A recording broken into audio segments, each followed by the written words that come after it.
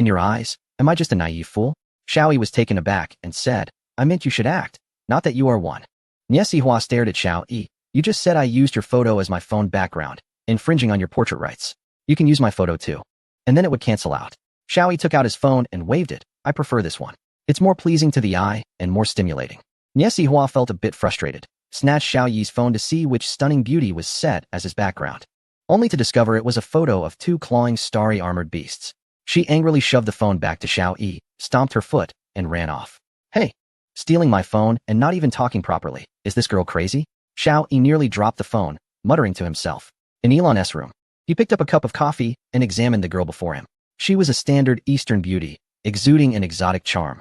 And she made a great cup of coffee. Such girls are truly captivating. Mr. Elon, how should we handle these documents? Should we print them out or destroy them directly? Nie Sihua asked, looking at a file on the computer screen. Elon frowned and walked over to her with the coffee. Nie Sihua was taken aback and slowly backed away, only to realize she was against the wall. Mr. Elon, what do you want to do? She asked nervously. Her task was to provide the best service to Elon while assisting with translation and coordination. Xiaoyi had emphasized that to learn Elon's advanced concepts, all obstacles must be overcome, and she needed to learn diligently. She noticed Elon's gaze seemed to carry ill intentions. So she lowered her head and tried to slip past him, but Elon reached out and blocked her path. Miss Nya, your coffee is really good. Nie Sihua's face flushed red, and she tried to maintain some distance from Elon. Mr. Elon, you are too close. Elon waved his hand dismissively. Didn't Xiaoyi tell you when he sent you that you should listen to me? Nie Sihua nodded. Elon smirked. Now, just listen to me and don't move.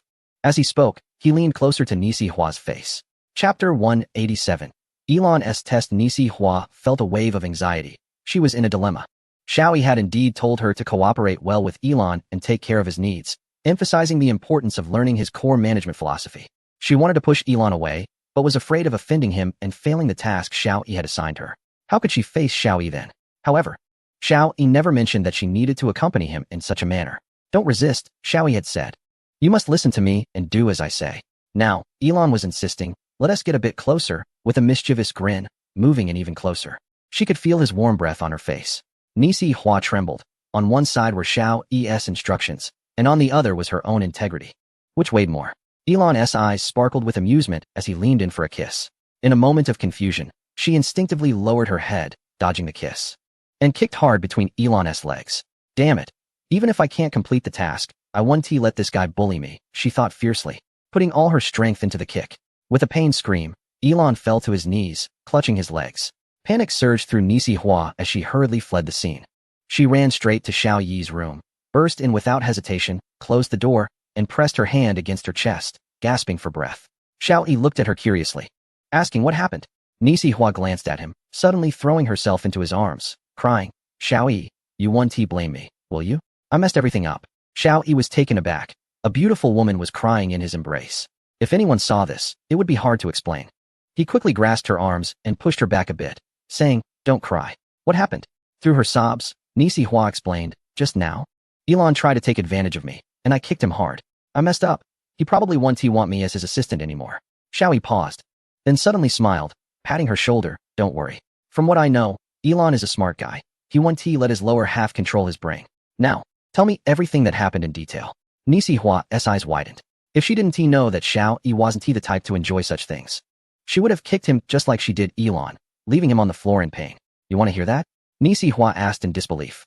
Yes, I have a good idea of what Elon is thinking, Xiaoyi said as he sat down. Seeing that he was serious, Nie Sihua recounted the incident. Xiaoyi frowned and asked, what was that document about? Nie Sihua replied, it was about the most critical part of the mech, the optimization of the power system. Xiaoyi clapped his hands. That's it. Elon was testing you. Seeing the bewildered expression on Nie Sihua's face, Xiaoyi smiled and said, you sit down, and I will explain it to you slowly. Elon is a very measured person. Everything he does is deeply meaningful. Even his pursuit of a certain celebrity is carefully planned. He launched a multi-million-dollar electric vehicle into space, which may seem like a showy display of wealth, but in reality, it serves as an excellent advertisement for a mere million-dollar car. He understands that we are still in the early stages of cooperation, and he would never really make a move against you. He was just testing you. Nie Sihua was taken aback. Testing what? Xiaoyi replied. He is very aware of his own value. His education is different from ours. He lacks a spirit of collective contribution and is very focused on his own ideas and creativity. Therefore, he worries that we might steal his core technology. Didn't I tell you when I sent you that you should act as if you know nothing, just a translator and a decoration? That way, you could truly glimpse his secrets. He was just evaluating you. Evaluating? Is there such a test? Niesi Hua asked, still shaken. Xiaoyi patted her shoulder. You did the right thing just now. If you had been overly compliant, he would have suspected you had ulterior motives. Like Gojian, who was willing to endure humiliation for revenge. If Elon were like Gojian's enemy, he would certainly eliminate him because the motive would be too obvious.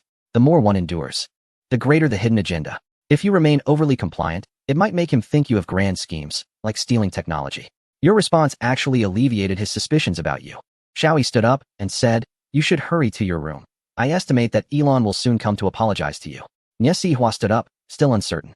She walked to the door, thought for a moment, then turned around to face Xiaoyi. What if I really get bullied by Elon? What will you do? Xiaoyi was taken aback for a moment, then immediately exploded in anger. He dares? I'll take care of him. Hearing Xiaoyi curse, Niesi Hua couldn't help but smile, and she cheerfully opened the door and walked out. Chapter 188. The restless islanders on the island. A wave of turmoil surged. Ever since the announcement of the highest mobilization order, the islanders could no longer sit still. Should they return to their homeland, build their own defenses, or seek refuge with another country? This question became the main topic of discussion among all islanders. After 2 days of fermentation, the people were restless, and society was showing signs of upheaval. The island leaders were discussing with a group of advisors. They needed to make a decision quickly. An expert said, we cannot rely on them. They are in chaos now, unable to even afford instant noodles, let alone anything else. I won't go. I can't even eat without proper food. Another expert added, I also oppose relying on them. I've looked at their data. Their steel walls are only a few centimeters thick. An alien could easily break through. I think we should seek refuge with another country or a neighboring nation. We've been their little brothers for so many years. It's time they took care of us. A man snorted and said, the reason they are willing to take us as their subordinates is that we have value and can restrain the Great Zhou Kingdom. Now that the Great Zhou Kingdom has withdrawn from the international organization and has closed its borders, we have lost our value. I don't think anyone from that region or the neighboring island nation would want us. Expert B immediately countered, that's not true. We are still very valuable. The man glanced at the leader of the island and said, the boss just called that region. Why don't you ask her? Everyone's gaze shifted to the leader. The leader sighed and said, forget about that region and the neighboring island nation. The president of that region just said that there is no place for us in their defense facilities. The meeting fell silent in an instant. The man broke the silence. How about we go to the Great Zhou Kingdom? Expert A despondently replied, we can't go. Everyone looked at Expert A, confused, and asked, why? Expert A said, they have a blacklist, divided into red and black lists. Anyone on the blacklist is strictly prohibited from entering. I am on the blacklist, and I estimate that everyone here is on it too. Others suddenly turned pale as they realized something. Initially, they were not too worried. They thought they had many options, like aligning with that region or the neighboring island nation. They believed that if they changed their attitude and shouted for goodwill across the strait, they could still enter the Great Zhou Kingdom. It had always been the case that as long as they adjusted their stance, the Great Zhou Kingdom would forgive them for the sake of their compatriots and restore exchanges. They never expected that this time, all channels would suddenly be closed, leaving them feeling trapped. How do you know this? Expert B immediately pressed for answers. Expert A awkwardly replied, well, I tried to go yesterday but was turned away. They only accept those on the red list for entry. Some were still skeptical, and at that moment, the Minister of Defense also spoke up. I went yesterday too and couldn't get in. I asked them, and they had been preparing this list a month ago. Anyone showing unusual behavior was added to the blacklist. Expert B slammed the table. No, this can't be. We can't leave, and neither can anyone else. We must unite and vow to defend the island. Yes, if we are to leave, we all leave together. If not, no one leaves. Boss, we need to issue a decree prohibiting island residents from entering the Great Zhou Kingdom. Otherwise, everyone will leave. The attendees immediately began clamoring. The leader stood up, hesitating as he said, well, I'm feeling a bit unwell and plan to go to the hospital. You all continue the meeting. I authorize the deputy leader to make decisions. As they watched the leader hurriedly leave, the experts began to doubt. Soon, news came that the leader, feeling unwell, had taken a private plane to that region. Then a piece of gossip surfaced, completely shattering their hopes. Although that region had rejected the proposal for the islanders to enter collectively, they had given the leader 10 quotas, allowing her to bring her family into the defense facilities. Chronicle of major events in the Great Zhou Kingdom. Countdown Day 153. The United Nations passed a resolution to amend the UN Charter. At the same time, the Great Zhou Kingdom announced its withdrawal from the UN and established a new international organization called the Belt and Road International Organization. On the same day, The leader of an island nation claimed to have arrived in a certain country by plane due to health reasons and decided to stay there. The island fell into chaos. Hundreds of thousands of island residents jointly demanded that the Great Zhou Kingdom send troops to rescue them from their plight. The Great Zhou Kingdom did not respond. On the same day, the Great Zhou Kingdom announced that its foreign exchange reserves of 4 trillion had been completely exhausted, causing the international financial market to plummet. Meanwhile, news broke that a certain country was printing money excessively in an attempt to purchase resources worldwide, leading to a total collapse of the international financial market. The currency of that country plummeted, with 100 units only able to exchange for 1 unit of Great Zhou currency, and it continued to decline. Chapter 189. The Fate of the Heroic Cruiser. On the same day, over 40 countries in the European region announced plans to jointly construct defensive fortifications to fend off extraterrestrial beings. On the same day, an individual from a certain South Asian country announced that he had received divine inspiration and could drive away extraterrestrial beings through prayer and holy water. Countdown Day 152.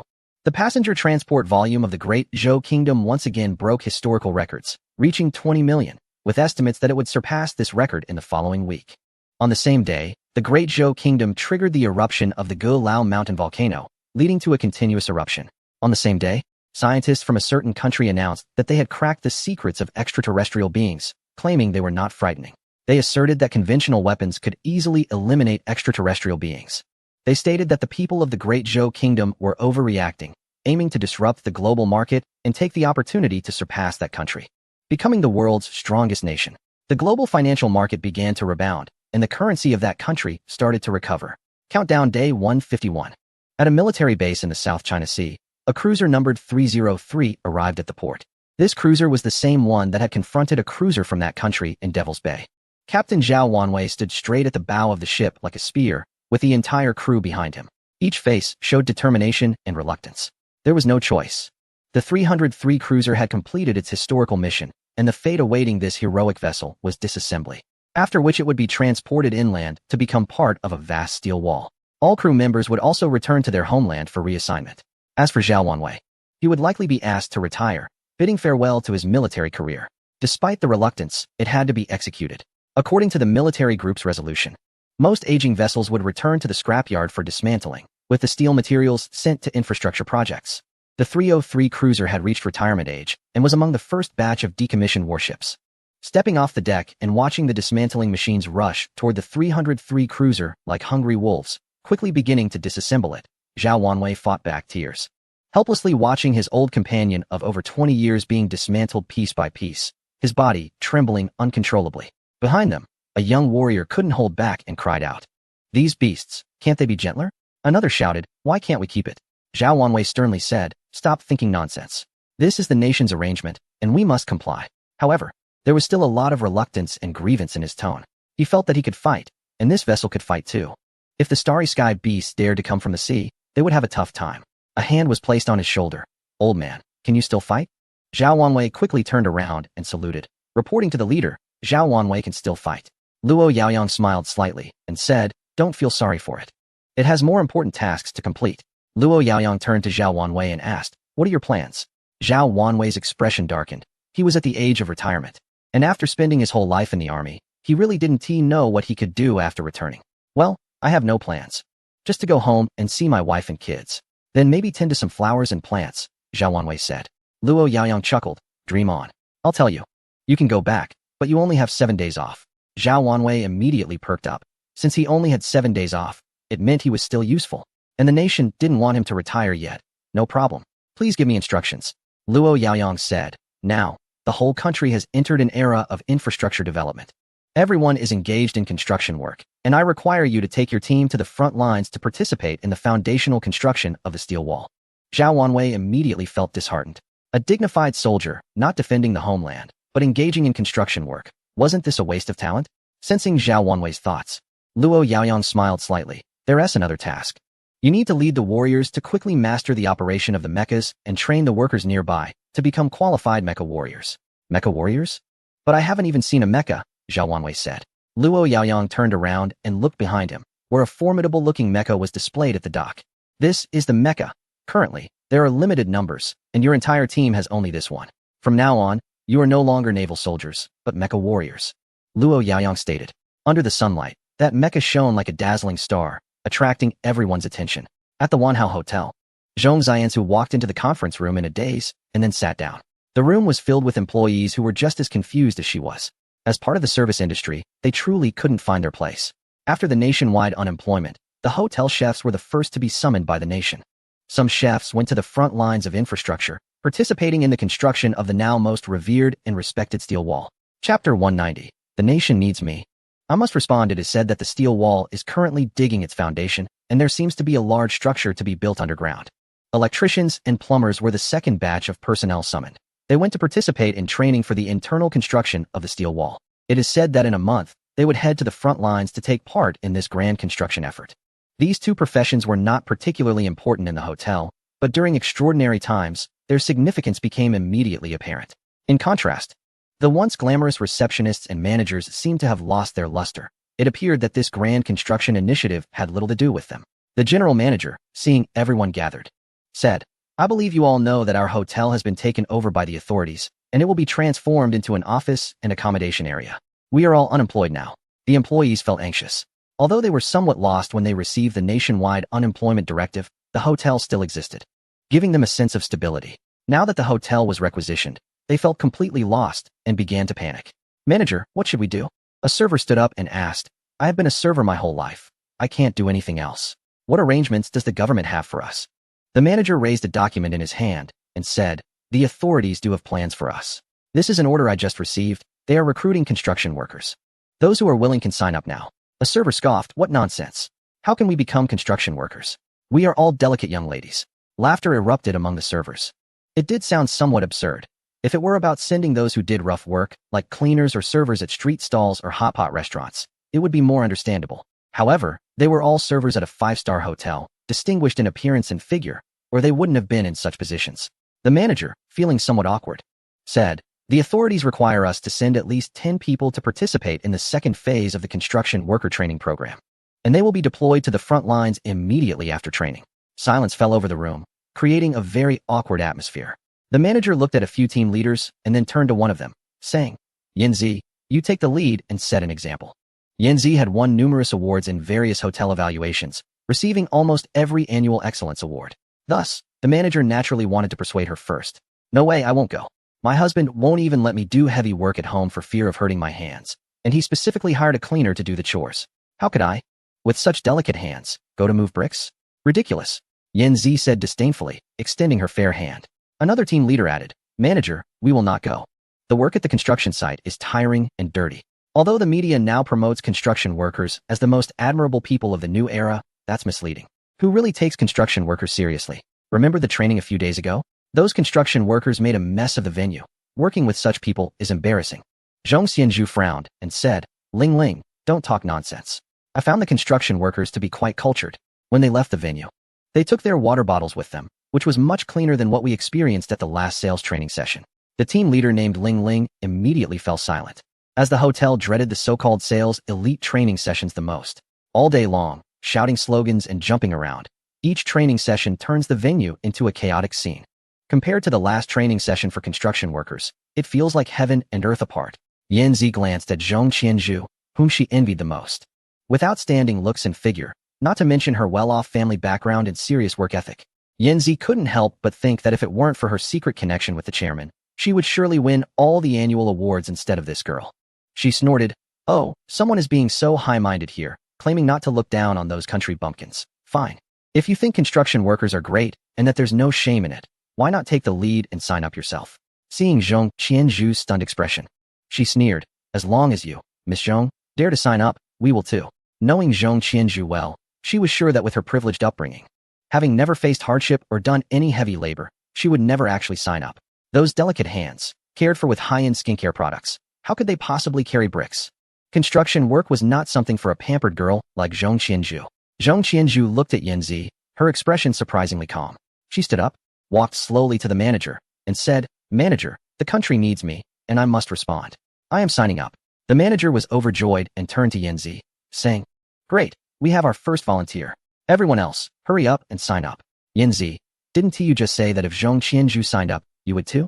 Yanzi's face turned pale. She hadn't expected Zhong Qianzhu to actually go through with it. She waved her hand dismissively. I'm not stupid. I'm not going. Shoo. A group of waitstaff began to mock her with hisses. The manager, displeased, said, Yanzi, you need to keep your word. How can you back out? Yanzi replied, I'm not a man. Women have the right to change their minds. There's no way I'm going to that dreadful place. The manager helplessly looked at the others. Ladies, who else will sign up? Let us learn from Zhong Qianzhu. A few of Zhong Qianzhu's subordinates hesitated, casting pleading looks at her. But Zhong Qianzhu smiled and said, Ladies, the highest mobilization order from the country has been issued. As members of this nation, we must respond to the call. Who says only men can defend their country and have youthful passion? We girls have our own fervor too. Just like Hua Mulan in ancient times. We have our own place now. Besides, many of you don't have boyfriends. Maybe you can find someone suitable at the construction site? After all, construction workers are the hottest profession this year, the most admirable group in this new era. Come on, join me. Young girls are also full of passion and impulsiveness. After hearing Zhong Qianzhu's words, several rushed forward to sign up. They had no idea that this moment would change everything for them and make their lives even more exciting. At the General Command Center, the new building across the way was nearing the final stages of renovation. The current command center is already overwhelmed, with many newly added departments only having temporary spaces set up for office work. Fortunately, everyone is united in spirit and no one minds the working environment. In the office, Xiao Yi is wearing the mech simulator and a helmet, engaged in simulation operations. The Hurricane Mech training software has passed internal testing and is now undergoing an expanded closed beta test. Based on Xiao Yi's suggestions, many entertaining and competitive features have been added. This simulation software has now reached a mature stage, and today is the final testing period. Once completed, it will be scaled up and launched nationwide.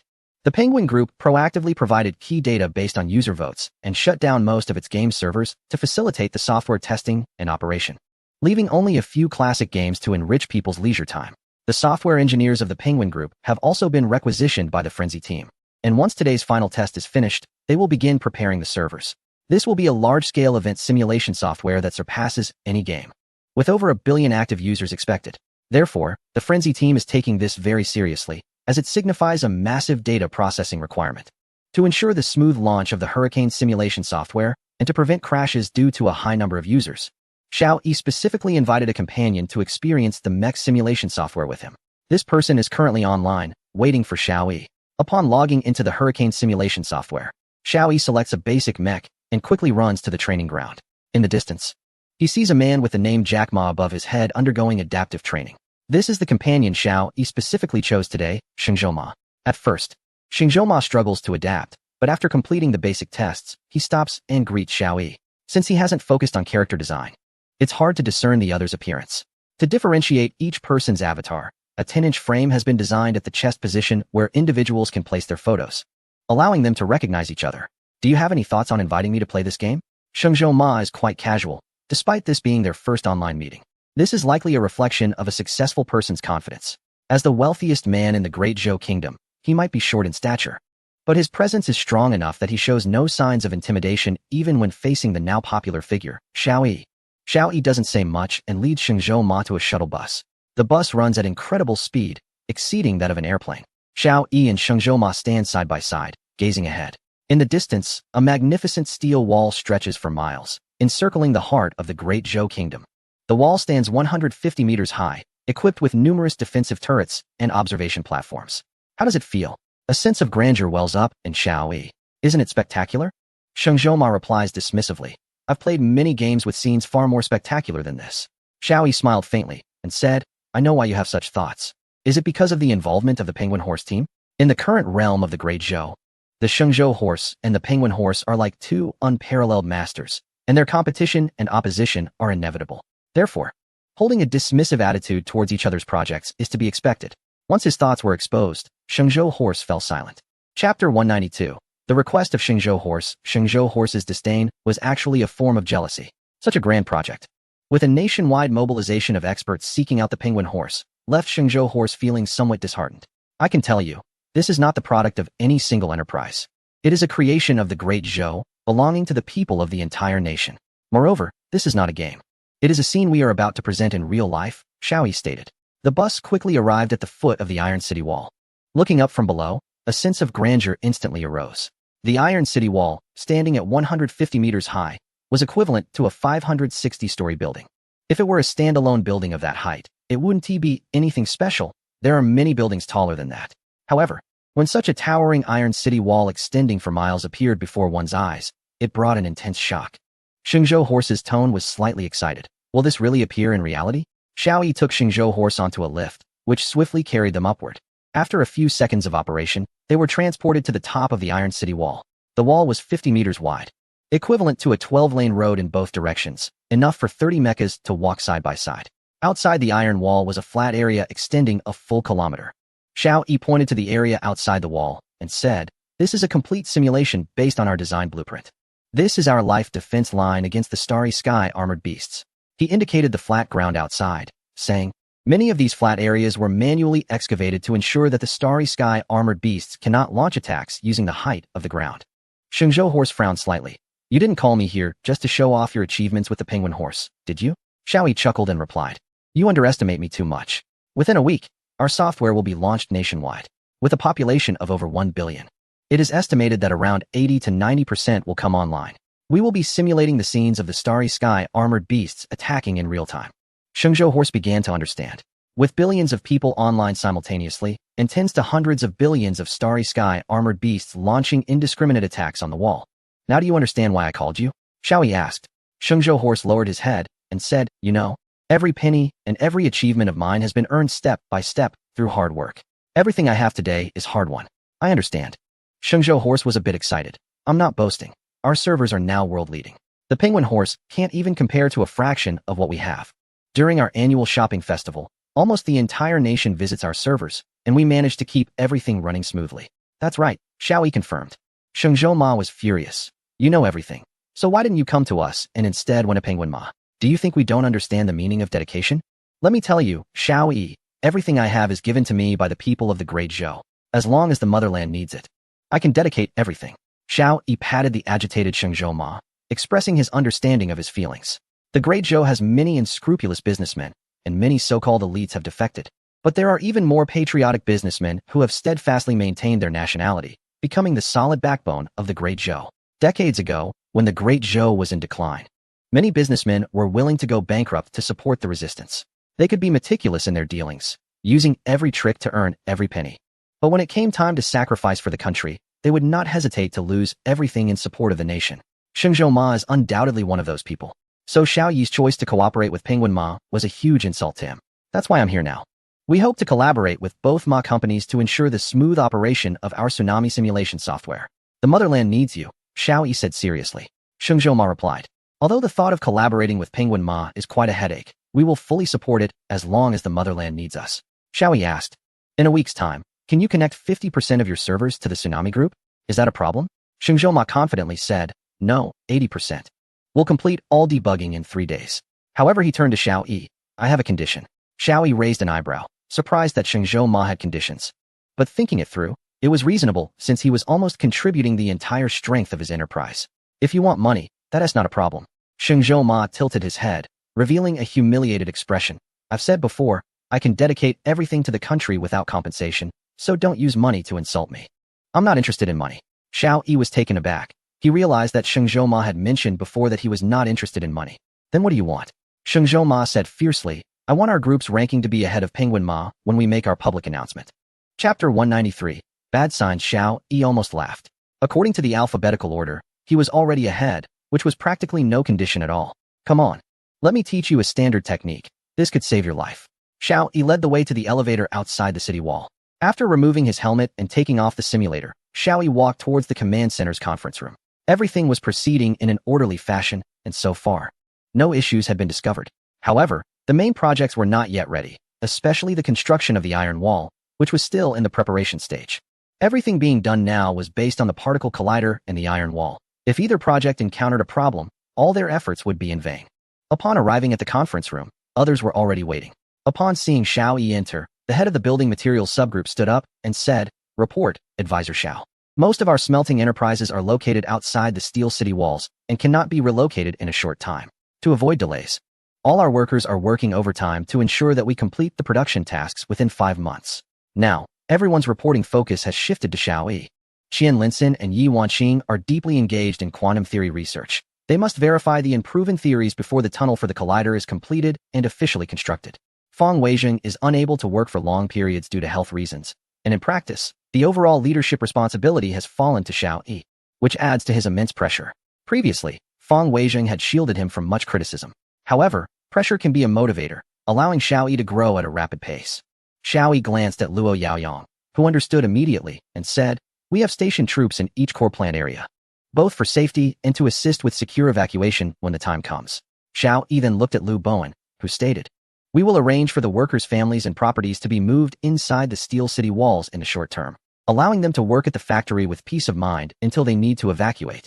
Xiao Yi replied, "We must ensure the safety of every worker. All subgroups must coordinate well to alleviate any concerns for the workers.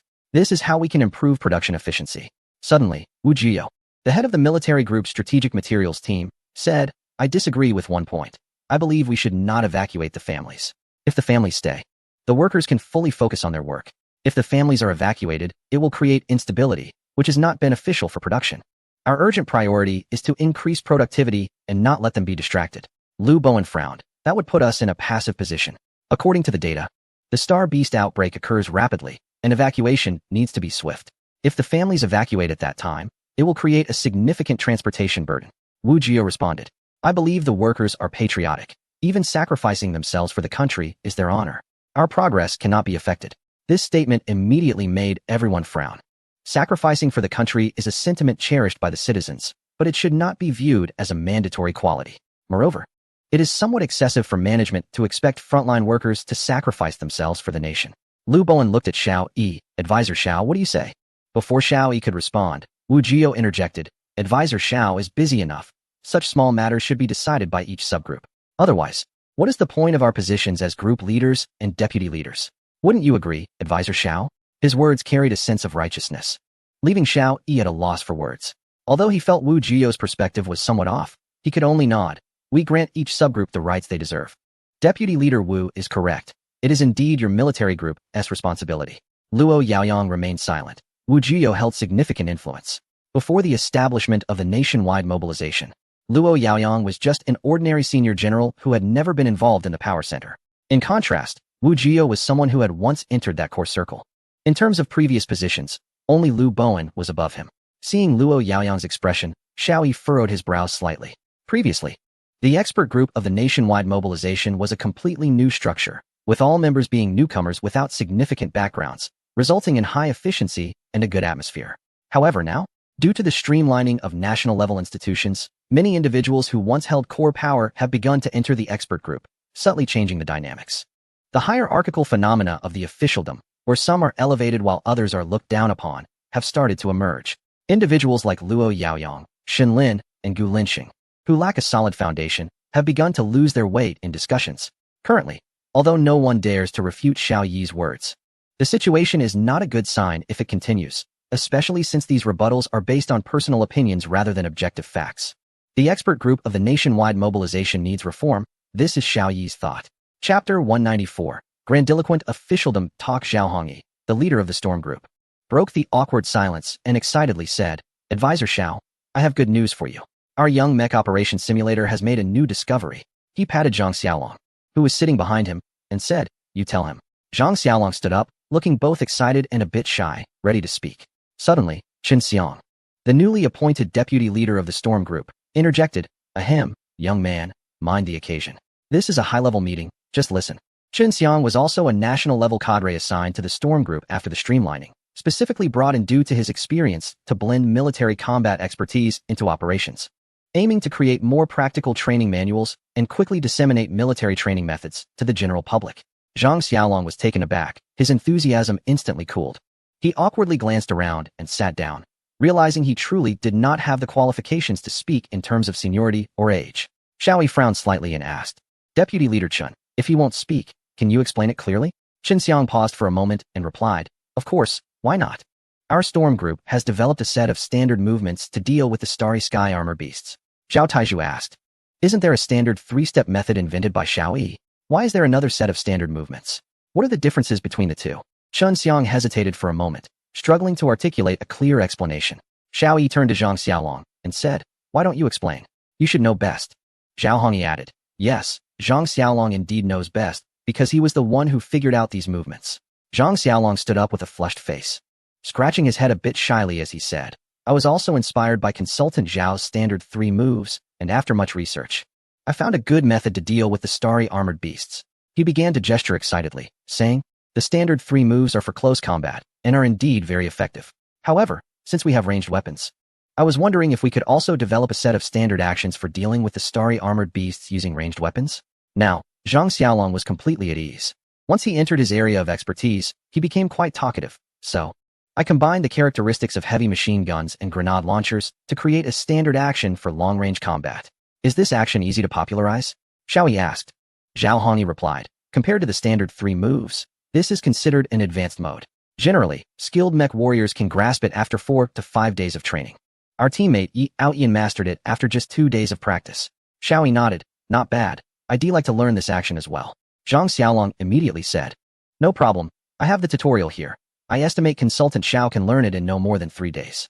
Nonsense, is Consultant Xiao worse than Yi Aoyan? Qin Xiang muttered. Zhang Xiaolong was taken aback, feeling he might have misspoken. However, he was speaking the truth. Even professional esports player Yi Aoyan needed 2 days to learn it, and with Xiao Yi's multiple responsibilities, saying 3 days might even be an overestimation. Seeing Zhang Xiaolong being criticized again, Zhao Hongyi quickly said, this is something Zhang Xiaolong has carefully researched, so our team wants to name this action after him. Before Xiao Yi could respond, Chun Xiang spoke up again. Team leader Zhao, although I'm just a deputy leader, I still have the right to know. How can such an important matter be decided so casually? Furthermore, is this action really solely developed by Zhang Xiaolong? Without the cooperation of the technical department, the support of the leadership and our team, could he have achieved this alone? We cannot promote individualism. We are a large collective and must recognize the power of the group. What achievements can any individual have without the collective? Qin Xiang said, tapping the table. Xiao Yi frowned again, looking at the almost teary-eyed Zhang Xiaolong, and directly said, I think team leader Zhao's suggestion is excellent. It encourages everyone to research and come up with ideas. Qin Xiang was taken aback.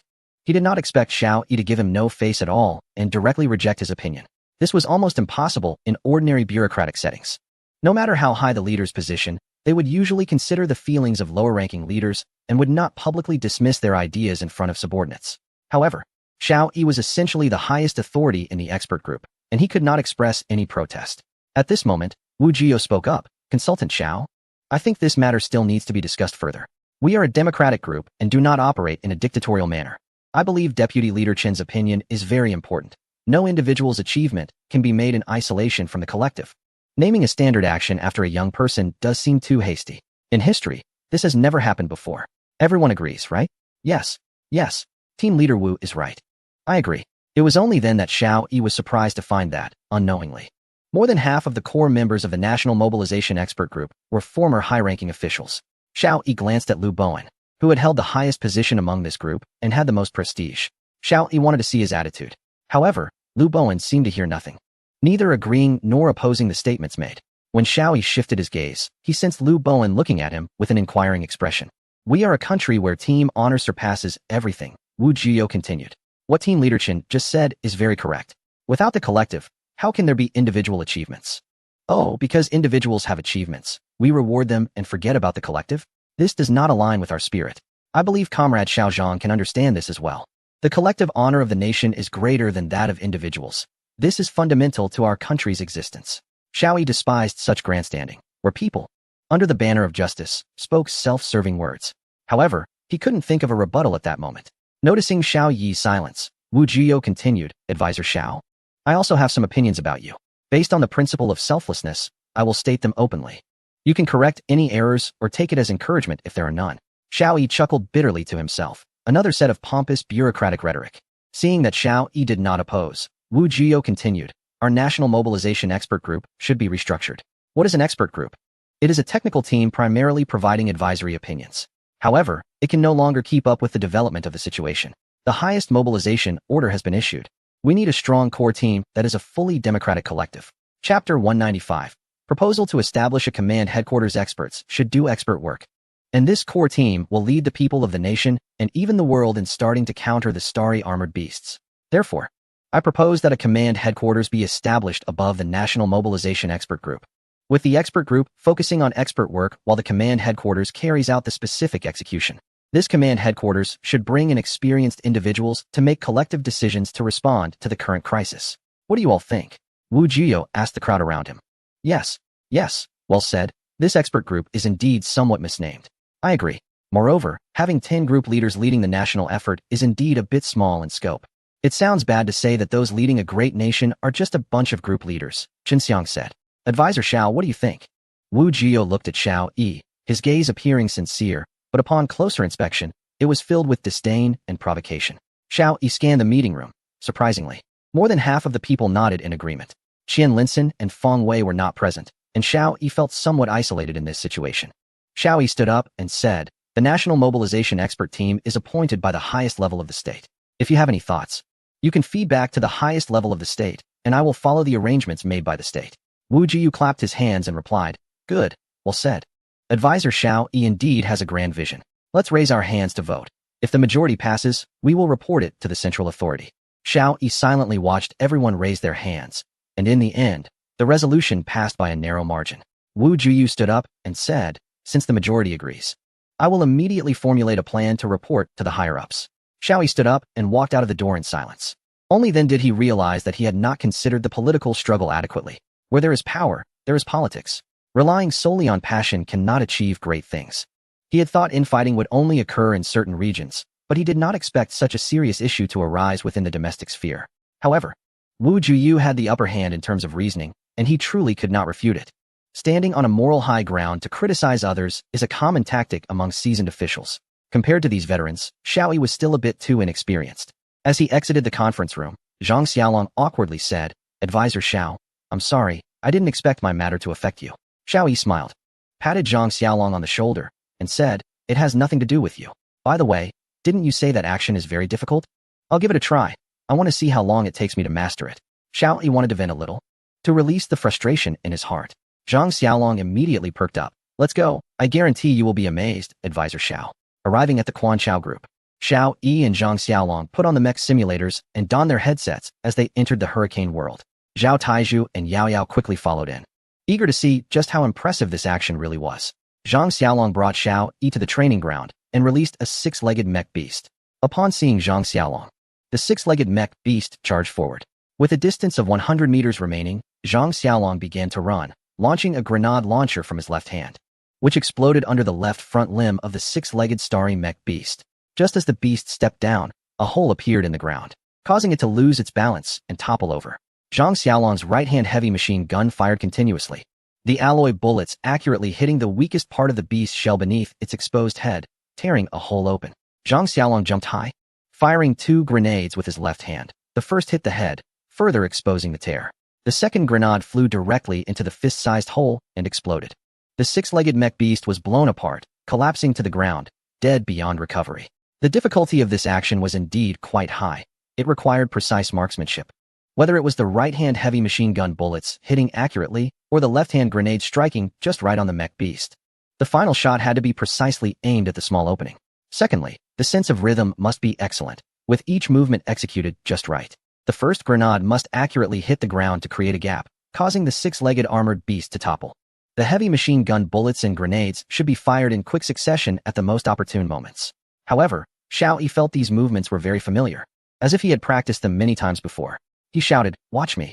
He released a six-legged armored beast and tried to mimic Zhang Xiaolong's movements. But due to his lack of familiarity, he failed. Zhang Xiaolong chuckled and said, not bad, you're doing well. Yao Yao and Zhao Taizhu also laughed at him. In the distance, Yi Aoyan and a few mech simulators came over, crossing their arms and watching Xiao Yi like he was a joke. They believed it would take Xiao Yi several days to master this. But the next moment, they were all stunned, because during his second attempt, Xiao Yi surprisingly grasped most of the key points. By the third attempt, he easily defeated the six-legged armored beast. No way, this must be a coincidence, Yi Aoyan said in disbelief. As a professional esports player, it had taken him 2 days of hard training to achieve this. He never expected Xiao Yi to succeed on his third try. This is too exaggerated. It has to be a fluke, Zhang Xiaolong also said in disbelief. However, after Xiao Yi accurately shot down the six-legged armored beast once more, both Zhang Xiaolong and Yi Aoyan felt they might as well buy a block of tofu to bang their heads against. What is a genius? They certainly couldn't be considered geniuses. Xiao Yi was the real one. Zhao Taizhu chuckled and said, it's not that difficult. Let me give it a try. But a tragic thing happened. While Xiao Yi mastered the movements in 3 attempts, Zhao Taizhu tried 10 times and still had no clue. Advisor Xiao, how did you do it? Zhang Xiaolong asked in surprise. Xiao Yi smiled and replied, I have all these movements in my mind. Xiao Yi wasn't lying. He indeed had these movements in his mind, not as information released under pressure, but rather through his other self from a different universe, which appeared in his dreams through a mysterious quantum entanglement method. Xiao Yi only needed a little familiarization to quickly master these movements. He took off the simulator and pulled Yao Yao, saying, let's go meet your great-grandfather. I have some questions for him. Yao Yao understood what Xiao Yi was thinking, and she grabbed his hand and hurriedly walked forward. This scene was observed by Nie Sihua, who had just come out. Nie Sihua bit her lip, staring at the two running away, not knowing what to think.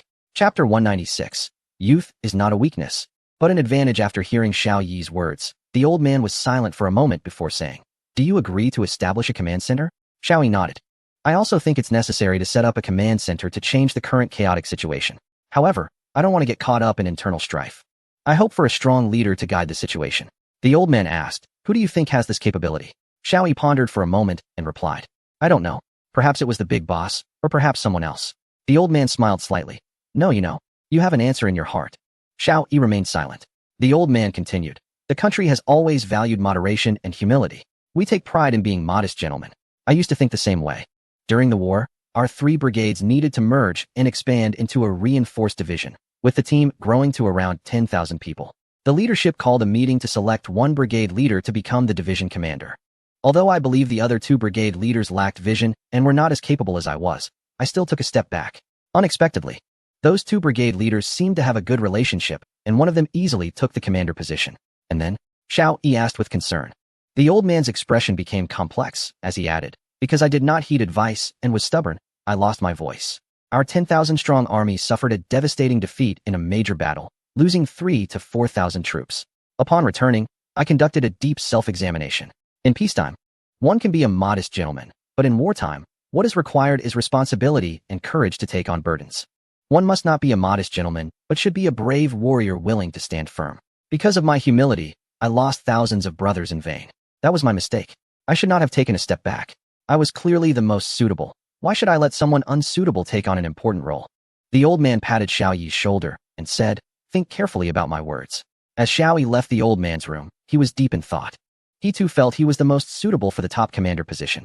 However, his qualifications and age were significant drawbacks, making it hard for him to gain acceptance, especially from those who had once held high positions.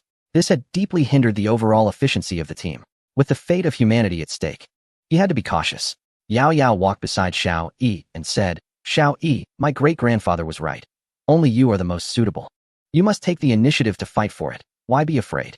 Just as Xiao Yi was about to respond, Gu Linxing hurried over and said, Advisor Xiao, I've been looking for you. I have something important to tell you. What is it? Xiao Yi asked. Yao Yao wisely turned to leave. Gu Linxing glanced around to ensure no one was listening before saying, didn't you mention that there was still some data that hadn't been decrypted? Xiao Yi recalled that he felt there was still something he had missed, sensing there were undisclosed messages. Gu Linxing continued, I reanalyzed everything and found a very inconspicuous key. Based on that key, I decrypted a piece of the highest level information. Xiao Yi was taken aback, pulling Gu Linxing into the office and shutting the door, asking, what information? High-level information meant it was the most confidential. The fewer people who knew, the better. Gu Linxing said cautiously, this information is just 2 words, centralization. Xiao Yi was stunned, but instantly understood the meaning of those 2 words. They were an important message sent to him from another universe. This indicated that the same problem had also been encountered in other universes.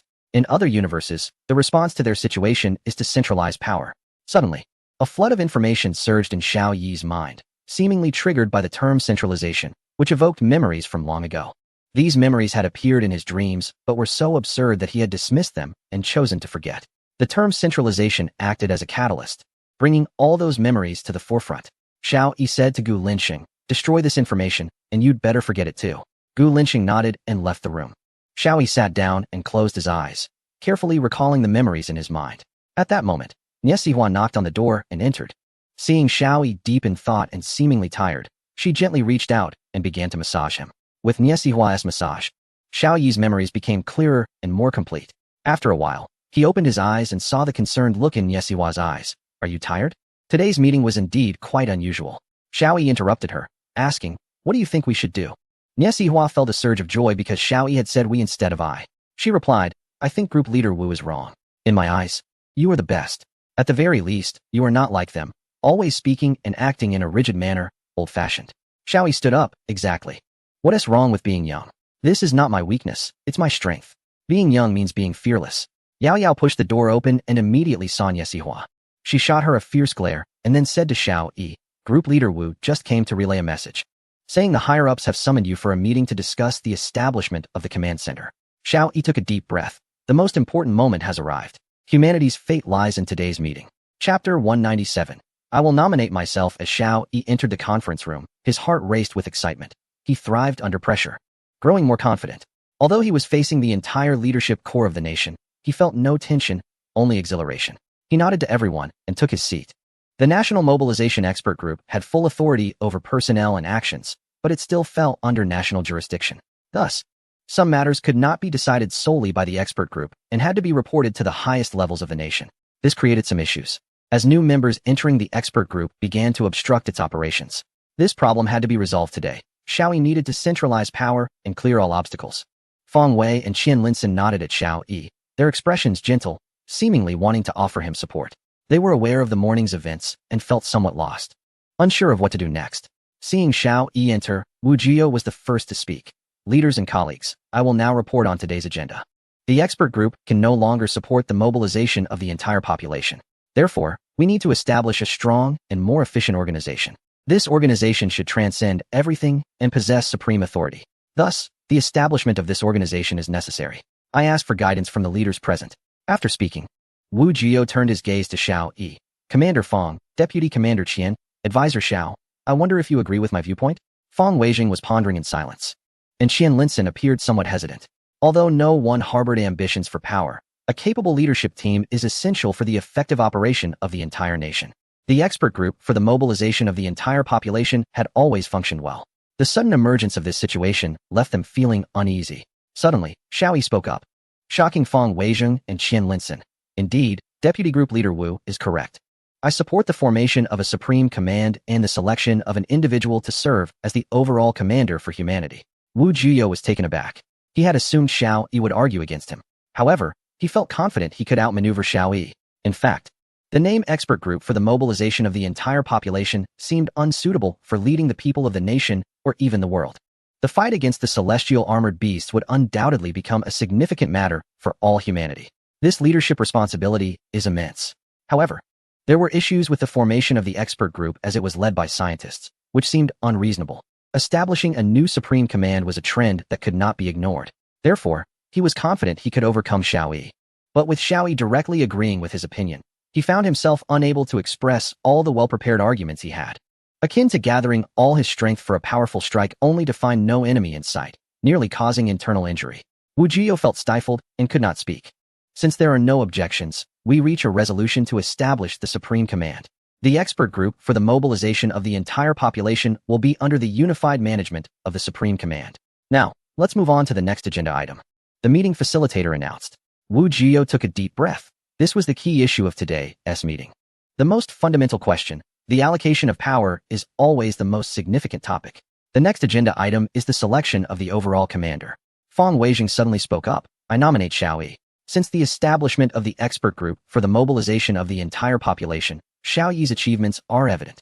It is most appropriate for him to lead the global fight against the celestial armored beasts. Once this statement was made, it immediately sparked a wave of discussion in the room. This was not merely a meeting of the expert group, it was a national-level meeting, and the attendees were not primarily from the expert group. Feng Weijing's bold statement would undoubtedly provoke controversy, especially with key figures from the National Center present. The Supreme Command would take on the significant responsibility of leading the global fight against the celestial armored beasts, and the authority involved surpasses all official positions. Feng Weijing's nomination of Xiao Yi clearly struck a nerve with many, particularly seasoned political figures like Wu Jio and Chen Xiang. Wu Jio's facial muscles twitched slightly, and with a forced smile, he said, Commander Feng certainly has courage in nominating Xiao Yi as the overall commander. However, I have a different opinion.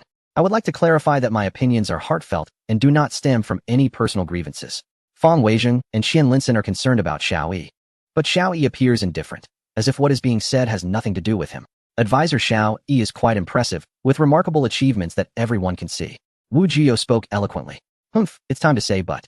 Qian Linson, who is very familiar with the ways of bureaucracy, said disdainfully. to undermine an opponent. One always starts by praising their achievements to appear selfless, which is typical of old bureaucrats. Sure enough, Wu Jio continued. However, advisor Xiao Yi is too young. He is only in his 20s, with limited social experience and no leadership background. Young people inevitably act impulsively. The recent highly publicized forced demolition incident fully exposed advisor Xiao Yi's immaturity. Just as Qian Linsen was about to retort, Xiao Yi restrained him. Let him finish speaking. Xiao Yi said softly. Qian Linsen was taken aback and whispered, Xiao Yi, are you really planning to relinquish your power? That's extremely irresponsible. Xiao Yi smiled faintly. Stay calm. Qian Linsen was stunned again. He felt like a child being impulsive in front of Xiao Yi despite being decades older. Wu Jio raised his voice. Therefore, I believe the position of chief commander must be held by someone with extensive experience, sharp judgment, and decisiveness. Advisor Xiao Yi, do you agree with me? Wu Jio's statement was a blatant provocation. All eyes in the room shifted to Xiao Yi, filled with complex meanings. Xiao Yi remained calm, nodding and saying, indeed, experience and background are very important. Wu Jio was momentarily stumped. He thought Xiao Yi would refute him, which would give him the opportunity to attack. However, Xiao Yi directly agreed with his viewpoint, leaving Wu Jio feeling frustrated again. I agree with advisor Xiao Yi's perspective. We need to choose the most suitable chief commander. Wu Jio suddenly turned his idea into Xiao Yi's idea, a tactic he was skilled at. Just then, Xiao Yi interrupted him, standing up and saying, since you agree with my viewpoint, then I will make the nomination.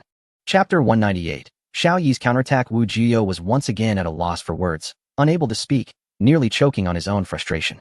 Xiao Yi walked to the center of the conference room, nodded at the top leaders, and then nodded at all the attendees. Deputy Leader Wu just mentioned something very important. We indeed need to select someone with the most experience who can make the most accurate judgments in the shortest time to serve as the chief commander. This was also a tactic borrowed from Wu Jio, using his words to start, leaving him and his associates speechless. Therefore, the nomination of this person is vital. Xiao Yi looked around, his confident gaze sweeping the room, inexplicably instilling some confidence in the people. Especially the members of the nationwide mobilization expert group saw in Xiao Yi's eyes that today would lead to a favorable outcome. As a member of the nationwide mobilization expert group, I now formally put forward my nomination. This person, no one else but Xiao Yi, turned around and said, I am Xiao Yi. The crowd instantly erupted in a commotion. Xiao Yi had committed the biggest taboo in the officialdom. Although people often say that one should recommend the virtuous without avoiding relatives, and that self-recommendation is commendable as long as one stands upright in the real world of politics, this is simply impossible. Who would dare to recommend their own friends or family? A barrage of criticism would come flying in. Moreover, recommending oneself? Some leaders who want to promote their friends or acquaintances would not be foolish enough to recommend themselves. Instead, they would find someone obedient to do it. Then go through the motions and proceed with the promotion. However, Xiao Yi directly recommended himself, which, in the eyes of the others, was a sign of immaturity. Wu Jio and Shen Xiang, among others, showed smiles, clearly dismissing Xiao Yi's self-recommendation. Just as Wu Jio was about to speak, Xiao Yi raised his hand. Don't rush to refute. Let me finish first. Xiao Yi scanned the crowd and said, I know that in economic development, everyone has more experience than I do. In political struggles, you are also far more experienced than I am. But I want to ask everyone, who here has experience in fighting against the cosmic armored beasts? This question instantly silenced the previously restless venue. Indeed, who had experience fighting the cosmic armored beasts? Everyone was encountering them for the first time. They weren't from other universes. At some point, an elder quietly appeared and sat in a corner of the venue, watching everything in silence. Xiao Yi smiled and said, no one, right? I believe everyone is facing this for the first time. Wu Jio retorted, you are too. Xiao Yi did not respond to Wu Jio, but continued, just now, I practiced the move invented by Zhang Xiaolong on the hurricane simulation software. While others need 3 to 5 days to learn this move, I mastered its essence after just 3 attempts. Wu Jio scoffed. Are you trying to say you are smarter than others? Xiao Yi shook his head. On the contrary, my intelligence is about the same as everyone else's, and my comprehension is also similar. The reason I grasped this move so quickly is not that I am smart, but because I am already very familiar with it. I have practiced this move countless times. I know many of you may wonder why I have practiced this move. Let me tell you, he pointed to his head. Because I have these memories in my mind. Seeing some people still puzzled, Xiao Yi explained, today, all the information about the cosmic armored beasts comes through 2 main channels. One is from myself in the second universe, transmitted to my mind by tearing through the spatial barrier using a particle collider. The other channel is through the mysterious phenomenon of quantum entanglement, transmitted from myself in other universes to my mind. I can also briefly explain the so-called quantum entanglement theory. There exists a phenomenon of correlation between the same group of objects in different spaces and times. When one side takes action, the other side can sense it. Everyone has seen twins, right? There exists a phenomenon of telepathy between identical twins. When one experiences intense emotional reactions, the other twin, even if they are not together, can sense these feelings. This is a phenomenon that occurs between different individuals. However, the me from other universes is essentially the same individual as I am. Therefore, the intensity of the connection will be stronger, and the information received will be more abundant. Xiao Yi said, the me from other universes has practiced this action countless times. And through this strong connection, it has been transmitted to my mind in the form of dreams. Xiao Yi looked around and noticed that many people seemed confused. He suddenly pointed at the door and said, I know you're a bit puzzled. No worries, this door is about to open, and someone will come in to report an important matter. The island nation has sent us a plea for help, hoping we can dispatch troops to assist them.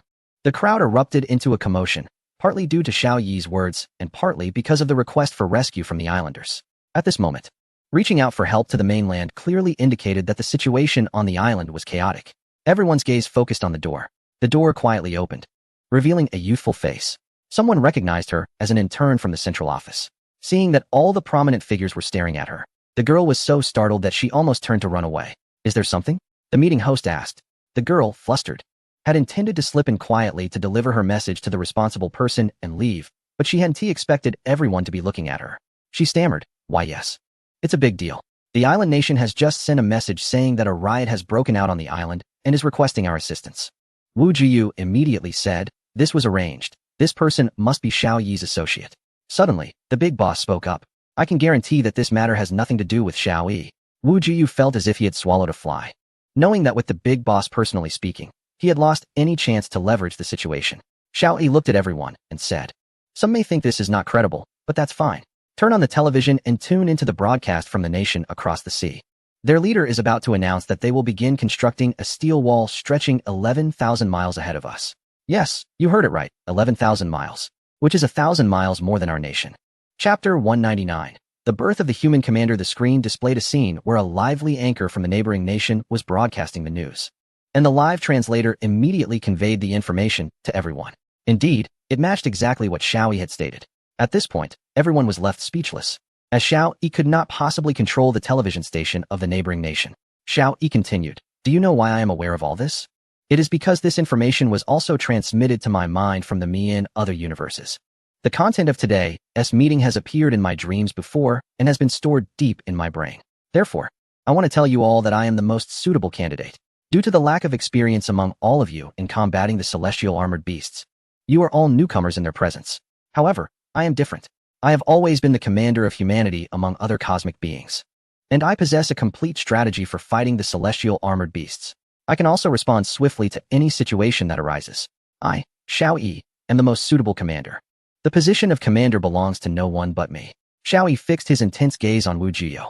Wu Jiyu felt a chill run down his back. Already aware that his conspiracy had failed today, and his fate would certainly not be good, he struggled to say, are you the only one with this ability? Xiao Yi cast a disdainful glance at him and replied, there are others in this world like me who can receive information from other realms. However, only I have consistently held the position of humanity's commander, and only I am capable of fulfilling this role. This has been confirmed by countless universes. Therefore, this information is transmitted to me. Do you have any objections? Xiao Yi scanned the crowd with a condescending look. The audience fell silent. People noticed that Xiao Yi now exuded more confidence and charisma compared to earlier in the day. This was the demeanor befitting the commander of humanity. It was now time to raise hands for a vote. Xiao Yi looked around. Behind him, people began to raise their hands, and by the end, nearly everyone had their hands up. Wu Jiyu and Chun Xiang exchanged glances, and ultimately, unable to withstand the gazes of those around them, they hesitantly raised their hands as well. The meeting host announced, after voting, it is unanimously agreed that Xiao Yi will serve as the commander of humanity. The command center holds supreme authority and is responsible for managing all rights to combat the celestial armored beasts. Any individual or group must obey the orders of the command center. This will take effect immediately. Xiao Yi smiled slightly and said, thank you all for your trust. We will now proceed to establish the command center. The National Mobilization Expert Group will fall under the jurisdiction of the command center. He then glanced at Wu Jiyu, Chun Xiang, and others, saying, Wu Jiyu, Chun Xiang, and U-15 will be responsible for clearing out the National Mobilization Expert Group.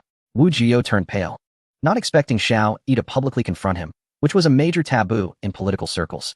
Even political adversaries should maintain some decorum and handle such matters discreetly. There should be no public humiliation. This Xiao Yi was too immature. This was not how political affairs should be conducted. He stood up and said, Xiao Yi, this is retaliation. Xiao Yi waved his hand, signaling security to remove these individuals. I have no interest in retaliating against you. You are not worth my time. You are simply not on the same level as me. I am merely cleaning up trash. The pale-faced individuals were promptly removed from the venue.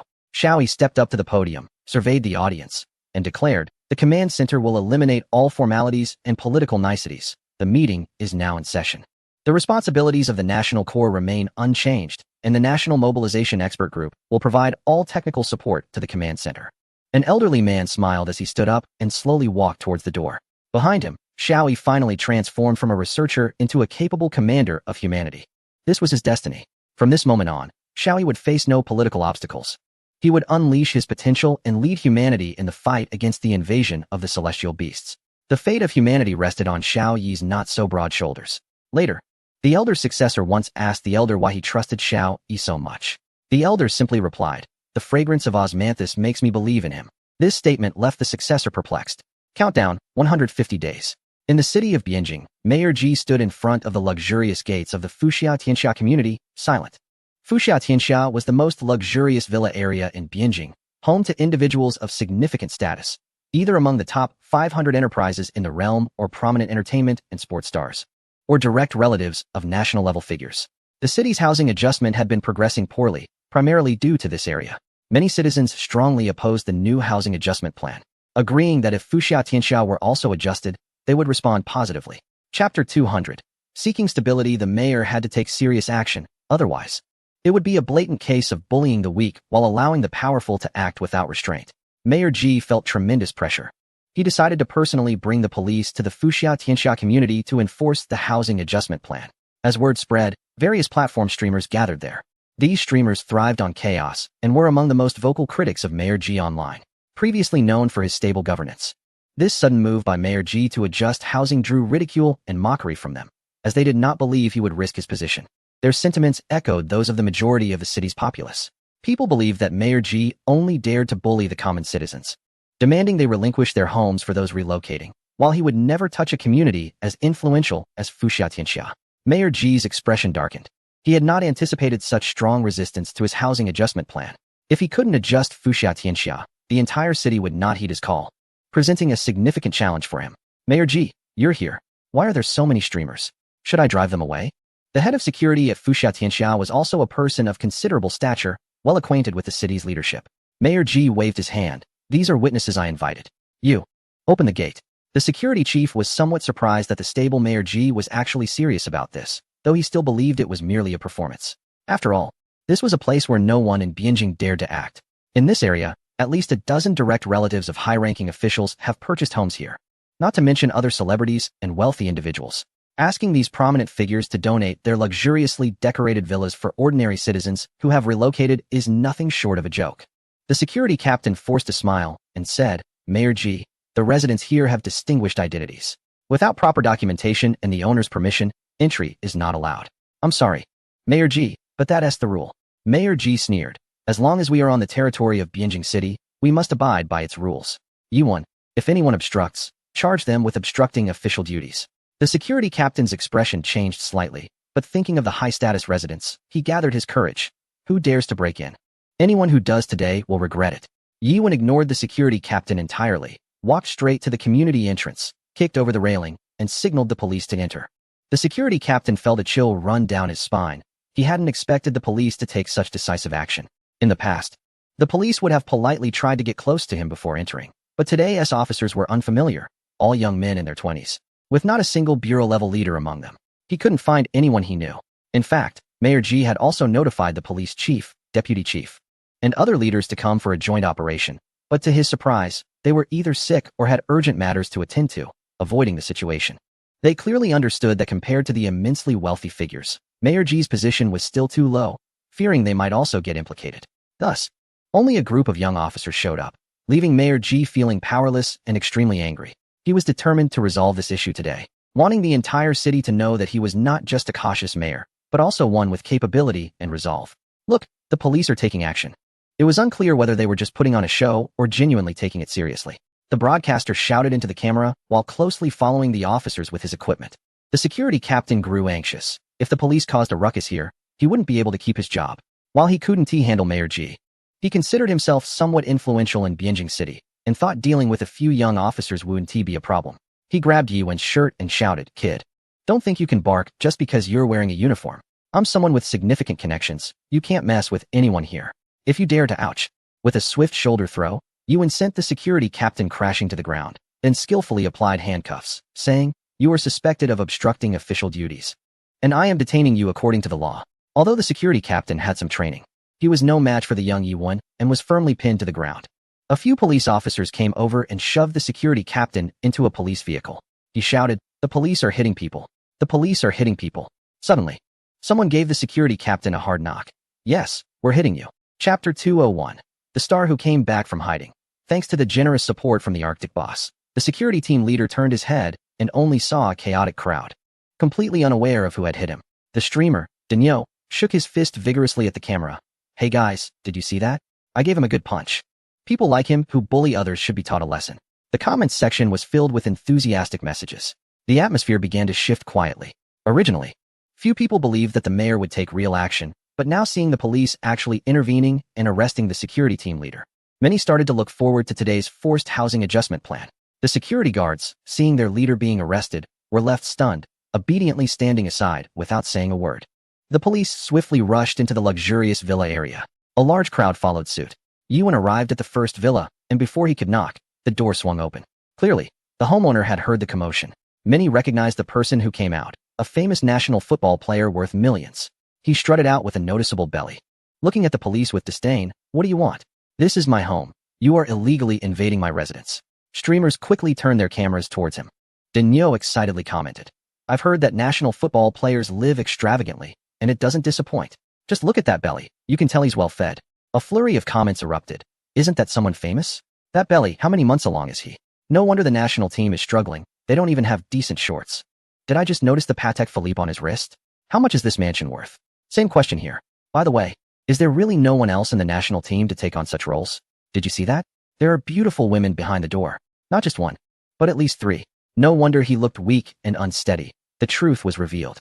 Yuan raised the documents in his hand and said, "According to the requirements of the National Mobilization Expert Group, we are now requesting a cleanup and adjustment of all residences. The average living space per person must not exceed 20 square meters, and any excess will be requisitioned by the state for other uses." Flipping through his documents, he continued, "You own 10 properties in this city, including 2 villas. The actual number of residents is 1. I am officially notifying you that all your properties will be requisitioned except for 1 room that will be retained for you." The football player immediately got angry, pointing at himself. "Don't you recognize me? Let me tell you, unless Mayor G comes here today, you can forget about me handing over my house." Mayor G then stepped forward, glanced at the football player, and said, "I am Mayor G. Now that I'm here, you can hand over your house." Only then did the football player realize the gravity of the situation. He quickly pointed to the opposite house. "You just bully someone like me with no status. If you have the guts, go requisition the house across the street. They have hundreds of properties." As soon as he finished speaking, the door of the house across the street opened, and a person stepped out, cursing loudly. "Who the hell is making all this noise? Can't anyone get some sleep?" As soon as this person caught sight of Yuan, he immediately retreated back inside. Yuan's keen eyes quickly recognized the person. He delivered a powerful kick, forcing the door open and dragging the individual out. The broadcaster, Daniel, exclaimed, "Wow. This officer is more skilled than the national football player. But isn't this law enforcement a bit too forceful? They're using physical force here." Yuan tossed the person onto the ground and said, "Zhang Danyang, didn't you go back to your country? Why are you back here again?" Mayor G furrowed his brow. It was indeed Zhang Danyang. Zhang looked quite guilty and turned to shout into the room, Dad, they are bullying me." The famous star Zhang Qirong emerged and immediately spotted Mayor G. Frowning, he asked in a melodramatic tone, "Mayor G, what does this mean?" Mayor G turned to Yuan. Knowing that Yuan had tried to apprehend Zhang Danyang last time, but was stopped by him, and he had been feeling uneasy about it ever since. However, today didn't seem like a good time to bring up old grievances. "Xiao Yi, what's going on?" Yet Yuan didn't let go. Instead, he pointed at Zhang Qirong and Zhang Danyang, asking, "Zhang Qirong, Zhang Danyang, show me your visas. I suspect you have illegally entered the country." Mayor G finally understood. Yes. It had been reported on TV that when the government began issuing calls for overseas citizens to return, Zhang Qiurong, and his son fled back to their home country. Now that the borders were closed and foreign nationals were not allowed to enter, how had Zhang Donyang and Zhang Qiurong returned? Zhang Qiurong quickly changed his tone. Mayor Ji. Officer Xiao Yi, we're all acquaintances. We believe our motherland is better, and we are willing to contribute our strength for our country, so we returned to support the nation. Yuan was not impressed at all. Show me your visas, or I will arrest you for illegal entry and deport you. Another person emerged from the house. Speaking with an official tone, Mayor Ji, your actions are inappropriate. You must pay attention to the voice of the people. Law enforcement must follow regulations. Mayor Ji's expression changed. This man was one of the most influential people in the affluent neighborhood, having previously been the head of the Ministry of Culture. Although retired, he still held significant influence. Mr. Zhang is my friend. I invited them here as guests. Mayor Ji, why not come inside and talk? The commotion outside isn't good for anyone. Yuan shouted, Sir, does Mr. Zhang's entry have anything to do with you? The man angrily replied, You're just a small officer. You have no right to speak to me. Mayor Ji, what does this mean? Why haven't you released them? The man's tone became serious. In the past, Mayor Ji would have likely compromised for stability. However, now he was determined to ensure that the housing allocation work was carried out properly. Mayor Ji gave Yuan a glance, and Yuan understood immediately. He handed Zhang Donyang over to another officer and rushed to Zhang Qiurong's side, firmly grabbing him and saying, Zhang Qiurong, I demand that you present your legal identification now, or I will formally detain you.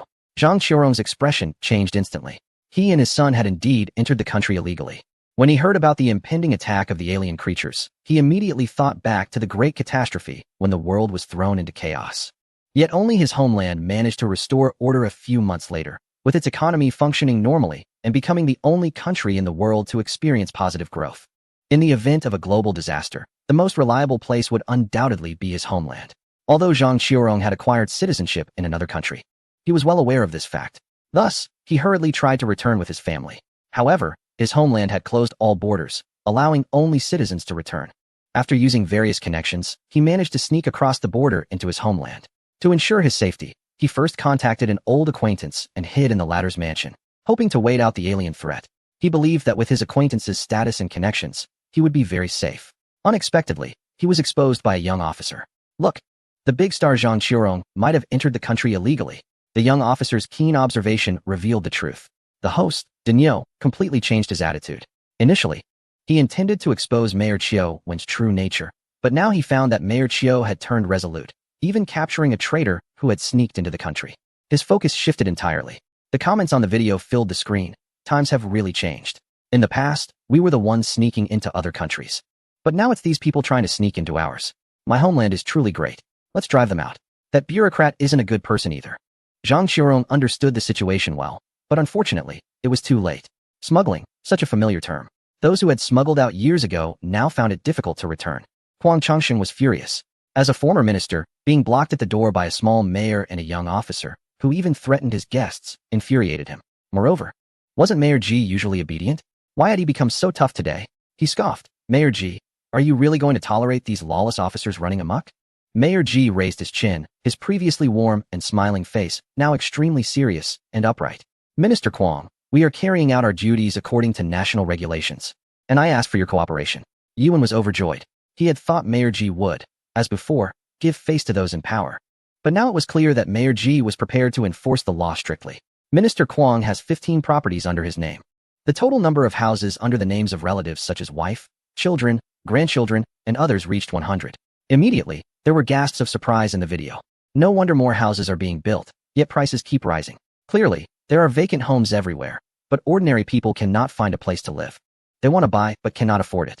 It turns out, they have all been bought up by this group of parasites. Huang Changsheng's expression changed. How could this information be made public? Just as he was about to explode in anger, he heard Mayor Ji say, Huang Changsheng, I officially inform you that the 100 houses under your name have been requisitioned by the state. You will retain a 120 square meter house for your family of 6. The furniture in the house will also be temporarily requisitioned.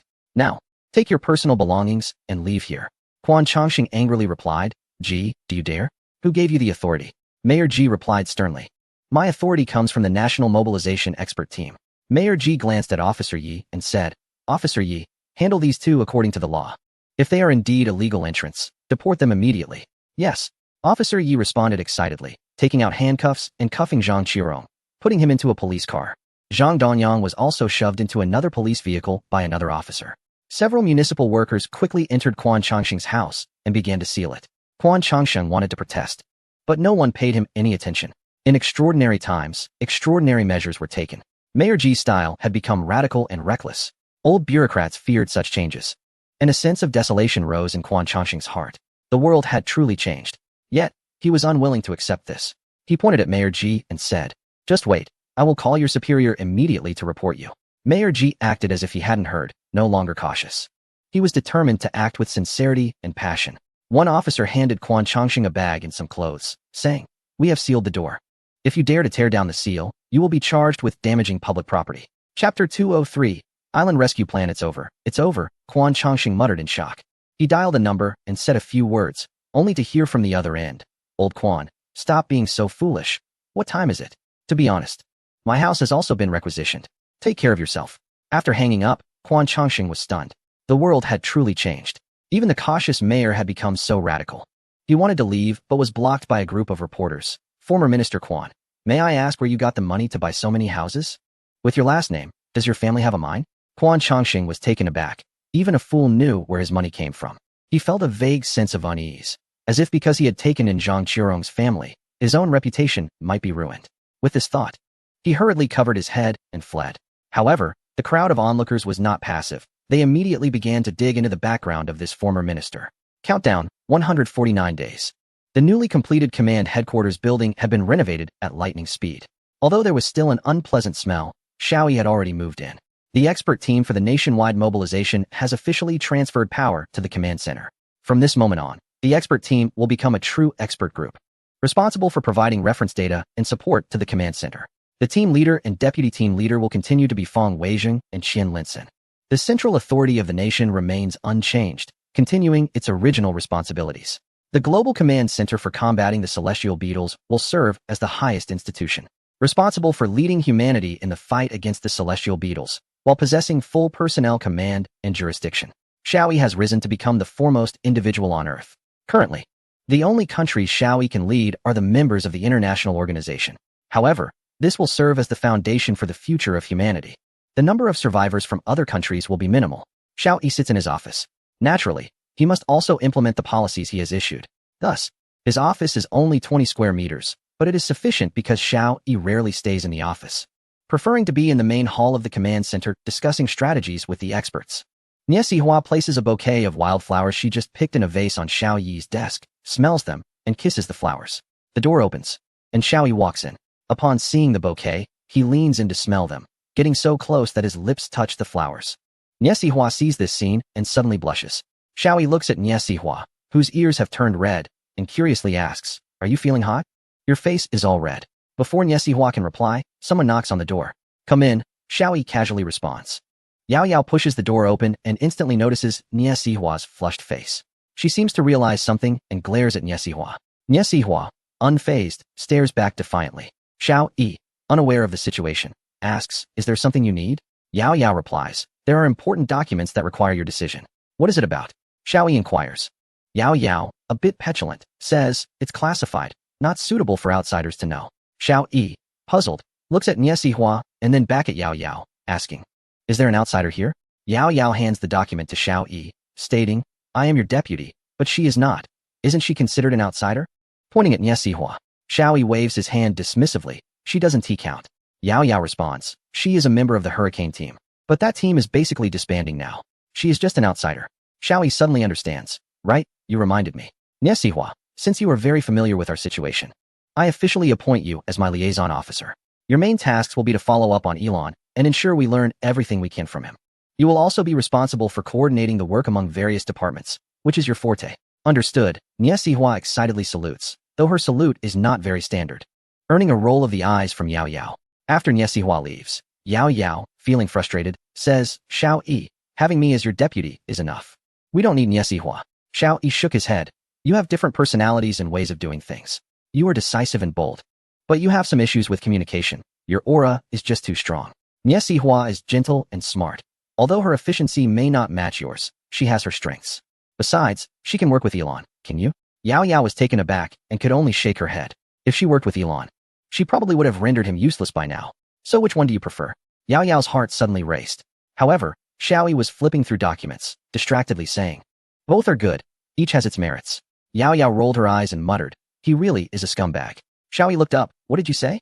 Yao Yao quickly shook her head. Xiao Yi handed the documents to Yao Yao and said, "Gather the military team for a meeting immediately. It's time to take action regarding the island." In the conference room, Luo Yaoyang opened the map of the island and said, "We have developed 2 detailed plans to rescue the Patriots on the island. The first plan involves deploying ships to escort the Patriots' vessels escaping from the island and, if necessary, repelling any warships that attempt to obstruct them. The second plan involves sending 3 aircraft carrier battle groups to approach the island directly and seize a deep water port to assist the Patriots in their escape." Xiaoyi furrowed his brow slightly. "How many Patriots can we rescue with these 2 plans?" Luo Yaoyang produced a document. According to estimates, the first plan can rescue about 50,000 Patriots. The second plan is estimated to rescue around 200,000 Patriots. "What is the total population of the Patriots?" Xiaoyi asked. Luo Yaoyang sighed. "About 10 million or so." "But what?" Xiaoyi inquired. Luo Yaoyang opened the map of the Pacific Ocean, where several red dots appeared near the public waters close to the island. According to the latest satellite images, the 4 major aircraft carrier battle groups from a certain country have approached the island. If we want to rescue all the Patriots from the island, it will likely trigger a localized war. Our current resources are limited, and we cannot afford a large-scale conflict. Our more important task is to build a great iron wall to save the 2 billion people in the world. If we get drawn into a war trying to rescue the islanders, it would be a loss for us." Xiaoyi stared at the images on the map, deep in thought. This problem could not be solved by his dreams, as the iron wall built by the previous universe's Great Xia was too small to rescue the islanders. This issue had to be resolved on his own. Chapter 204. The plan to land on the island and welcome fellow countrymen to the island issue is a significant problem. Ensuring that every patriot can return to the embrace of their homeland is Xiao Yi's bottom line. Around 10 million compatriots from the Great Zhou should return to their homeland and participate in the grand infrastructure projects of the Great Zhou. They will also become a source of strength. The more people there are, the greater the strength. However, there is a fundamental requirement. These people must be united in purpose. Therefore, although there are still many compatriots on the island, these individuals yearn for division and are not welcomed. They are absolutely prohibited from entering the Great Zhou to participate in the nationwide resistance against the extraterrestrial beasts. The Great Zhou Kingdom does not need troublemakers. Weighing the pros and cons, Xiaoyi stood up and said, "If a fight is necessary, then let it be. The Great Zhou Kingdom must retrieve every single person it wants, without exception. Those who are not wanted by the Great Zhou Kingdom should not expect to mix in. They must all be expelled." Luo Yaoyang was shocked. This was really going to escalate into war. He was immediately filled with passion. "I will draft a plan right away. We will aim to take the island with the least cost while ensuring the safe evacuation of all our compatriots." Chronicle of major events in the Great Zhou Kingdom. On the 148th day of the countdown, the Great Zhou Kingdom announced that it would send troops to station at the island's Jigong Port, Rooster Port, and Central Island Port to assist patriotic overseas Chinese in returning to their homeland and participate in national construction activities. A call to action was also issued, urging all patriotic overseas Chinese on the island to relocate with their families and evacuate. The Great Zhou Kingdom warned the island's military not to act rashly or attempt to obstruct the return of patriotic overseas Chinese. It also announced the dispatch of 100,000 elite special forces to maintain order on the island. At the same time, the island's leader, recuperating in another country, issued a strong protest against the Great Zhou Kingdom's invasion and called on the island's residents to defend their homeland to the last person. She would rally support for the islanders from abroad. The president of that country issued a statement warning the Great Zhou Kingdom that they would reinforce the island region with 3 additional aircraft carrier groups, forming a combat group of 7 carriers to encircle the island. Should the Great Zhou Kingdom invade, they would defend the island's safety and engage in battle. The defense minister of that country declared at a press conference that their 7-carrier battle group was sufficient to secure the island. When a reporter asked how they would defend against the Great Zhou Kingdom's missiles, the defense minister hurriedly ended the press conference. The Great Zhou Kingdom announced that the first mecha simulation training software would be released tomorrow. This software combines gaming with realism, utilizing mecha simulators with a 95% simulation accuracy. 1 million mecha simulators will be deployed in core cities around the steel city walls, provided free of charge for citizens to use for simulations. There will be ongoing expansions of mecha simulator availability. Those who cannot use the mecha simulators temporarily will operate with 3D helmets and game controllers. Ordinary households without 3D helmets and game controllers will start with mouse and computer training. The first batch of 1 million physical mechas has officially rolled off the assembly line and will soon be sent to various troops for initial use. On the same day, The Great Zhou Kingdom established a headquarters, with Xiao Yi as the overall commander, responsible for leading people globally against the starry beasts. Xiao Yi issued the first formal order to mobilize all troops to the front lines to participate in the construction of the steel walls. He also called on the entire nation to collectively engage in the mecha simulation game, establishing mecha operation levels that correspond to real-life levels. The higher the mecha operation level, the higher the associated status in everyday life. Finally, the headquarters issued a significant directive. All enterprises related to the production of essential and strategic materials would be nationalized, implementing a unified management system for resources across the nation, with standardized production and distribution. Food stamps, fuel stamps, meat stamps, and cloth stamps will make a comeback, with a guarantee of sufficient supply for the entire population. Countdown, 147 days. A press conference of the Great Zhou Nation. A reporter asked, if military friction occurs between the Great Zhou Nation and a certain country due to island issues, how should the Great Zhou Nation respond?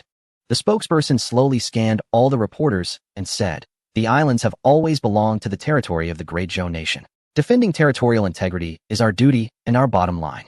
No matter which country dares to enter the waters of the Great Zhou Nation, we will not hesitate to fight. Upon hearing this, there was an uproar among the reporters. In the past, both sides had engaged in verbal battles, as war involves significant consequences and far-reaching impacts. Once war begins, it will inevitably affect the economic development and national construction of the Great Zhou Nation, likely severely dragging down its development pace. Furthermore, it would create adverse effects on the international situation. However, the situation is different now. This is an extraordinary time. The Great Zhou Nation has withdrawn from the United Nations, and it does not need the whole world, only like-minded comrades. Therefore, the Great Zhou Nation is willing to fight to demonstrate its stance in defending its compatriots to the world. Xiao Yi considered it and concluded that if this battle is unavoidable, then they should engage in it. This would also save a lot of trouble from many future disputes. Neighboring countries that have been eyeing the Great Zhou Nation will have to think carefully when they consider their next moves. Another reporter asked, after occupying the islands, will the Great Zhou Nation maintain a permanent presence there? Will it manage the entire island? The spokesperson replied, first, your statement is incorrect. The islands originally belonged to the Great Zhou Nation, so there is no question of occupation. This is an extraordinary period. The alien beast outbreak is imminent, and we are facilitating the internal relocation of our citizens.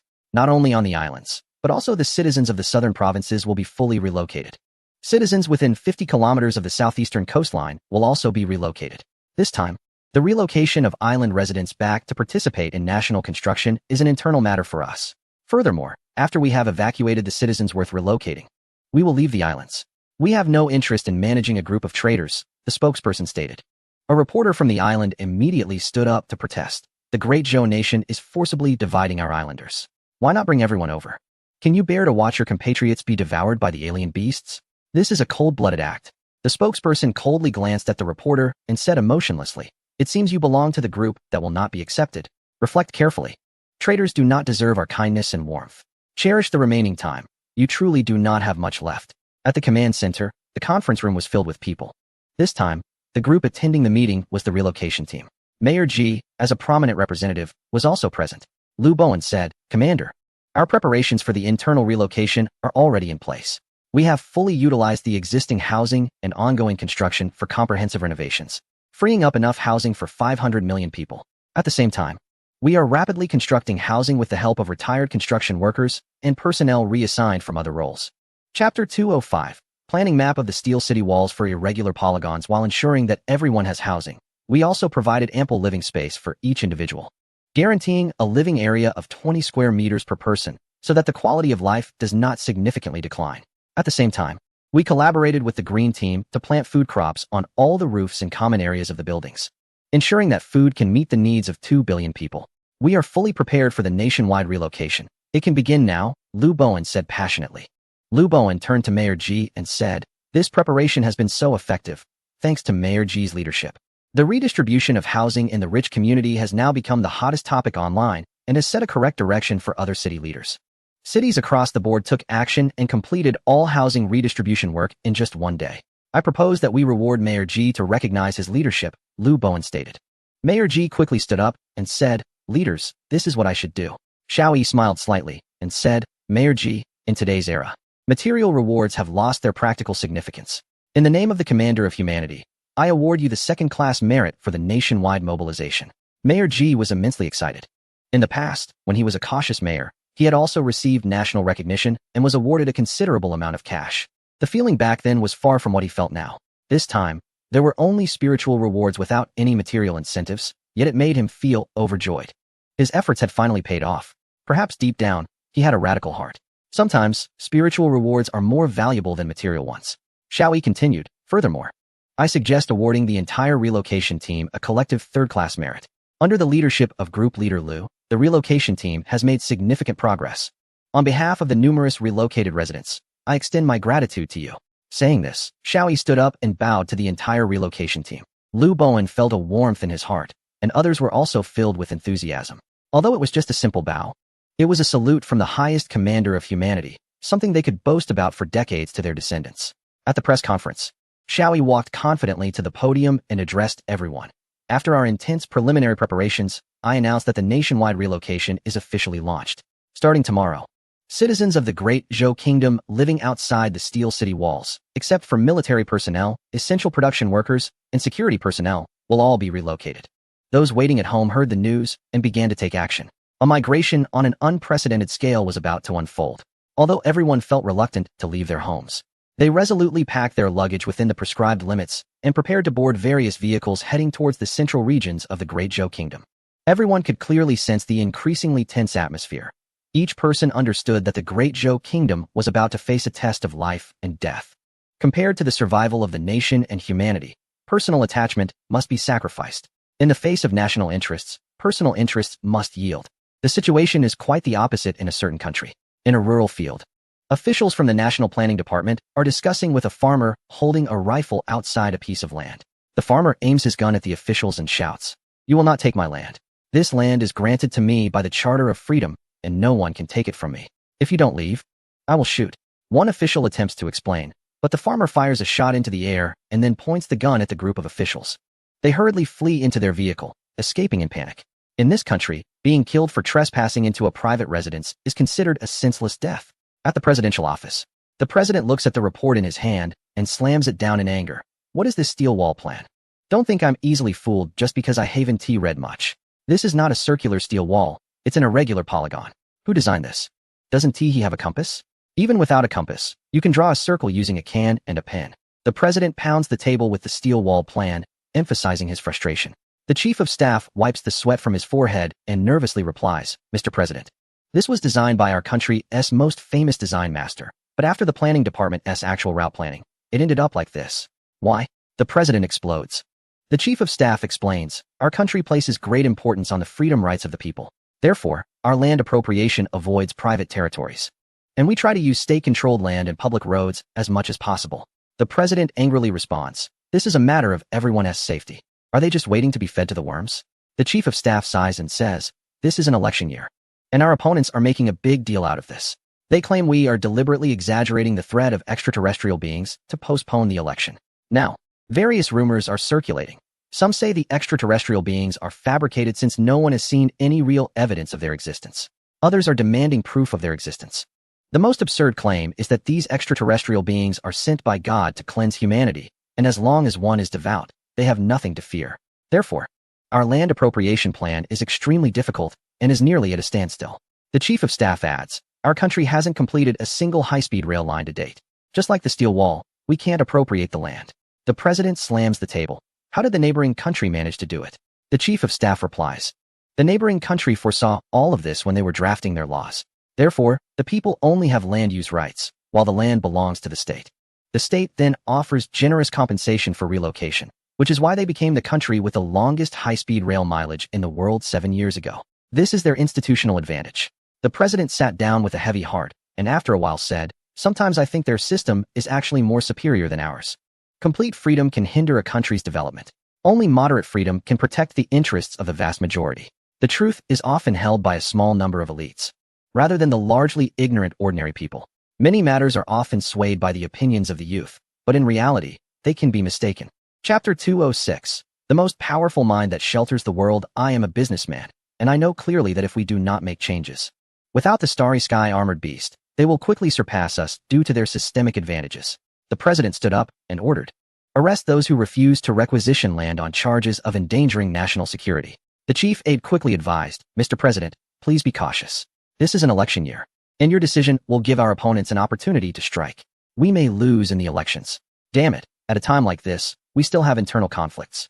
The president slammed his cup down furiously. After a while, he weakly waved his hand and said, tell the planning department that no matter the cost, they must make this design circular. It doesn't matter how much it costs. After all, when the bugs come, money won't mean anything. Chronicle of major events in the Great Zhou Nation. Countdown Day 146. According to statistics, yesterday the Hurricane game was officially launched. With over 1 billion players logging in on the first day, the 3D helmet manufacturers are working hard to accelerate production, ensuring that more people can truly experience the invasion of the Starry Sky armored beast. The 3D helmets have reserved interfaces for future direct connections with the mech simulator. This is a significant first step made by the recently naturalized individual. On the same day, 3 aircraft carrier groups from the Great Zhou appeared on the southeastern side of the island, forming a standoff with a 4-carrier battle group. At the same time, Great Zhou dispatched 200,000 elite troops to begin simulated landing exercises. The residents on the island experienced severe chaos, with nearly all families starting to converge on 3 expected evacuation points. It was reported that all families claimed to be patriots, not separatists. The island's authorities increased police forces to prevent crowds from rushing to the evacuation points, but they faced violent resistance from the crowd. The island's leader announced an emergency state. Countdown Day 145. The core group of the National Mobilization Expert Team, led by Ms. Yi Wanqing, announced a major breakthrough in the theoretical research of the collider due to the joint cooperation of scientists across countries. The underground tunnel project for the Great Zhou Super Collider has been completed by 50. It is expected to finish all tunnel excavations and pipeline installations in about half a month, which is roughly 10 days ahead of schedule. The subsequent equipment installation will be completed within 4 months. On the same day, a batch of 10 million youth from a friendly nation prepared to arrive in Great Zhou to participate in its construction. On the same day, the first batch of 1 million youths from another friendly nation entered the border of Great Zhou to begin a 10-day training. On the same day, 7 African nations announced that each would send 100,000 youths via intercontinental railway to Great Zhou. Countdown Day 144. In the main conference room of the command headquarters, Yi Wanqing placed a list in front of Xiao Yi and said, this is the list of all the scientists involved in quantum theory research, totaling 1,015 individuals. They have all submitted applications for citizenship in our country. Xiao Yi shook his head and laughed. Isn't it said that science knows no borders? Why are they all eager to join us? Yi Wanqing replied, scientists might lack emotional intelligence, but they're not foolish. They know very well where is the safest place. Xiao Yi, you must promise me that you will approve these individuals' applications. I assured these scientists that as long as there are significant breakthroughs in theory, they will be allowed to enter our country. Xiao Yi picked up a pen, signed the document, and handed it to Yi Wanqing. Does this count as favoritism? Yi Wanqing raised her eyebrows and said, of course not. If you can naturalize someone like Elon, their contributions are no less significant. Do you know? We have theoretically verified all the designs of the Hadron Collider and modified several important parameters. The Hadron Collider in the second universe can only transmit 512K of data, but our Hadron Collider may be able to tear through the space barrier, allowing at least one molecule to be transmitted to other parallel universes. Xiao Yi was taken aback. One molecule? What can it do? Yi Wanqing smiled mysteriously. A DNA molecule. What do you think it can do? With Xiao Yi's signature in hand, Yi Wanqing cheerfully turned and left. Xiao Yi put down his pen. He didn't feel that over 1,000 scientists wanting to apply for citizenship was too many, but rather too few. Our country needs passionate patriots and wise brains. A multi-ethnic, multicultural living circle will be built within the strong iron walls. A single civilization will eventually face problems, while the clash of various cultures can lay a higher foundation for human development. Black, white, Latino, and even indigenous people all need a space to thrive, allowing our people to develop better. Xiao Yi pressed a bell, and a girl ran in, asking, Commander Xiao, what can I do for you? Xiao Yi looked at the girl, feeling she seemed somewhat familiar. After a moment of thought, he remembered her as the intern who had been brought into the meeting room and used as evidence that day. What are you doing here? Aren't you an intern at the central office? Xiao Yi asked. The girl looked surprised. You know me, Commander Xiao? I was transferred here. I'm now an intern at the command headquarters. Xiao Yi knew that this girl must have a strong background. Otherwise, she wouldn't have been moved from the central office. However, he didn't mind this level of favoritism. After all, who doesn't have personal connections? Please instruct each group to submit the list of high-end talent they wish to naturalize. We need to bring the world's strongest brains to our country. After the girl left, Zhao Taizhu walked in, looking somewhat uneasy and stammering. Xiao Yi understood Zhao Tieju's character. He wouldn't be acting so awkwardly unless something was troubling him. Speak up, big guy. What's the matter? Zhao Taiju finally said. The military group is calling you for a meeting.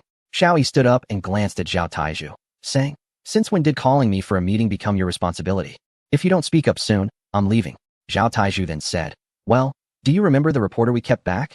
Xiao Yi nodded, already understanding in his mind. She wants to be a war correspondent and go to the front lines? Zhao Taiju was taken aback. Wait, is this something you already knew? Xiao Yi laughed and shook his head. Only things that are very memorable get passed along. How could I know about such trivial matters? I just guessed.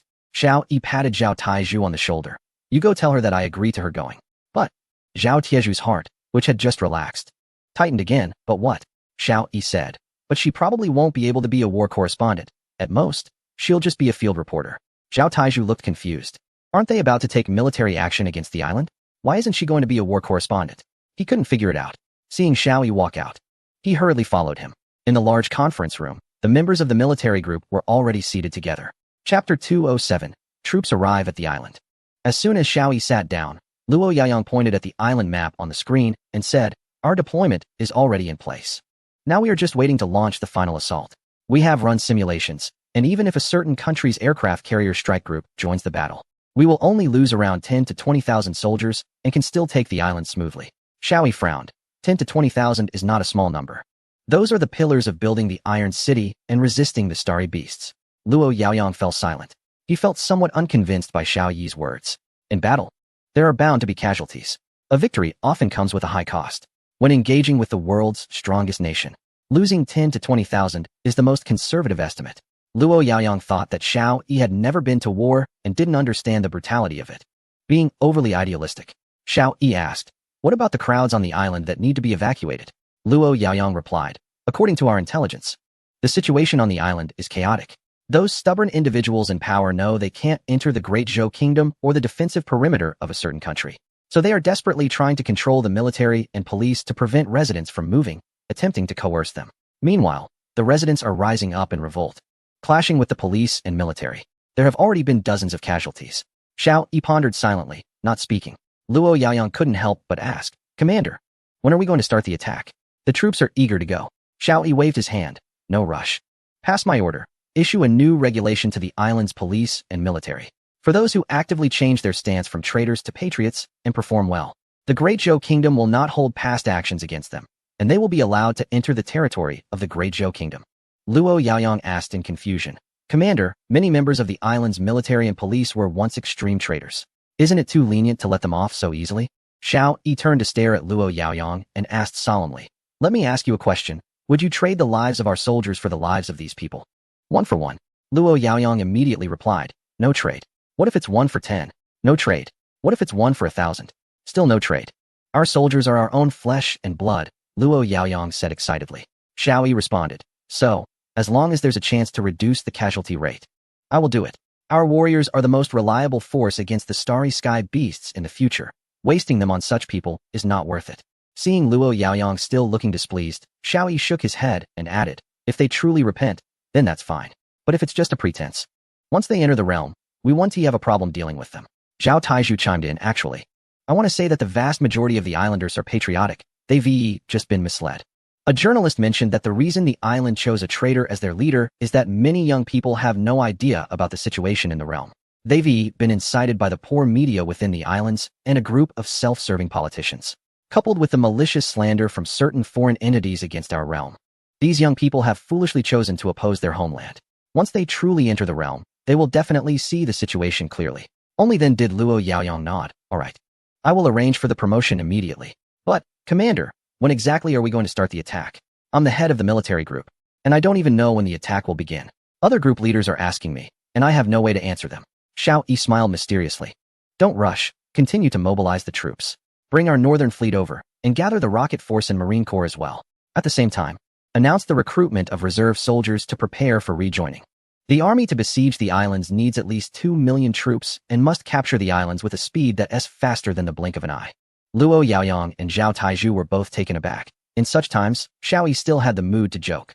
At 8 p.m., players logging into the Hurricane game received a message that instantly ignited the entire nation. 3 days later, the Hurricane game would launch a simulated siege battle against the starry sky beasts.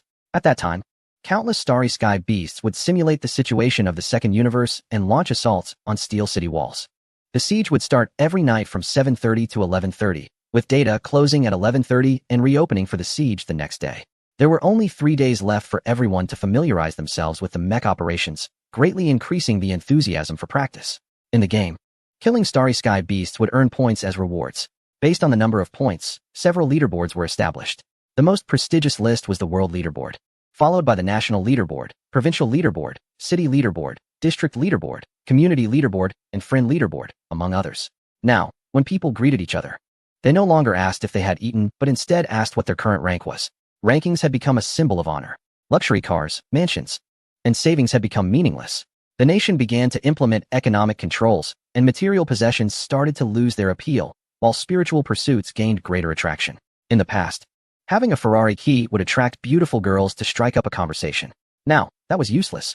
Now, if you mentioned being in the top 10 in the city, you would immediately attract the enthusiastic attention of girls. This era seemed to be the golden age for gamers. However, the true strength ranking will only become clear once the mech simulators are widely adopted. After all, controlling a mech with a mouse is quite different from physically operating one. The goal of Xiao Yi and his team is to make the game Hurricane a hot topic across the nation, first by getting everyone to participate in the game, then in infrastructure development, and finally in the fight against the cosmic beasts. Through simulation, they aim to enhance combat experience and capabilities, as well as organizational cooperation and coordination skills. People have always wanted to know just how terrifying the cosmic beasts are, and in 3 days, they will find out. To quickly engage in battle, one must become proficient in operating the mechs as soon as possible. At this moment, nearly every household in the country is enthusiastically involved in the game. At Zhang Xiaolong's home, he has returned for the first time in a month after completing exploration and development work. He is teaching his father how to use the mouse step by step. Currently, the number of mech simulators is limited, and there are far too few helmets. Mouse operation still accounts for the vast majority. However, this situation is changing, as numerous computer and gaming equipment manufacturers are ramping up production. Once the national machinery is fully operational, it will be a formidable force. In 2 months, 1 billion 3D helmets will be released. Within 3 months, 200 million mech simulators will be deployed within the fortified city walls. Xiao Yi hopes to produce 1 billion actual mechs before the cosmic beasts outbreak, but this task is extremely daunting. Chapter 208. Action named after my name, Dad. Why are you so clumsy? You can't even complete a standard 3 form. Zhang Xiaolong complained. His father stood up, stretched out his hand, and said, Kid, you think you're tough now, huh? You want to teach me? Zhang Xiaolong retorted, Just leave me alone, I'll practice slowly. Your constant chatter isn't helping. His mother laughed as she brought over a plate of fruit. Xiaolong, don't mind your dad. Ever since Hurricane went online, he has been practicing late into the night, saying he can't embarrass you as the author of the game operation guide. Zhang Xiaolong paused, surprised that his father felt this way, fearing to embarrass him. It turns out his father has always been proud of him deep down. Just as he was about to say something, his father shouted, Got it. I told you. My son is the billion mech instructor. How could I be any worse? Zhang Xiaolong laughed, realizing his dad had given himself the title of billion mech instructor. He looked at the screen and saw his father successfully block, then slash repeatedly, launching grenades to defeat a cosmic beast. Dad, have some fruit. Zhang Xiaolong handed him a piece. His father took it, stuffed it into his mouth, and said while chewing, Xiaolong, did you invent these moves? Zhang Xiaolong shook his head. We are a team. It was developed by the whole team. This standard 3 form was created by Commander Xiao. His father sighed. This Commander Xiao is really impressive, knows everything. I'm just curious, why haven't I heard of him before?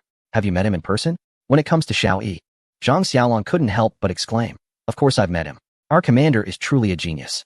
Suddenly, Zhang Xiaolong straightened his chest and said, However, I invented a set of moves that are even more powerful than those created by Commander Xiao. Even Commander Xiao has personally learned this move. His father became interested. What move? Zhang Xiaolong opened the screen and said, This move is coded 404, and we've informally named it the Terminator. Unfortunately, our team leader originally said it would be named after me, but it was disrupted by a petty person. Zhang Xiaolong pulled up the operation manual, trying to find the move coded 404. However, he couldn't find it. Confused, he read through the entire manual again and suddenly stopped. Originally, the first entry in the manual was the standard 3 moves, followed by coded moves ranging from 001 to 999. But now, right below the standard 3 moves was a new coded move named Xiao Long Terminator. Tears instantly filled Zhang Xiaolong's eyes. This was the country's recognition of him, naming this long-range attack move after him. Xiao Long, is this named after you? His mother asked, trembling. The once unremarkable son was now to have a move named after him for nationwide promotion. How could this not excite her? His father even threw down the fruit he was eating and said, "I must learn my son's move." Zhang Xiaolong knew that this honor was fought for him by Commander Xiao. With this honor, he had no regrets. His phone rang, and Zhao Hongyi's voice came through. "Xiaolong, return to the team tomorrow. The day after tomorrow, before the Sky Beast siege. There will be an online conference to award our entire team and announce to the world the standard move named after you." Zhang Xiaolong knew that all his efforts were worth it. Chronicle of major events in Dazhou. Countdown day 143. The situation in the islands has intensified again. Dazhou has assembled 2 million troops, forming a comprehensive encirclement around the islands. This includes 3 aircraft carrier battle groups in the southeast of the islands, 100 destroyers, and tens of thousands of various small and medium-sized warships in the northwest, creating a complete encirclement. Thousands of missile launchers and silos are already in combat readiness. 80% of the fighter jets are gathered in military airports along the southeastern coast. A spokesperson for Dazhou declared that if the island's military obstructs Dazhou's evacuation operations, they will take the island with the greatest force and speed to ensure the safety of the island's people returning to their homeland. The islands have erupted in the strongest protest activities in history, with protest crowds clashing violently with police and military in almost every city, resulting in casualties exceeding 100. The island's leader again issued a serious protest in a certain country, calling on the residents to fight to the end and firmly resist Dazhou's pressure. She stated that she would closely monitor the situation on the islands from that country, and her heart would always be with the island's people. On the same day, the European Steel Wall Plan was unveiled. They adopted the design plans from a certain ancient kingdom and completed the blueprint for a double-layer steel city wall. Centered around the existing particle collider, a steel city wall with a diameter of 200 kilometers will be constructed. Once completed, it will accommodate a population of 30 million. Additionally, the allocation of residency within the steel city wall will be proportionate to the current populations of various nations. The usage of these quotas will be arranged by each nation independently. An internal steel wall will also be constructed around the existing particle collider, serving as a second layer of defense and housing the command center. Meanwhile, all important items will be stored within this inner steel wall. On the same day, news emerged from a certain nation that their quota of 2 million will prioritize the royal family, government officials, and business elites for residency. There were rumors in the black market that a quota was priced at 100 million, but this was officially denied. On the same day, another nation announced the commencement of construction for their 11,000-mile steel wall.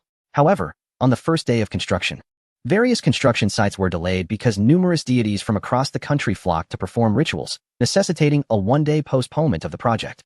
On that same day, conspiracy theories surged, with claims circulating online that the celestial armored beast was fabricated by the people of the aforementioned ancient kingdom. The alleged purpose was to create chaos in the world, undermine the global economy, and allow those with systemic advantages from that ancient kingdom to emerge as the sole global hegemon. This celestial armored beast incident was seen as part of a 2-part plan for the rise of that kingdom. Rumors suggested a third part, where after collapsing the global economy, they would deploy troops worldwide, turning all nations into vassals of their kingdom. The countdown stands at 142 days. Zhong Xianzhu stepped off the vehicle with her luggage, filled with excitement as she surveyed her surroundings. It was a vibrant scene unlike anything she had ever seen before. From her vantage point, countless cranes and excavators stretched to the horizon, busily engaged in preliminary preparations. She was one of the new construction workers from the second training batch. Manager Zhong. "It's so spectacular. Just thinking that we will soon be part of this construction army makes me so thrilled," her friend Wang Yusi exclaimed, gazing at the magnificent construction site, her emotions surging. "Manager Zhong, thank goodness I came with you. Otherwise, I would regret it for life. Such a grand national project, how could I miss out?" Another friend, Ling Qiuyu, added. Zhong Xianzhu gave them a light nudge. "Stop calling me that. I'm not a manager right now. I'm the leader of our second team. Just call me leader." She turned to look at the massive construction site behind her, a sense of ambition welling up within her. The seemingly endless stretch of construction area featured enormous deep pits being excavated, with large steel-reinforced concrete components being laid out to form extensive underground tunnels. On the surface, large construction sites were lined up in sequence, preparing for the official start of work. Every 20 kilometers, a group of massive gantry cranes was set up to construct the framework of the steel city wall. In other areas, tracks have been laid to continuously transport the assembled materials to the periphery of the tunnel. Once the tunnel is completed, the construction of the steel city wall will begin. This involves 2 projects. The underground project is for the particle collider, which will also serve as the foundation for the steel city wall. Once the underground tunnel is finished, the above-ground project will immediately commence, constructing a 150-meter high steel city wall. The massive steel city wall will primarily consist of a steel structure that is 150 meters high and 50 meters wide, supplemented by reinforced concrete components, forming individual wall sections. When these individual wall sections are combined, they create the vast steel city wall. Technically, it is required that for every kilometer or every 20 wall sections, one backup wall section be reserved. This effectively increases the workload by 5. The steel city wall constructed by the Dazhou Kingdom is not just 10,000 miles long, but actually 10,500 miles. The reserved wall sections are intended for repairing damaged sections. The entire project is divided into 5,000 construction units, with each unit responsible for the construction of 1 kilometer of the steel city wall, which includes building 21 individual wall sections. Each construction unit has a chief engineer. A construction unit is divided into 5 teams, each managed by an engineer and 2 assistant engineers. The chief engineers and engineers are seasoned professionals with many years of experience and have undergone intensive training. The assistant engineers come from 2 backgrounds. One group consists of skilled workers selected for their insight and trained through temporary intensive programs. The other group is composed of highly knowledgeable individuals selected from various universities and trained intensively. This combination allows them to complement each other, with one bringing practical experience and the other possessing high academic qualifications. This is a reasonable arrangement. Extraordinary times require extraordinary measures. Each team is responsible for 4 subteams, with each subteam in charge of constructing 1 wall section. Additionally, there is a direct subordinate team under each construction unit responsible for building the backup wall sections. This outlines the organizational structure for constructing the steel city wall. According to requirements, each subteam will have a full capacity of 4,000 people. Each team will have 160,000, and each construction unit will have 80,000. The entire construction site will be staffed by 400 million workers. The remaining personnel will handle peripheral cleaning tasks, operate heavy machinery, and perform other external duties. This is the overall construction plan for the steel city wall. All construction must be completed within 4 months. The team that Zhong Qian's bamboo belongs to is numbered SCP-173, short for Production Tag 173, a playful nod to the SCP phenomenon. The next book by the author may contain SCP content. The team has a full capacity of 4,000 people, but currently has less than 500, with more personnel expected to arrive over the next month. Each team is divided into 10 smaller groups. The first group is the core group, made up of seasoned construction workers and the most essential members of each team. The 8th group is the cooking group, responsible for the food and basic needs of everyone involved. The 9th group is the mechanical team, responsible for operating, maintaining, and transporting engineering machinery. The 10th group is the logistics team, tasked with managing everyone's daily affairs. The remaining teams are the construction teams. Initially, Zhong Qian's was assigned to the logistics team, but she resolutely decided to join the construction team. Due to her outstanding performance during training, she was selected as the leader of the 3rd group, working alongside core team members to oversee on-site construction. She is also the only female group leader in the entire construction unit. Everyone hurriedly tidied up the dormitory and settled their luggage, as it was estimated that we would spend a long time here in the future. Zhong Qian's called everyone to start preparing. Once the dormitory was in order, Wang Yusi rushed in from outside and said, "Group Leader Zhong, I have some news for you. The deputy engineer in charge of us is a handsome guy." Zhong Qian's brushed her hair and replied, "We haven't even started yet, and you're already daydreaming. You used to look down on construction workers the most, and now you see one and say he's handsome. I don't know if your standards have lowered or your awareness has increased." Wang Yusi pouted and said, "It's normal. Construction workers used to be considered low status, walking down the street with their heads down. But now, just look at them. Anyone who's worked on a construction site for a few days is now a leader. At least a core member of the core team, with a status far higher than ours as newcomers." Ling Qiuyu sighed and said, "It's true, the social climate changes quickly. Look at me. I used to want to avoid those dirty workers. But now, I find them particularly endearing. They are real men. Those pretty boys. Now they just disgust me." A girl nearby giggled and added, "That's right. Nowadays, if a man doesn't have a bit of dirt on him, he feels embarrassed to go out."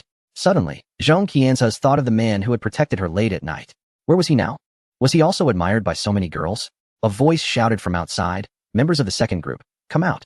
The deputy engineer is here to visit everyone." Wang Yusi excitedly said, "The handsome guy is here. Let's go see him." 2 girls pulled Zhong Qian's and ran outside. On a mound of earth stood a young man wearing black-framed glasses. Zhong Qian's looked at this deputy engineer, and he did seem interesting. A mix of elegance and heroism that had a unique charm. Ling Qiuyu nudged Wang Yusi and said, "I don't think he's that handsome." Wang Yusi replied, "I'm not talking about him. It's another deputy engineer. Wang Yusi suddenly raised her hand, pointing at a man walking in. I'm talking about him. And I feel like this deputy engineer seems familiar. I think I've seen him somewhere. Following Wang Yusi's finger, Zhong Qianzhe's body stiffened. Chapter 210. The insect tide is coming. Wang Chong spotted Zhong Qianzhe in the crowd at a glance. She was so radiant that he could pick her out from the crowd immediately. Wang Chong's heart started racing violently.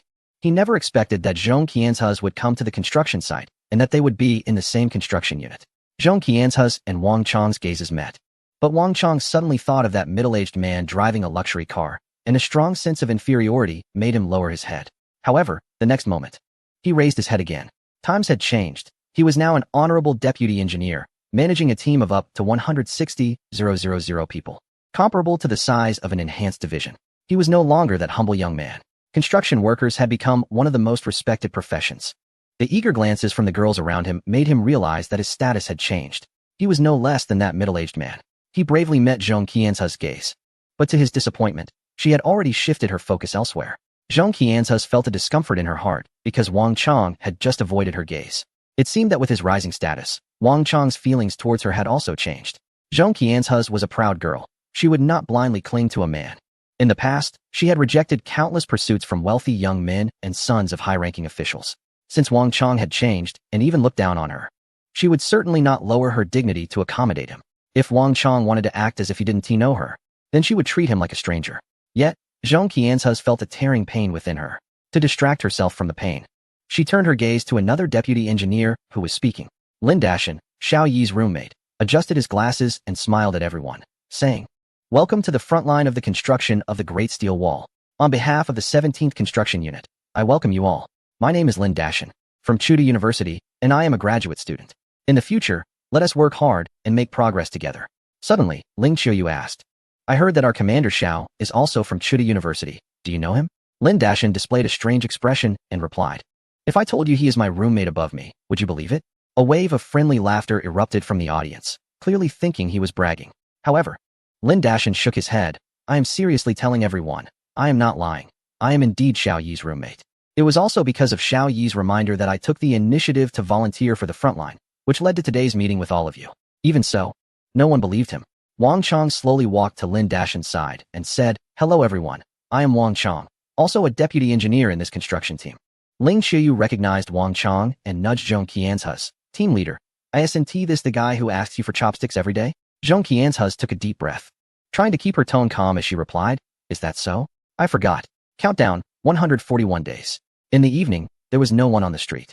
Even if there were a few pedestrians, they hurried by. Because today was a significant day. Today, the Starry Sky Beasts were about to attack their Great Steel Wall. Although it was just a simulation game, it was enough to put everyone on high alert. The survival of humanity hinges on whether the formidable walls of the Great Zhou Kingdom can withstand the impending challenges. This is a test faced by everyone. Although the streets are empty, the online community is ablaze with excitement. A fervent emotion is spreading across the internet. Netizen A. It's time to exterminate the pests. The moment to showcase the prowess of our Great Zhou Kingdom has arrived. Netizen B. So excited. Guess how many pests I'll take down tonight. Netizen C. My 40-meter-long blade is itching to be used. Netizen D. No one can compete with me. I'm set to claim the top spot on the leaderboard tonight. Netizen E. I've already mastered the standard 3 techniques. It's perfect practice for dealing with pests. Netizen F. So nervous. Are those alien beetles really that ugly? Netizen G. Haha, I'm the turret operator. No one can surpass my pest count. The online atmosphere is filled with a mix of excitement and tension, as everyone eagerly anticipates the upcoming assault by the starry beetles. Some even wish for pests to invade the real world sooner, especially the youth, who always hope for significant events to unfold, seeking to stand out in chaotic times, build a career, and establish a legacy. This sentiment drives everyone to look forward to tonight's siege battle with great enthusiasm. At the command center, the previously bustling crowd has quieted down, with everyone seated at their posts. Those with mecha simulators have already donned their gear, and those with 3D helmets have put them on as well. Zhao Taiju, equipped with the mecha simulator, is practicing the Little Dragon Terminator maneuver. After 3 days, he still hasn't grasped the essence of it. However, he has mastered the other moves completely, highlighting the difficulty of the Little Dragon Terminator. Chapter 211. Fighting separately. Xiao Yi and Zhang Xiaolong have not put on their mecha simulators. They are already proficient in mecha operation and don't need to compete for simulator resources. Nevertheless, this doesn't stop them from using the mouse to operate. Xiao Shui. How is the situation now? Zhao Taizhu quietly inquires. On the other end, Yang Shuiying's voice responds. It's annoying. We've been waiting for days without any action. Right now, I'm only interviewing some soldiers and officers at the front. Lots of grand statements, but no real substance. It should be soon, Zhao Taizhu reassures her. Suddenly, Yang Shuiying says, Zhuzi, why don't you discreetly ask Commander Xiao when the battle will start? Zhao Taizhu's expression changes. Xiao Shui, that's not possible. Even if I find out, I can't tell you. It's military confidential. I won't talk to you anymore, Yang Shuiying replies. Zhao Taizhu awkwardly explains. Xiao Shui, you know this is about discipline. You can't make me commit a mistake. Yang Shuiying laughs. Just teasing you. I know you're the most competent captain of the guard. Zhao Taizhu finally relaxes. Are you participating in tonight's game? Yang Shuiying responds. Not participating. We might seize the island at any moment. All troops are on standby. At this time, we can't join the defense battle. However, it seems the defense battles will continue, and I will definitely participate next time. Zhao Taizhu. Alright, once I master the little dragon Terminator, I'll teach you. No more talk. It's time for me to deal with some pests. Zhao Taizhu entered the hurricane game, standing atop the towering steel city wall, gazing into the distance.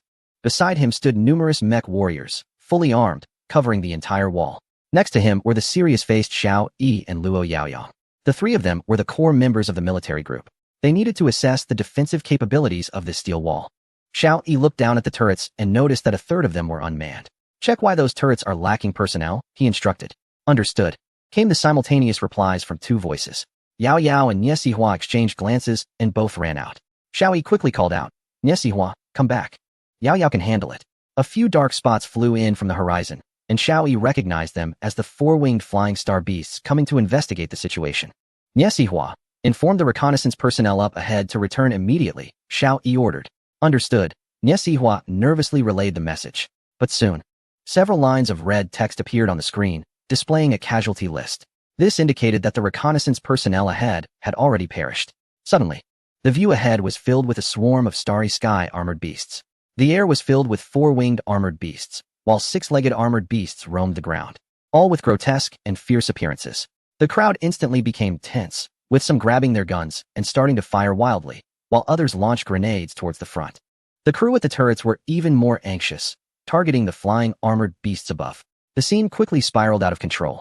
Despite Zhao Taizhu and Luo Yaoyang desperately trying to command everyone to remain calm, it was futile. Most of the soldiers were offline, and those online were mostly ordinary civilians, lacking proper coordination.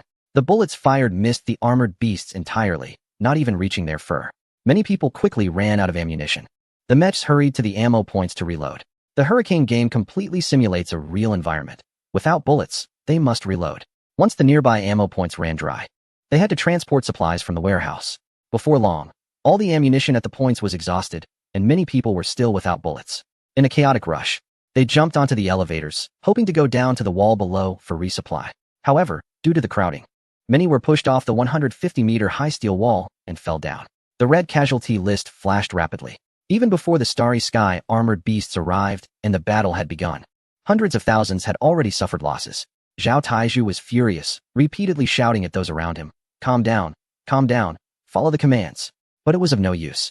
Luo Yaoyang's expression was also grim. The first siege was turning out to be so chaotic, leaving him with a sense of frustration. Xiao Yi, however, remained calm. Everything had been anticipated. Civilians were not soldiers and lacked strict training and discipline. Once the conflict breaks out, it is impossible to expect civilians to quickly take on defensive responsibilities. Mecha warriors require strict discipline and training. Team leader Luo Taizhu, quiet down. Tonight, we will have a lesson for everyone, to make them realize that they are facing a brutal test, not an idealized scenario of just killing bugs for points. Xiao Yi said. Otherwise, let's call it off. This is going nowhere, Zhao Taizhu said. Xiao Yi calmly replied. No, inform everyone that all units will fight independently. No need for command. Tonight, let everyone indulge a bit and try facing the bugs up close. You too, stop giving orders as well. Go have your fun. Kill as many as you can. Chapter 212. Failure is not terrifying. Endless bugs crawled in from all directions, the overwhelming pressure nearly suffocating everyone. Mayor Ji clumsily operated the mecha, seeing the extremely realistic bugs rush towards him, climbing the steel city walls, trembling with nervousness. He shot all his bullets in a panic, but it only pushed the bugs back a few steps. The situation was the same elsewhere. People frantically fired all their ammunition, but could not stop the advance of the bugs. The bugs climbed over the walls and began a bloody battle with the mecha warriors. The mecha warriors retreated, many of them falling off the walls and dying on impact. Mayor G hadn't even gotten a clear look at the bugs when a bug pierced his body with its sharp front leg, and the screen turned red. Although it was just a game, Mayor G felt as if his body had truly been penetrated, drenched in sweat. Many were overtaken by uncontrollable fear, turning to flee. But the tall walls left no escape. Some could not help but jump off the walls, only to die at the base. The tide of bugs on the ground was endless, while flying bugs in the sky descended in droves, attacking the mecha warriors. Large groups of mecha warriors fell to the ground, never to rise again. Xiao Yi looked at the screen, numbers constantly fluctuating, the casualty count increasing explosively. Yet, on the leaderboard for enemy kills, only a handful of people were listed, most of whom had relied on turrets to achieve their kills. However, once the bugs breached the walls, they began a frenzied attack on the turrets as well. The sound of cannon fire gradually dwindled until it was completely silent. Xiao Yi had anticipated this outcome. He executed a small dragon finisher on an approaching bug, taking it down. Then, using a standard 3-hit combo, he dispatched another. After eliminating 2 more bugs with the same combo, he was overwhelmed by a swarm of them. In just 3.5 hours, before the closing time of 11:30, humanity was extinguished. The entire world fell silent. The entire network was eerily quiet. The earlier excitement had vanished, and the passion and eager anticipation were gone. People finally realized that the bugs had come, and they were utterly powerless to resist. Humans, in the face of such a massive tide of creatures, have almost no power to resist. However, if that is the case, what is the point of building this steel wall? People silently watched the screen, which was drenched in blood red, as those invading creatures gnawed at the steel wall, which stood tall and majestic, yet now seemed on the verge of collapse. Suddenly, a gentle voice echoed in everyone's ears. I am Xiao Yi. Everyone witnessed the power of the starry sky beetles tonight. We humans were wiped out in 3 hours. The crowd fell silent. However, this does not reflect our true strength. In other universes, humans managed to hold out for 3 months even under insufficient preparation. They ultimately fell due to heavy casualties. This indicates that humans have great potential. As long as we are well prepared, we can certainly defend our home. The reason for today's failure fundamentally boils down to one thing. There was no organization or coordination. Everyone fought individually. The creatures are not that terrifying. Even in tonight's chaotic situation, some of us managed to eliminate quite a few beetles. The top individual was Mecha Coach Zhang Xiaolong, who, without any cooperation or assistance, took down 15 starry sky beetles. His comrade, also a Mecha Coach, Yi Outyin, eliminated 14. As for me, I killed 4. What does this indicate? It shows that as long as everyone masters the mecha operation skills, one-on-one battles against the starry sky beetles are absolutely feasible. With teamwork, we could even achieve 0 casualties. Right now, everyone is still unfamiliar with the mechas and has no coordination among each other. Therefore, the results tonight are not surprising. As long as everyone actively engages in training, follows the coach's arrangements, and adheres to the command center's directives, we will definitely be able to defend the steel wall. Tomorrow, we will continue the star creature siege battle, and this time, we will group everyone and establish a complete command system. At the same time, I hope all participants in the defense will also begin military-style drill training offline to enhance organizational discipline. The people of the Great Zhou Kingdom will become well-trained mecha warriors. This is determined by our national character. We will definitely achieve final victory. The people of the Great Zhou Kingdom, victory is with us. All those listening to Xiao Yi's speech silently repeated in their hearts, victory is with us. The confidence that had originally faded was restored at that moment. More people began to train diligently, hoping to master the operation of the mechas. Chapter 213. Internal Turmoil on the Island Chronicles of the Great Zhou Kingdom. Countdown Day 140. The latest news from the Great Zhou Kingdom. The first simulated siege battle against the Starry Sky Beetles fell within 3 hours. The mech warriors guarding the Steel City walls have all perished. Countries around the world have gained their first preliminary understanding of the power of the Starry Sky Beasts. The planning of Steel City walls in various nations has become more refined, and construction progress has accelerated. On the same day, the islands witnessed the largest demonstration in history, with citizens demanding relocation to the territory of a neighboring nation and calling for the island's armed forces to lay down their weapons. Near the military camp on the island, tens of thousands of mothers called for their children to take off their military uniforms and come home immediately. These mothers broke through barriers and stormed into the military camp to take their children away. It is reported that within a single day, the island's military lost nearly half of its personnel. That night, a high-ranking general from the island took troops to seize the island's television station and issued a demand for surrender to the island's government. That night, dozens of military leaders responded, forcing the island's government to relinquish power. Officials from the island's government attempted to escape by fast boat to Southeast Asia, but were intercepted by a naval fleet from the neighboring nation and sent back to the island. In the early hours of the same day, the leader of the opposition on the island announced that the island was officially returning to the neighboring nation. They began a personnel screening process to identify all traitors, prohibiting their return, while others would be allowed to return to their homeland within a month to participate in major infrastructure projects. The island will become a place of exile in 1 month. On the 139th day of the countdown, the troops besieging the island withdrew and returned to the front lines of steel wall construction. On the same day, the second simulation of the Starry Sky Beast assault by the neighboring nation concluded, with humanity holding out for 8 hours before being completely annihilated again. However, people's confidence began to recover. The neighboring nation deployed 1 million additional simulation devices. Currently, the daily production of simulation devices has surpassed 2 million, and starting the next day, 2 million will be deployed each day. However, this is still far from enough to meet the needs of 1 billion people. It is reported that a production team led by a prominent figure is researching a plan to integrate the simulator with real mechs. Once successful, the simulated mechs can be equipped with the necessary devices to become real mechs. On the same day, the neighboring nation completed the relocation of 10 million people, primarily the elderly, weak, sick, and disabled. The age threshold for senior citizens was modified to 70 years. Those aged between 60 and 70 will be classified as middle-aged and will receive mech training for roles such as ammunition transport and elevator operation. This move has added nearly 100 million reserve personnel to the neighboring nation.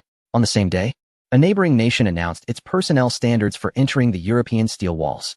Aside from elites from various industries, military, and police, only healthy and mentally sound youths aged 18 to 21 without bad habits are accepted. Other demographics are considered as candidates. Unrest broke out in the neighboring nation, and the military used heavy weaponry to suppress it. Countless citizens from the neighboring nation prepared to submit immigration applications to the neighboring nation. But the embassy of the neighboring nation had already closed, leaving many stranded citizens preparing to return but unable to obtain entry permits. On the same day, citizens stranded in other countries began preparing to return to the neighboring nation, which urgently announced strict auditing procedures for this group of returning citizens. Those with tendencies toward treason or who intentionally remain behind will be denied entry, and strict checks on nationality determination will be conducted. Individuals with dual nationality will have their citizenship in the neighboring nation revoked immediately. On the same day, the first batch of foreign personnel began their internships on the front lines of infrastructure. The countdown stood at 138 days. In the outskirts of Chudu, a combat training ground for mechas was active. Xiao Yi controlled the mecha, jumping and maneuvering with agility, executing various tactical movements. These actions were ingrained in his mind, making him exceptionally skilled and fluid in operation. Zhao Taizhu and Zhang Xiaolong, who were watching nearby, couldn't help but shake their heads. While Zhao Taizhu was somewhat excusable, Zhang Xiaolong, as a mecha instructor, couldn't match Xiao Yi's level of proficiency. After a series of operations, the fully loaded mecha, towering at 28 meters, adeptly reached the sidelines under Xiao Yi's control. He checked the energy gauge and realized that this round of high-intensity training had consumed nearly 1/3 of the energy. Xiao Yi shook his head. Such energy consumption was terrifying. Even with a backup battery pack, it was still quite taxing. There are 2 sources of energy for mechas. One is fuel-driven, relying on a diesel engine for power. The other is the battery-driven system he was currently using, which had a low energy storage capacity. Fully charged, the battery could only support 2 to 3 sessions of high-intensity training. Therefore, fuel-driven systems currently dominated. However, fuel systems had their issues, including significant noise. When operating at full load, communication was nearly impossible without headsets and microphones, which greatly hindered situational awareness. Moreover, in outdoor combat, they risked attracting the attention of hostile entities. Returning to the command center, Xiao Yi gathered the relevant research teams and expressed his thoughts. We need to improve the mecha power system. While battery power has many advantages, it cannot sustain long-term use. I'm curious if anyone has suitable solutions to enhance the mechas. Chapter 214. Ultramicro-Nuclear Energy Devices. Qian Linsen looked at Gu Linxing and asked, "Are there any solutions from other universes?" Gu Linxing replied, "None." Xiao Yi added, "Mechas in other universes are mainly used for defense, and their supply points are close. Their numbers are limited, so they have relatively abundant energy. However, we are dealing with 1 billion mechas, and energy consumption is a massive figure, leading to supply shortages." Yang Buwei stated, "This is where our supernuclear energy can fill the gap. When the Hadron Collider doesn't need to operate at full capacity, our supernuclear energy can provide ample power for the mecha batteries." Xiao Yi waved his hand. "What I need is not just a way to charge the mecha batteries, but an effective energy storage method that allows mechas to operate over long distances and durations. We need to widen our defense lines while also preparing for future counterattacks." The meeting fell into silence. The issue of power had always been a barrier to human scientific advancement. If a super battery existed, many technological breakthroughs could be achieved. For a moment, everyone seemed at a loss. At that moment, a girl sitting in the back row raised her hand. Xiao Yi nodded slightly. And only then did the girl stand up and say, "My name is Yi Jiu, and I am a member of Professor Yang Buwei's supernuclear energy team. I have an idea that should solve this problem." Seeing the encouraging looks from everyone, Yi Jiu mustered her courage and continued. "I once conducted a research project in a certain country regarding the application of micronuclear energy. It is possible to continuously convert nuclear energy into electricity through ultra-micronuclear devices, effectively supplementing power supply. An ultra-micronuclear device is about the size of a battery, but the energy it provides is 100 to 1,000 times greater than that of a battery." Xiao Yi slapped the table and said, "That's exactly what we need. Can it be produced?" Yi Jiu lowered her head and thought for a moment before replying, "Many of my materials couldn't be brought out at that time. If we start the research from scratch, I'm afraid there won't be enough time." Back at the command center, Xiao Yi thought for a moment and said to Yao Yao, "Dial the president's number. I need to ask for something." When the call connected, the president's voice came through. "Hello, young commander. I'm curious why your country would choose someone so young to be the commander." Xiao Yi chuckled. "I'm also curious why your country would elect someone so old as president." Yao Yao and Ye Sihua, who were listening nearby, laughed at this sharp exchange. The president, being a businessman, quickly changed the topic, saying, "Young people have such vigor. You're not here to debate with me, are you?" In business, the first party to express their demands often loses the upper hand. However, Xiao Yi didn't want to get bogged down in details and said directly, "I have a need from your country. I hope you can agree." The president felt a rush of excitement, thinking Xiao Yi was too naive and had lost the upper hand in negotiation. "I hope your request isn't too difficult. Otherwise, I will find it hard to manage. We are a free country and not as convenient as yours." Xiao Yi replied, "I want one person, Zhao Shi, who has been captured by you." The president began to play his cards right, wanting to extort a good deal. "Oh, I know this person. He violated our laws. And it's quite serious." Seizing the rare opportunity to extort something from Xiao Yi's country, the president intended to make the most of it. Xiao Yi interrupted him. "What are your conditions? Just state them." The president secretly laughed, realizing that the young man indeed lacked experience and had fallen into a passive position, making it easy for him to take advantage. "Well, that's indeed a challenge. We have a separation of powers, and I cannot influence the judge." Xiao Yi directly interrupted him again and prepared to hang up. "Wait, Commander Xiao, there is still room for discussion. I heard your mechs have already gone into mass production. We need 100 million mechs." The president made a bold demand. Xiao Yi responded, "We have made all our technology public. You can completely manufacture the mechs yourselves. With your country's resources and capabilities, you can definitely complete 100 million mechs in a short time." "That's true, but we need at least 200 million mechs. So you understand," the president said. 1 million mechs, and at the same time, we need the materials for the 10 research projects you are working on. In return, we will provide you with the latest theories in quantum research. 50 million mechs for 5 research project data. The president of that country is quite the businessman, skilled at bargaining. 10 million mechs for 10 research projects. No more than that, or this deal is off, Xiao Yi stated. Deal. The president of that country happily agreed. This business was a huge profit for him. An agent from a major state and 10 research project data that were now meaningless were practically worthless. Yet they could exchange it for 10 million mechs. It was a bargain. Yao Yao also felt it was a loss, saying, "Xiao Yi, aren't we losing too much this way?" Chapter 215. Winning without fighting. Xiao Yi smiled. "This is the price we have to pay to jointly combat the Starry Sky mechas. With ultra-micro-nuclear energy, the combat performance of the mechs will greatly improve. This is for the benefit of all humanity. Losing a little is no big deal. Besides, these 10 million mechs won't be given to them easily. There are deeper purposes behind it. You'll understand later." Xiao Yi continued. "Zhao Shi is a talent we desperately need. Trading 10 million cold machines for a future talent of immense value is already a great deal." Yao Yao looked at Xiao Yi, her eyes filled with meaning. She said, "Xiao Yi, I like this about you. You never give up on someone you don't want to give up on." As soon as she said it, Yao Yao realized the implication of her words. Her face turned slightly red, and she looked into Xiao Yi's eyes, which sparkled. Xiao Yi chuckled. "I'm just like you." Yao Yao's face turned even redder, and she nervously awaited Xiao Yi's next words. Xiao Yi said, "I also like this about myself." In the command center conference room, Luo Yaoyang respectfully handed over a document, saying, "Commander Xiao, I finally understand what it means to win without fighting. Have you studied Sun Tzu's Art of War?" Xiao Yi took the document. "I'm a science major. Why would I study that?" Luo Yaoyang sighed. "In the past, the elders always taught me that the best strategy is to outsmart the enemy, then to forge alliances, and lastly to fight, with siege being the last resort. I never quite understood it until this island crisis. You took the island without sacrificing a single soldier. This is the essence of Sun Tzu's strategy. Xiao Yi waved his hand. Don't elevate me too much. I just don't want our soldiers to die in meaningless battles. We are all compatriots. So why hurt each other?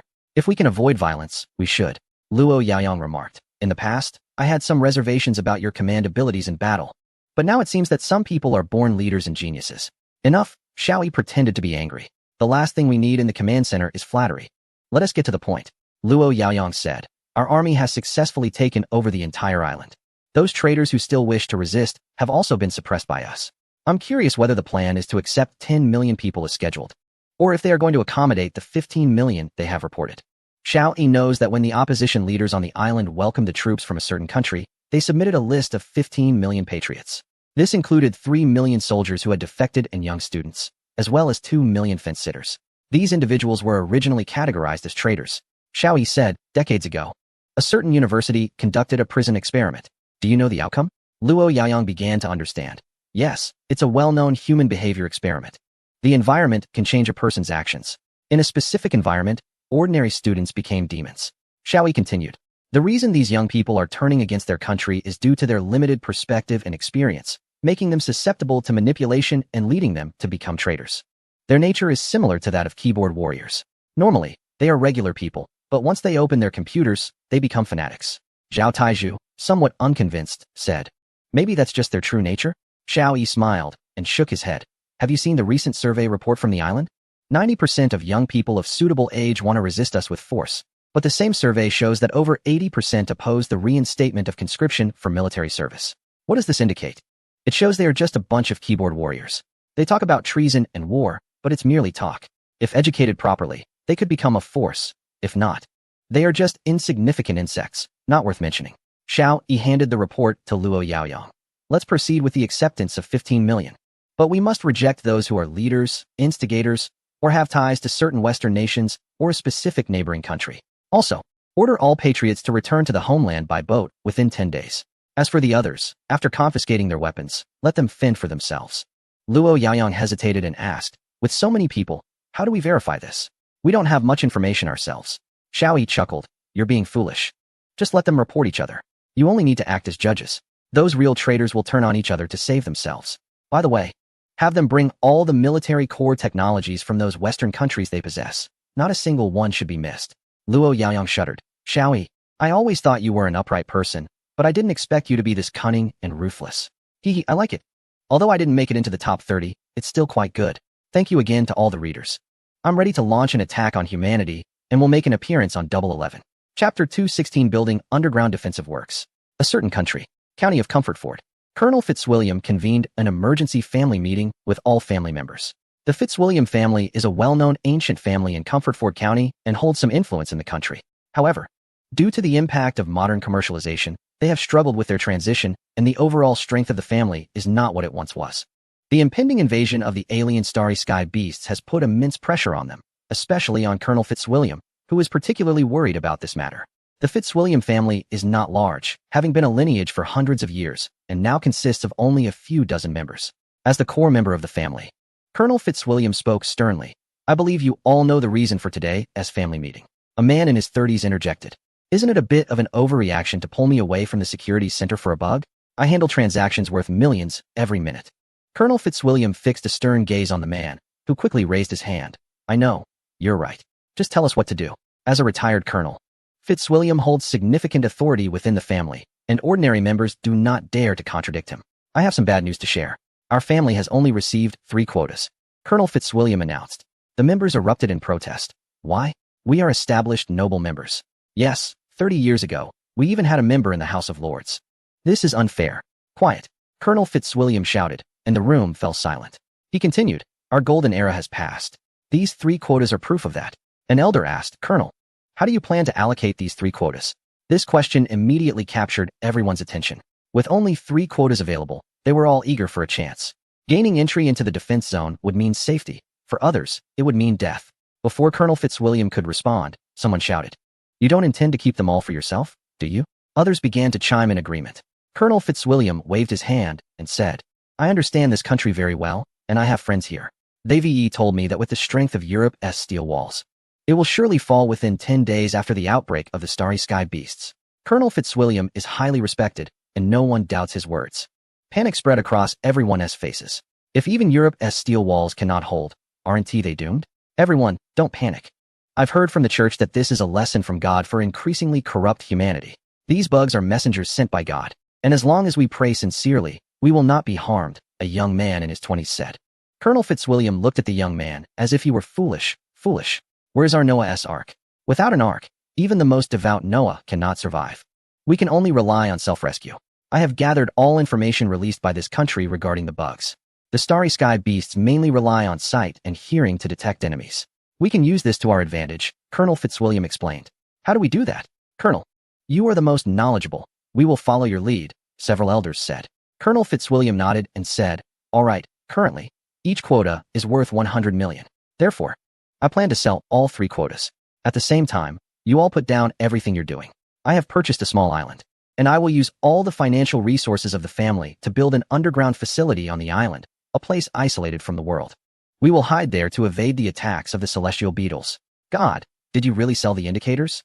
Are you crazy? A man in his 30s jumped up, pointing at Colonel Fitzwilliam and shouting, what good is money if you lose your life? Shut up. If you don't stop talking, I'll kick you out of the family. Colonel Fitzwilliam shouted angrily. The man grabbed his clothes and cursed, I want to go crazy with you. I need to find a way into the Steel City walls. Watching the man leave, 2 or 3 others followed suit.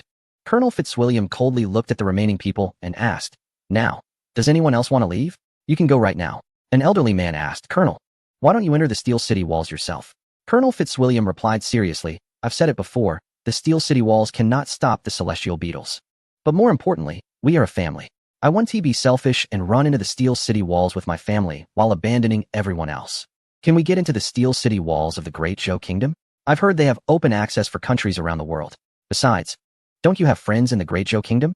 A woman asked hopefully. Colonel Fitzwilliam shook his head. I've checked. We, along with several other countries, are on the Great Zhou Kingdom's list of unwelcome nations. They refuse entry to all personnel except for some high-tech talents. But don't worry. A friend of mine from the Great Zhou Kingdom gave me a mecha design blueprint. We can manufacture a few mechas with our existing equipment and build an absolutely secret and quiet defensive facility. I intend to lead the entire family through this crisis. All right, we'll follow you. Several elderly members of the family spoke up first. The younger people also began to express their agreement. Colonel Fitzwilliam said in a serious tone, I will lead the whole family to survive this crisis. Now, according to my plan, everyone has their tasks. We will sell all our assets to exchange for the necessary supplies for living and materials to construct the defensive facility. Chronicle of the Great Zhou Kingdom, Day 137 of the countdown. A large number of smuggled individuals began to secretly enter the Great Zhou Kingdom, primarily concentrated in Southeast Asia. To prevent chaos, the Great Zhou Kingdom mobilized troops to closely guard the border. On this day, the estimated number of border crossers exceeded 100,000. On the same day, the Kangaroo Nation announced that they would build a steel city wall to surround their largest city. At the same time, they severely condemned the Great Zhou Kingdom for using despicable means to purchase a large amount of iron or that they had stockpiled for 5 years, forcing them to scale back their own steel city wall plans. The Prime Minister of the Kangaroo Nation was forced to resign, and the new Prime Minister issued a stern protest to the Great Zhou Kingdom, demanding compensation for losses and requesting the same 1 million relocation qualifications as other countries. Chapter 217 The Root of the Misunderstanding. The spokesperson of the Great Zhou Kingdom responded to the compensation request from the Prime Minister of the Kangaroo Nation with a remark. Children often resort to unreasonable demands to gain improper benefits. The best way to deal with such children is to ignore them. There was another unspoken thought, which was that a more effective method would be to give them a good lesson. On the same day, a major collapse occurred at the tunnel construction site of the particle accelerator in the land of Eternal Spring, resulting in hundreds of casualties. The construction timeline for the Steel City Wall in that region was announced to be extended by a week. On that same day, a mysterious organization began to rise globally, with the mission of preparing for the arrival of the insects and embracing the new cosmic civilization. On the 136th day of the countdown, the Great Zhou Kingdom submitted the first batch of 1 million mechs to a certain country in exchange for a set of miniature nuclear energy research data and an agent from the Great Zhou Kingdom. It was reported that the remaining mechs would be provided at a rate of 1 million per week until the transaction was completed. Although this deal sparked some controversy among the citizens of the Great Zhou Kingdom, the higher-ups unanimously supported it. Countdown Day 135. At the construction site of SCP-173, people were busy, creating a bustling scene. The main structure of the tunnel had been mostly completed, and their current task was to begin the underground foundation work, laying a solid base for the Steel City Wall. This area belonged to a plain region, making it much easier to construct the Steel City Wall compared to other highland and mountainous areas. Sister Zhong, have you heard? After we finish the foundation, they will send some people to the mountain engineering unit. The workload there is much larger. They need to carve out a flat area from the mountains. It's quite a huge project, Ling Qiuyu said. It won't be long before they clear the mountains and catch up on the progress. I've already signed up, Zhong Xian's said in a calm tone. Ling Qiuyu hesitated for a moment. Sister Zhong, I want to go with you. I can't bear to leave this place. Zhong Xian's chuckled lightly. You can't bear to leave that person, right? Ling Qiuyu's face flushed. Sister Zhong, you're just talking nonsense. There's no one. Zhong Xian's glanced at Lin Dashan, who was occasionally stealing glances in their direction, and said, I saw you two holding hands last night. You were quite fast. Ling Qiuyu's face turned even redder. Sister Zhong, you're so annoying. Zhong Xian's laughed and said, you should hurry up once the insects arrive. There won't be any chance for romance. Ling Qiuyu, embarrassed, playfully chased Zhong Xian's, their laughter drawing the attention of many single men around, including Wang Chong. Sister Zhong, that Wang engineer seems to care about you. He keeps asking me about you, Ling Qiuyu said. Zhong Xian's heart skipped a beat. What did he ask? Ling Qiuyu replied. His questions were quite strange. He asked if your boyfriend treats you well, and why your boyfriend would let you come here. I told him you don't have a boyfriend. But he didn't believe me. He seemed to say he had seen something. Zhong Xian's was stunned. Her mind instantly returning to the evening, she had waited for Wang Chong, but he never showed up. It seemed she understood something in her heart. Sister Zhong, isn't it strange? Clearly, you don't have a boyfriend, yet he insists that you do. No matter how I explain it, he just won't believe me. By the way, Sister Zhong, I confirm that he is the one who participated in training at our hotel before. Because of his excellent training results, he was selected to attend advanced training at headquarters and eventually assigned here as a deputy engineer. I noticed that girl Wang Yusi seems to like him quite a bit. She often helps him with his laundry and things like that. Ling Qiuyu keeps mumbling about it. Zhong Xian's didn't really pay attention. She started to understand why Wang Chong didn't come that night. He probably regarded his father as his boyfriend. However, instead of feeling angry, she became even more upset. On one hand, she was infuriated that Wang Chong saw her as someone who could accept a surrogate father yet still seek romance. This was an insult and a profound lack of trust towards her. On the other hand, she was angry that a grown man like Wang Chong lacked any confidence. She began to doubt her own judgment. What she needed was a man with strong confidence and personal charm, not someone who shrinks back at the slightest difficulty. The man who saved her that night was confident, but the current Wang Chong was just a coward she looked down upon. If he couldn't even pursue the girl he liked, what could she expect him to achieve? Zhong Xianzu felt Wang Chong's gaze from a distance and turned her head to glare at him. Wang Chong felt as if her gaze had pierced him, and he quickly averted his eyes. Disappointed, Zhong Xianzu sighed, picked up a bunch of ties, and left. Wang Chong nearly slapped himself when Zhong Xianzu looked over. He shamefully avoided her gaze. He scolded himself several times for his timidity. He was now the second in command in a team of over 10,000 people. A position comparable to a deputy division commander in the military, at least better than a regiment commander. He should be someone of significance and able to hold his head high. Why did he shrink back at the sight of Zhong Xianzu? He bravely lifted his head, wanting to search for her gaze again, but was disappointed to find that she had already left. He watched her slender figure, determinedly carrying a considerable load of ties, and wanted to help her, yet he couldn't take that step. What's up, brother?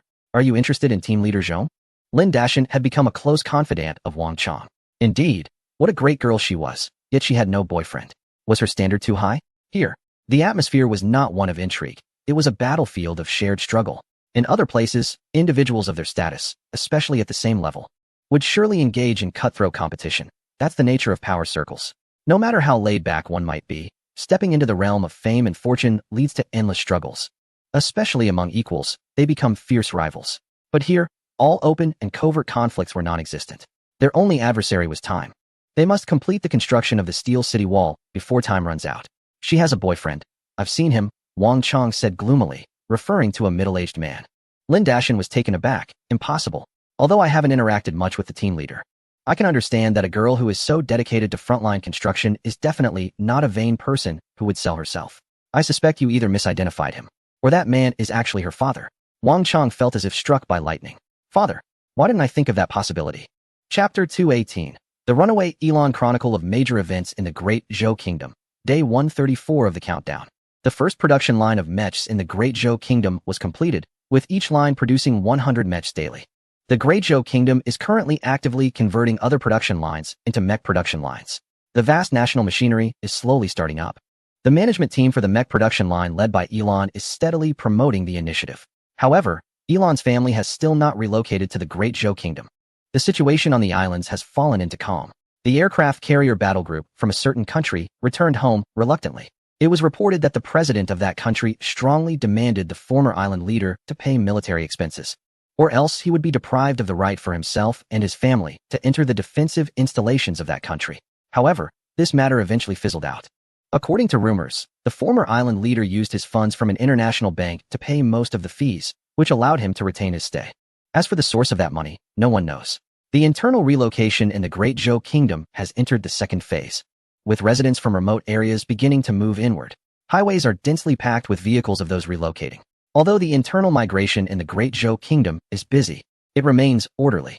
Day 133 of the countdown. The General Command of the Great Zhou Kingdom announced the establishment of a global animal gene bank, collecting 95 of animal species worldwide in the country's largest genetic biological reserve. Elon, the overall head of the mech production, has gone missing. The position of overall head is temporarily vacant. Meanwhile, that country announced a new defense plan. On top of constructing the Steel City Wall for defense, they added another measure to prepare for an outer space immigration program. They plan to launch tens of thousands of rockets within 3 months to establish a new space station and attempt to build a base on the moon, relocating thousands of people there. It is reported that the leadership position is currently vacant. Well-informed sources claim that the new leader is likely to be the former overall commander of mechs, Elon. Day 132. General Command. Nie Sihua entered Xiao Yi's office, greeted Zhao Taizhu, and asked, "Have you found a new overall head?" Xiao Yi shook his head. Finding a head for the mech division is a major issue because it involves resource integration and streamlining product design. It requires a flexible mind to handle. "We haven't found a head, but we have tracked down Elon," Xiao Yi said. Nie Sihua looked at Xiao Yi. "Where is Elon?" Zhao Taizhu replied. "Elon has been located at the border by our personnel. He is attempting to sneak back under the command of agents from that country." Zhao Taizhu looked at Xiao Yi and asked, "Commander, how should we deal with this person? Or should I just bring him back and give him a good lesson?" Xiao Yi shook his head, closing his eyes in contemplation. Suddenly, he slapped his thigh and said, "Connect me to Elon, but remember, he should answer alone." Soon, the call was connected. On the line, Elon's apologetic voice came through. "Commander Xiao, I'm really sorry. It's not that I don't want to serve the Great Zhou, but it's hard to leave my homeland, and my family prefers to believe in the leading power. After all, it is the strongest in the world." Xiao Yi asked, "If I'm guessing correctly, you are in charge of the space immigration program, right?" Elon sighed. "That's right. My country's agents informed me of this news yesterday. I believe ground defense has too low a success rate, and immigrating to space would give us a better chance of survival." Xiao Yi said, "Elon, I can let you return home, but you must agree to one condition." Elon felt a surge of excitement. "Commander Xiao, don't worry. I will keep track of the progress of the mechs and will inform you of any ideas or suggestions I have." "That is not my request." Elon was puzzled, unsure of what value he had in Xiao Yi's eyes beyond that. "You need to agree to my condition. You and your family must participate in the space immigration and bring all your aerospace technology to the space station," Xiao Yi stated. Elon was taken aback. This condition seemed useless to the Great Zhou.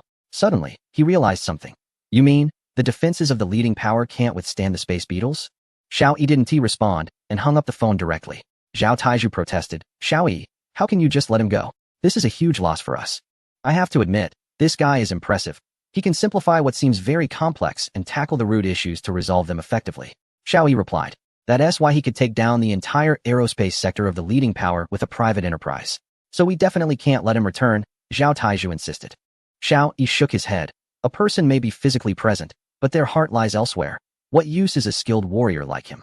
Moreover, he would be of greater use if he went back to the leading power." Chapter 219. Xiao Yi's plan. Nie Sihua and Zhao Taizhu exchanged confused glances, clearly not understanding Xiao Yi's intention. Xiao Yi smiled. "Although our space program has made significant progress, we are still far behind the leading power. Since the space beetles come from outside, I suspect the root of the problem lies in space. Therefore, we need all the aerospace technology from the leading power.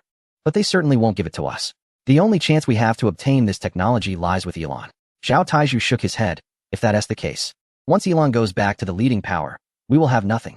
Right now, we can use Elon as leverage to make the leading power hand over all their aerospace technology, and then we can let him go." Xiao Yi shook his head and said, with the temper of the leader of that country, he would rather not have Elon than hand over the technology. Niesihua anxiously asked, what should we do? Xiao Yi slowly replied, I can say with complete certainty that once the sky armor beast erupts, the defenses of that country won't last more than a few days, at most half a month, and it might even be shorter. If Elon takes all the aerospace technology into outer space while that country falls, where do you think their supplies will come from? Before Zhao Taizhu and Niesihua could respond, Xiao Yi laughed at that point. Elon in the sky will be helpless and will have to obediently bring all the technology to our nation.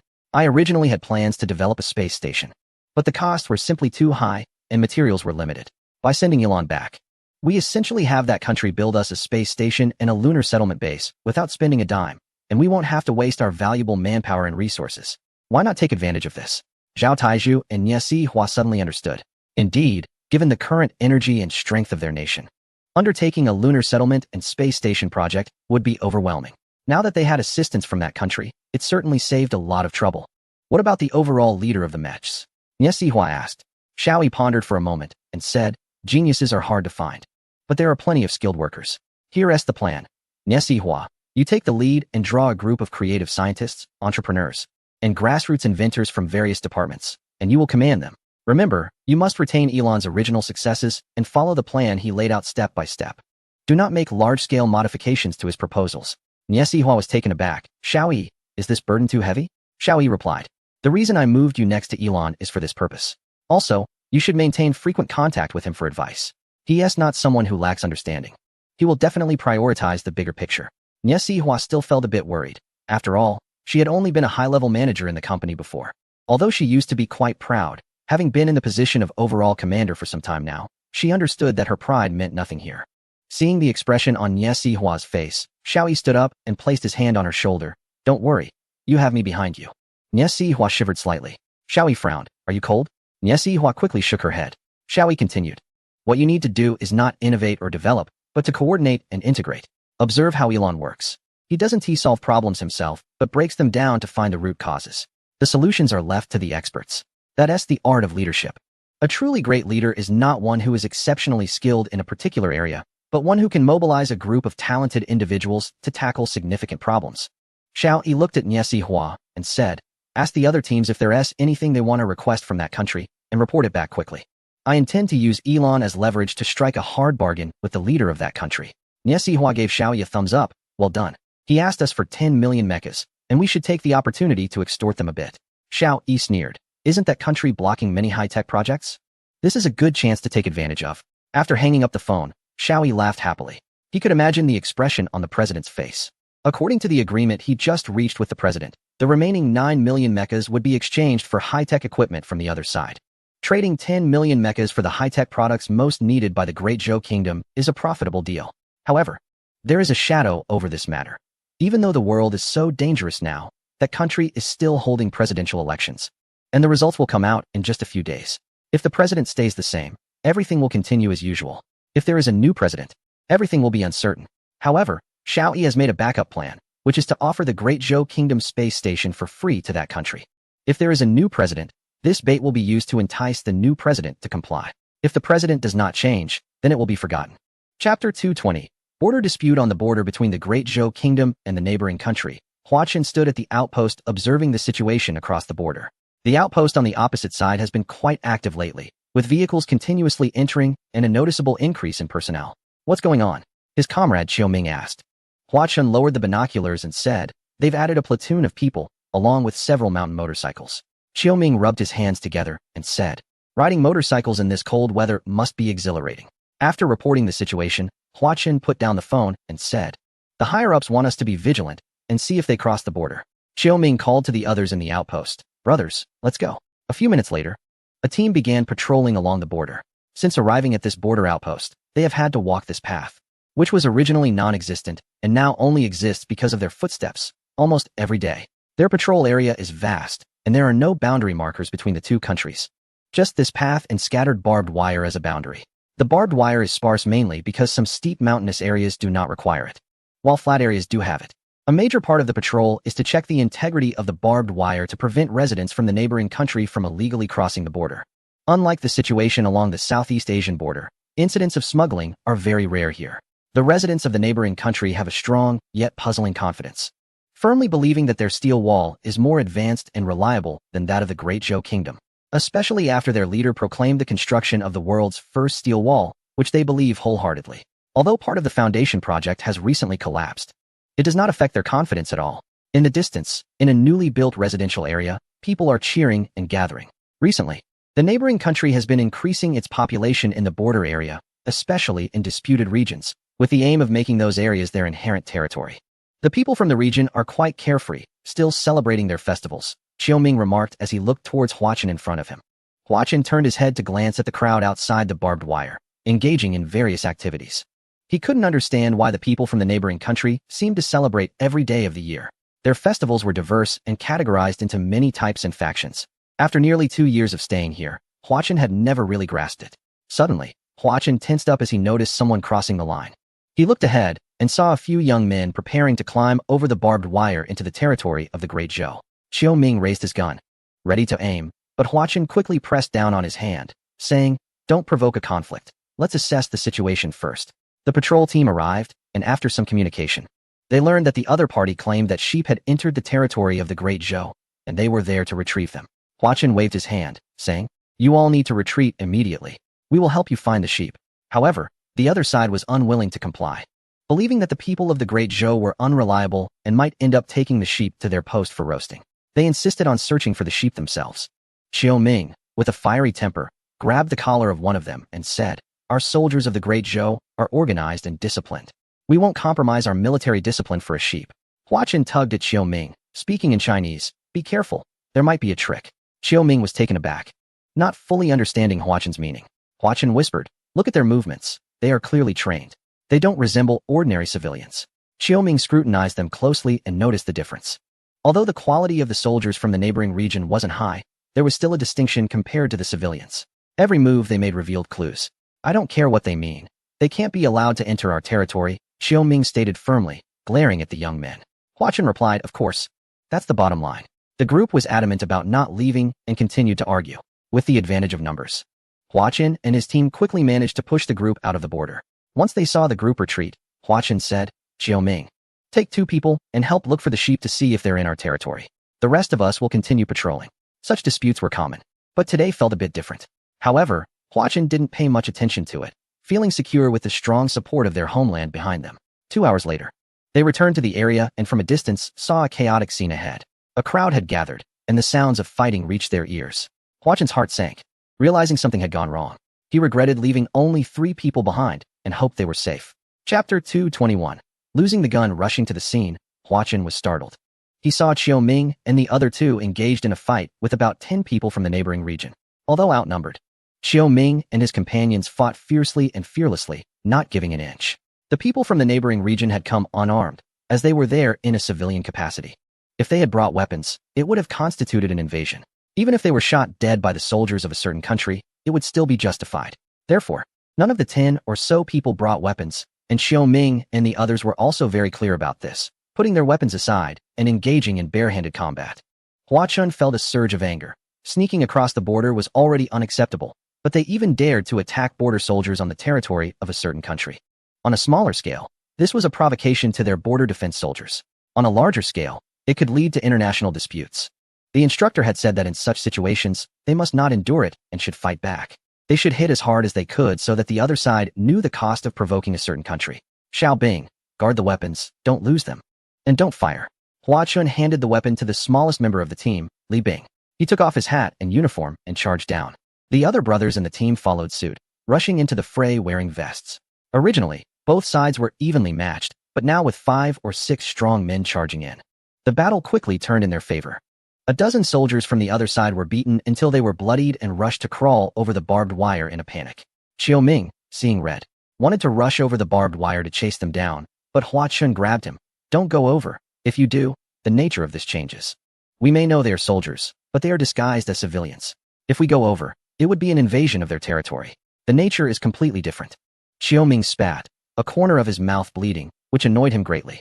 After almost 3 years in the army, this was the first time he had been injured by the soldiers of a certain country, which made him feel very frustrated. "Damn it, if those bastards come over again, I will definitely break their legs." Xiaoming put on his clothes, picked up his gun, and prepared to leave. Suddenly, Li Bing nervously said, "Squad leader, it's bad. A lot of them are coming." Hua Chen looked over from a distance and saw dozens of people rushing out from the enemy camp. None of them in military uniforms or carrying weapons, just running over shouting. Hua Chen turned to look around. It was relatively flat here, with only a small mound about 100 meters behind them. "Li Bing, take all the weapons back to the post and notify the brothers at other posts to come help. We'll go to that small mound and hold our position until reinforcements arrive." Being well-trained soldiers, everyone began to prepare at the command.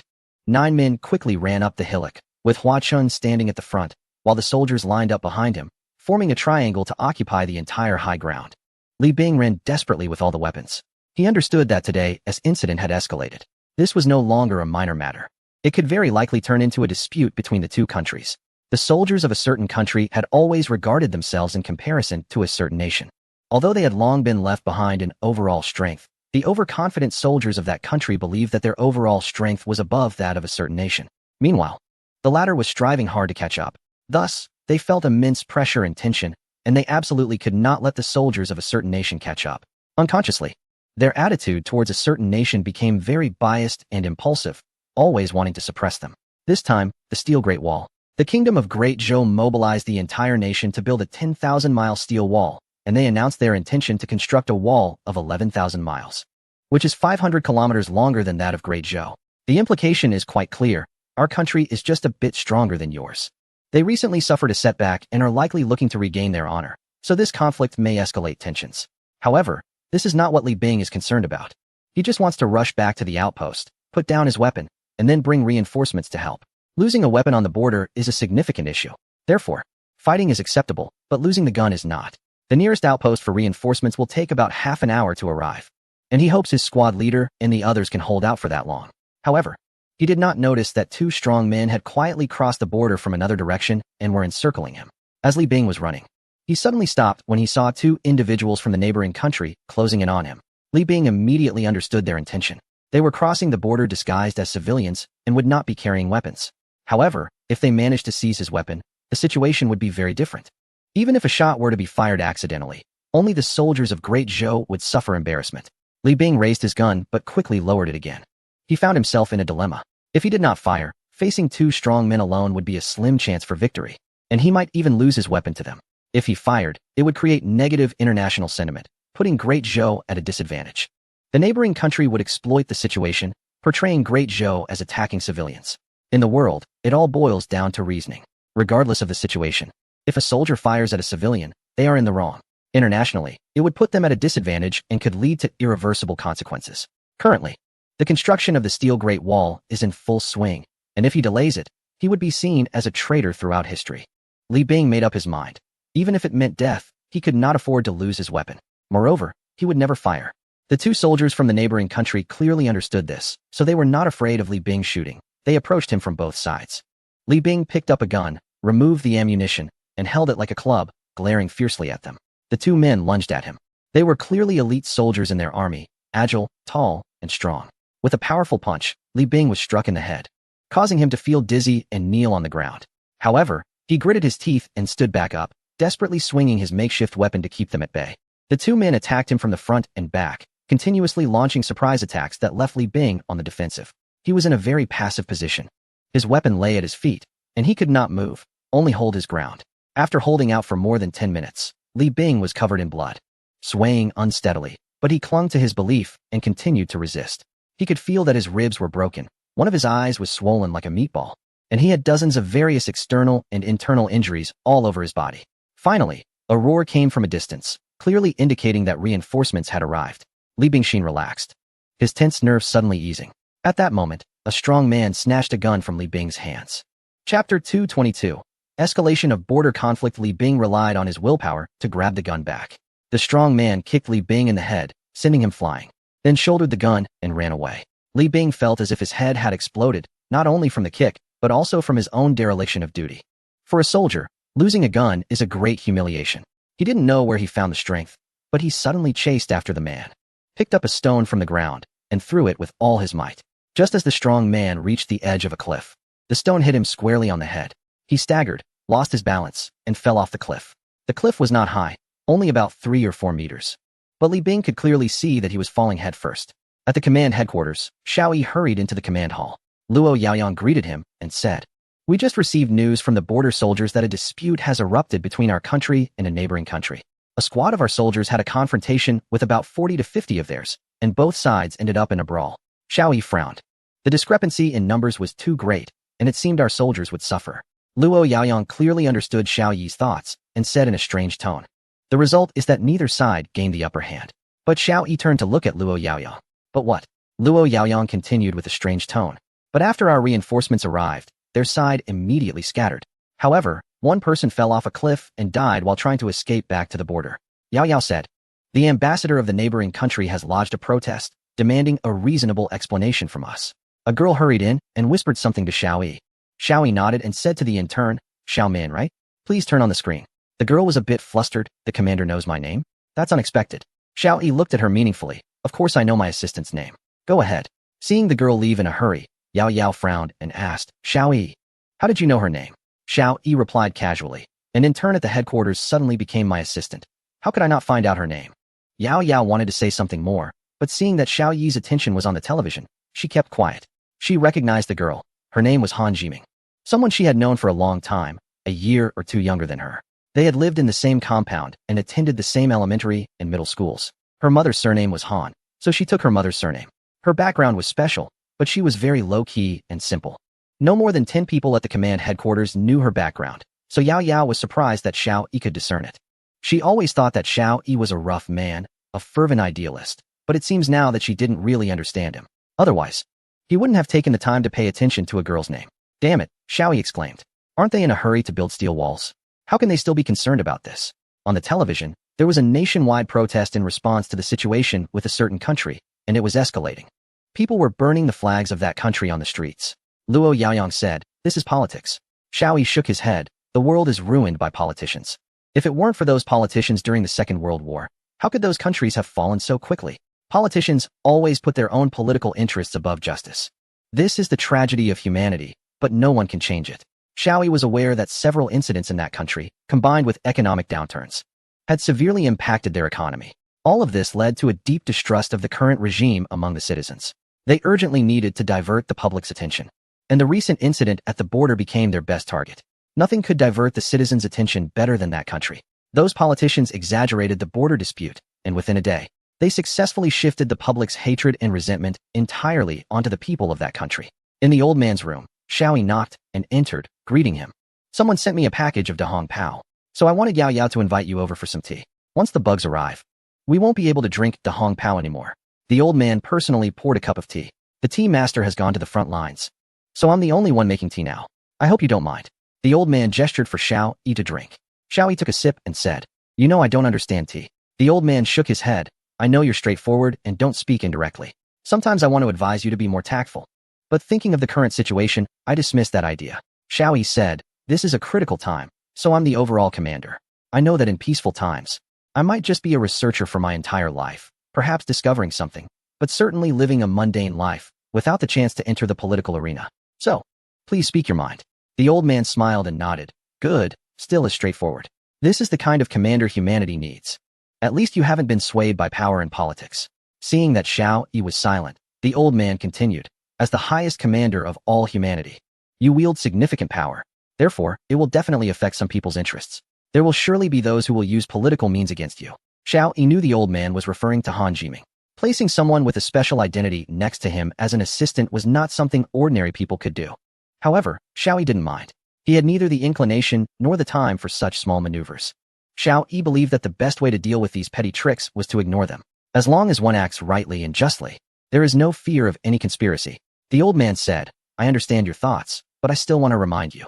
Right now, we face a significant threat, and ignoring these minor tricks is inconsequential, because any small actions are insignificant in the face of a common enemy of humanity. However, once progress is made in the conflict, you must be cautious. Some individuals can be more terrifying than insects." Xiao Yi was taken aback. He did not expect the old man to say such things. He recalled Wu Jiao and Qin Xiang, those who were born for political struggles, and felt a wave of disgust. There are all kinds of people in the world, and just because you are weary of a certain type doesn't mean they will disappear.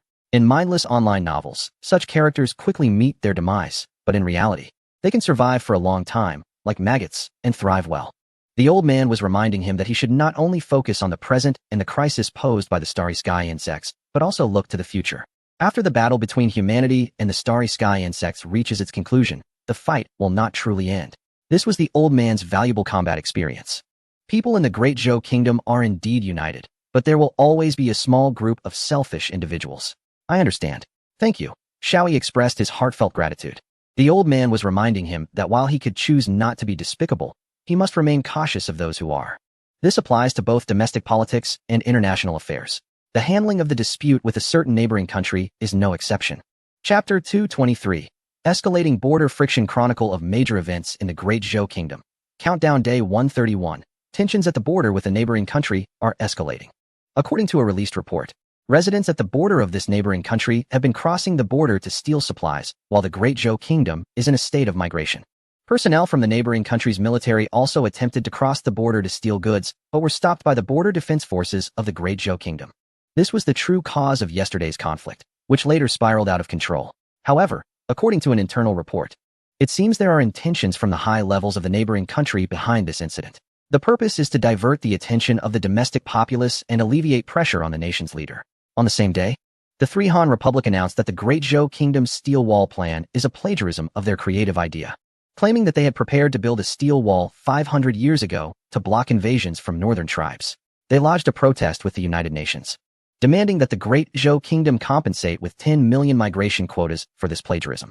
However, since the Great Zhou Kingdom has already withdrawn from the United Nations, this protest was ineffective. The Three Han Republic then sought to join the Belt and Road Organization, with the condition of providing 10 million migration quotas. This was rejected by the Great Zhou Kingdom. Out of humanitarian considerations, the Great Zhou Kingdom agreed to accept 100,000 migration quotas for aesthetically pleasing female residents aged 18 to 25 from the Three Han Republic. Similarly, for humanitarian reasons, the same treatment was given to female residents of another neighboring country. However, it has been reported that, following suggestions from the vast online community of the Great Zhou Kingdom, the quota for the neighboring country was doubled. Countdown Day 130. The relocation of island residents has been completed. Young residents aged between 10 to 30 will uniformly undergo patriotic training, and those who pass the exams will be assigned to frontline infrastructure work as part of a national construction initiative. For those who resist training or fail 3 consecutive exams, they will be sent back to the island. The remaining 8 million traders on the island are fleeing in droves, becoming a significant headache for the East Asian and Southeast Asian regions as an anarchic organization. On the same day, the third batch of 100 million infrastructure workers from the Great Zhou Kingdom completed their training and were officially assigned to 5,000 infrastructure units across the country, preparing for the upcoming comprehensive construction of the steel walls. The fourth batch of 200 million infrastructure workers will depart in 5 days to participate in the construction of the steel walls. On the same day, tensions escalated at the border between the Great Zhou Kingdom and the neighboring country, which deployed an additional 100,000 troops and announced plans to increase its military presence further, demanding that the Great Zhou Kingdom hand over the murderer for interrogation by their side, a request that was directly rejected by the Great Zhou Kingdom. The neighboring country lowered its demands, asking for the murderer to attend the funeral of the deceased and publicly kneel in repentance, which was also rejected by the Great Zhou Kingdom. Anti-Great Zhou sentiment surged within the neighboring country, leading to a series of boycotts against Great Zhou products and public burning of numerous items from the Great Zhou Kingdom, directly causing material shortages and rapid inflation. Southeast Asian nations took this opportunity to respond, claiming that the Great Zhou Kingdom should hand over the murderer, or they would boycott the Great Zhou-led initiatives and cooperation. A countdown of 129 days began. Xiaoming stepped out of the sentry post and immediately noticed that the neighboring country had increased its military presence again. Temporary tents had appeared overnight, clearly indicating the arrival of more troops. These people from the neighboring country are really crazy. At a time like this, they still want to stir up trouble. The bugs are coming, and they're still fighting among themselves, Xiaoming said resentfully. Hua Chen snorted. I won't be in the same den as them. Li Bing, looking uneasy, asked, is there going to be a war? If a war breaks out, I'll be the sinner for eternity. He now carried a heavy burden. If he hadn't hit that guy wouldn't have fallen off the cliff and died. If he hadn't died, this huge dispute wouldn't have arisen. Although no one in the squad or the team blamed him, he still felt responsible for everything. If war really broke out, he would indeed be the eternal sinner. Hua Chen comforted him, don't think too much. The instructor said you did the right thing. You can only blame that guy for his bad luck. If I were you, I probably would have shot too. Hua Chen held his gun, but we still can't shoot. Right now, everyone is focused on building the steel walls. We can't create trouble for the frontline workers. It's best not to fight if we can avoid it. This statement did not calm Li Bing. Watching the increasing number of troops on the opposite side, the atmosphere of confrontation became more serious, weighing heavily on his heart. He was still under 20, and these issues felt like a mountain pressing down on him, making it hard for him to breathe. As he moved along the patrol route, Li Bing remained tense and anxious, worried about what might happen next. Now, everyone was very cautious during each patrol. Hua Chen shouted, "Everyone, be alert. The opposite side is definitely planning something. Observe more and be on guard." Xiao Ming said cheerfully, "The higher-ups said that as long as we don't fire the first shot, everything will be negotiable. However, if the other side dares to make the first move, I will take them all down." This statement eased everyone's tension a bit. The group then walked out of the outpost. In the distance, at the site of the previous incident, Hua Chen saw a group of locals gathered there, seemingly performing some kind of ritual. Upon noticing Hua Chen and his team approaching, they began to shout and point at them. Hua Chen understood what they were saying. They were cursing, and their language was quite vulgar. If Xiao Ming understood, he would definitely retaliate with insults, but Hua Chen held back. The instructor had specifically instructed them not to respond to provocations. If the other side dared to act, they must fight back. They could not lose face as soldiers of their nation. Suddenly, someone shouted at them in their language, "I'll kill your sister." Xiao Ming couldn't hold back. He had a younger sister who was only 14 or 15. He could tolerate insults directed at himself, but not those aimed at his sister. He retorted angrily. Instantly, the situation escalated, and the locals became even more agitated, chattering loudly to the point where no one could hear anything. At that moment, someone recognized Li Bing and shouted, "It's him. He's the murderer." The crowd erupted into even more chaos, with a few individuals climbing over the barbed wire and charging toward them. Hua Chen raised his gun and shouted at the trespassers, "Get back, or I will open fire." The trespassers hesitated, wanting to retreat, but the opposing group also raised their weapons, pointing them in their direction. Both sides shouted at each other, the noise escalating and emotions running high. Hua Chen assessed the situation and realized it was getting out of hand. If they continued to engage, there was a risk of someone accidentally firing a weapon, which could lead to an unavoidable conflict. At the very least, it would cause a localized clash. No one was afraid, but it was best to avoid causing trouble for their rear support. Withdraw. Hua Chen quickly made his decision. The opposing side had the numerical advantage, and if a gunfight broke out, they would suffer significant losses. Chapter 224. Retreat 50 kilometers. They quickly retreated, but the locals grew bolder, with more of them crossing the border and closing in on Hua Chen and his team. Some even attempted to capture Li Bing, but ultimately stopped due to fear of Hua Chen's gun. As they saw Hua Chen's group retreating, the locals began to jeer, loudly cursing and mocking them, with some even dropping their pants and exposing themselves. Xiao Ming nearly turned back to confront them, but Hua Chen pulled him away. This feeling of impotence left everyone uncomfortable, and they spent the whole day in this tense atmosphere. Li Bing especially felt he had dragged his comrades down, making them endure the humiliation alongside him. Such scenes were occurring all along the border between their nation and the locals, and tensions were escalating. The clashes were becoming more intense. At the command center, Luo Yaoyang entered Xiao Yi's office and said, "Commander Xiao, our friction with the locals is becoming more severe. I fear it might lead to an accidental conflict." Xiao Yi looked up at Luo Yaoyang and asked, "What are your thoughts?" Luo Yaoyang pondered for a moment and replied, "We have dealt with the country of Tianzhu for many years and understand their character well. This is an extremely confident nation. For such people, showing tolerance will only lead to stronger provocations." Xiao Yi smiled faintly and said, "Then go ahead and do it. If anything happens, I'll take the responsibility." This was Xiao Yi's promise. As long as it's worth doing, he would make such a commitment. He was relieving his subordinates' pressure, allowing everyone to let go of their burdens and fully utilize their strengths. Luo Yaoyang was taken aback, but this might trigger a war and affect our overall situation. Xiao Yi remained calm and said, "Then we should hit them hard, enough to make them think twice." Luo Yaoyang straightened up and said, "With the commander saying this, there won't be any problem. I guarantee I won't fail in my mission." As Luo Yaoyang turned to leave, he heard Xiao Yi's voice behind him. "Team leader Luo, you have full authority over military matters and don't need to report back to me. As for public opinion, I'll handle that. Just go ahead and do what you need to." Luo Yaoyang felt a warmth in his heart. This was exactly what he needed to hear. He was under immense pressure. If this matter wasn't handled well, it would greatly affect the construction of the Iron Wall. According to the original plan, in 10 days, they would be reallocating a significant portion of their forces to support infrastructure construction. This grand national effort couldn't be without their presence. However, if a war broke out, especially a prolonged one, it would severely hinder the construction of the Iron Wall, which was the last thing he wanted to see. Therefore, he had been planning for a while, but had been hesitant because of the potential consequences.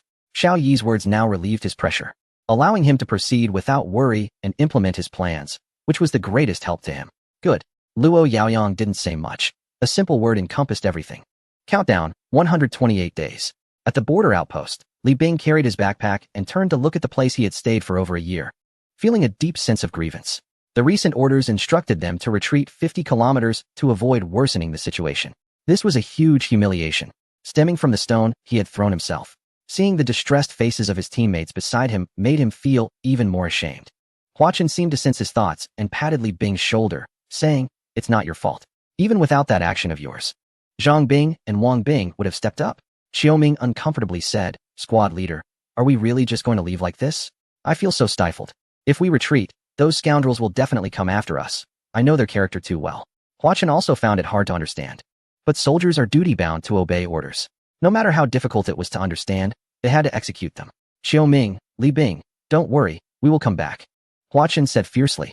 Before getting into the vehicle, they turned back to glance at the outpost, feeling a sense of reluctance. After driving for a while, Xiaoming looked back at the outpost again, and what he saw nearly made him jump out of the vehicle. Two bold individuals on the opposite side, seeing that their opponents had retreated, crossed the border line, grabbed the items that had not been taken away from the outpost, and began to throw them around. They even lowered the national flag and raised their own banner. This was a tremendous disgrace for the soldiers. Hua Chen tightly embraced Xiaoming, who was ready to jump out of the vehicle, glaring at the scene behind them and gritting his teeth, saying, "The country won't let this slide. We will make them pay." Watching their national flag trampled by those individuals, the soldiers in the vehicle couldn't help but cry. They felt wronged and frustrated. Although they were few in number, they believed that as long as their country permitted, they could drive away these brutes. However, orders were orders. They had to retreat. The one crying the hardest was Li Bing, who slapped himself hard, thinking, "It's all my fault. If I had aimed a bit better, we wouldn't have had to retreat in such humiliation. It's all my fault. I let my brothers down." Xiaoming shouted, "Shut up. What does it have to do with you? I think it's those above us." Hua Chen yelled back, and Xiaoming immediately fell silent. He admired his squad leader deeply, but he still felt frustrated. Hua Chen firmly stated, "There must be bigger considerations from above. Our country has never been cowardly. We just can't see through it yet." Chronicle of major events in the Great Zhou Nation. Day 128 of the countdown. The border situation heated up again, with sporadic gunfire reported from the border. The neighboring country has significantly increased its troop presence, with over 100,000 soldiers stationed in the border area, and reinforcements are still arriving. On the same day, the Great Zhou Nation announced a proactive withdrawal of 50 kilometers to ease tensions and prevent further escalation. The neighboring country interpreted this as a surrender and celebrated nationwide, marking this day as a holiday. Day 127 of the countdown. The neighboring country announced the establishment of the Fragrance Road Organization, recruiting members from another group to join them and promising more migration quotas. No countries have responded yet. Countries in South Asia and Southeast Asia have demanded that the Great Zhou Nation increase migration quotas and provide corresponding numbers of mechas. Otherwise, they would consider joining the Fragrance Road Organization and collaborating with the neighboring country to build a steel wall. The Great Zhou Nation has not responded. On the same day, the Great Zhou Nation rolled out its 10 millionth mecha, accelerating production, which has now reached 3 million per day, but it is still far from the expected target. The Great Zhou Nation announced that in 3 days, it would mobilize 1 billion mecha warriors nationwide, with unified organization and scheduling planned for a simulated battle 10 days later, aiming to utilize collective strength to defend humanity's last bastion against the starry beasts. Chapter 225, The Restless Neighboring Country. Day 126 of the countdown. The command center today was filled with a heavy atmosphere. Just moments ago, the internet was flooded with news about the neighboring country.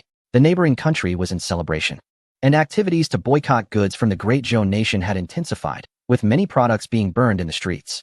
Particularly, mobile phone stores saw a large number of devices snatched and tossed into the flames, leaving the store owners in despair.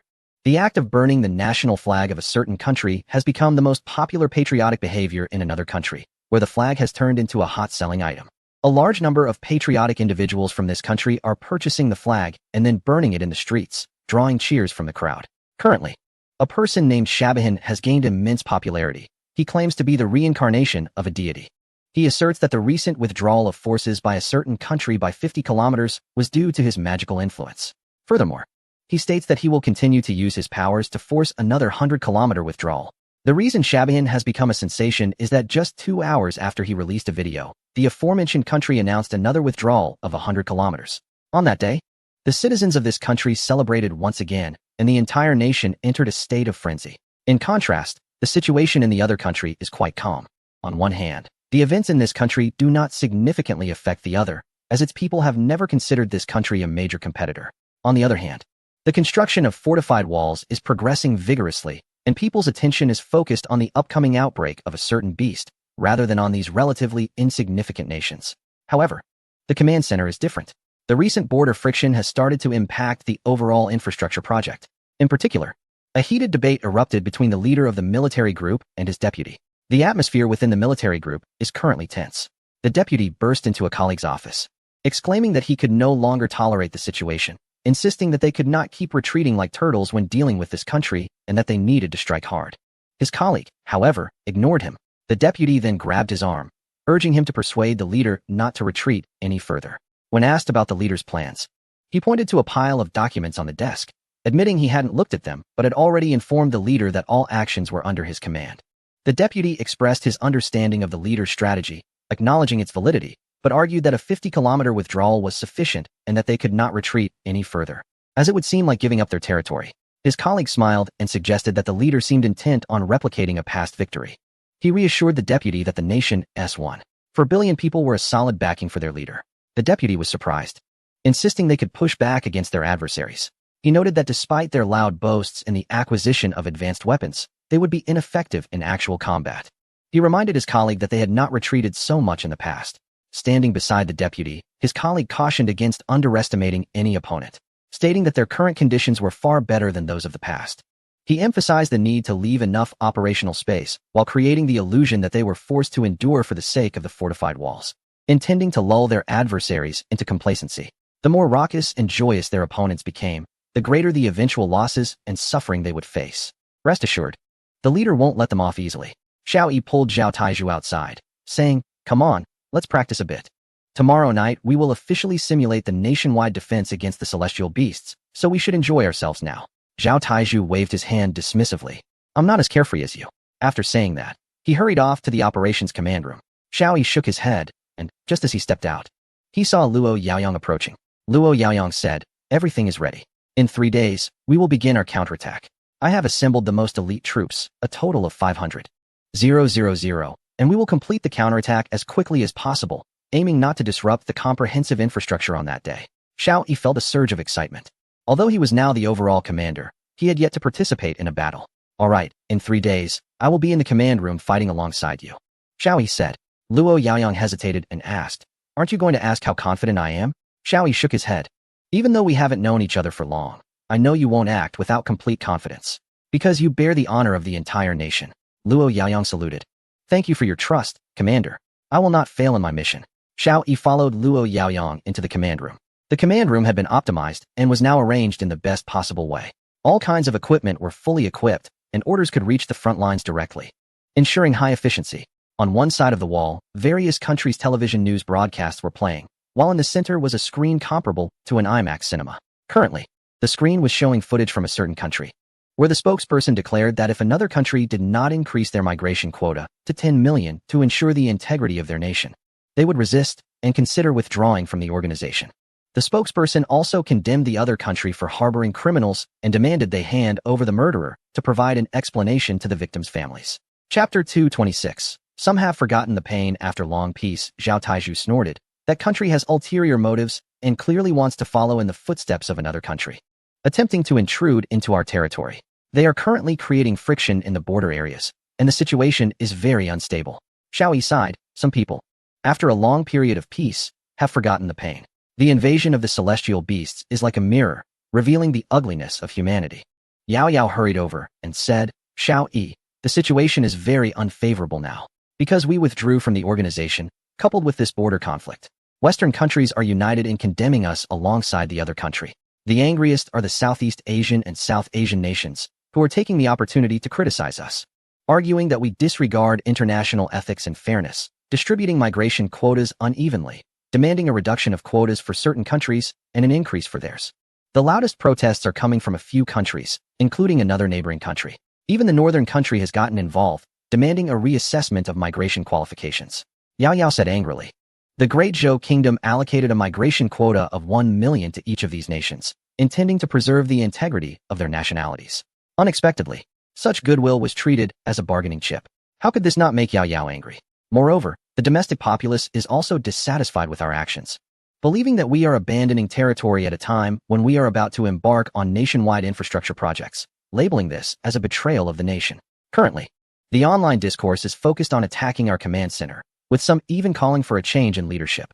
The more Yao Yao spoke, the angrier she became. Luo Yaoyang, feeling somewhat uneasy, said, "Commander Xiao, I've caused you trouble." Xiao Yi waved his hand dismissively. "It's nothing, just keyboard warriors. They can't shake my position." Noticing Luo Yaoyang's lingering anxiety, Xiao Yi smiled and said, "If you're really feeling guilty, then focus on winning this battle. Don't worry. Keyboard warriors can't change the nation's course or my position. Come on, let us see what kind of comments are out there. Yao Yao, read them out to lighten the mood." Yao Yao was taken aback, thinking that only someone with Xiao Yi's temperament could find amusement in the remarks of keyboard warriors. One commenter stated, "Our great Zhou kingdom has been established for decades without ever retreating. The current command center is a bunch of useless cowards. I strongly suggest dismantling it." Yao Yao read this aloud, and then secretly glanced at Xiao Yi's expression, which remained calm. Another commenter wrote, "Give me 100,000 troops, and I will definitely storm the capital of the neighboring nation, showing the command center what real men are like." Yet another commented, "Brothers, don't bother building steel walls. Let's go attack the neighboring nation. They are already at our doorstep. What is the point of fortifications?" Another voice expressed, "This is humiliating. This is the most disgraceful day. The Great Zhou Kingdom retreated 150 kilometers, forced by them. Is the Great Zhou Kingdom really this weak?" One commenter from overseas said, "I come from an island. If I had known the Great Zhou Kingdom's army was this timid, we should have fought back." At this point, Yao Yao could no longer continue reading. She handed her phone to Xiao Yi. "You take a look. I almost want to jump into the phone and beat these keyboard warriors up. A bunch of ignorant people." Xiao Yi chuckled. "It seems we need to address the feelings of the keyboard warriors. We can't let negative emotions fester further. Draft a statement to announce that we are preparing to readjust migration qualifications, canceling those of the neighboring nation and also the Khanate. If someone shows their fangs at me, I want to feed them with my flesh. The steel walls of the Great Zhou Kingdom only protect the excellent ethnicities and genes. Those with treacherous hearts can be eliminated." Yao Yao's heart skipped a beat. "Yes, I will notify them immediately." Xiao Yi grabbed Yao Yao's hand. "Leave such trivial matters to Xiao Min. You stay here. I have something more important to discuss with you."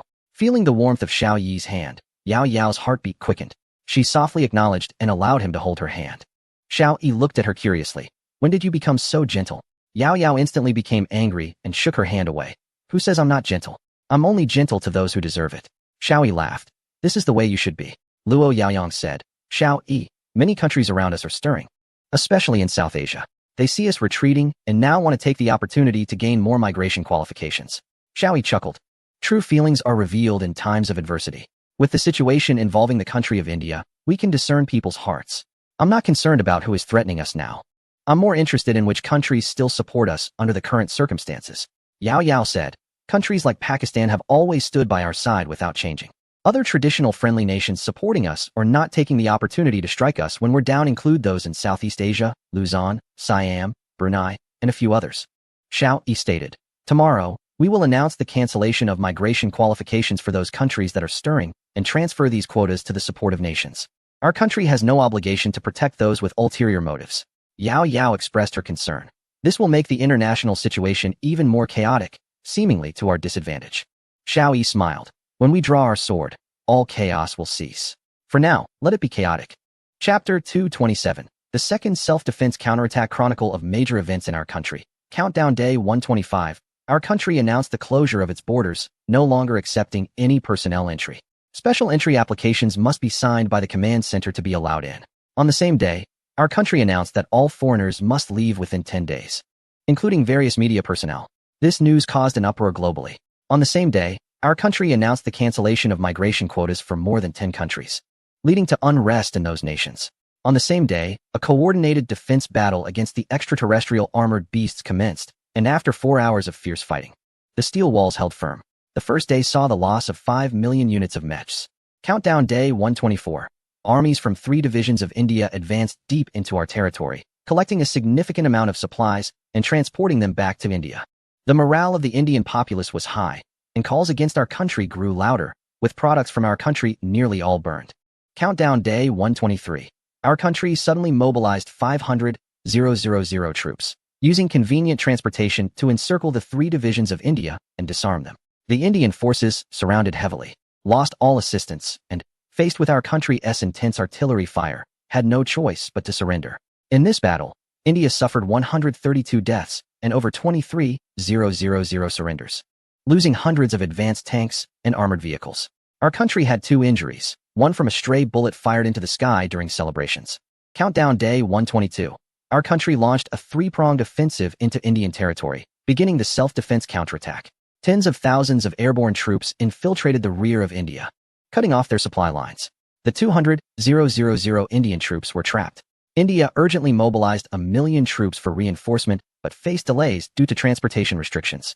Countdown Day 121. The 200,000 Indian troops declared surrender. The Indian leader urgently flew to our country for negotiations. Countdown Day 120. The Indian leader signed a ceasefire agreement with our country as commander. Both sides ceased hostilities. Our country withdrew all troops and released 220,000 Indian prisoners. The war between the Great Zhou Kingdom and the country of Tenju has concluded after 5 days. Tenju claims that due to the personal charisma of its leader and the formidable deterrent power of its citizens, the Great Zhou Kingdom was compelled to sign a ceasefire agreement. This signing marks a significant victory for Tenju, leading to nationwide celebrations, although no one is burning the flag or items of the Great Zhou Kingdom anymore. This is because Tenju's official regulations state that any unfriendly actions toward the Great Zhou Kingdom will result in criminal detention.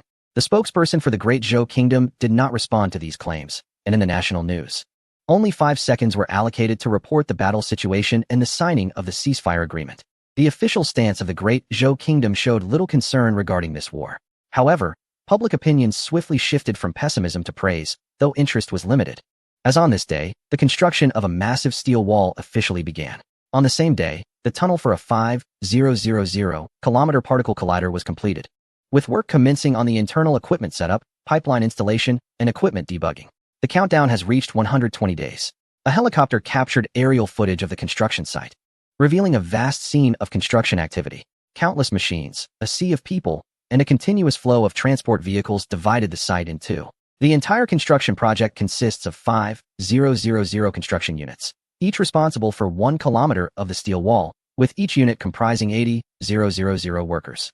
In total, there are about 400 million construction workers involved in this massive infrastructure effort.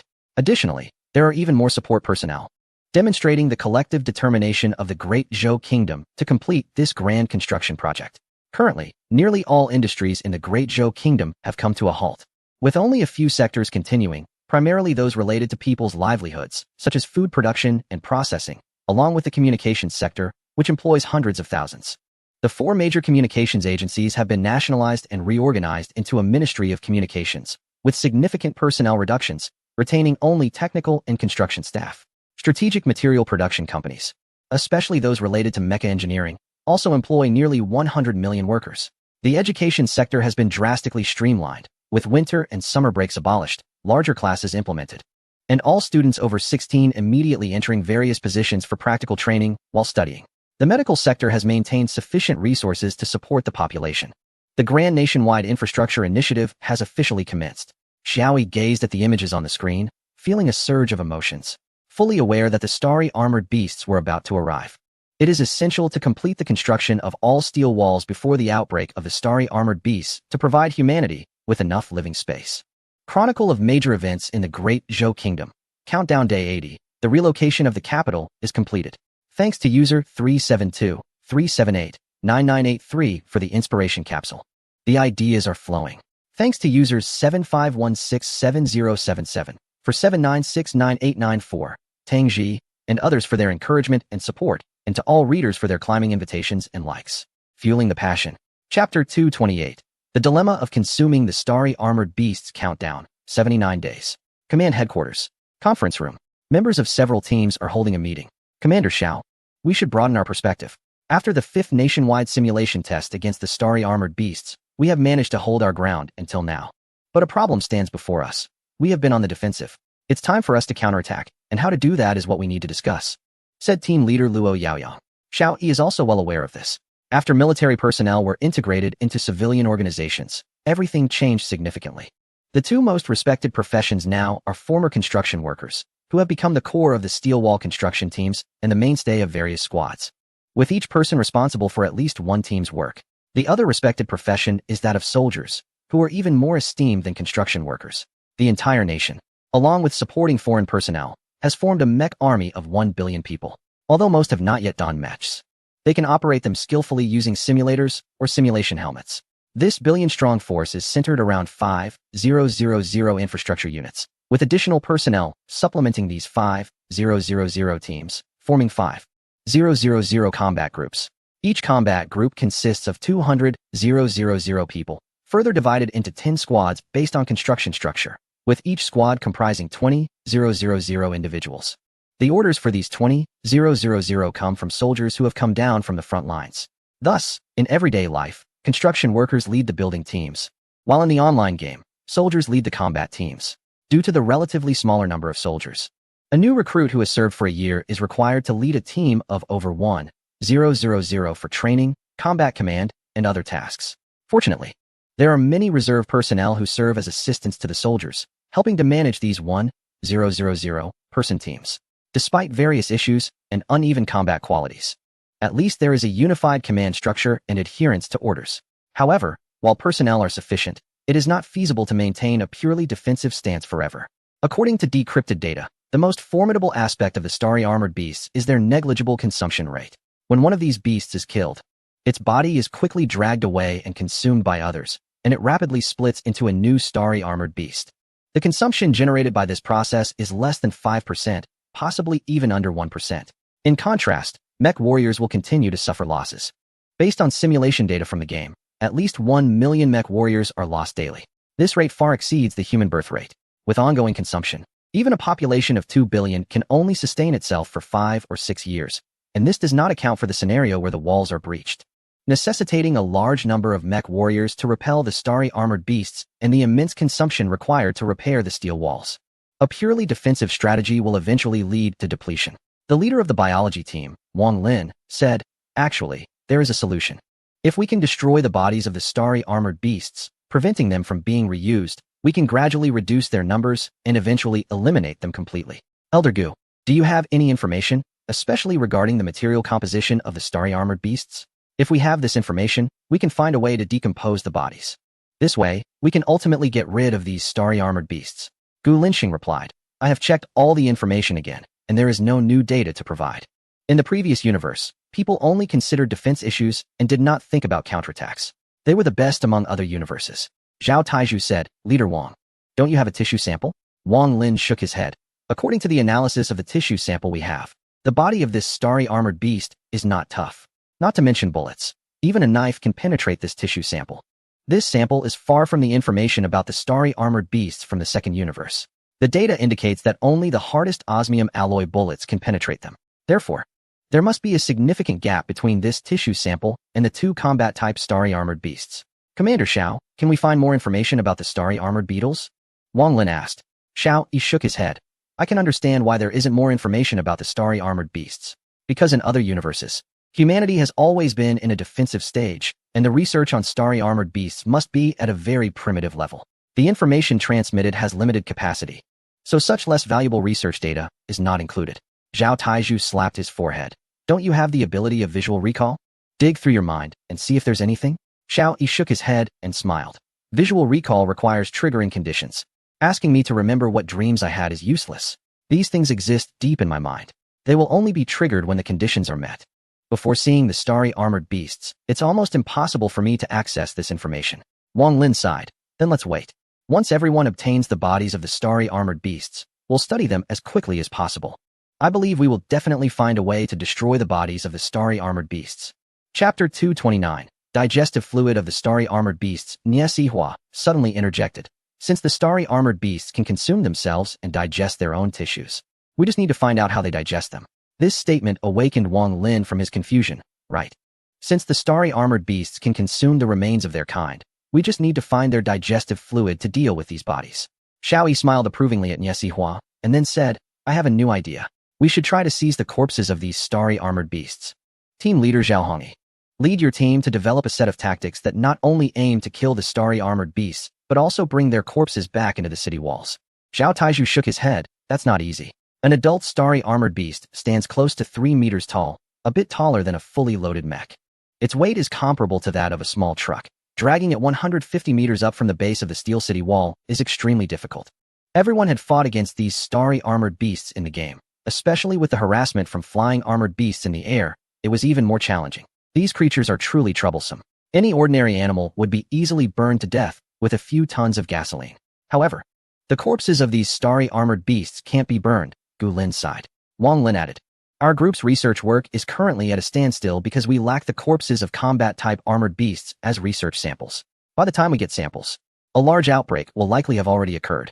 Xiao Yi stated, we need to closely monitor the movements of the starry armored beasts. As soon as we detect their presence, we must obtain samples immediately. Yes, Luo Yaoyang agreed. Xiao Yi turned to Nie Xihua. How is your side doing? Nie Xihua perked up. After the joint research of hundreds of our experts, we currently have 100,000 mech production lines in operation, capable of producing 10 million mechs daily. These mechs are being transported to the front lines to ensure everyone can wear them as soon as possible. Of course, we also appreciate the help from the trustworthy Elon from that country. He has helped us solve many difficulties and has communicated their experiences promptly for our mutual effort. Zhao Taizhu asked curiously, is the president of that country really willing to share with us? Nie Xihua replied, after the new president took office, he recognized the importance of cooperating with us. Although they still retain the latest technologies in other areas, they are fully sharing their mech technology with us. Will we be able to complete 1 billion mechs before the large outbreak? Xiao Yi inquired. Yes, Nie Xihua affirmed. It was clear that after this period of training, the confident and proud Nie Xihua had returned. As the meeting was concluding, Yuan Ping, the leader of the Green Team, stopped Xiao Yi, Commander Xiao. The relocation has been completed, and half of the internal relocation is done. However, it's now the autumn harvest season, and the crops outside the Steel City walls have matured. After we finish harvesting, should we plant again? Xiao Yi nodded. Yes, we must plant. We can't remain on the defensive forever. We need to reclaim our homeland. Yuan Ping nodded. All right, I'll select the seeds, and we will plant those crops that require little management and can grow on their own. Chronicles of the Great Zhou Kingdom. Day 78 of the countdown. The harvest operation has started. A temporary force of 10 million harvesters has been organized to head to various main grain-producing areas to begin the harvest. At the same time, potatoes, sweet potatoes, peanuts, and other crops are being planted. Day 77 of the countdown. The simulation mechs have been widely adopted across the Great Zhou Kingdom, with 80% of ordinary users now able to use mech simulators for practice. Countdown Day 50. There is a shortage of osmium ore, and the Great Zhou Kingdom has ignited the second volcano. Countdown Day 49. A certain country launched 10 oversized reusable rockets, and the space station is taking shape. Countdown Day 48. The European steel wall has been completed, standing 100 meters tall and stretching 628 kilometers. The inner wall measures 27 kilometers in length and 150 meters in height. Starting today, residents within the designated quotas from various countries are allowed entry. Riots have erupted across Europe, and several nations have declared a state of national emergency, implementing strict measures such as city lockdowns and curfews. Core assets from various countries are being moved behind the European steel wall. Meanwhile, due to the overwhelming number of museums that cannot fit within the wall, many, including a prominent museum from the Lion Kingdom and the Louvre, have announced that they will return artifacts from the Great Zhou Kingdom. The Great Zhou Kingdom has dispatched special trains to welcome artifacts from around the world. On a small island in the southwest of the Lion Kingdom, a family has converted the island into an underground facility capable of housing 100 residents. This underground structure extends several kilometers deep, with enough supplies to last over 3 years. Countdown Day 47. The Great Zhou Kingdom faces a shortage of steel resources and initiates a second steel donation campaign, which is halted by the command center. The command center exchanged 1 million relocation quotas with a certain country for sufficient iron resources, significantly reducing that country's steel wall project from 200 kilometers to 100 kilometers, sparking domestic protests. The protests escalated into riots, forcing the prime minister of that country to resign, leading to the appointment of a new prime minister. Chapter 230. The Mystery of Depleted Fishery Resources. Countdown Day 46. At the construction site of SCP-173. Zhong Xian's bamboo wipes the sweat from her forehead, looking contentedly at the steel wall in the distance. The steel wall has taken shape, now standing at a height of 50 to 60 meters. As far as the eye can see, the endless steel wall stretches out. Countless cranes are busy, and everywhere on the ground and the wall, diligent workers are toiling away. Once the enthusiasm of the Great Zhou citizens for construction is ignited, it is boundless. Everyone is wholeheartedly engaged in their work. Even those who were once lazy, overweight, overly dependent on their parents, or living off others have transformed into energetic, fit young men. Zhong Jia, do you think we will make it in time? I heard that the stellar armored beast might appear in a month, Wang Yusi asked.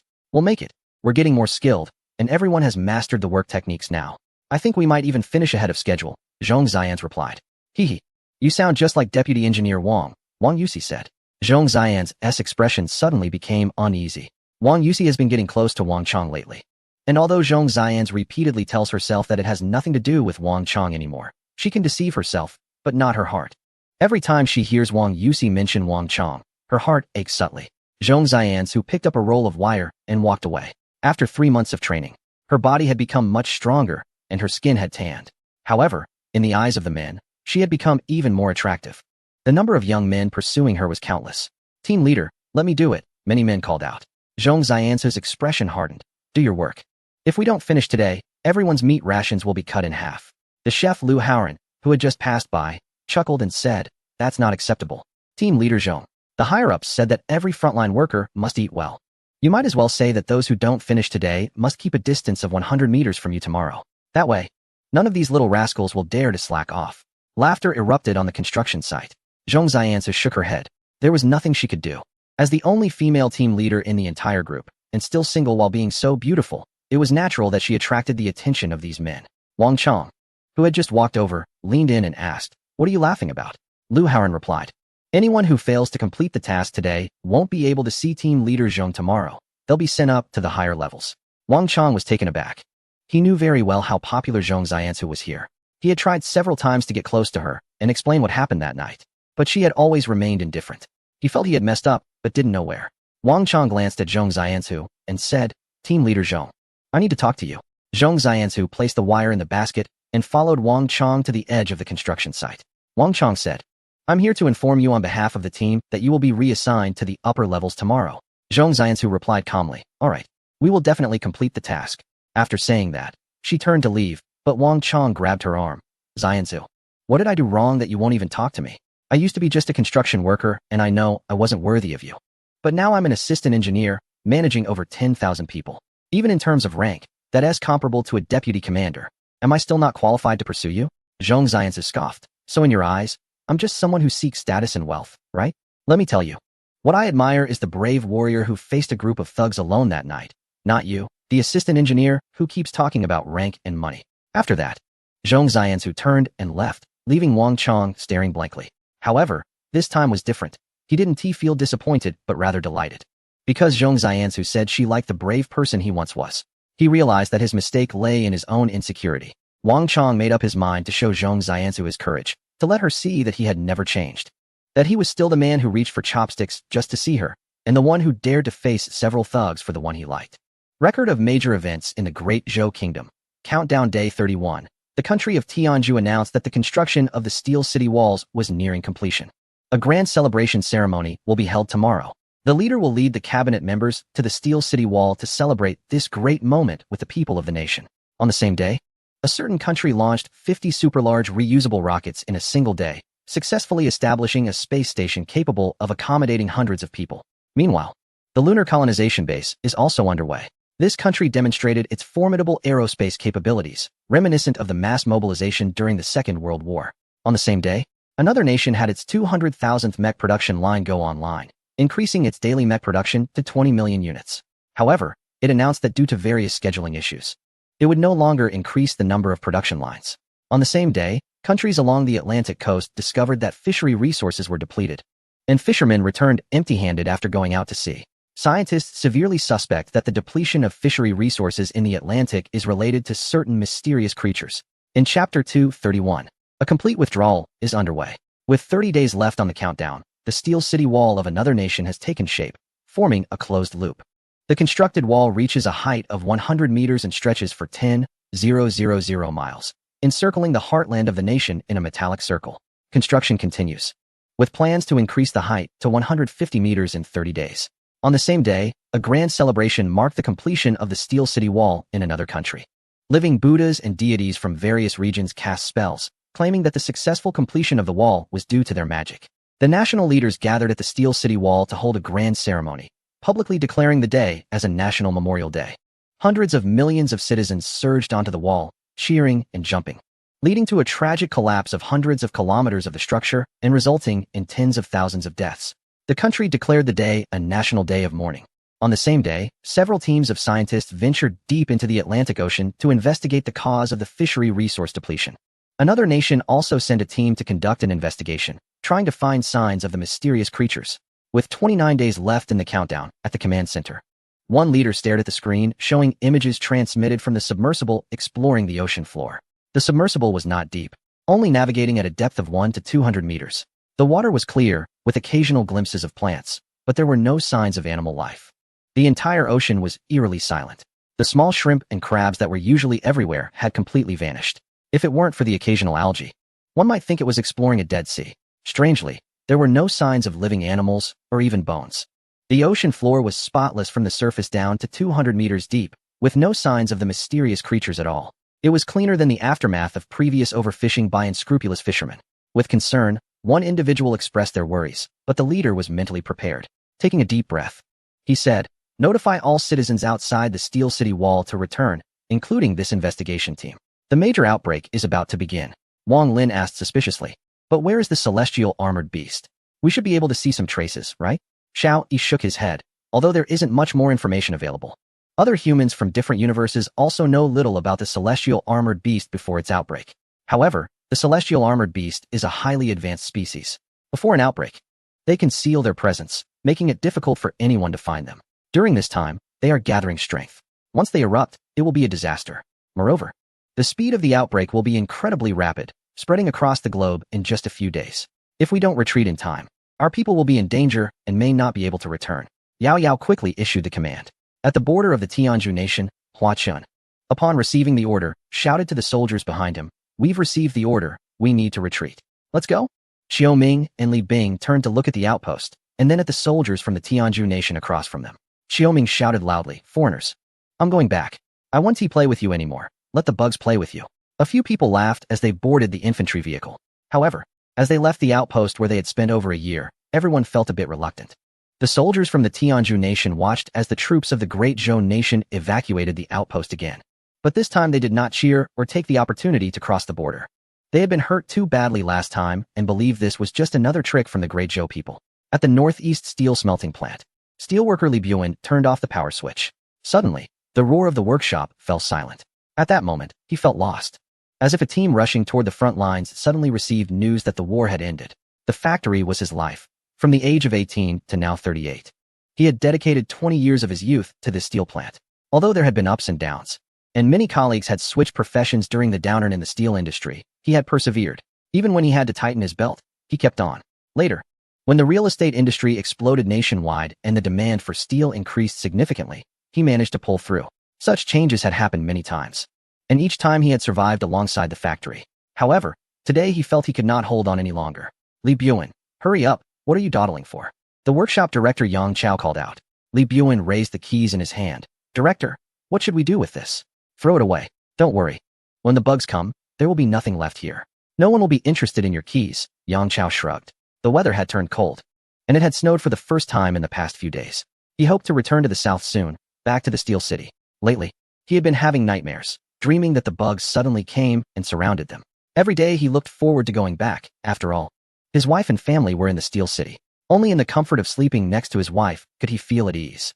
If it weren't for the current emergency situation and the nationwide restrictions, he would have sneaked back alone. Last time, a worker sneaked back and was immediately caught by a military tribunal, resulting in a guilty verdict and nearly being expelled from the fortified city. Therefore, he had no choice but to stay put. Now that he finally received the order to withdraw, he was eager to return early. Chapter 232, Shedding National Dignity. Jumping onto the big truck, Li Buan turned his head for one last look at the factory behind him, silently bidding farewell in his heart.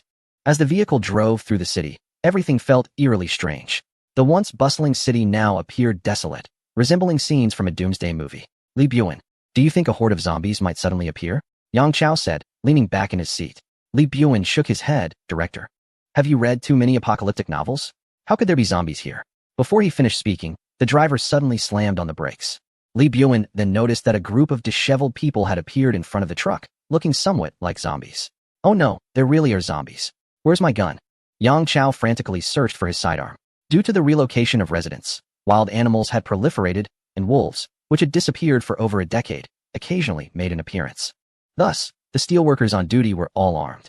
Yang Chao finally found his pistol and was about to aim when Li Buyuan stopped him. Not zombies, but refugees. The voices of the group reached their ears, clearly identifying them as refugees crossing over from another country.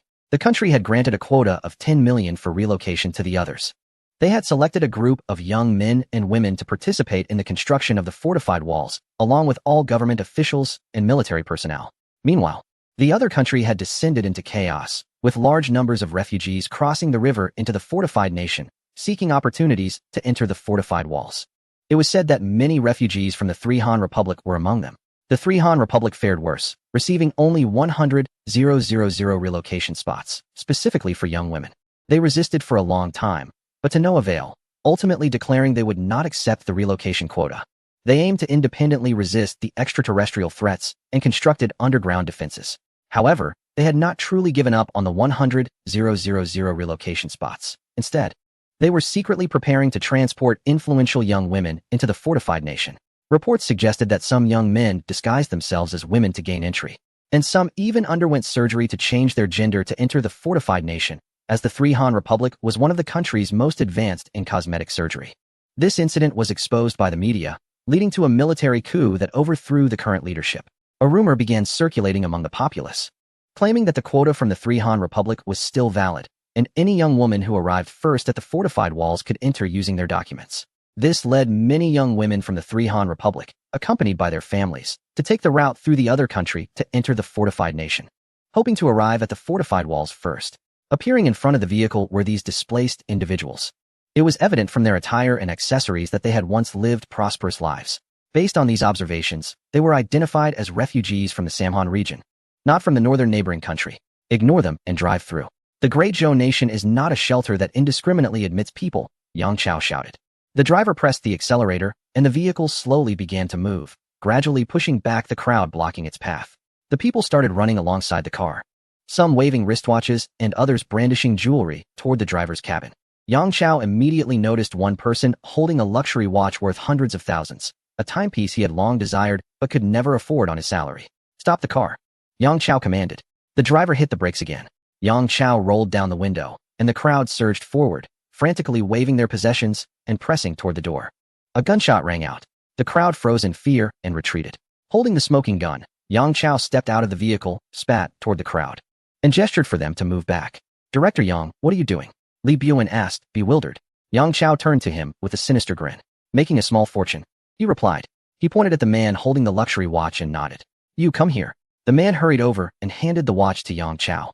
After inspecting it carefully and confirming its authenticity, Yang Chao pocketed it and nodded toward the man, pointing to the cargo compartment. Director Yang, we can't secretly bring people in, Li Buyuan quickly interjected.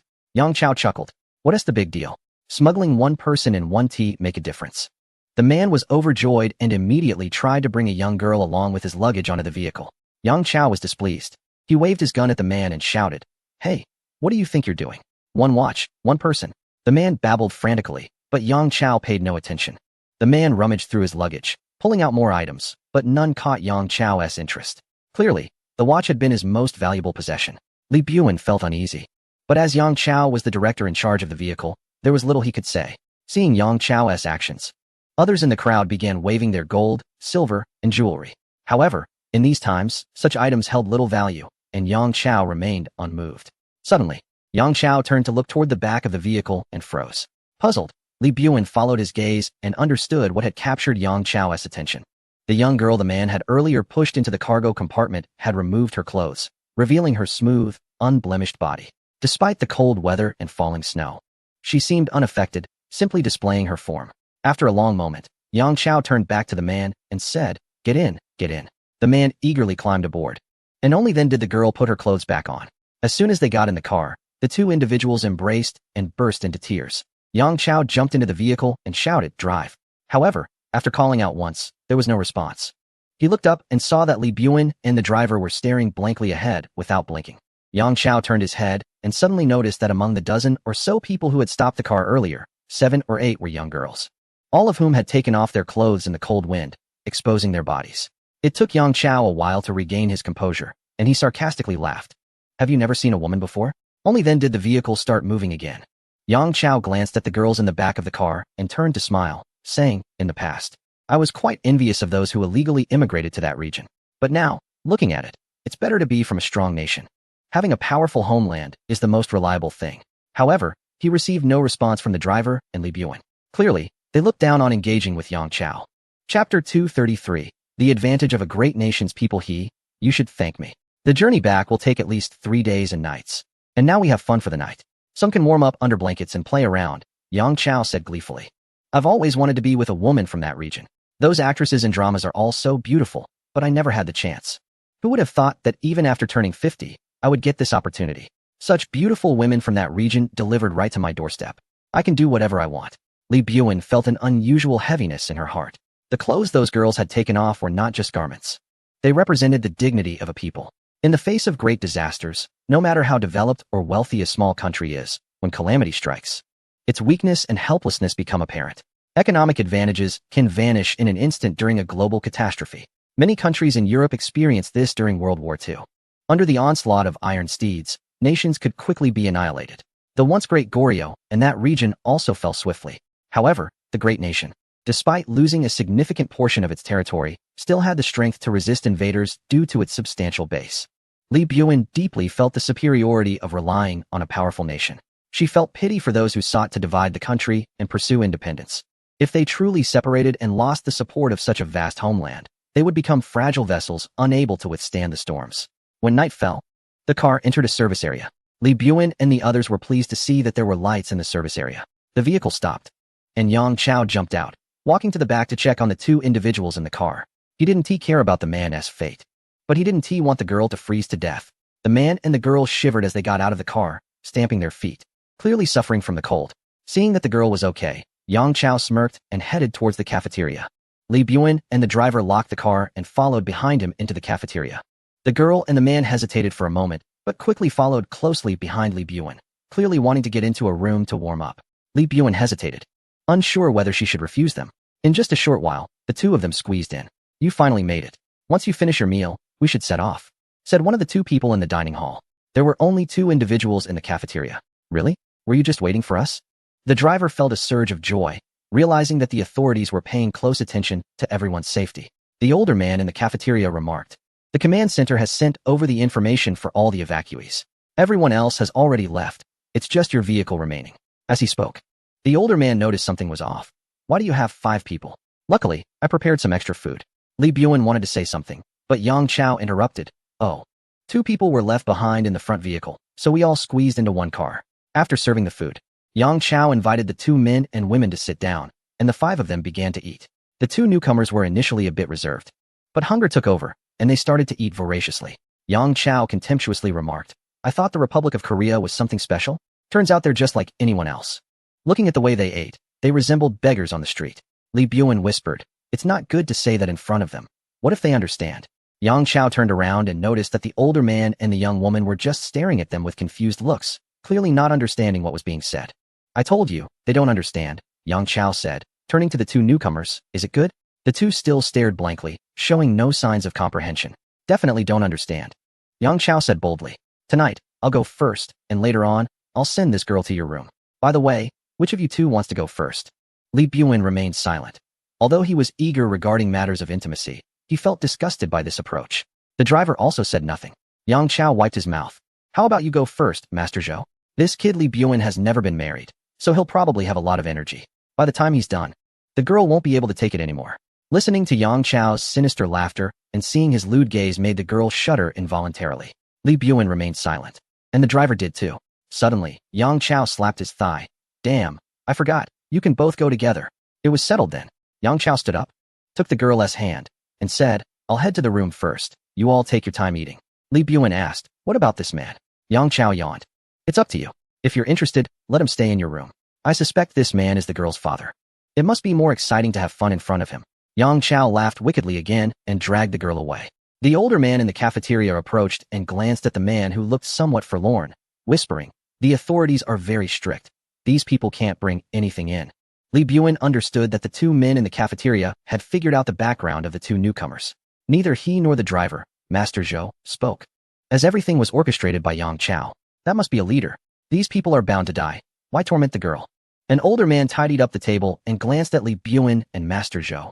saying, "We will leave early tomorrow morning. We will leave you plenty of breakfast. You should hurry up. I estimate you are the last vehicle to evacuate from the northern part of the country." Li Buen and the driver nodded and looked at the man, asking, "Are there any extra rooms?"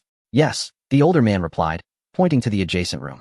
"There are many vacant rooms, and since the evacuation was rather hurried, nothing was taken from the beds." After settling the man in the room, Li Buen and the driver returned to their own room. An hour or two later, there was a knock at the door. Li Buen and the driver sat up abruptly, exchanging glances, unsure of what to do.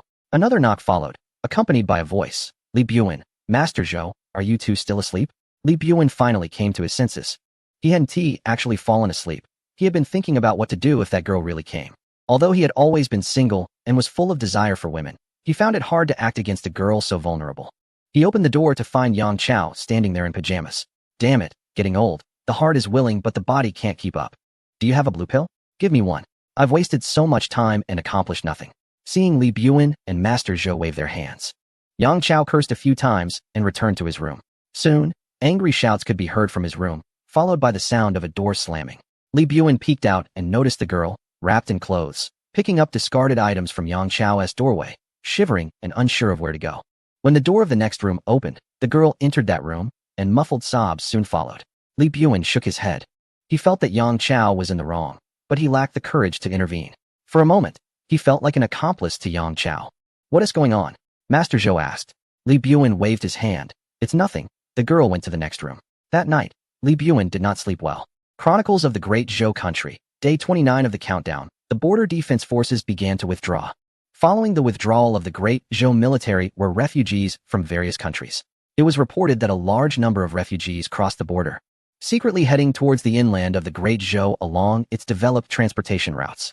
The largest group of refugees came from South Asian countries. Central and East Asian countries also had millions of refugees making their way towards the inland of the Great Zhou.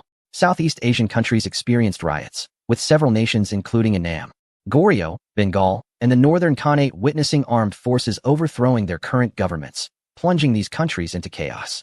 On the same day, the Iron Wall of the European Union closed, refusing entry to personnel. Originally planned capacity had doubled, nearing a population of 40 million. EU members blamed each other for the indiscriminate increase in personnel, causing unrest within the Iron Wall. A new proposal was put on the agenda to dismantle the existing government and form an armed leadership group for the EU. The European Union will end its divisions and form a unified organization to take control of all armed forces. On the same day, the fortified borders of a certain country are being sealed. The construction of these borders is nearing completion, while residents begin to relocate. However, half of the population refuses to move, marching with banners proclaiming their desire for freedom rather than confinement.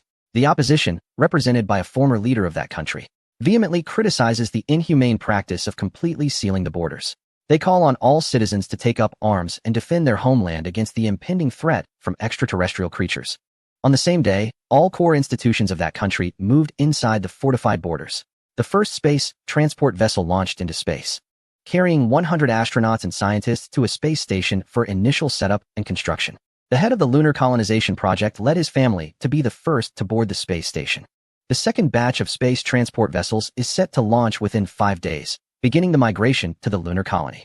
Although the facilities at the lunar base are not fully developed, time is of the essence, and the country must accelerate its pace. A countdown of 28 days begins. In the command center, the head of the biological team, Wang Lin, hurriedly entered the office of Xiao Yi with Deputy Leader Wang Chong. Wang Lin nodded at Xiao Yi and said, "Commander Xiao, Deputy Leader Wang Chong has some ideas to report, and I really don't know how to handle it." Xiao Yi pointed to the sofa across from him and said, "Sit down and talk. This is a critical time. There is no need for formality. Feel free to share any thoughts. If it's uncertain, we can discuss it together in a meeting." Wang Lin nodded to Wang Chong, prompting him to speak. Wang Chong, a biologist with significant research in genetics and evolution, adjusted his glasses and said, "First, I must clarify that I am not a monster or an inhumane executioner." Xiao Yi frowned, already suspecting that Wang Chong would present some shocking remarks. He pressed the intercom button on the desk, notify the leaders of the military group and the National Mobilization Expert Team, as well as the leader of the decryption team, to gather in the conference room within 3 minutes. Wang Chong was taken aback and paused, slightly confused by Xiao Yi's directive since he did not know him well. Xiao Yi explained, "I know your views are likely radical and important. We are pressed for time, so for such a significant topic, we must gather everyone's insights. Let's go to the conference room." Wang Chong stood up nervously, surprised by Xiao Yi's decisiveness. The three hurried to the conference room. Shortly after they sat down, leaders from other teams rushed in, including Feng Wei and Qian Linson. Everyone understood that a crisis with extraterrestrial creatures was imminent, creating an unprecedentedly tense atmosphere.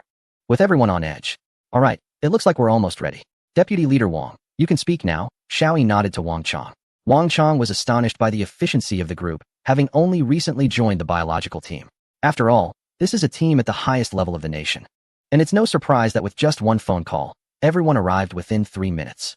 This explains how the Great Zhou Kingdom was able to accomplish the grand feat of constructing the vast iron wall in such a short time. He stood up, a little nervous, and said, "What I'm about to say may be quite intense, so I hope everyone understands. After all, I am considering the nation and all of humanity." Chapter 235, The Elephant in the Room. As he continued, his tone began to flow more smoothly.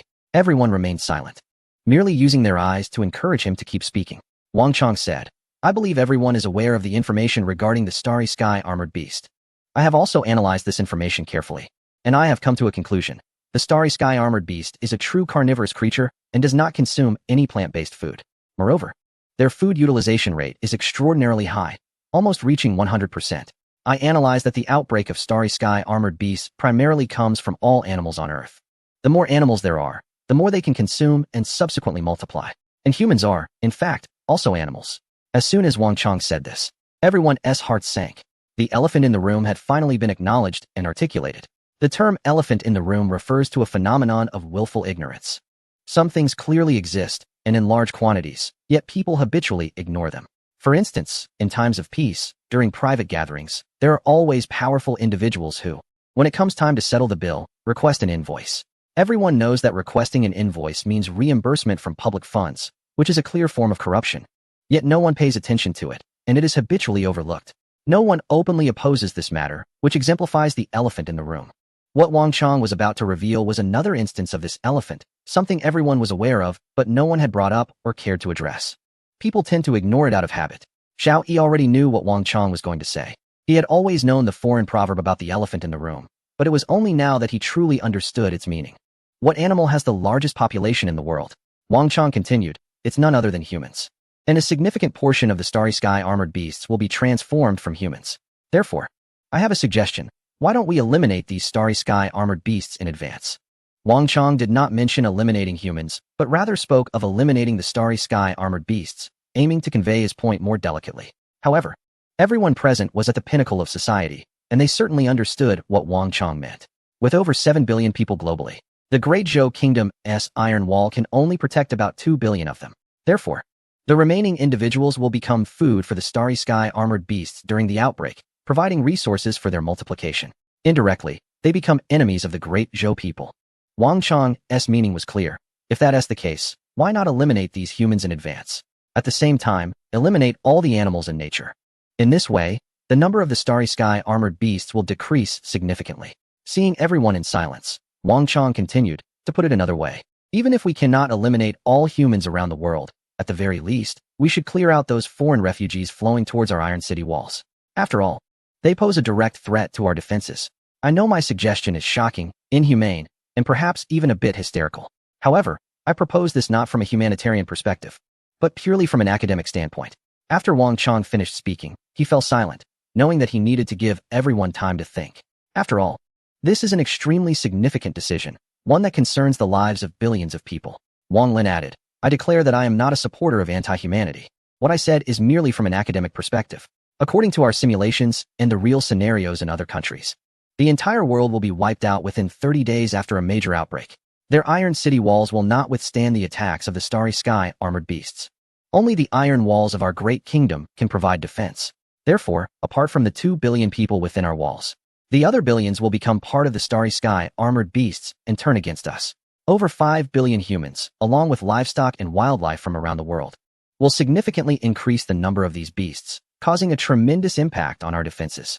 From an academic perspective, eliminating these potential threats in advance is also a choice." Qian Linson's hands trembled slightly because the weight of this issue was too heavy. The lives of over 5 billion people are an extremely grave matter, regardless of where they are. In fact, everyone has fleeting thoughts about this issue, but no one dared to voice them. This is the classic elephant in the room, large. Yet people choose to ignore it or refuse to think about it. He pondered for a moment and said, Xiao Yi, this matter, regardless of the decision, cannot be made by you alone. It must be a collective discussion by the entire team. Chapter 236. The bottom line of humanity. Xiao Yi understood that Qian Linsun was trying to protect himself. If a command to exterminate all life outside the iron walls were truly issued, Xiao Yi would bear the infamous reputation for life. Even if he defeated the Starry Sky armored beasts, he would not be able to face the fact that so many lives were extinguished by his hand. Luo Yaoyang said, if such a decision is to be made, I will take the responsibility. After all military actions fall under my purview. Feng Wei coughed and said, no one can bear such responsibility. Let us not argue about this issue. What we need to discuss now is whether we should carry out the extermination. Yang Buwei stated, I do not agree. Exterminating all humanity will inevitably involve nuclear weapons, which would bring no benefit to the Earth. I do not wish for us to defend a devastated planet. Wang Chang nodded and said, you are right. However, if we do not carry out the extermination, our iron walls will face tremendous tests and challenges. If we are not careful, humanity could be completely wiped out. Gu Linxing said, moreover, we are the last remaining humans in the entire universe. We are preserving the ember, the spark of humanity. If the spark goes out, what meaning do morality and ethics have? The venue fell silent again, and everyone's gaze instinctively turned to Xiao Yi. Xiao Yi slowly stood up, scanning all the attendees, and said, today, I will make the final decision on this matter. I am not a saint, but I am not a monster either. We must make significant decisions based on the protection of humanity. Eradicating humanity will inevitably lead to a furious retaliation from those humans. A nuclear war will become unavoidable. Once a nuclear war starts, our iron walls will also be destroyed. The Starry Sky armored beasts have yet to arrive, yet we have already wiped ourselves out. However, what has been said above is not the main point. The key is that I have confidence in our iron walls. In other universes, nuclear bombs have not been triggered. With such a solid foundation, we certainly will not trigger a nuclear bomb. We will not eradicate humanity. Our enemies are the Starry Sky armored beasts, not humans. To eradicate humanity is, in essence, to surrender to the Starry Sky armored beasts. We will definitely be able to hold our iron walls. According to simulation data, even if there are twice as many Starry Sky armored beasts, we can defend against them. Not killing each other among humans is our bottom line. If we cannot even uphold our bottom line, how are we any different from those creatures? Therefore, this matter ends here. Do not bring it up again. Not even in academic discussions, Xiao Yi stated firmly. Suddenly, applause erupted in the conference room. Everyone realized that they had been tempted by interests and were about to abandon their humanity. Fortunately, Xiao Yi was resolute enough to eliminate the restless thoughts in everyone's minds. This also cleared away the sinister thoughts that had lingered in their minds. The elephant in the room was driven out and returned to nature, no longer a threat. Li Buan had not slept well all night. He looked at Master Zhou beside him, who also had red eyes, clearly not having rested either. It was all Yang Chao's fault for what happened last night. Li Buan walked to the dining area, where the aroma of steamed buns filled the air, but there was no one around. Clearly, the staff on duty had already left. Hearing some noise, a girl quickly followed the man out, standing timidly at the door. Unsure whether to enter or leave, Li Buan pointed to the empty seats beside him, signaling them to sit down and eat. The kitchen staff had intentionally prepared plenty of breakfast, enough for them to have a meal. Just as the girl sat down, a sound of footsteps came from behind. The girl looked up and immediately stood up, pulling the man up with her. Li Buan turned to see that it was Yang Chao coming over. Yang Chao approached and slapped the man, saying, "You still want to sit and eat? Get over there." It was clear that Yang Chao had also not slept well and was in a bad mood, having not shown his strength the night before. The girl clung to the man, standing timidly to the side, not daring to move. Yang Chao took a random sip of porridge and put down his chopsticks, saying, "I'm going to the car. I haven't slept well all night. I'm going to catch some sleep in the car." Seeing Yang Chao leave, Li Buan pointed to the seating area again, but the girl and the man didn't dare to sit down anymore. They simply grabbed some buns and stood aside, carefully eating their porridge. Before leaving, Li Buan thought for a moment and pointed to the remaining buns, pickles, and porridge, saying, "You should pack these up. You might not find anything to eat on the road." Although there was a language barrier, they clearly understood Li Buan's meaning and quickly bowed in gratitude. In Africa, a certain region, Chu Xiaoxiao looked up at the sky with her belly. Although her stomach was large, she had lost a lot of weight. This chapter is dedicated to thanking the great supporter for their recognition. Additional updates will be provided tomorrow as gratitude for other friends' rewards. Chapter 237. Chu Xiaoxiao. Who feels the whole world owes her something? Chu Xiaoxiao wore a face full of hatred and grievance. Just recently getting to know that prince from Africa was the happiest time for her. The prince took her to various high-end places every day and bought her many luxury items. Soon, she became pregnant. She told the prince the news. and he was momentarily stunned. Later, unable to resist her persistence, he agreed to take her back to Africa as a princess. Upon arriving in Africa, she realized that this guy was not a prince at all. He was merely the son of a tribal chief. The nation had provided some study abroad opportunities to assist Africa, and this chief spent all his resources to secure one for his son. In that nation, the so-called prince earned money through odd jobs. Given his rare skin color and tall stature, he worked part-time as a model to make a little money. Most importantly, a mysterious woman had given him a large sum of money to pursue Chu Xiaoxiao. Now back in Africa, Chu Xiaoxiao discovered she had been deceived. The poverty here left her barely able to eat, and this so-called prince had 2 wives in the tribe. Arrogant as she was, Chu Xiaoxiao intended to compete for affection with 2 ignorant women. In a fit of anger, she decided to return to her home country. Unable to stop her, the prince reluctantly let her go. Chu Xiaoxiao also considered terminating her pregnancy before returning, as she couldn't bear the thought of being ridiculed for bringing back a child out of wedlock. However, she did not trust the medical conditions here and decided to wait until she reached her home country. Originally, she had planned to seek help at her home country's embassy. But just as she was leaving, the borders were closed and all foreign ambassadors were recalled. Moreover, there were no flights or ships heading to her home country. Fortunately, she learned that there were ships departing from the port of Kilify on the east coast of Africa bound for South Asia. After several months of tumult, she finally arrived at Kilify port. At the dock, she indeed saw several ships, but the crowd trying to board was so dense that she couldn't squeeze on. These people were all trying to escape to South Asia and then enter her home country's territory by land. The ultimate destination is to reach the iron walls of the Great Zhou Kingdom, looking for an opportunity to blend in. Among the crowd of dark-skinned people, the presence of white and yellow-skinned individuals is particularly striking, yet they receive no special treatment at all. No matter how hard Chu Xiaoxiao tries, she simply cannot get close to the edge of the ship. She feels utterly desperate. Regret fills her mind as she questions why she was so foolishly intent on escaping the Great Zhou Kingdom. She blames all of this on Xiaoyi. If Xiaoyi hadn't abandoned her, how could she possibly have ended up here? Moreover, if it weren't for someone deliberately using money to entice that African prince to seduce her, she would never have found herself marrying far away in Africa. The woman who set her up must be one of the 2 beautiful girls around Xiaoyi. All the suffering she endures is caused by Xiaoyi. Every morning upon waking, her first thought is to curse him. She also knows that the withdrawal of all embassies is a scheme orchestrated by Xiaoyi, intended to keep her from going back. If she ever gets the chance to see Xiaoyi, she will definitely accuse him of these crimes. Some people in the world never recognize their own problems. They always believe that the pain they suffer is inflicted by others, never reflecting on their own actions. Chu Xiaoxiao is one of those people. Suddenly, a path opens in the crowd as a military transport vehicle passes through, carrying a load of soldiers. The soldiers jump out and form a line, parting the crowd. A Hummer drives in, and a figure resembling a general steps out, glancing at the ship ahead and nodding for his men to carry the luggage. Chu Xiaoxiao senses an opportunity and rushes forward, throwing her arms around this general-like figure.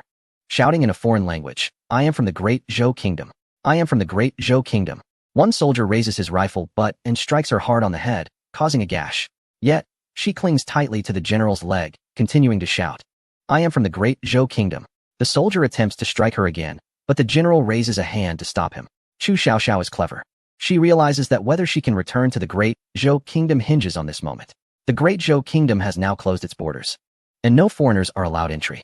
It only accepts its own scattered citizens back. Her identity as a citizen of the Great Zhou Kingdom may be her ticket in. The general seems ready to escape into the Great Zhou Kingdom, but even as a local powerful figure, he cannot enter without assistance. Thus, her identity could provide him a chance to enter.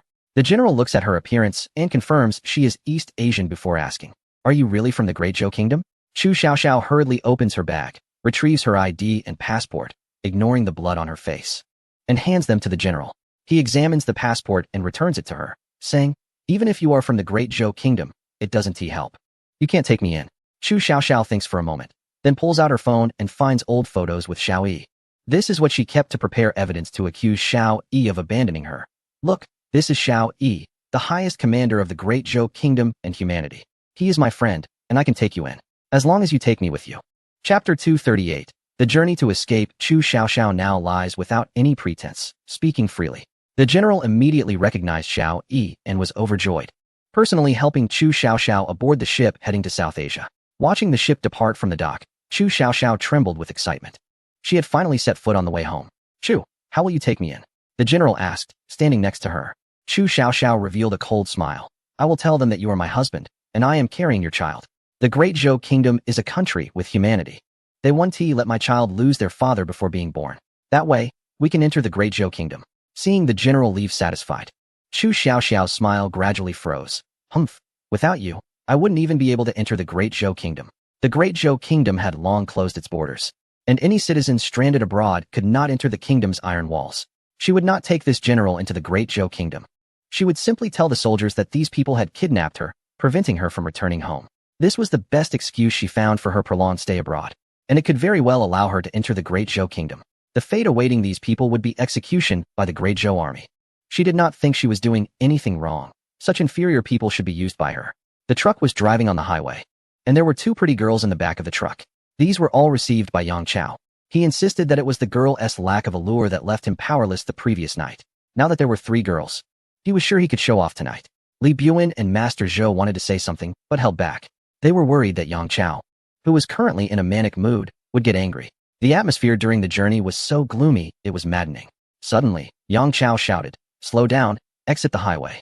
Master Zhou asked in confusion, "Director Yang, why exit the highway? The reception area is right ahead." Yang Chao snorted. "This used to be a big city. There must be a pharmacy inside. I'm going to find some medicine." Li Buin understood that Yang Chao wanted to go to the pharmacy for blue pills. Looking at the sky, it was already getting late, and the entire city was deserted, dark, and eerie, which was chilling to behold. Master Zhou and Li Buin were somewhat reluctant, but Yang Chao pulled out a gun and said, "Stop being wishy-washy. It won't take long, at most an hour." Master Zhou glanced at the dark muzzle of the gun, then at the restless Yang Chao, and had no choice but to drive onto the ramp. The city now appeared very strange. The once vibrant city now looked desolate like a ghost town, with no one in sight and darkness everywhere. Fortunately, it wasn't completely dark yet, which somewhat reassured everyone. After searching several pharmacies consecutively, it was clear that they had been completely emptied, leaving nothing behind. The sky had turned completely dark, and everything appeared eerie. Suddenly, Master Zhou stammered as he stared ahead. "What is that up front?" Yang Chao glanced and exclaimed, "What's the big deal? Just a group of refugees." Indeed, there were dozens of refugees ahead, and upon seeing the vehicle, they excitedly rushed over. "Don't stop, drive past them. It would be troublesome if we get surrounded," Yang Chao said. Master Zhou hesitated for a moment, then honked the horn and started the large truck loaded with dozens of tons of steel. The people saw the vehicle showing no signs of stopping and quickly moved aside. Suddenly, a scream pierced the air from outside the truck. Clearly, someone had not managed to dodge in time and was caught beneath the wheels. Master Zhou instinctively hit the brakes, but the crowd surged forward, surrounding the vehicle. "Master Zhou, don't stop. Step on the gas and run over those worthless people," Yang Chao shouted. Master Zhou also felt that stopping was not an option, otherwise, they would be in danger. He honked the horn again and pressed the accelerator, roaring forward. Gunshots rang out. Li Buin and the others jumped in shock. It turned out this group had guns, and they were even more panicked now. Master Zhou could no longer afford to hesitate and pressed the accelerator hard, crashing through the crowd and breaking free. A chorus of screams erupted, clearly indicating that several people had been run over. But at this point, no one had the heart to care about the fate of those individuals. In the current situation, there was no law or order. The world had descended into chaos. The vehicle quickly merged onto the highway and continued onward. An hour later, they arrived at a service area. Master Zhou got out to take a look and noticed a considerable amount of blood on the wheels. What a sin, what a sin. I've been driving my whole life without an accident, and today I ended up running over someone. Sigh, this is truly a sin. In the reception area, there were two men who, upon seeing Master Zhou and his group, said, "You all arrived just in time. Hurry up and eat. After eating, hit the road immediately. Gunfire has been heard nearby. It's probably not safe. The sooner you leave, the better." Looking at the four individuals who had come down from the back of the truck, the expressions of the two men turned somewhat uncomfortable. "You can't bring anyone with you. The authorities have registered everyone outside, and you can't blend in. I received notice that there are only 3 of you. No more can enter." Yang Chao waved his hand impatiently. "I didn't plan to take them inside. First thing tomorrow, we'll drop them off. We're too tired to leave tonight. We'll just sleep for a few hours. It should be fine." Master Zhou yawned. "I can't hold on either. I didn't sleep well last night." In the depths of the Pacific Ocean, the manned submersible fighter began to ascend from the Mariana Trench, known as the fourth extreme of the world. They had received orders from the command headquarters to dive to the bottom of the Pacific to investigate signs of biological changes. They were moving closer to the Asian continent while continuously diving and observing. However, the scene before them weighed heavily on everyone's hearts. From the deepest trench to the nearby reefs, there were no signs of life. The entire sea was eerily silent. "Captain Chun, headquarters has instructed us to return at the fastest speed. The celestial armored beasts are about to erupt. Once the Voyager surfaced, a crew member spoke up. Chun Jie emerged from the submersible and looked at the unusually calm sea. We will continue forward. I must find traces of the celestial armored beasts. One crew member expressed concern. If we really encounter the celestial armored beasts, are we doomed? Chun Jie replied fiercely. Even if it means death, I will find their whereabouts. The sooner we discover them, the better prepared we can be. As Chun Jie walked, he said, secure the submersible, and then proceed at full speed. We will search from the opposite side of the island. He turned and asked, is there any sign from that area? There are some strange occurrences, the crew member replied. Chun Jie entered the cockpit, where a screen was displaying news from various countries. Look, this is the news from that area. The crew member pointed at the screen and said. The screen showed a beach scene, where numerous whales had beached themselves along the long stretch of sand. These massive creatures struggled on the shore, barely alive. Rescue personnel were attempting to drag the whales back to the sea using various methods. But the whales kept returning to the beach, restranding themselves. Unlike typical whale strandings, a large number of fish were also gathering towards the beach. And despite people frantically using nets to catch them, they did not flee, instead desperately piling up on the sand. It was as if something terrifying lurked in the sea, causing them to choose the shore over returning to the depths of the ocean. It seems that it's right here. We'll set off towards that area. And in half an hour, we will submerge again to take a look, Chun Jie said solemnly. More than an hour later, the Voyager's submersible advanced underwater. There were 3 people in the submersible. One was in charge of driving, one was responsible for data, and Chun Jie was observing the seabed life. This was about 1,000 meters deep underwater. Normally, this deep in the ocean would be quiet, but there would still be sporadic appearances of strange creatures. However, here it was still entirely silent. With nothing in sight, the seabed was barren, as if it had been thoroughly searched and cleaned out. Continuing north, even if it means struggling, I must see what is going on. How can such a massive celestial armored beast leave no trace? Chun Jie remarked. The operator controlled the Voyager to continue along the seabed and slowly ascend along the coastline. Captain, the sonar is acting strangely. It seems there are a lot of crawling creatures ahead, the crew member responsible for data analysis exclaimed. Chun Jie suddenly calmed down and said in a deep voice, slow down and approach cautiously. Remember, maintain power. We are always ready to escape at full speed. The operator slowly controlled the submersible to ascend and reduced its speed, gradually approaching the anomalous objects detected by the sonar. When the lights illuminated the area, what came into view was a mass of black, made up of countless tiny black dots.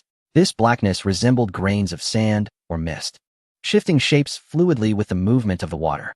As if sensing the light, these black objects suddenly rose, enveloping the entire seabed in darkness and rapidly spreading towards the submersible. Not good. Ascend quickly. Increase power. We need to break through. Chun Jie shouted.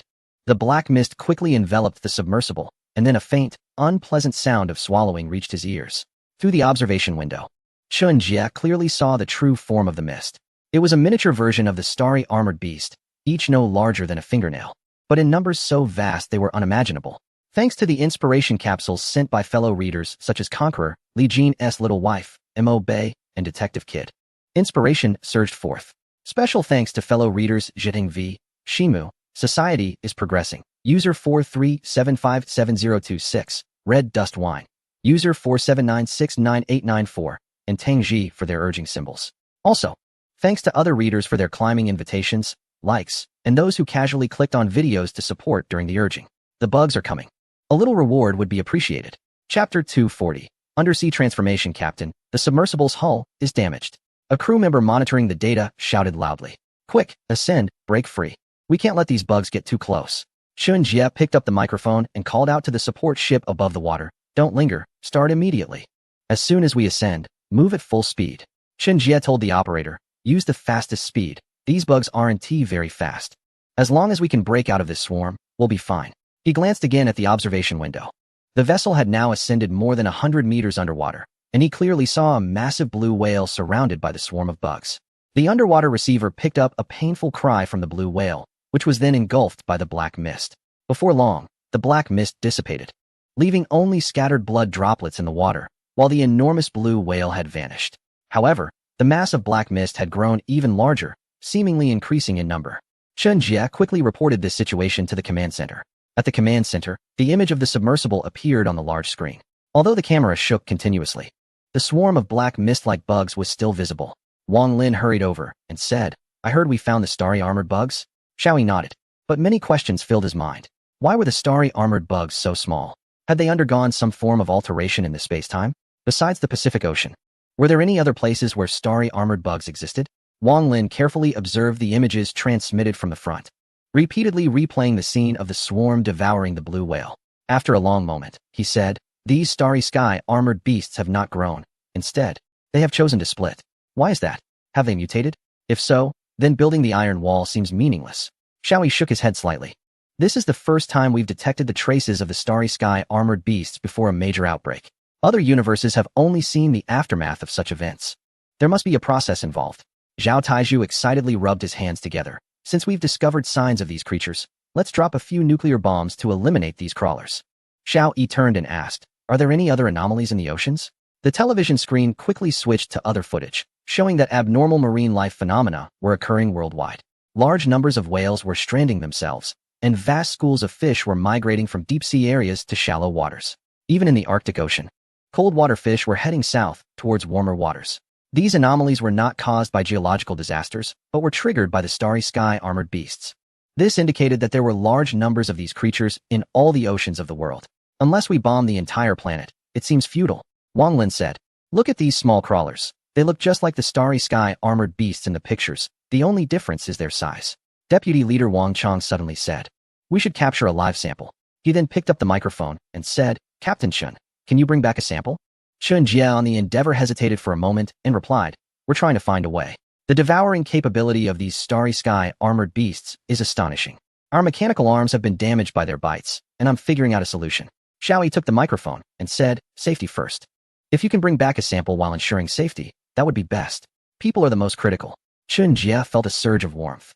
Commander Xiao was different from others, always prioritizing human safety. He replied, "Don't worry, Commander. I know what's important." The Endeavor quickly surged to the surface and sped ahead. Minutes later, it finally broke free from the black mist. The submersible was covered with starry sky armored insects, which were gnawing at the thick outer hull. However, strangely, once it exited the black mist, the insects that had been biting the submersible quickly fell off and plunged into the sea, swiftly merging with the mist and submerging again. If it weren't for the numerous scars on the submersible, they would have thought they were having a nightmare. "Deploy the underwater observatory," Chun Jia shouted into the microphone. Nearby, the support ship dropped several underwater observatories, covering the entire area. The Endeavor approached the support ship. Chun Jia felt somewhat dissatisfied because they had not managed to capture a single sample. "Report, Commander. We have just emerged from the black mist, and the starry beetles have ceased their attacks on us, returning to the mist instead. We have not completed our mission," Chun Jia said with some frustration. "Given the current condition of the Endeavor, it is impossible to dive again. Both the power equipment and the hull have sustained clear damage." Xiao Yi's voice came through. "No? You have done very well and provided us with important data. Now, secure the underwater observation device and return immediately. The country's seaplane will come to pick you up shortly, and all equipment should be abandoned." Chun Jia put down the microphone and shouted to everyone, "The command center has ordered us to return immediately. Let's go home." Chapter 241, The Secret of the Starry Beetles Command Center. The main screen displayed many small underwater images, all transmitted back by the underwater observation devices. Wang Lin led the entire biological team sitting around the conference table, closely monitoring the images sent back from the underwater devices. "Here it comes." One person excitedly stood up as a patch of black mist appeared in the corner of the screen. "This is the trace of the starry beetles." However, before everyone could celebrate, a cloud of black mist covered the screen, and in the next moment, the image vanished, leaving only static on the screen.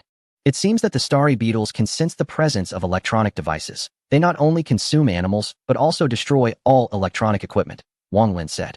Xiao Yi added, "In that case, we should deploy our detectors across various oceans to track their movements as much as possible." There are still 4 to 5 days until the predicted large-scale appearance of the starry beetles, and he wanted to see what happens during this time. How do these starry beetles transition from the depths of the ocean to land, and then erupt in large numbers? The enemy has come. Yet we know very little about this foe. How does a creature smaller than a fingernail transform into a giant over 3 meters tall? When and where will they land? All of this is a mystery. Chronicle of Major Events in the Great Zhou Kingdom. Countdown Day 28. The Great Zhou Kingdom, relying on the Endeavor submersible, has discovered the trace of the starry beetles for the first time. The world is shocked by this news. Countries without defensive structures begin to crumble, and large numbers of people rush to areas with defenses. Riots break out across European nations, and those who have not entered the iron walls start constructing their own defenses. More people flock to the European iron walls but are blocked by the mechanized soldiers, unable to approach. Refugees riot, and mechanized soldiers disperse the crowds with gas canisters. The EU commander announces the establishment of a security zone. Anyone entering the zone will be killed without mercy. On that day, over thousands of European refugees were killed outside the Iron Walls. Outside the Great Zhou Kingdom's Iron Walls, 200,000 soldiers were temporarily dispatched to guard outside the walls, establishing a quarantine zone to keep refugees out. The human commander, Xiao Yi, issued orders that anyone who trespasses will be treated as an invader, and if necessary, they can be shot. On the same day, there was a significant increase in the number of residents moving into the Iron Wall, with 2/3 of the local population already inside. However, 1/3 of the citizens refused to enter, claiming that the Sky Armor Beast was a conspiracy orchestrated by another nation. As no live specimens had been captured so far, they firmly believed that the videos circulating were fake. A large influx of migrants from Latin America was entering the nation, leading to chaos and social order, with robberies occurring everywhere.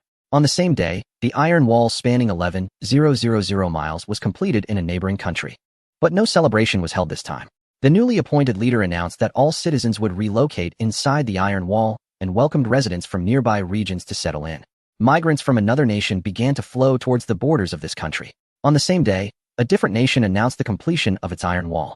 The relocation of residents began, with the wall capable of accommodating 10 million people, targeting the middle class and above. On the same day, another country constructed a 30-meter-high defensive structure around a famous mountain, claiming that its height would be sufficient to withstand attacks from the Sky Armor Beasts. With a countdown of 27 days remaining, Captain Chen Jie of the recently returned Striver team hurried to the command center.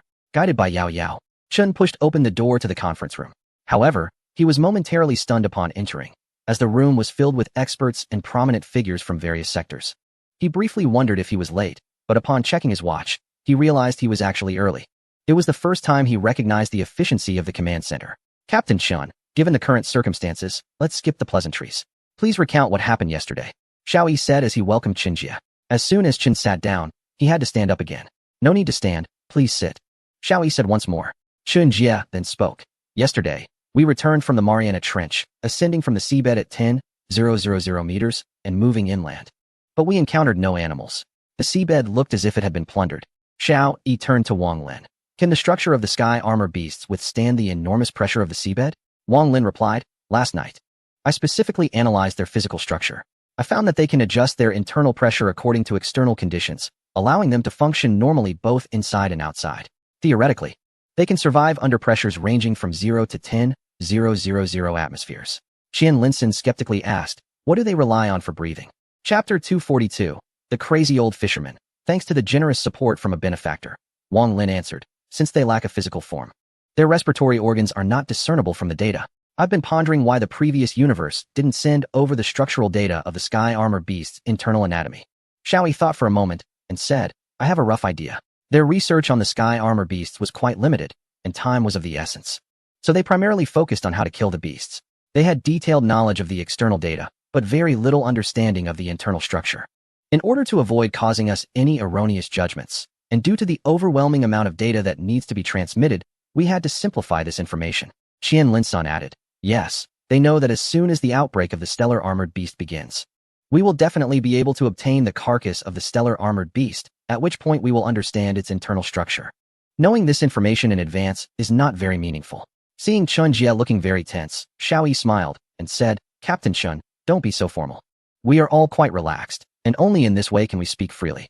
Please continue. Chen Jie smiled, releasing a bit of pressure from himself. After all, these big figures indeed put a lot of pressure on him. However, he forgot that just a few months ago, Xiao Yi was merely an ordinary researcher, and his status was even lower than Chen's. Our submersible has been climbing along the land shelf to a height of over 100 meters, and we found that the underwater plants were all in good condition, but there was no trace of animals.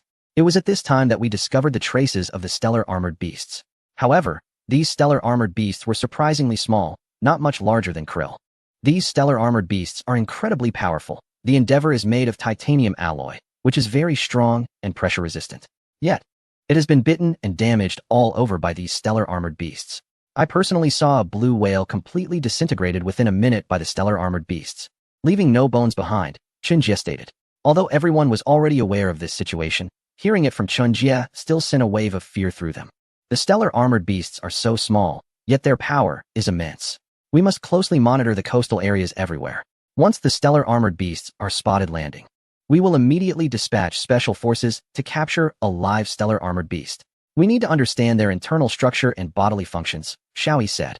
In a distant region, Colonel Fitzwilliam was loading boxes of supplies onto a ship. He had seen the traces of the stellar armored beasts on the seabed on television yesterday, which filled him with deep fear. He hurriedly used all his connections to buy up living supplies and necessities.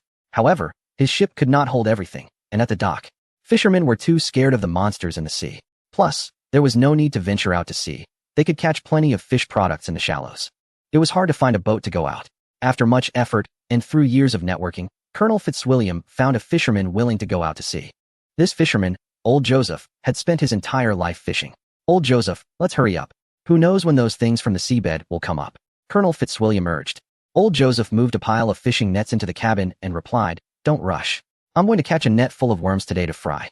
Colonel Fitzwilliam was taken aback. "Are you crazy, Old Joseph? These are stellar armored beasts. A blue whale was devoured in minutes by them. Are you looking for death?" Old Joseph shook his head. "Don't listen to the nonsense from those people. I've been fishing my whole life. How could I be eaten by fish? No matter how fierce the fish are, they fear fishermen." Haha. Colonel Fitzwilliam shook his head, knowing that for some people's stubbornness and ignorance, no amount of persuasion would be useful. Li Buwang got up, still not having slept well. Last night, there was constant noise coming from Yang Chao's house, along with the sound of girls crying. It wasn't until the girls were driven out of the room that it finally quieted down.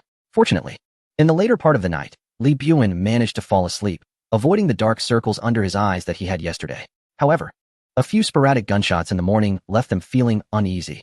They were now only about 800 to 900 kilometers away from the steel wall. If they traveled overnight by truck, they should be able to reach the base of the wall by dawn. Yang Chao also came out, still wearing a gloomy expression, indicating that last night had not gone well for him either. The three girls and that man walked into the dining area. There were no hot meals today, only the buns and egg drop soup that had been left over from yesterday. No one had the appetite to eat. They all heard the gunshots, which meant that the refugees were very close, and they needed to hurry on their way. They quickly heated up the food in the microwave and rushed out. Li Buwen noticed that the girls had bruises on their faces, clearly from being beaten by Yang Chao last night. This made him feel even more uncomfortable. Yang Chao sat in the car and suddenly mentioned grabbing a gun, saying, "No, I need to drive them away." Li Buwen stopped him, saying, "Let's get moving. The refugees can't be far off." Li Buwen decided that Yang Chao could no longer act recklessly. People should have some humanity. Otherwise, what is the difference from being a beast? In Africa, at the port of Lamu, the ship had docked. Due to the sighting of celestial armored beasts under the sea yesterday, the ship dared not proceed and quickly anchored. The general led Chu Xiaoxiao off the ship.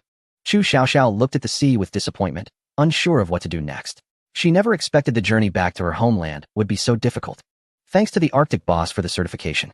Just to clarify, this book is based on scientific principles and is science fiction, not about cultivation, evolution, spiritual awakening, or apocalyptic themes. For those who do not enjoy realistic narratives, the author cannot cater to your preferences. This book emphasizes realism within science fiction. If you are used to mindless enjoyment, with invincible protagonists and face-slapping scenarios, you will not find such content in the later chapters. Those with a low tolerance for reality or lacking life experience should approach the later content with caution. Chapter 243. A collective wedding on the construction site. Where are we going? Chu Xiaoxiao clung to the general's arm, looking pitiful. The general glanced at her and said, "The sea route is blocked. I found a private plane. We'll fly over." Chu Xiaoxiao finally calmed down. Suddenly, the general's hand reached towards her chest. Chu Xiaoxiao hesitated for a second, then changed her position to allow the general's hand to enter more easily, leaning her body against him. The soldiers on the ship disembarked, clearing the crowded people with their weapons, protecting the general and Chu Xiaoxiao as they moved forward.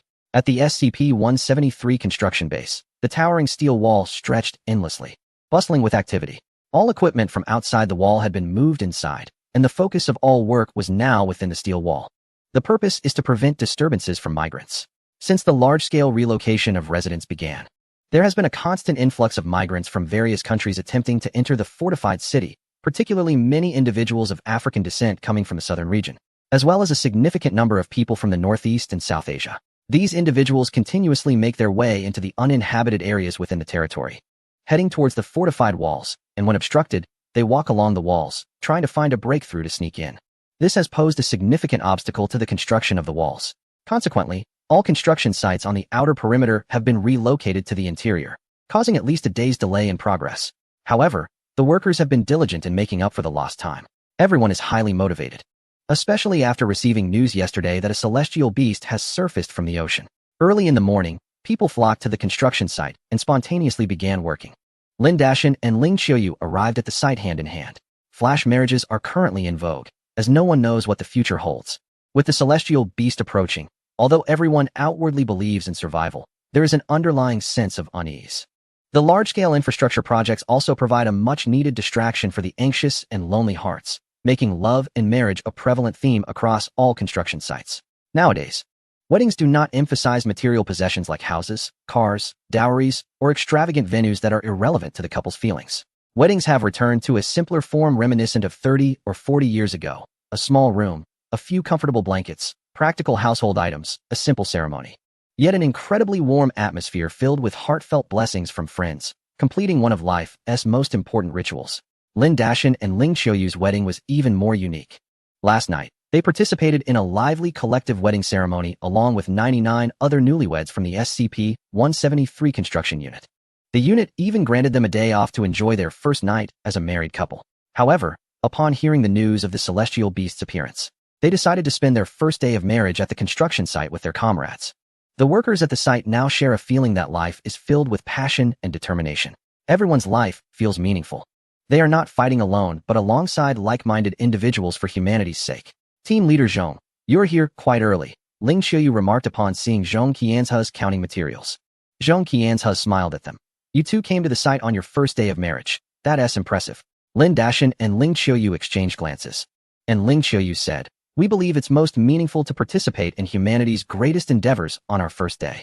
Lu Haoran, who was busy delivering meals to his co-workers, chuckled and said, you remind me of my younger days. There are no random thoughts in my mind. I am solely focused on dedicating my youth and passion to the grand cause of humanity. It's just that over the past few decades, I've almost forgotten those feelings. But now they have returned. That's wonderful. Wang Chong walked over and greeted others. When he tried to greet Zhong Qianzhe, she turned her face away and pretended not to see him. Wang Chong felt very frustrated. He sensed that the distance between him and Zhong Qianzhe was growing. Feeling disheartened, he turned to leave. Hey, Deputy Engineer Wang, what happened to your hand? Lu Haoran suddenly noticed a cut on Wang Chong's hand, which had scabbed over.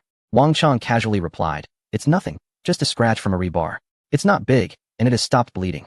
Lin Dashan said, this is not a small matter. You should go to the medical room to get it bandaged. Wang Chong responded, it's just a minor wound. The Starry Sky armored beast is about to arrive. And there are still a lot of things to take care of. I don't have time for this. Zhong Qianzhe looked up, wanting to say something, but hesitating. Just a few steps away, a female voice called out. Oh, Deputy Engineer Wang, what happened to your hand? This is not a small matter. Such a large wound could lead to tetanus. Come, I'll accompany you to the medical room. The speaker was Swallow, a former colleague of Zhong Qianzhe. Chapter 244, The Hierarchy of the Construction Site. There are levels within the construction site.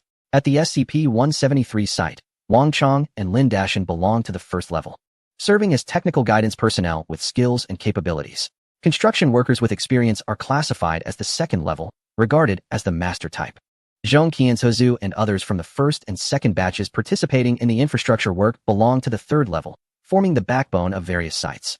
The third and fourth batches of infrastructure workers assigned from other positions belong to the fourth level, who follow commands to work. The fifth batch of workers and external assistants belong to the fifth level, lacking any voice in decision-making and only able to assist.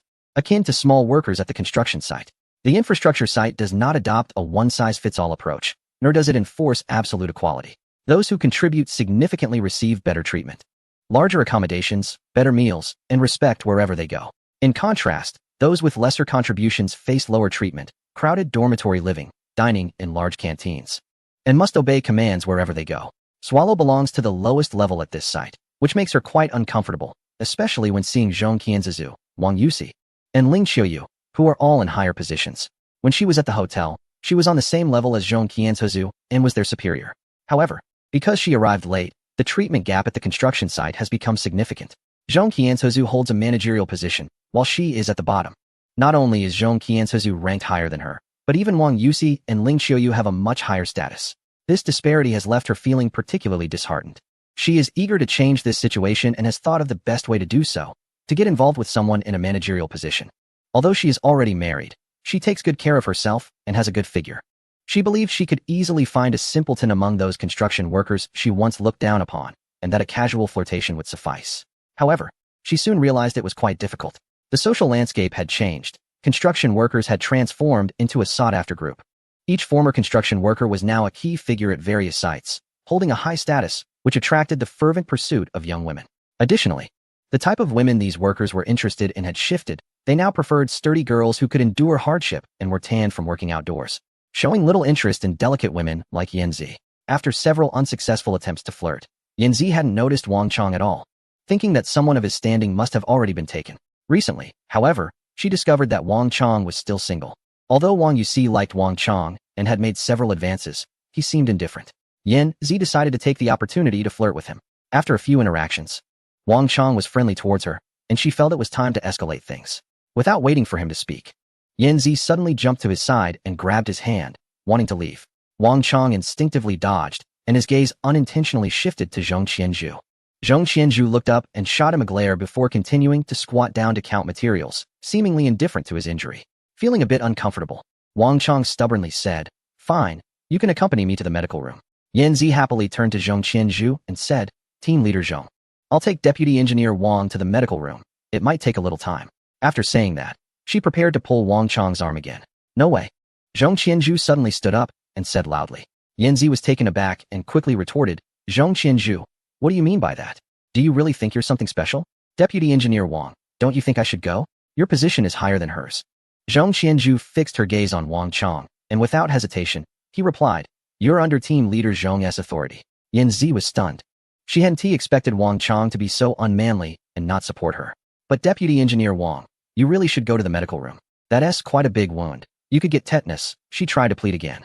Zhong Qianzhu stepped out and said, "Yanzi, go move 100 units of materials over here. If you don't finish, you're not allowed to have lunch." Zhong Qianzhu then approached Wang Chong and whispered, "Let us go. I'll accompany you." Yanzi was dumbfounded. She hadn't anticipated Zhong Qianzhu to be so ruthless. It was clearly a personal vendetta. Here was a woman who was afraid of hurting her hands, even while washing dishes. And she expected her to move 100 units of materials. Wasn't that going to wear her hands raw? But she didn't dare refuse. As the team leader, Zhong Qianzhu had the authority to punish employees. After taking a few steps away, Zhong Qianzhu turned to Wang Chong and said quietly, "Are you stupid? You dare to flirt with a woman like Yanzi?" Wang Chong quickly defended himself. "I didn't." But Zhong Qianzhu didn't give him a chance to explain. "You know she has a husband, yet you still flirt with her." Wang Chong finally got anxious. "When did I flirt with her? Didn't you give her your chicken leg yesterday?" Zhong Qianzhu glared at Wang Chong. Wang Chong was taken aback. She said there was no meat in the food she ate, and she expressed a desire to eat meat. Suddenly, Wang Chong remembered something and felt delighted. "So you care about me. You have been paying attention to me, right?" Chapter 245. The first person to be devoured by the celestial armored beast. Zhong Qianzhu felt a rush of panic and quickened her pace, saying, "I've mentioned that I like real men, not cowards, and definitely not petty people who flirt with married individuals." Wang Chong felt more wrong than doughy. In the waters of England, Colonel Fitzwilliam moved all the cargo ashore. Before he could greet Old Joseph started the engine, waved goodbye to Colonel Fitzwilliam, and sailed toward the sea. Colonel Fitzwilliam had a bad feeling. Old Joseph's departure would be very dangerous. However, he couldn't stop him. Old Joseph was a stubborn person who firmly believed that the earth was flat, and that by heading south, he could reach the edge of the world. The only reason he couldn't get there was that the edge of the world was surrounded by icebergs and had harsh weather, making it inaccessible. Otherwise, he would have taken a picture at the edge of the world to show those who wanted to deceive him that the earth was indeed flat. God was up in the sky, always watching over him. The celestial armored beast was just a scare tactic from the government to prevent fishermen from going to sea, which in turn would stop them from reaching the edge of the world and exposing the politicians' schemes. Colonel Fitzwilliam transported the items deep underground. The Fitzwilliam family exerted all their strength to build a shelter on this small island. The shelter was located 300 meters below the surface, surrounded by soundproof and heat-insulating protective layers. There were no electronic devices underground. The lighting was powered by batteries, and there was a large supply of canned food and some nutritional supplements. The entrance to the underground shelter was several stories deep, with each layer blocked by thick wooden doors, and the gaps were sealed with cloth strips to prevent any sound from escaping. The ventilation system consisted of a vent extending toward the sky. Next to the vent was a periscope. This vent was usually kept closed, only opened quietly when it was confirmed that there was nothing around, allowing for manual air exchange. Colonel Fitzwilliam had carefully studied the information on the celestial armored beast. As long as they avoided all electronic products, maintained relative silence, and paid extra attention during ventilation, they would not be detected by the celestial armored beast. Unless, of course, they were unlucky enough to be penetrated by the underground celestial armored bugs. This place would be the hope for their entire family. On the sea, old Joseph took a sip of wine and casually arrived at the designated location, where traces of the celestial armored beast were reportedly found yesterday. He operated the machine to lower the trawl to the seabed, intending to catch some bugs to fry and enjoy with his drink. Hey, the things in the water fear fishermen the most. Bugs, your Uncle Joseph is here. After setting the net, old Joseph started the engine and drove forward. Soon, the sound of the engine became heavy, indicating that a big catch was trapped below. Come on, Bugs. Old Joseph began to haul in the net. The machine roared, and from the massive sound, it was clear that this net was heavy, evidently having captured a large number of objects. The fish had already swum towards the coastline, and he clearly knew that this net could only have trapped the starry armored beasts. Suddenly, the sound of the motor changed abruptly, instantly shifting from full load to no load. This phenomenon could only indicate one thing. The net had broken. Damn it, those pests managed to ruin my net. Old Joseph walked to the edge of the boat with a landing net, ready to scoop up some bugs. The clear seabed suddenly turned dark, the dark area expanding rapidly. And soon a large swarm of insects surfaced. Old Joseph laughed maniacally. Ha, you little things that aren't afraid of death, daring to float up. Watch me catch you all. He plunged the net down, bringing up a net full of small crawlers. However, before he could pull the net onto the boat, it tore. Dozens of starry armored beasts fell into the cabin. Furious, old Joseph tossed aside the landing net and stomped down hard on one of the bugs.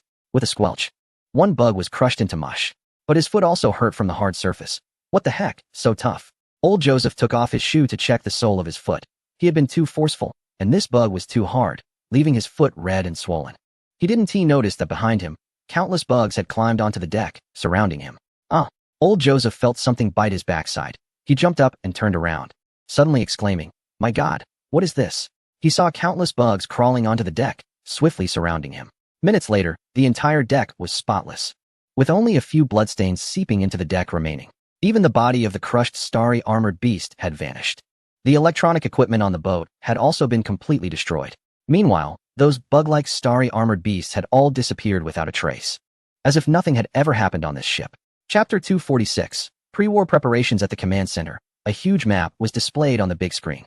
Many bright spots on the map were constantly turning red. These bright spots represented the detectors deployed by a certain nation across the oceans. When they turned red, it indicated that the detectors had lost contact, signifying areas of invasion by the starry armored beasts. These beasts had already approached the coastline, nearing Luzon Island in the Pacific. On the African continent, they were closing in on Madagascar. Along the European coast, they had reached the edge of the Lion Kingdom, but had not yet entered the Mediterranean. The Americas are similar, having approached the eastern and western coasts of a certain country. This data has already been communicated to the leaders of other nations. The world has undergone tremendous changes. Although the celestial beasts have not yet arrived, signs of an impending crisis are already evident. Many nations have effectively ceased to exist, while several major countries have built their own fortified walls. The heights of these walls vary, with the tallest being around 110 meters in a certain nation, and they continue to rise. Another nation has constructed a wall of only 100 meters, believing that this height is sufficient based on previous data. Due to dual development efforts, including a lunar colony that has drained considerable resources, a certain nation has only managed to build a wall of 110 meters. The European Union has established a wall of 130 meters. Nations with smaller populations, such as a certain country known for its maple leaf and another known for its kangaroos, have built walls of 150 meters, which, while not large, are sufficiently high. As for other nations, their constructions cannot be classified as fortified walls, but rather as fortresses capable of accommodating 1 million people, which is already quite impressive. Some weaker nations have completely collapsed, becoming anarchic states, particularly those reliant on foreign military presence, such as certain countries in East Asia and others, have had their governments overthrown by armed forces, which hurriedly established military strongholds domestically. Interestingly, in both a certain nation and another, at least a quarter of the population does not believe in the government's propaganda or the existence of the threat. They continue to live their lives happily, with parties, bars, and celebrations remaining unchanged. The arrival of the celestial beasts serves as a mirror, reflecting the diverse realities of humanity and showcasing the cohesion and unity of a nation. Xiao-Yi, it seems, the time for the outbreak of celestial beasts is approaching. Feng Wei stood beside Xiao-Yi, watching the increasing red dots on the screen, worry etched on his face. Xiao-Yi slowly turned around to look at the crowd behind him, all of whom had set aside their work to gather in the hall. The atmosphere was heavy and tense. Although everyone had known for 5 months that this day was coming, when it finally arrived. An involuntary sense of anxiety arose in their hearts. Can humanity truly withstand this? Other universes have fallen, as the last humans in this universe. Can they be the only exception? An elder slowly approached and stood beside Xiao Yi, offering a calm smile to him and everyone present. In that moment, the crowd was inspired by this battle-hardened elder. A certain nation is a land of miracles. As long as everyone works together, there is no obstacle they cannot overcome. Xiao Yi, go boldly and take action. Your experiences in other universes will lead us to victory, the elder said firmly. Xiao Yi nodded heavily and turned to call out to Luo Yaoyang, team leader Luo. Here came Luo Yaoyang's response, louder than ever before. 1,000,000 mech warriors are to be on standby, along with all transport helicopters. At the same time, equip all citizens who meet the mech assessment criteria with mechs. Xiao Yi said. Understood. Luo Yaoyang acknowledged the order. Zhao Hongyi. Xiao Yi called out. Here. Zhao Hongyi responded loudly. Starting tonight, we will conduct simulated exercises according to the official grouping. All personnel not participating in the grouping are to be excluded from the exercises and may only observe. Xiao Yi stated. Understood. It is now time to load the bullets. It's time to test the real combat power of 1,000,000,000 mech warriors. War is not just about numbers. It requires a well-trained, coordinated team to achieve better results. Lu Bowen. Here. The aged Lu Bowen's voice was particularly loud. Assemble the remaining personnel with combat capability into a reserve force, organize them for online training, and conduct real mech training during the day. We must maintain combat readiness to support the front lines at any time. Xiao Yi instructed. Understood. Young, old, and those with disabilities, as long as they can operate a mech, will become reserve warriors. In the face of a great enemy, everyone must be prepared for battle. Xiao Yi turned to Nie Sihua. Nie Sihua. Nie Sihua had cut her long hair and now sported a neat short haircut like Yao Yao, dressed in military attire. Looking particularly spirited. Here. Chapter 247. In a moment's thought. The mech production line operates 24 hours a day, and we must complete the production of 1,000,000,000 mechs within 25 days, Xiao Yi stated. With the improvement and maturation of production processes, the daily output of qualified mechs is 30 million. At this rate, we are still a bit short of completing the task. However, Nie Sihua is confident that internal adjustments will increase production. Understood. Yu Wanqing. Here. In 15 days, the particle collider must complete its first low-speed test, Xiao Yi said. The collider is crucial for the safety of the ground beneath the steel wall, if it cannot operate at low speeds. And if the cosmic armored beasts break through from below, then the steel wall will become a second Maginot Line, a luxurious joke. Yang Buwei reached out and held Yu Wanqing's hand, giving her immense confidence. We will definitely complete it. Xiao Yi's gaze turned to Wang Lin of the biological team. Wang Lin. Here. Once the cosmic armored beasts land, deploy the most elite troops to capture specimens of the beasts. You can select the personnel. Xiao Yi instructed. Wang Lin replied loudly. Report to the commander. The personnel have been confirmed. We have formed 3 elite teams, led by Zhao Taizhu, Zhang Xiaolong, and Zhao Shi. We will definitely complete the task. Xiao Yi smiled slightly. But the next moment, a scene flashed in his mind. Zhao Shi's team was trapped among a group of cosmic armored beasts unable to break free. Zhao Shi attracted the attacks of the beasts to protect his teammates' escape, but his figure disappeared among the swarm. Xiao Yi's expression darkened slightly. However, the next moment, he regained his spirits. Those images were from other universes. This is the first universe, where humanity is well prepared. Zhao Shi's fate is sure to be changed. Shen Lin said with renewed vigor. Xiao Yi looked at Shen Lin and said, in 20 days, the steel wall must be completed. All infrastructure workers will form a mech squad according to the infrastructure organization. Rest assured, Commander, we will complete the task, Shen Lin replied calmly. He was very confident about the project's progress. Although the construction workers were working very hard, everyone's enthusiasm was high, and their fighting spirit was strong. It can be said that everyone was striving and fighting for a common goal, not just in a theoretical sense, but in the true sense of the word. This was something that could not be seen in times of peace. Yi Jiuxi was so excited that her heart was racing. She never expected to become one of the core members of the nation. Thinking about her friend Tong Tianyu, who went abroad to study with her, but ended up stranded and inexplicably dying in a foreign country, she felt incredibly lucky. She was glad she had chosen the right path. Such is the world. In a moment, everything can change drastically. Even if Tong Tianyu were still alive, he would just remain in that foreign country, eventually to be consumed by fate. We have 30 days to complete the energy replacement for 10 million mechs, Xiao Yi stated.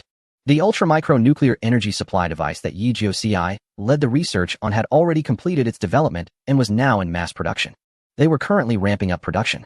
Yes, the ultra-micro energy-driven mechs will be equipped in the special mech units. They will undertake assault missions. Zhao Tieju's special squad is using the ultra-micro nuclear energy-driven mechs, which will allow them to operate continuously for a year. This not only significantly reduces the mech's burden, but also provides strong support for prolonged combat. Xiao Yi clearly remembered that other universes' mechs did not have ultra-micro nuclear energy drive devices. Perhaps the opportunity to change Zhao Shi's fate lies in this drive. The Starry Sky Beast is coming. Is everyone ready? Xiao Yi asked in a deep voice. Ready. Everyone answered proudly. In the blue sky, a small plane was flying. The general stood up, his plump body shaking, making Chu Xiaoxiao feel a wave of nausea. She used to think that black men were handsome and attractive, especially in certain aspects. But now, she only felt disgusted. She hated herself for being so easily fooled. It turned out that most black men were not as wealthy, stylish, or cultured as the basketball stars. Especially this general, who was now leaning on her. Had a strong odor, dark skin, and bad breath. However, she had to hide her disgust. Whether she could return to her homeland depended entirely on this man. She kept thinking about whether she should ask for a gun from the soldiers of her homeland when she saw them, to personally deal with the general. Prepare yourselves. In another hour, the plane will land in Annam. We will enter from Annam, which is the closest to the steel wall, the general said. Chu Xiaoxiao stood up to get dressed, but before she could finish, the plane suddenly shook and then started to tremble violently. What is happening? The general asked angrily. We've collided with a bird and lost an engine, the pilot said in a panic. What do we do? The general asked, terrified. The pilot replied. We have no choice but to make an emergency landing. We're within the borders of a certain country, and we will land here. Damn it. Why is our luck so bad? The general gasped. The plane had limited capacity, and he had only brought 3 trusted aides with him, leaving the rest of the troops stranded in Africa. Fortunately, they still had enough weapons to ensure their safety.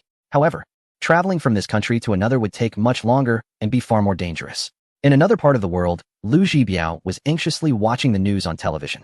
Unlike some people who seemed unconcerned and continued partying, he had moved behind the strong walls of his country long ago. Yet, he felt uneasy because it was clear that his country was not taking the threat seriously. He had received news from another country that it was under strict control, with everyone working tirelessly to prepare. In contrast, his country seemed to maintain a sense of optimism, believing that when the threat arrived, their military would easily defeat it. However, Lu Zhibiao knew that the other nation was usually cautious, and the mobilization indicated a serious situation. He began to regret coming here impulsively. It was too late to change his mind now. The borders had long been closed, and no one could enter, whether they were citizens or foreigners. The call for expatriates to return had been issued long ago. Those who did not return were considered to have automatically given up their citizenship. His country did not welcome those who hesitated or betrayed it. His girlfriend, dressed up beautifully, spun around in front of him and asked, Zhibiao, do I look good? Lu Zhibiao, feeling frustrated, replied, Are you serious? What are you doing? She looked at him as if he were a strange creature. Don't you remember? It's Tony's party today, and I want to look stunning to impress everyone. Lu Zhibiao replied gloomily, with the news about the threat everywhere. How can you still think about a party? They're just a bunch of bugs. With our soldiers here, they will be wiped out. His girlfriend, like most people from his country, remained excessively optimistic. Lu Zhibiao realized that he had been influenced by her, which had led him to come here blindly. Now I realize how foolish this woman truly is. I can't believe I ever liked her. On the Atlantic, a luxury cruise ship full of passengers is heading towards a certain country. Looking around the world, only the steel walls of this country remain under capacity. This is because over a quarter of its citizens refuse to believe the news about the celestial beetles, thinking that a group of creatures smaller than a fingernail could pose any real threat, so they stubbornly refuse to leave their homes. Moreover, they believe that even if the celestial beetles are indeed formidable, they can easily enter the safety of the steel walls after the outbreak occurs. The root of all this rhetoric actually comes from the former president of that country. For political reasons, he changed his stance and began to promote the idea that the celestial beetles are not scary, insisting that they are merely a rumor spread by the newly elected president of a neighboring country, aimed at causing him to lose in the elections. He strongly suggested holding new elections. He has a group of die-hard fans who firmly believe in him and have been resisting the construction of the steel walls. This has resulted in numerous vacancies in the steel walls, enough to accommodate tens of millions of people. People from other countries are rushing to this country, hoping to find opportunities to obtain citizenship and then enter the safety of the steel walls. Another reason for this is that, as the most developed nation in the world, it is still the most trustworthy, especially for smaller nations close to the West. Most of the people on this ship come from these countries and belong to the influential class. Among them are tribal chiefs from certain Arab nations and key figures from several pro-Western African countries. The most notable is a key figure from Morocco. Although their families have long since entered the safety of the steel walls, they have stayed behind to maintain stability in their home countries. While many chose to take flights, These individuals opted for a cruise ship to cross the ocean and reach safety. Upon hearing reports of celestial beetle sightings at sea, they began to worry. The ship, having departed from Morocco, is heading straight for this country. The captain anxiously watches the surface of the sea, hesitating whether to turn back. The important figure from Morocco approaches and asks, "What's the situation?" The captain hesitates and replies, "Should we turn back? I'm worried about safety." The figure shakes his head and says, "The latest news is that our country has been taken over by the military. If we return, we will be sent to a military court, and we might even face execution." He hands a document to the captain. This is the information about the celestial beetles sent from the neighboring country to the world. Huh. Small creatures the size of a fingernail. What can they do to our massive cruise ship? Go ahead confidently. Even if we encounter the celestial beetles, we just need to keep moving and not provoke them. The captain looks at the video material, and indeed, one celestial beetle is smaller than a fingernail. To fear such a thing would be laughable. Suddenly, a crew member at the front of the ship shouted something, and people began to gather towards the bow from all directions. The captain's heart sank as he looked out at the sea ahead. The originally azure water had suddenly turned pitch black, as if it had been soaked in dye, rapidly spreading towards the cruise ship. Not good. The starry sky creature is coming. Full speed ahead, charge through. The captain shouted. The ship was immediately bustling with activity. A woman, frightened, stomped her feet and screamed while taking pictures with her phone, not forgetting to upload them. It seemed that taking and sharing photos had become her instinctive reaction. On the other side, a female streamer, seemingly unfazed, began her live broadcast. Although her voice trembled, the camera remained focused on the vast expanse of darkness in the sea. The cruise ship sped into the black waters, maintaining its speed as it charged forward. Chapter 249, Establishing a Quarantine Zone. The cruise ship broke through the Black Sea and advanced rapidly. In the frothy water beneath the hull, every splash seemed to echo with metallic clashing sounds. People peering over the bow heard a faint gnawing noise, as if something was rubbing against metal, sending shivers down their spines. "Captain, power is diminishing. Our propulsion propeller seems to be encountering an obstruction." A crew member shouted loudly. Beads of sweat began to form on the captain's forehead. He sensed something was wrong. He initially thought that with the steel hull of the cruise ship breaking through the swarm, there shouldn't be any major issues. At most, the propeller blades might sustain some damage. However, they had barely entered the swarm when they encountered difficulties. How much has the RPM decreased? The captain wondered, thinking it was due to the propeller blades being tangled with the creatures. The RPM hasn't decreased, it's actually increased. The crew member yelled. The captain's heart sank. This meant that the propeller blades were not tangled, but rather damaged, reduced in size, or even gone altogether. Sure enough, the ship lost power, and its speed dropped significantly, moving forward solely by inertia. Suddenly, the captain heard a strange rustling sound, reminiscent of silkworms gnawing on mulberry leaves in the quiet night. It was also akin to the sound of mice gnawing at the bedpost, but even more grating and unpleasant, as it was interspersed with the sharp, metallic scratching noises. "What is that sound?" the captain asked in terror. "It sounds like insects are biting the hull," a crew member replied. Suddenly, the microphone crackled with the voice of a crew member from the lower deck. "Captain, the hull is damaged. There are several holes leaking water. Oh no, now there are dozens, hundreds. My God, the hull is full of holes." In the next moment, the voice cut off, replaced by a piercing electrical sound. The captain could clearly feel the ship sinking. Panic erupted among the crowd below, and the ship began to tilt. The captain's mind went blank. It was over. Everything was over. The streamer, who had been broadcasting live, finally began to scream in terror, no longer caring about the camera, running around in panic. The camera tilted, pointing at the water below.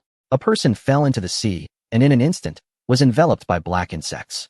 A stream of blood emerged, and then the person was no longer visible. At the command center, Xiaoyi watched the video on the big screen in silence. This incident had occurred an hour ago. An aircraft had gone to the area of the incident, but the cruise ship was nowhere to be found. The sea was littered with debris, but there were no survivors. All life had vanished. "Xiaoyi, I noticed that these insects seem to fear the shore. They spend very little time on the deck," Yao Yao said, standing beside Xiaoyi. Wang Lin shook his head. "That's hard to say. I feel they are reluctant to separate from the group. They are behaving like sardines, unwilling to be alone. Perhaps this is the nature of the starry armored beast, accustomed to living in groups and refusing to act independently." Gu Linxing walked in and said, "Xiaoyi, I've carefully reviewed the declassified information, but I can't find any details about the outbreak of the starry armored beast. Normally, in other universes, there would be many incidents before such an outbreak, just like what we are experiencing now. But there is no mention of it in the documents. It's quite strange." Xiaoyi looked up at the sky, pondering this issue, as he also lacked information on this matter. In other universes, it seemed that the starry armored beast would suddenly erupt and then sweep across the globe, annihilating other regions within a month. They had only managed to hold out for 3 months at most. Xiao Yi had a vague feeling that the starry armored beast seemed to have changed compared to other universes. Have flying armored beasts appeared? Xiao Yi asked. No, Yao replied. She had set aside all her work to focus on being Xiao Yi's assistant. Han Jiming hurried over, ready to hand a document to Xiao Yi, but was stopped by Yao. From now on, documents should be given to me, and I will pass them on to the command center. Xiao Yi glanced at Yao, clearly aware that she had received instructions from the elder to help him avoid unnecessary trouble. Yao looked at the document, her expression changing slightly, and handed it to Xiao Yi. The EU had initiated a cleanup plan, driving all people near the steel walls of the EU back by 100 kilometers. Those who refused to comply were to be eliminated without exception. This had already resulted in tens of thousands of deaths. This was humanity's first act of aggression against itself before the official outbreak of the starry armored beast. Even before the beasts arrived, internal strife among humans had already begun. Rioters had breached the blockade, approached the steel walls, and detonated a bomb, causing damage to a 3-meter-wide section of the wall, which was now under urgent repair. After Yao finished speaking, she looked at Xiao Yi. Xiao Yi picked up a map and casually drew a circle along the coast of the Great Zhou Kingdom. Notify the relevant parties to establish a quarantine zone along the coastline. The width should be 50 kilometers. This 50-kilometer area will be treated with scorched earth tactics to eliminate any living beings. Once discovered, they must be exterminated and burned. Chapter 250. Make others' deaths more meaningful. Yao straightened up, understood. She jogged off to the military group. Soon, countless planes and helicopters took off from various military bases surrounding the Iron City walls, while 1 million armored warriors appeared in the coastal areas, advancing towards the coastline. Each armored unit was fully loaded, carrying the heaviest equipment, which was a flamethrower. Qian Linsun hesitantly asked, "Isn't this different from the mobilization plan in the declassified documents?" Xiao Yi nodded. "That's right. I feel that the star beasts are different from those in other universes. We destroyed the origin point, which seems to have triggered changes in the star beasts. I have a premonition that they will erupt ahead of time. However, our preparations are not yet complete. We still need time." Xiao Yi turned and pointed to a large area on the map. "I don't want the star beasts to attack us first. Let people from other nations delay the star beasts for us, so we can make adequate preparations." Han Jiming suddenly interjected, "Isn't this unethical?" Xiao Yi glanced at Han Jiming, causing him to lower his head and stick out his tongue. Xiao Yi calmly replied, "Their preparations won't help them survive. Since they are destined to die, let them die with a bit of value. It can be considered a contribution to preserving humanity. Let the star beasts attack them first to buy us some time." A truck was driving on the highway when suddenly a roar echoed, and Li Buin witnessed a shocking scene. A dense swarm of helicopters flew overhead towards the east.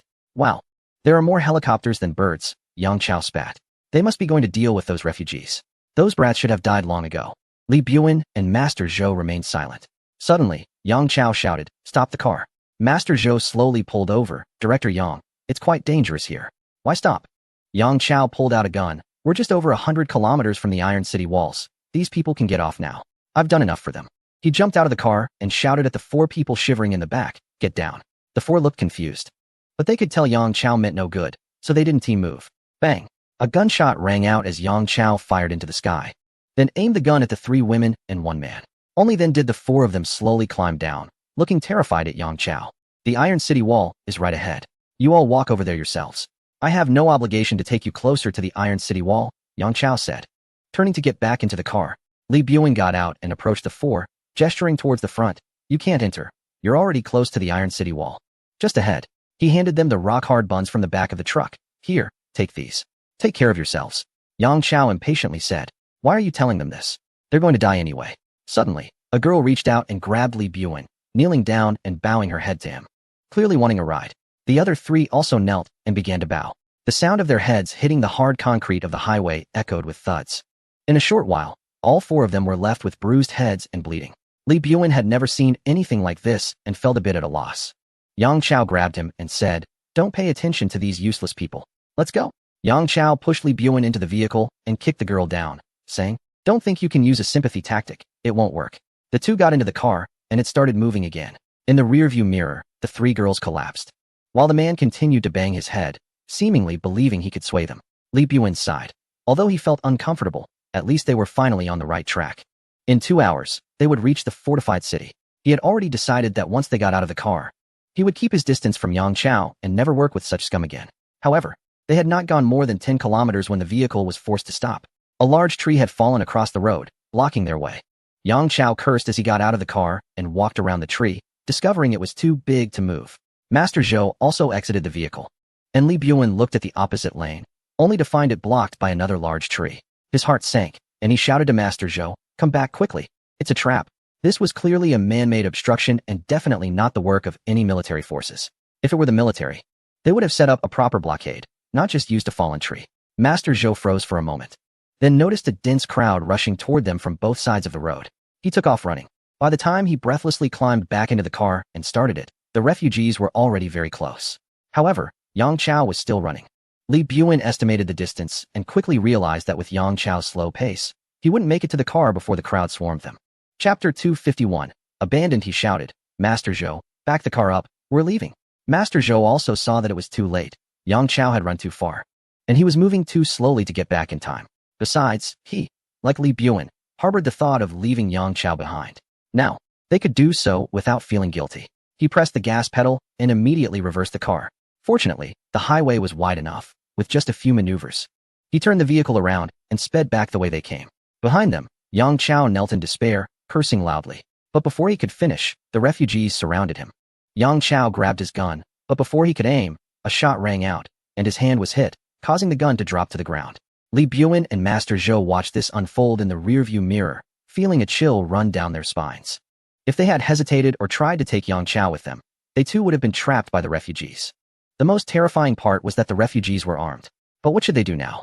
Quick, call for help from above, have them come rescue us. Master Zhou suggested urgently.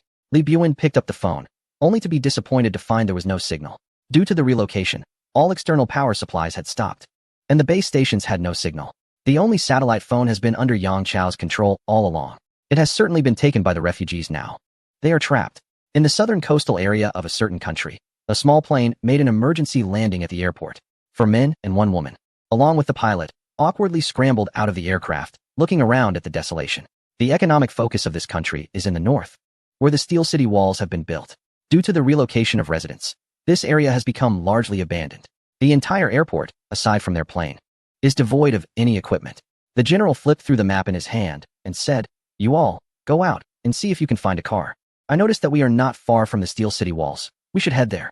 Chu Xiaoxiao was startled and asked, "Aren't we going to the neighboring country?" The general put away the map and replied impatiently, "As long as it's a steel city wall, it doesn't matter where. The most important thing is that I know people here." The general took out the satellite phone and made a call. After chatting for a while, he hung up and glanced at Chu Xiaoxiao a few times. She remained silent, but had overheard their conversation. The general's friend in this country had secured 4 permits for him, but there were 6 people in total. The general, 3 subordinates, plus Chu Xiaoxiao, and the pilot. This meant that 2 people would not be allowed to enter the steel city walls. Chu Xiaoxiao was uncertain whether the general would take her in. The general sat down as if nothing had happened, waiting for the others to return. About an hour later, an officer drove up in an old car. "General, this is an antique car we found in a garage. Fortunately, we also found some gasoline." The group got into the car and continued on their way. As night fell, the vehicle stopped. The general got out, and they found a house that had once belonged to a wealthy family and settled in. Chu Xiaoxiao was troubled, unsure if the general would take her inside. Although she would prefer to return to the steel city walls of the neighboring country, she had no confidence about being allowed in there. Therefore, entering the steel city walls of this country seemed like a decent alternative. The general entered the room and immediately pushed her onto the bed. After a while, he got dressed and left for another room. Just as Chu Xiaoxiao was about to turn over and get some sleep, 3 officers entered with malicious smiles. She suddenly realized that the general had abandoned her. Otherwise, he wouldn't have sent these 3 officers to mistreat her. The general would only take the 3 officers into the steel city walls, leaving her and the pilot behind. However, it was too late for her to escape now. Chronicle of the neighboring country. On the 27th day of the countdown, the steel city walls were raised by 5 meters, reaching a height of 115 meters. On the same day, the neighboring country dispatched 1 million mecha soldiers to clear the coastal area, establishing a 50-meter-wide quarantine zone, prohibiting any animals from entering. They even resorted to scorched earth tactics. As of now, the Great Zhou Kingdom's mechas are hindered by a shortage of raw materials and transportation issues, leaving most personnel unable to be equipped with mechas. A large number of refugees from South Asia and Central Asia have begun to flow into the land of Tianzhu. Countries in West Asia are also starting to migrate towards Tianzhu. The Silk Road Organization has reached unprecedented prosperity. The leader of Tianzhu has declared that they have become the most influential nation in various metrics related to combating the starry sky beasts. They have surpassed both the Great Zhou Kingdom and another major nation, becoming the world leader. Furthermore, in the near future, they are expected to outpace the Great Zhou Kingdom and surpass the other nation, becoming the world's strongest country. On the same day, the European Union began a lockdown, strictly prohibiting refugees from approaching the steel walls. Anyone who intrudes will be dealt with severely. On the same day, the major nation completed preliminary preparations for a space station, and the lunar colonization plan is underway. On the same day, scientists from various countries discovered that an asteroid is set to pass close to Earth in a week. This is the second asteroid to approach Earth in the past 6 months. The asteroid is designated as 2020 VA1, with an expected closest approach distance of 4.48 million kilometers. Countries are researching whether this asteroid is related to the origin of the starry sky beasts, while closely monitoring its trajectory. Countdown, 26 days. Before dawn, a weary Chu Xiaoxiao heard the sound of a car engine. Without bothering to get dressed, she rushed outside to see that the general and his group of 4 were leaving in a car, abandoning her and the pilot. Chapter 252. The flying beasts have appeared. Chu Xiaoxiao furiously smashed everything in sight. The pilot, witnessing such a frenzied woman, felt a bit intimidated. Chu Xiaoxiao shot a glare at the pilot and said, "What are you staring at? Hurry up and find a way to get transportation to take me to the Great Zhou Kingdom. That way, you can survive too." In the South Sea of the Great Zhou Kingdom, the sea surface was remarkably calm, with a helicopter hovering above. Xiaoyi sat in the helicopter, calmly observing the sea below. He needed to come here personally. There were too many things that needed verification. The information in his mind had to match the scenes in his memory perfectly to trigger a response. Xiaoyi instinctively felt that he surely knew about the recent unusual movements of the starry sky beasts. However, he needed to awaken the memories in his mind. Thus, he arrived at the sea surface, carefully observing everything below. As the underwater detectors began to disappear one by one, Xiaoyi understood that deep beneath the water lay the starry sky beasts gradually approaching the continent. They would land within a few days and then launch an attack on humanity. Suddenly, a humpback whale surfaced, struggling desperately to escape, leaping out of the water repeatedly as if trying to shake something off. "Follow it," Xiaoyi instructed. The helicopter pilot changed direction and followed the humpback whale. The whale leaped out of the water, crashing back down and splashing up a spray of water. However, beneath the whale, there were no large dark shapes visible in the water. Xiaoyi raised his binoculars and carefully observed the whale's body. Sure enough, he discovered a clue. Beneath the humpback whale, there was a dark mass that would make anyone with a fear of clusters shiver. The whale leaped out of the water repeatedly, clearly trying to shake off these creatures. However, it was evident that this was not effective. Xiaoyi confirmed that these dark spots were the starry shell beasts. Unlike the previous encounters, there was no large-scale swarm resembling dark fog. These starry shell beasts were merely clinging to the whale's underside. Eventually, the whale could no longer endure. It let out a mournful cry and lay still in the water, slowly sinking. Suddenly, Xiaoyi felt a surge of awareness. The visual recollection returned, and he vividly remembered having seen this scene before. It was information conveyed to him by another version of himself from a different universe. "We must leave here immediately," Xiaoyi said. He picked up the phone and called Luo Yaoyao. Quickly dispatched the most skilled mech combat team, lining up along the coastline. Any flying insects spotted must be eliminated. Yaoyao asked nervously, "What's happening?" Xiaoyi took a deep breath. The group of starry shell beasts beneath the humpback whale are their scouts, also known as flying shell beasts. They are about to shed their shells in the sea and become flying shell beasts. Xiaoyi turned to look behind him. In his memory, within half a day, some flying shell beasts would rise from the water and head towards land. These flying shell beasts would no longer be the size of a fingernail, but would transform into bird-like sizes. Their purpose was to scout the number and signs of animals, guiding the following larger troop. If these flying shell beasts were exterminated or made to realize that this place was not easy to deal with, the starry shell beasts would abandon their attack on the Great Zhou Kingdom and instead land elsewhere. Only after their numbers had grown would they turn their sights back on the Great Zhou Kingdom. This information could only be triggered by Xiaoyi being present on site. Based on the current situation, there was less than a week left until the starry shell beasts would explode in numbers. Time was running out for the world. Less than half a day after Xiaoyi left, the previously calm sea suddenly began to churn, and in the next moment, beetles the size of sparrows soared from the water. These beetles looked exactly like those on the promotional posters, the only difference being their size. These flying beetles were only slightly larger than sparrows. The flying shell beasts formed a line and began flying towards the land. Meanwhile, along the coastal isolation zone, rows of mech soldiers were quietly waiting. They all donned scopes, their eyes fixed on the sky above the sea, each one bracing for battle. This was their first direct encounter with the starry shell beasts. In the distance, a line of dark dots approached, and Zhao Taizhu clearly saw through the binoculars that they were indeed the flying shell beasts from the promotional images, albeit with only 2 wings instead of 4, and significantly smaller in size, only the size of a sparrow. Take aim, Zhao Taizhu shouted. The best mech marksmen were called up, steadying their guns and aiming ahead. Fire! As soon as Zhao Taizhu saw the flying armored beasts enter the range, he shouted loudly. The tungsten alloy projectiles poured out from the heavy machine gun mounted on the mech, and those sparrow-like flying armored beasts were instantly shattered. Zhao Taizhu rubbed his hands together. He had another task, which was to capture one of the flying armored beasts alive for research. But the next moment, he was dumbfounded. Chapter 253. Insect Reconnaissance. These flying armored beasts turned out to be quite cunning. As several were shot down, the others quickly descended and plunged into the water. Even the corpses of the fallen flying armored beasts were dragged away by their companions and submerged. These flying armored beasts exhibited an astonishing adaptability in less than 5 minutes. They all disappeared into the ocean.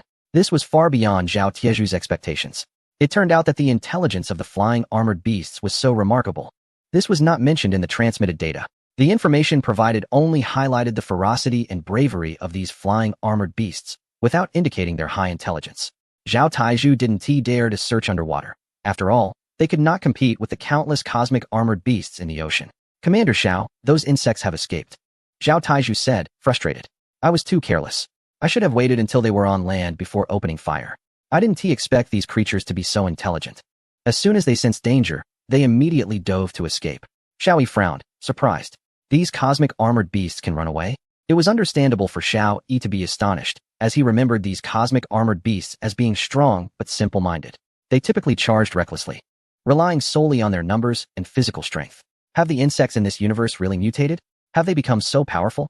Zhao Taizhu said. When the next wave comes, I will definitely lure them onto land before attacking. Xiao Yi sighed. There won't be another opportunity. They won't land here until they grow stronger. However, we have achieved our goal. At least we have bought enough time for our construction. Once these insects face setbacks upon landing, they will seek new places to invade. The strategy of the cosmic armored beasts is to gradually grow stronger, like a snowball effect, becoming larger and more ferocious over time. Therefore, in the initial stages, they will choose the easiest landing spots. Africa, Cameroon. A group of flying armored beasts stealthily entered the continent, moving along the tropical rainforest. They did not actively attack animals. They just kept flying deeper and deeper. Africa, Madagascar. Another group of flying armored beasts entered the interior of the island. South America, the football nation. Several teams of flying armored beasts flew into the tropical rainforest, continuously advancing. Similar situations were occurring all over the world. No one, like the Great Zhou Kingdom, had launched a counterattack against the flying armored beasts along the coastal front. The reason was simple. Xiao Yi had not shared this information with the entire world. He was well aware that only the iron walls constructed by the Great Zhou Kingdom had a chance of survival against the invasion. The steel city walls built by various countries, regardless of their construction quality or defensive capabilities, will gradually be consumed and submerged by the cosmic armored beasts. Everything Xiao Yi has done is aimed at making decisions to preserve the hope of human survival. By not informing other countries about the secret reconnaissance of the first batch of flying armored beasts, he intends to use the defenses of those countries to buy time for the Great Zhou Kingdom. The Great Zhou Kingdom has employed all means and resources, but the steel city walls have not yet been fully constructed, and the collider has not started operation. Now that the Great Zhou Kingdom is encountering the cosmic armored beasts, it will be an extremely arduous battle. Both sides will become embroiled in a tug-of-war, and the steel city walls will sustain significant damage. Once the cosmic armored beasts in other regions breach the steel city walls and exterminate the humans of those countries, they will converge to form a massive force to encircle the Great Zhou Kingdom. At that time, the unprepared Great Zhou Kingdom will also be breached and destroyed. Therefore, Xiao Yi must force the cosmic armored beasts towards other countries and continents. He needs to buy precious time for the Great Zhou Kingdom to fully prepare its defenses, thus safeguarding the hope of humanity. This cannot be written in the documents. It can only be understood by Xiao Yi himself, and he alone must bear this burden. To save the spark of humanity, sacrifices must be made among other countries' populations. This is one of the inhumane choices Xiao Yi faces. Moreover, Xiao Yi has also come to understand one thing. It is not that the cosmic armored beasts of this world have mutated or changed. Rather, the information itself is flawed and deliberately disseminated as false data. In fact, the previous world, after verification and calculation, knew that from the emergence of the cosmic armored beast seeds to the outbreak of the cosmic armored beasts, it took a total of 5 months. Not the 180 days indicated in the documents. However, the construction of the Great Zhou Kingdom requires at least 180 days. Therefore, The remaining 30 days must rely on the defenses of other countries to buy time. This cannot be included in the information. It can only be known by Xiao Yi alone. This is a top-secret message left by the previous universe's Xiao Yi for himself. Fortunately, they had already gained 8 to 10 days for the Great Zhou Kingdom by eliminating the first origin point. Chapter 254. The Burden of Infamy in Choice Now.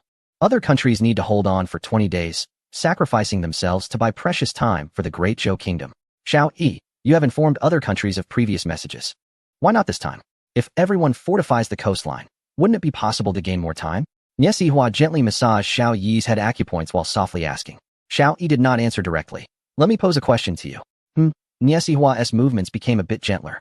5 people are tied to a railway track, and a train is about to pass by. You are a switchman, and there is a switch right in front of you.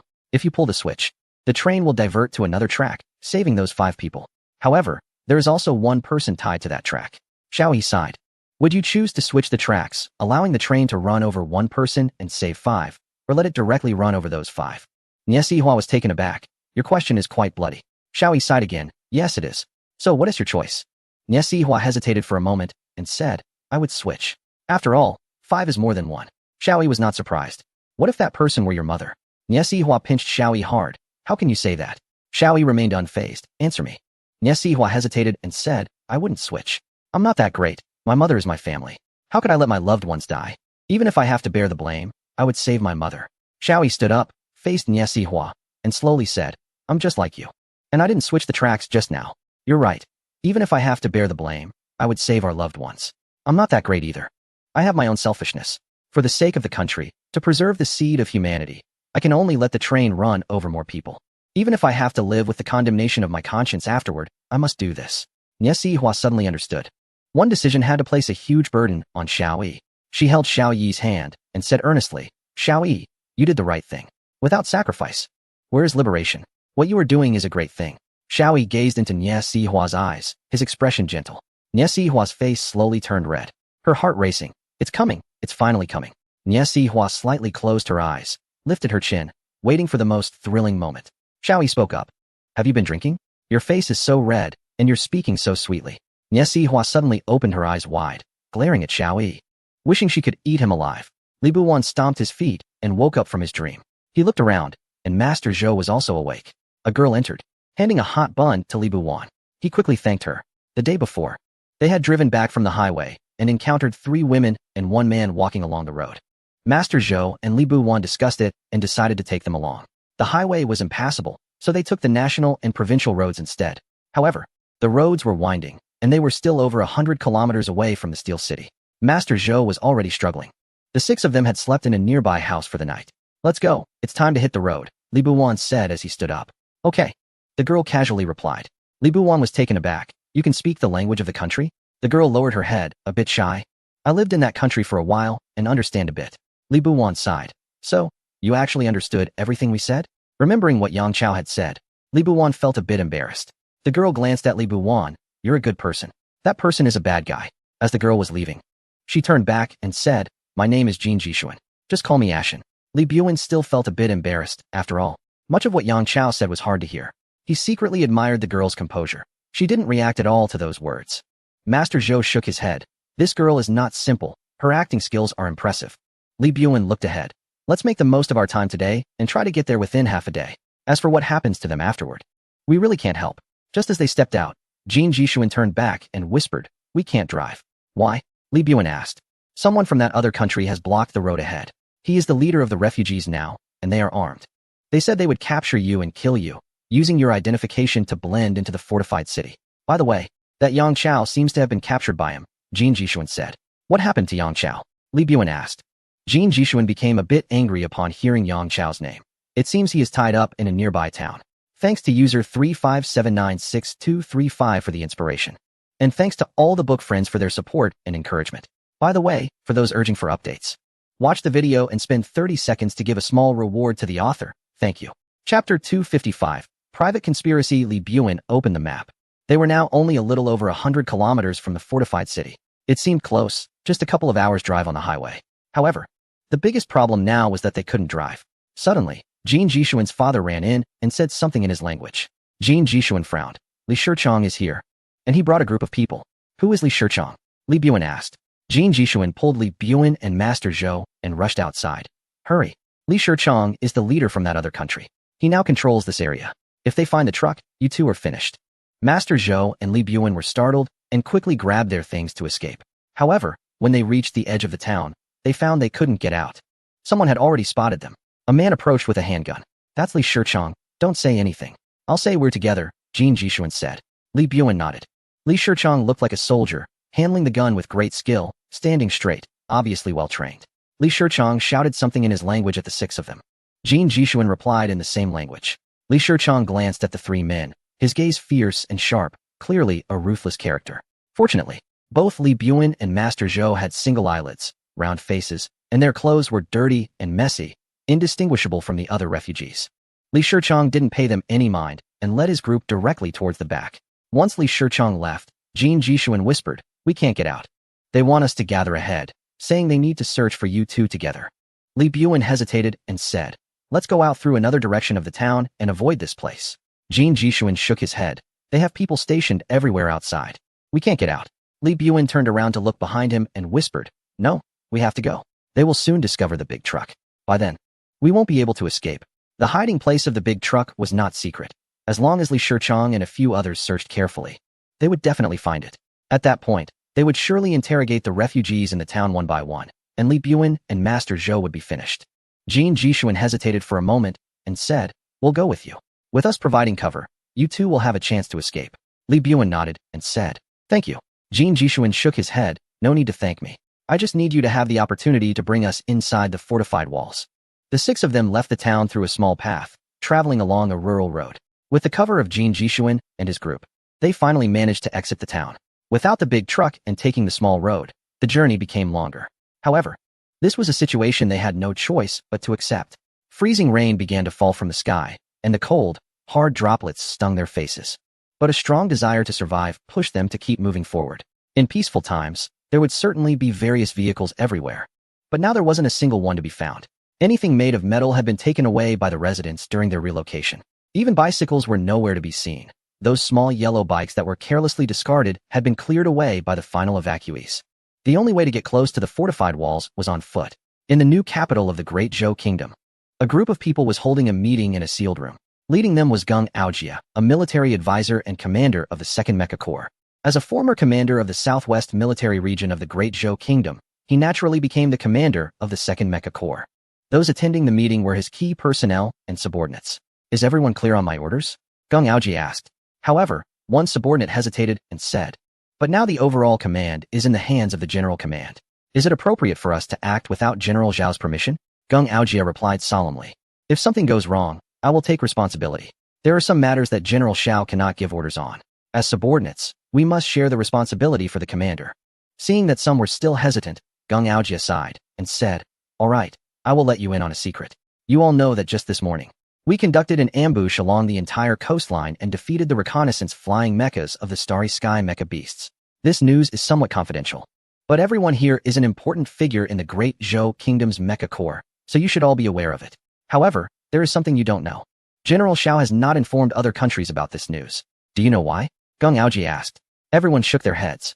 Gung Aojia smiled mysteriously, "But I know. I can tell you, but you must keep it a secret and absolutely cannot let it out." "Understood," the others replied, recognizing the seriousness of the matter. Their tone exceptionally grave. "Because the construction of our nation is not yet completed, we still need to rely on the defenses of other countries to buy us some time," said Gung Aojia. If Xiaoyi heard this, he would surely be taken aback, as he had only discussed this matter with Nie Sihua, who had not disclosed it to anyone else. After all, it was not a glorious matter. However, Gung Aojia was aware of it. The commander-in-chief actually wanted to undertake this task, but his position made it inconvenient for him to do so. He couldn't even express his thoughts. "This is where we need to shoulder the burden for them. I will transfer you to various peripheries of the fortified walls tomorrow, and you will act according to the plan," Gung Aojia stated. Yes, at this moment, no one hesitated any longer. This matter must be resolved swiftly, with an agreement to launch the operation tomorrow morning and finish it within a day. "Can we accomplish it?"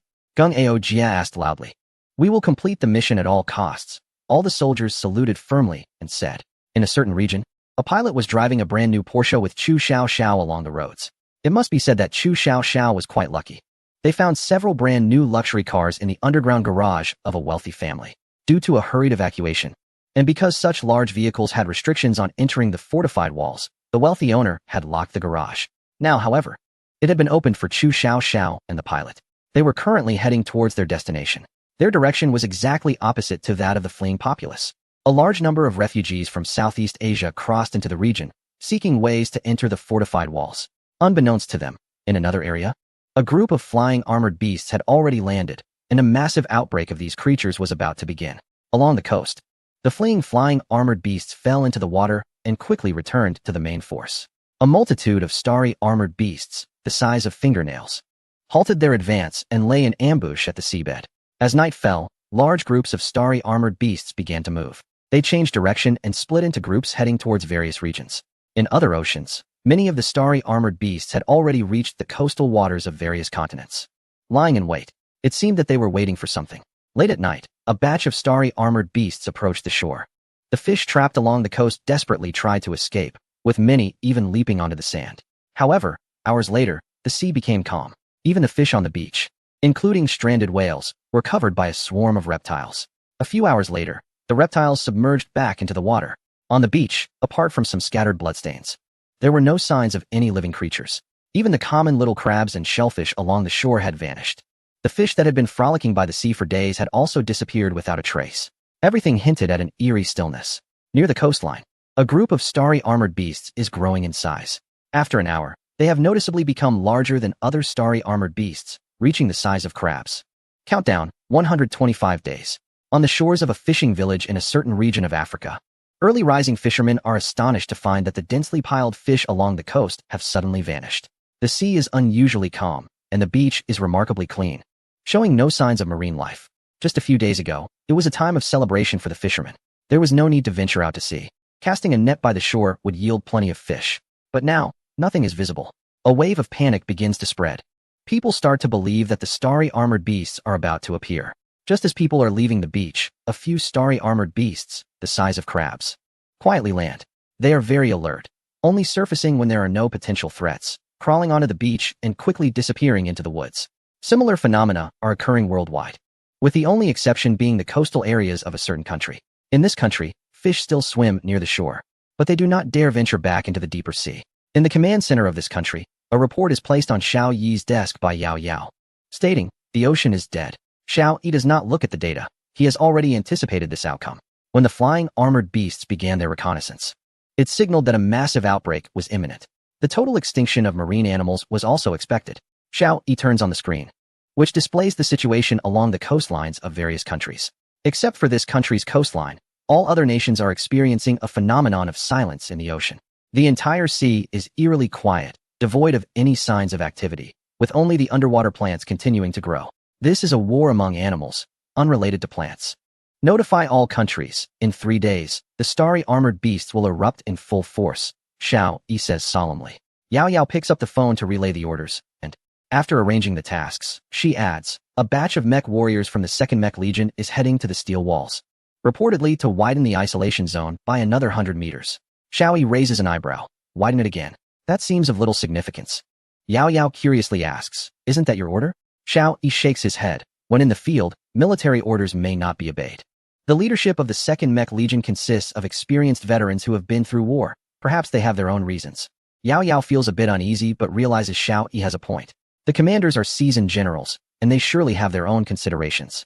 Outside the northern steel walls, a squad of mech warriors is assembling. Each of them is carrying a full load, but this time their supplies are somewhat singular, mainly consisting of ordinary bullets and gasoline for flamethrowers. At the command, the mech warriors began to advance outward in a fan shape. Some of the refugees near the quarantine zone felt uneasy at the sight and started to retreat. However, to their surprise, no matter how far they retreated, they found themselves needing to keep moving back as the mech warriors continued to close in and began to drive away those who were lingering. Some disobedient refugees were even warned with gunfire.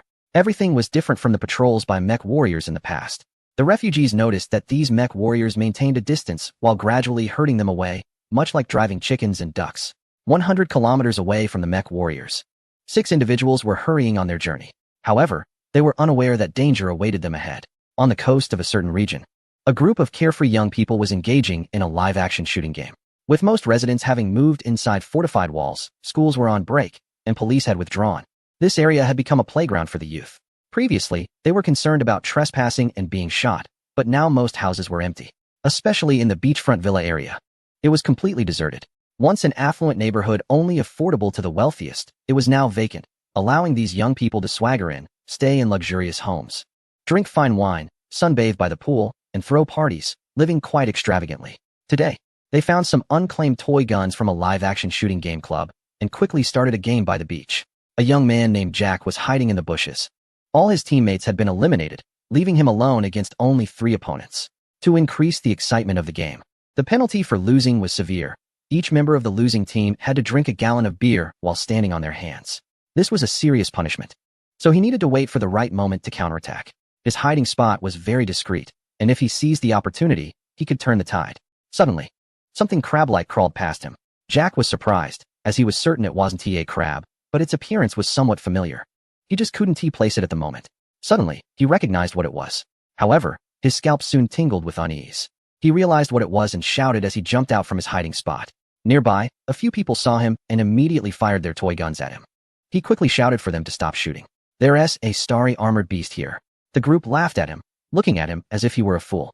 They were the least likely to believe that such creatures existed. They firmly believed this was a conspiracy concocted by a certain nation. Moreover, even if they did exist, they weren't afraid. After all, the president of their nation had said that the starry armored beasts were nothing to fear.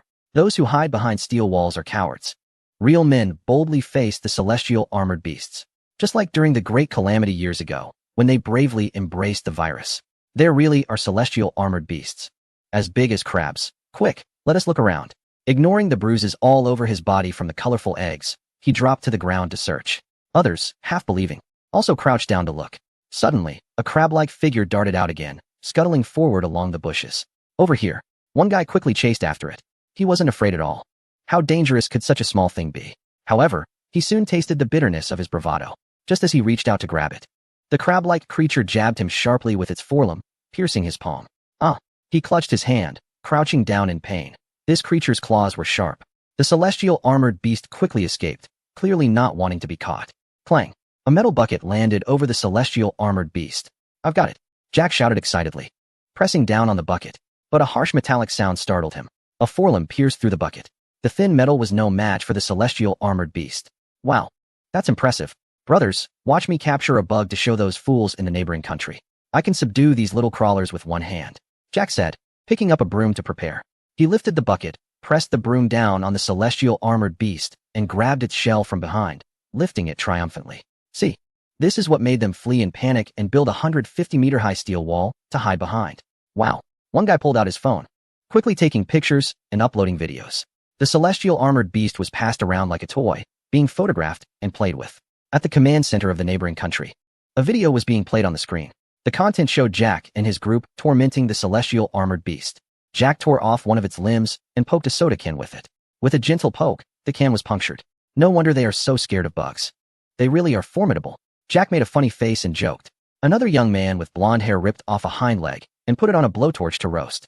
After a long time of cooking, it only turned blacker. "I have some unfortunate news for you all. You claim you can eat anything, but sadly, you can't eat this bug because it won't cook. However, I suggest the people from another country come to eat it. They like it raw." After saying this, the blonde young man burst into laughter. The others also laughed heartily, clearly finding it unbelievable that the people from the neighboring country were so terrified of such a bug. It seemed the people from the neighboring country also enjoyed raw food, albeit it might be tough. Jack then took a hammer and began to smash the crawling armored beast, hitting it fiercely for a long time until he finally broke through its shell. The video instantly reached tens of millions of views and is rapidly rising. The comments and bullet chats below are overwhelming, almost entirely mocking the nation in question. Is this the reason for building steel city walls? I can't help but doubt that the commander in charge has a phobia of small creatures. Something like this. I could crush 10 of them with a single step. I think instead of building steel city walls, they should send graduates from vocational schools to operate excavators for defense. The commenter is definitely a foreign national from that country, as only locals would know about those vocational schools. The previous commenter made a good point. A long line of excavators. When that big hammer comes down, it would take out many at once. Now I understand why such a large country was almost completely occupied during the last major conflict, relying on support from other nations to recover. Such small creatures can instill such fear. What a humble nation. Starry armored beast. I was careless. The young ones don't adhere to martial ethics and ambushed me when I wasn't paying attention. Tell the people of Earth, rat-tailed juice. Someone asked how to click for more videos. Just click for updates, and there's a button below to play the video. It's just a small amount. But if many people do it, it adds up. Thanks to all the readers for clicking. Chapter 258 Special Operations Capture of the Starry Armored Beast. Netizens expressed their ridicule to the fullest, frantically mocking the people of that nation. Even if someone wanted to defend them, they were drowned out by the overwhelming sarcasm. After all, only a limited number of people can enter the Steel City walls, and most cannot, so they prefer to see the people of that nation ridiculed. Xiao Yi. Don't pay attention to their comments, just a bunch of fools. Niesi Hua saw Xiao Yi frowning and looking troubled, quickly comforting him. Xiao Yi remained silent. Wang Lin hurriedly walked in and said, Commander Xiao, we have spotted a lone six-legged armored beast. Should we send a team to capture a specimen? Xiao Yi seemed not to hear and continued to be silent. Wang Lin looked at Niesi Hua, who shook her head, also unsure of what Xiao Yi was thinking. When Wang Lin asked again, Xiao Yi finally came to, we can dispatch teams. One team to Korea, one to Indochina, and one to the islands. Right. Have Zhaoxi come here. No. Gather the departing teams. I need to brief them. Half an hour later, 3 special operations teams stood on the helipad outside the command center. 6 large transport helicopters were lined up, ready for departure. A row of armored soldiers was divided into 3 columns. Leading them were the chief mecha instructor Zhang Xiaolong, the deputy leader of the military team Zhao Taizhu, and the deputy leader of the special forces Zhao Shi. Although Zhang Xiaolong lacked combat experience, this mission mainly involved operating mechas, and the enemies were not humans but armored beasts, making him a suitable choice. Xiao Yi looked at the 3 teams before him, feeling very complicated inside. This mission is actually quite dangerous. In other universes, only Zhao Shi's team completed the mission, but it came at the cost of Zhao Shi's life. Xiao Yi did not want such an event to happen again. He said, the Starry Sky armored beasts have appeared, and now is the best time to capture them. This batch of Starry Sky armored beasts serves as the initial ground reconnaissance force, tasked with probing the reality of humanity. As everyone may know, our information was incorrect. The Starry Sky armored beasts are not low intelligence creatures, but possess high intelligence as well. Therefore, I have a request for everyone. Prioritize safety. Even if we can't capture the Starry Sky armored beasts, it doesn't matter. There will be plenty of opportunities later. So, safety comes first. After finishing his speech, Xiao Yi walked up to Zhao Shi. Zhao Shi was a very smart person and immediately sensed something. Commander, are you hiding something from me? Xiao Yi nodded slightly. Be careful, don't act recklessly. If the situation seems off, retreat promptly. The samples are not as important as your safety. Fang Shihong, who was behind Zhao Shi, was taken aback. He wanted to say something, but Zhao Shi spoke first. I understand. It seems the previous version of me encountered some trouble. Don't worry, Commander. I still want to take down more bugs. Xiao Yi then waved his hand. Let's set off. However, he suddenly turned back to Zhao Shi and said, remember, go left. Don't go right. Zhao Shi nodded seriously and turned to leave. Watching 6 helicopters split into 3 teams, one heading east, one south, and one southeast. Zhao Shi's team was indeed assigned to the island. Some things, regardless of the universe, follow certain rules. However, some minor details can be changed. Xiao Yi hoped that his reminder would ensure Zhao Shi's safe return. Various pranks and jokes quickly emerged online, with joke tellers from different countries making fun of Jack's capture of the Starry Sky armored beasts. The most outrageous were those from a certain nation. They were not allowed entry into the towering steel walls of a neighboring country, nor into another's, and were unwilling to go to the dirty steel walls of a third. They were filled with pent-up frustration and were ecstatic upon seeing the video. It turned out that the fearsome Starry Sky armored beasts that made the world's big shots tremble were just small bugs. In one video from that nation, a scraggly, skinny man wearing pajamas with Xiao Yi written on the back saw a cockroach on the ground and jumped into the arms of a strong woman behind him, whose name was Niesi Hua. The strong woman stepped down and crushed the cockroach, then held it up to the skinny man. Is this the Starry Sky armored beast? This is the enemy you want to build steel walls against. She opened her mouth and swallowed the bug. No need for steel walls. My stomach is enough for defense. Another popular video featured a former leader lounging in the sun while several Starry Sky armored beasts crawled over to give him a massage and trim his nails. The former president of a certain country was feeling hungry, so he casually picked up a creature from the Starry Sky and tore it apart to eat, saying, the best way to deal with pests is not to build walls, but to eat them. In an instant, he became the laughingstock of people around the world.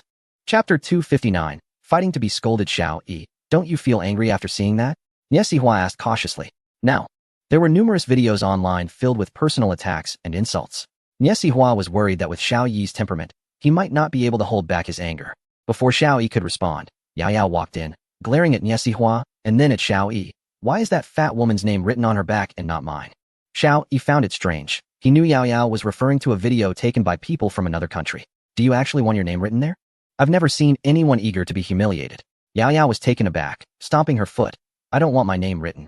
I just want to know why it's her name. Nie Sihua proudly raised her head. That's because I'm more famous. It should have my name on it. In fact, it is my name, Nie Sihua insisted. You should be the one to leave. I should be the one accompanying Xiao Yi to take the blame. Yao Yao said angrily. Nie Sihua smiled. You're not the hostess. What gives you the right to drive me away? Yao Yao turned to Xiao Yi. Xiao Yi, you tell us. Who should be here? Xiao Yi scratched his head. Women are really strange. They're actually fighting to be scolded. I don't understand. While speaking, he shook his head, opened the door, and walked out. As he stepped outside, he turned back and said, You all continue. I'll go for a walk. The vehicle was traveling on the highway of another country. Chu Xiaoxiao and the pilot took turns driving. They hadn't stopped for a break the entire journey. Now, they were less than 100 kilometers from Kolkata. After another day and night, they would enter the territory of a certain nation. This was largely thanks to the fact that they encountered minimal obstacles along the way, although there was heavy traffic in the opposite direction. There were almost no vehicles going against the flow like theirs. However, both of them were extremely fatigued. We need to find a place to rest, Chu Xiaoxiao said. The pilot nodded, as he was also exhausted. He admired Chu Xiaoxiao for her strong will despite being pregnant, but he felt uncomfortable with her attitude, as she treated him like a servant. Yet, he knew that without Chu Xiaoxiao, he wouldn't be able to enter the fortified city of their destination. It was already dark. They found a shop and rummaged through it, discovering some oddly colored food. Although the food looked strange, both of them were too hungry to care and wolfed it down. After finishing their meal, the pilot began to eye Chu Xiaoxiao with a strange look. A chill ran down her spine. She knew what the man was thinking. However, she felt a strong aversion, especially towards men of a certain ethnicity. Chu Xiaoxiao curled up in the corner, hugging herself and starting to doze off. When it was completely dark, she felt someone holding her. She wanted to push away, but after thinking about the journey ahead in the next few days, she simply turned over, closed her eyes, and let the other person do as they wished. She thought of Xiao Yi again. If he hadn't abandoned her, how could she have fallen to this state? All the suffering she endured was caused by Xiao Yi. She wished him a terrible fate. Xiao Yi should be held accountable for the torment she suffered. Suddenly, a rustling sound came from outside.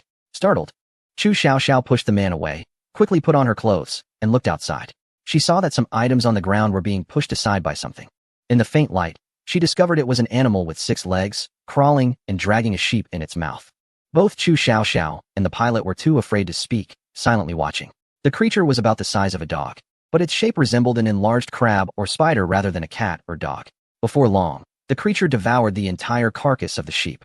Chu Xiaoxiao was puzzled because, judging by its size, the sheep seemed larger than this creature. The creature then laid down on the ground, motionless, as if resting. Chu Xiaoxiao and the pilot dared not move. Whatever this animal was, it was clearly not to be trifled with. After about an hour, the creature moved and stood up. Chu Xiaoxiao distinctly felt that it had grown larger, seemingly bigger than before, even larger than the sheep it had just consumed. The creature spat out some remnants and began to move forward, quickly disappearing from Chu Xiaoxiao's view. At that moment, the pilot said in terror, "That seems to be a starry armored beast." 100 kilometers north of the Iron City, in the Great Zhou Kingdom, the sky was completely dark. A group of mecha warriors stood in the woods, forming a line. Once the head count was completed, the leader shouted, "Is everyone clear?" "Clear." The group responded. The leader said, "Remember, everything must be burned clean. No matter if it's humans or animals, burn them all." The hearts of all the soldiers tightened. Although they were all warriors, they had never killed anyone before. Today would be their first time, and it would be against defenseless people. Chapter 260, Midnight Massacre in the Darkness. The refugees were awakened by a burst of intense gunfire. They rushed out of their homes to see mecha warriors surrounding the entire town like gods of death. While flames spread through the area, the refugees were forced out from the burning houses, desperately searching for an escape route. But the entire town was engulfed in flames, and the only way out was to flee the town. On a hill outside the town, Li Buan looked in terror at the fire below, secretly feeling fortunate. They dared not enter the town for fear of encountering Li Shichong and his group. They hid in a small house on the mountain. Unexpectedly, this very reason allowed them to escape a disaster. The town below the hill had turned into a hell. People were crying and rushing out of their houses, but flames surrounded them, leaving no way to escape. Outside the town awaited the merciless bullets. It was a massacre. Jean Jishuan trembled. Her father held her tightly. Yet he too was shaking. The actions of the kingdom were truly ruthless. Li Buan dared not look any further when Master Zhou suddenly called out, "Is that Yang Chao?" Li Buan, illuminated by the firelight, saw a group of people fleeing towards the outskirts of the town. One of them was bound and being pushed by Li Shichang towards the outside. I am from the kingdom, Yang Chao shouted in terror. Don't shoot. I am from the kingdom. The gunfire ceased. Li Buin felt a sense of relief. It seemed these mech warriors would not kill anyone from the kingdom. Li Shichang continued to push Yang Chao forward. A mech warrior approached and shouted, "Show me your identification." Yang Chao wanted to say something, but Li Shichang pressed the gun against his back, leaving him speechless. The mech warrior got closer, and suddenly Li Shichang pulled out his gun, pressing it against Yang Chao's head, shouting, "Let us go, or I will kill this person from the kingdom." He shouted in a language they did not understand. A man behind Li Shichang translated. He says, "Let us go, or he will kill this person from the kingdom." Li Buin stared intently below, wanting to know what they would do. A commander stepped forward and asked, "What is your name?" "My name is Yang Chao. I am from the Northeast Steel Plant, delivering the last batch of steel back, but I was intercepted by these people," Yang Chao quickly replied, seeing a glimmer of hope. The commander waved his hand, saying, "You, put down the hostage. I can let you all go." Li Shichang, worried, replied, "No, I must take him with me." The commander raised his gun, aiming at Li Shichang, and said, "You have two choices. Either die now or put down the hostage and leave quickly." After a moment of hesitation, Li Shichang said, "You all stay back, or I want to feel safe." The commander glared at Li Shichang, turned around, and waved his hand, clearing a path. Seeing the opening created by the mech warriors, Li Shichang kicked Yang Chao's knee, forcing him to kneel on the ground. Li Shichang turned to the crowd behind him and shouted, "What are you standing there for?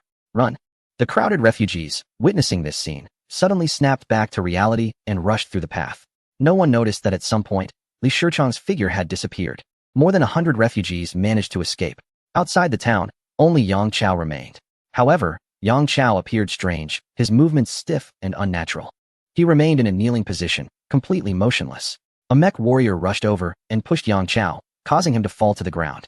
A knife had been plunged into his back, clearly indicating that during his escape, Li Shichang had killed him out of fear that Yang Chao would cause trouble. The hostage was dead. The mech warrior shouted in anger. The commander frowned tightly and ordered, "Open fire." The surrounding mech warriors quickly opened fire, and the fleeing civilians, who hadn't managed to get far, were instantly hit by bullets.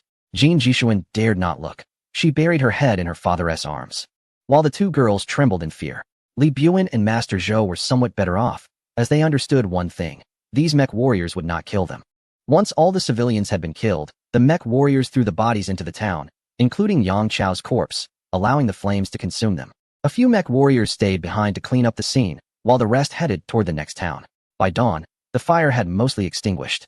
The remaining mech warriors entered the town to carefully count and stack the unburned bodies, dousing them in gasoline and setting them on fire again before finally retreating.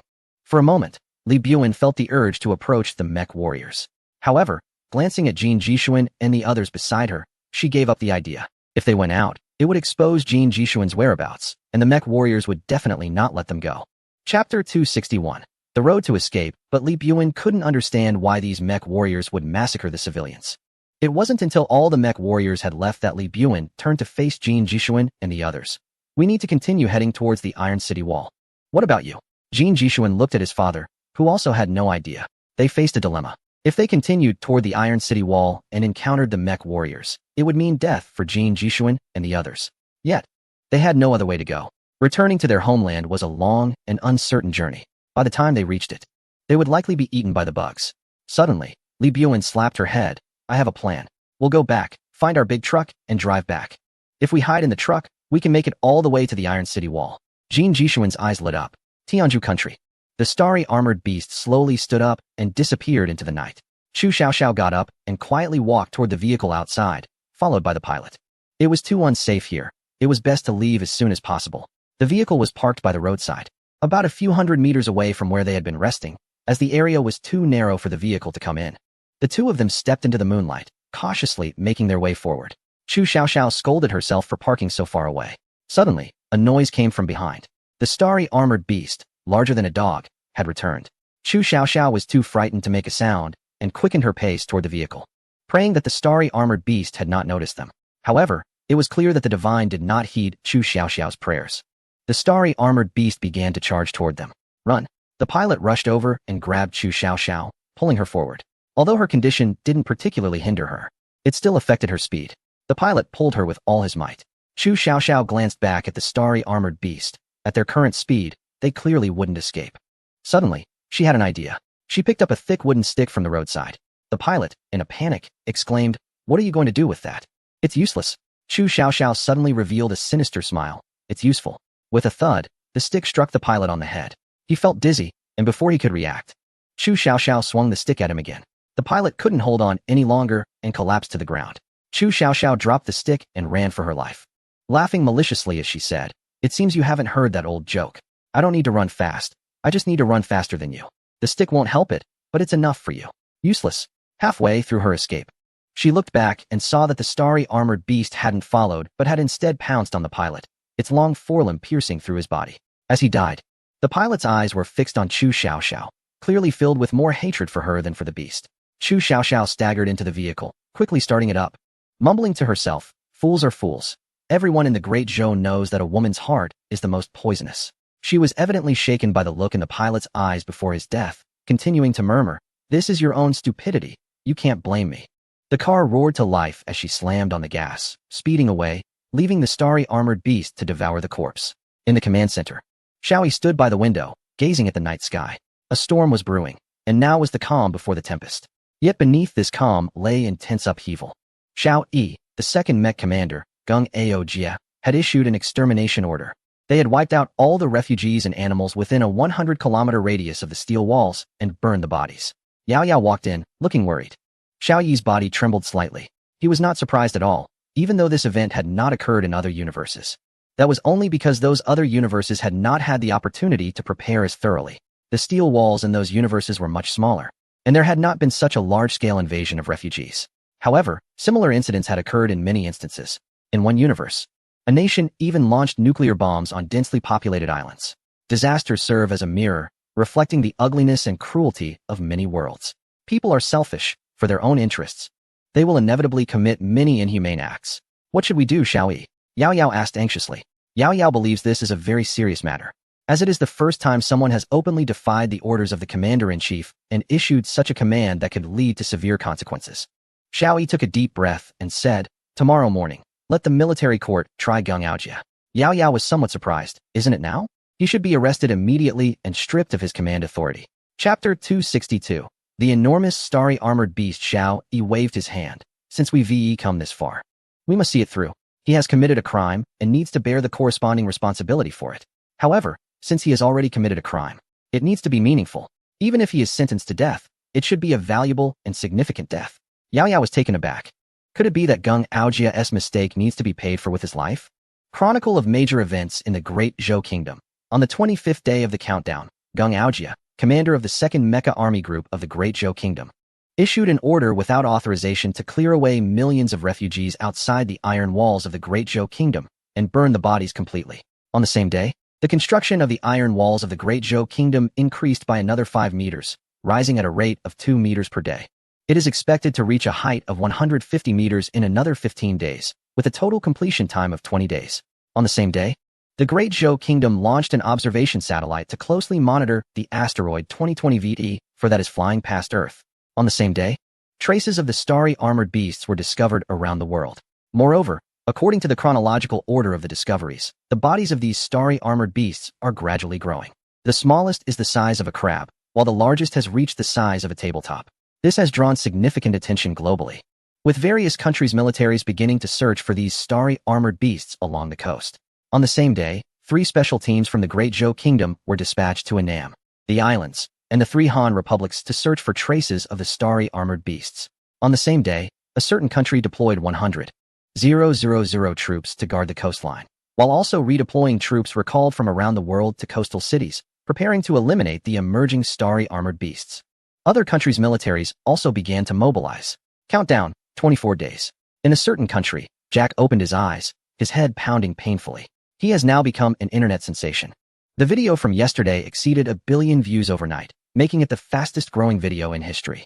To celebrate, they held a grand party yesterday. Young people from the neighborhood came, bringing countless fine wines and beautiful companions. He squinted, pushing away a black girl resting on his arm and withdrawing his foot from under a blonde girl. When he stood up, his legs felt weak. Yesterday was indeed too wild. This was a time of lawlessness and freedom, without neighbors' interference, police harassment, or the pressure of working for a living. Jack felt this was the best time of his life. Suddenly, someone burst in from outside. Not good. The starry armored beasts are here. Everyone in the room opened their eyes, looking at the person in confusion. Jack stretched a bit. What is the fuss about? Where are they? I'm not going to kill it today. I want to put a leash on it and take it for a walk. But the person looked panicked. Jack. This is different. This is huge. Ha ha ha. Look at you, acting all tough. How big can it be? Is it taller than a house? Jack suddenly couldn't continue speaking because he really saw a starry armored beast that was taller than the living room. This starry armored beast stood fully upright, towering at a full 3 meters high. Its shell was as wide as a person, and its appearance was ugly and fierce. Jack, are there bugs appearing? Leave this one to me. I want to be famous too. A friend stumbled out of the room with a girl. But the rest of his words got stuck in his throat, and he couldn't say anything more. Suddenly, a sharp scream pierced the air. A girl, completely naked, screamed in terror. Then she ran toward the door. But she hadn't taken a few steps before the beast's massive front limb pierced through her. The man who had delivered the news turned pale. He wanted to rush into the house, but was also pierced by another front limb. The people inside the house instantly erupted into chaos. Jack saw the crowd running everywhere, and with his quick thinking and clear understanding of the house layout, he immediately turned and ran toward the kitchen. By the time he dashed out the back door, a series of screams echoed from inside. Jack glanced back and saw blood splattering from the windows, with screams ringing out one after another. When Jack had run a few hundred meters away, the screams from the house had stopped, and an eerie silence fell over the place. He jumped into a car and quickly left the area. He only had one thought in his mind: to rush into the steel city walls. His companions were surely dead now. He did not want to die here. It dawned on him how foolish he had been. Just yesterday, he had mocked the people of the Great Zhou nation. But now he realized how wise and intelligent they truly were. No wonder they could catch up so quickly. There were once claims that the Great Zhou nation could catch up with the other country in 50 years. He had thought that was nonsense. But now, he felt it was quite accurate. Perhaps it wouldn't even take 50 years. Given the foolishness of the former president and the sluggishness of the current one, maybe 10 years would be enough. Of course, all of this was contingent on the starry armored beast not coming. In the current world, perhaps only the Great Zhou nation could survive. Chapter 263. The battle between the helicopter and the starry armored beast. Jack stared intently at the rearview mirror. Even though the car had driven far away, he was still worried, especially since he was on a winding mountain road. This was a famous wealthy area, built atop a high mountain, separated from the ordinary people below by this winding road. Now he loathed this winding road, as it significantly slowed his escape from that creature. In a sharp turn, Jack was too anxious and couldn't stop the car. It nearly veered off the road and down the mountain. Cursing under his breath, he jumped out of the car and scrambled down the mountain. He felt weak in the legs, probably from yesterday's excitement. Fortunately, a car passed by, and Jack stopped it. Inside were two sisters who recognized Jack as the person from the crazy video yesterday. Just as they were about to say something, Jack anxiously shouted, "Go, go. There are bugs behind us." The girls were a bit confused. In yesterday's video, Jack had treated the bugs as playthings. "Where are the bugs?" asked the sister driving. Jack cursed and yelled, "Drive. If you don't want to die, just drive." The two girls were startled and struggled to start the car. Jack pulled one of the girls down and took the driver's seat himself, starting the vehicle. The girls couldn't help but start cursing, and at that moment, Jack saw the starry armored beast reappear in the rearview mirror. To his shock, this time there were not one, but two. One was a towering 3 meters tall, accompanied by a smaller one only half a meter high. They were staring at the car speeding away, seemingly hesitating whether to chase. "Oh my God, what is that?" The sister finally noticed the unusual sight behind them. The younger sister nearly fainted. "Is that the starry armored beast from yesterday's video? It's a massive creature." Jack picked up his phone and called 911. "There's a starry armored beast here, at least 3 meters tall, and there are several of them. They've already killed many people. Please come save me." Despite his panic, Jack managed to articulate his words clearly. In the distance, the two starry armored beasts finally moved. One large and one small, chasing after them. Jack was terrified and shouted, "Two big brothers of the bugs. It was all a misunderstanding yesterday. I didn't kill that bug. It was Tony who did it. Don't come after me." He kept mumbling as he drove like mad. The two girls were in shock, unable to say a word, just staring at the approaching bugs as they raced down the hill. "You two, do something," Jack yelled. At that moment, the girls finally remembered they should do something. They closed their eyes and began to make the sign of the cross on their chests. "Lord, please save us. It's my fault for not going to Mass before. From now on, I will attend Mass regularly and sincerely believe in you." In this situation, it seemed to be the only thing they could do. Jack thought, praying to God is no use. I should pray to the soldiers. He still had some presence of mind and pressed the gas pedal to the floor. Suddenly, a starry armored beast charged out from the side and slammed into the back of the car. Jack was a good driver. Even though he was startled, he managed to keep the car steady. However, The two girls were thrown out of the vehicle and landed on the ground. The starry armored beast stopped and began to gnaw on the girls' bodies. Jack breathed a sigh of relief, thinking, yes, this is what you should be doing. In the distance, several black dots appeared in the sky. Jack got excited. The soldiers are coming. The saviors are here. Hooray. He continued to speed in his battered car, passing close to the helicopters above. Soon, the sound of armed helicopters attacking the starry armored beasts echoed behind them. Jack slammed on the brakes, bringing the car to a stop. He took out his phone from his pocket and started recording. Soon, his video was uploaded online again. In the Great Zhou Kingdom, at the command center, Xiao Yi's face was as grim as water. The large screen displayed Jack's trembling face and the scene of the armored beasts fighting against the starry sky. Luo Yaoyang stood beside Xiao Yi, silently watching the battle in the video. This was the true power of the starry sky armored beasts. Perhaps dealing with 1 or 2 was manageable. But what if facing 10,000, 100,000, or even 1 billion? How many armed helicopters did humanity have to confront that? Moreover, the opponent also had flying armored beasts. In the video, several rhenium alloy missiles were launched, striking the tall armored beast, followed by an incendiary bomb that hit the beast. The entire body of the armored beast was engulfed in flames. However, the armored beast did not lose its combat ability. Instead, it dashed into the building, engulfed in flames. Another missile blew the entire building apart, revealing the armored beast's body. Frenzied bullets poured down, and the rhenium alloy projectiles pierced through the armored beast's body. Finally, the armored beast could no longer withstand the assault. It began to sway and then collapsed with a loud crash. In Chapter 264, photos of Tianwen-1. The other 2 helicopters also eliminated their respective opponents. A total of 3 starry sky armored beasts were eradicated, and a large number of projectiles lay scattered on the ground.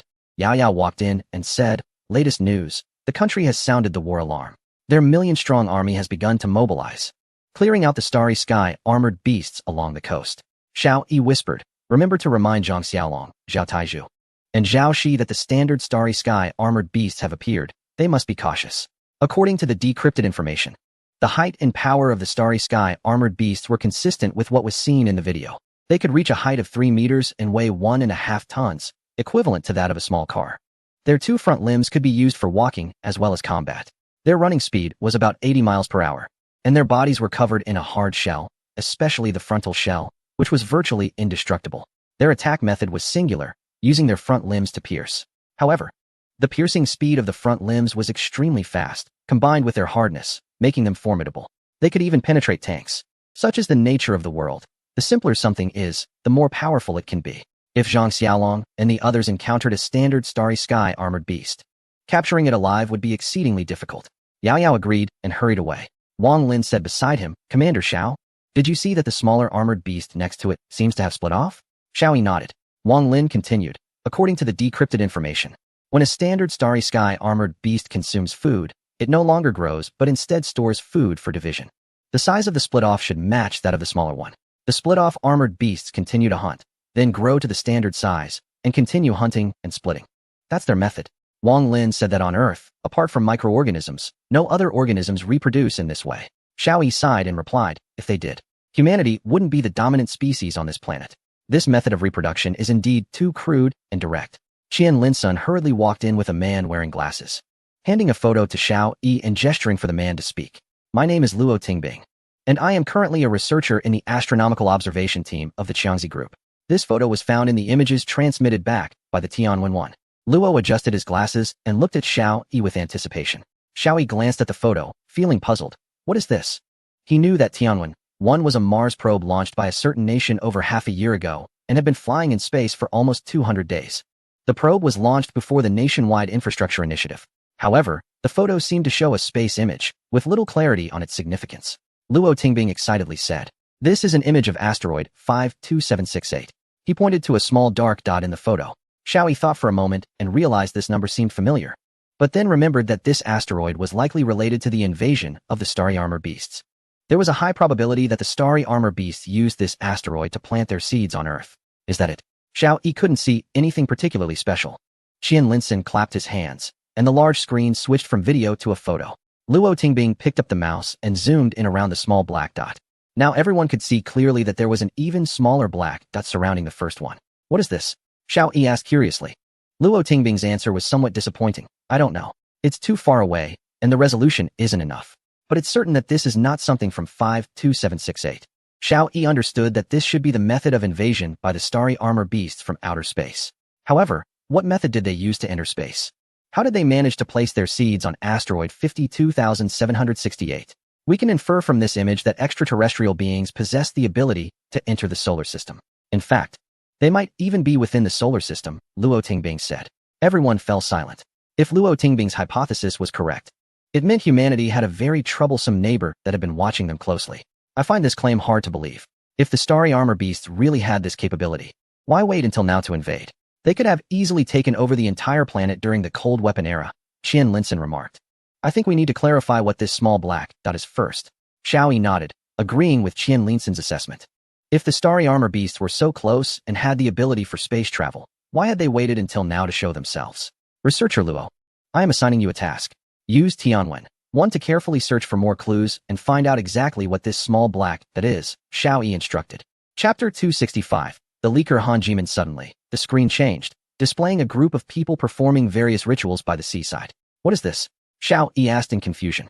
Luo Yaoyang sneered and said, this is an organization called Embrace the Starry Sky Beasts, holding an event to welcome the Starry Sky Beasts. People from that country are excessively free. They are completely a bunch of mindless individuals. Xiao Yi suddenly looked at Luo Yaoyang. What about Gung Aojia? Luo Yaoyang's expression darkened. The military tribunal has intervened. There is still no result. Xiao Yi returned to his office, thought for a moment, and pressed the call button. Bring Yao Yao in, and you come in too. Understood. A female voice came from the phone. When Yao Yao entered, intern Han Jimin also walked in. She smiled at Xiao Yi and Yao Yao, but seeing their serious expressions, she became a bit anxious. Commander Xiao, is this a meeting? I'll go get a pen to take notes, Han Jimin said. Don't leave. Yao Yao stared at Han Jimin and said, today's meeting is about discussing you. Han Jimin looked confused.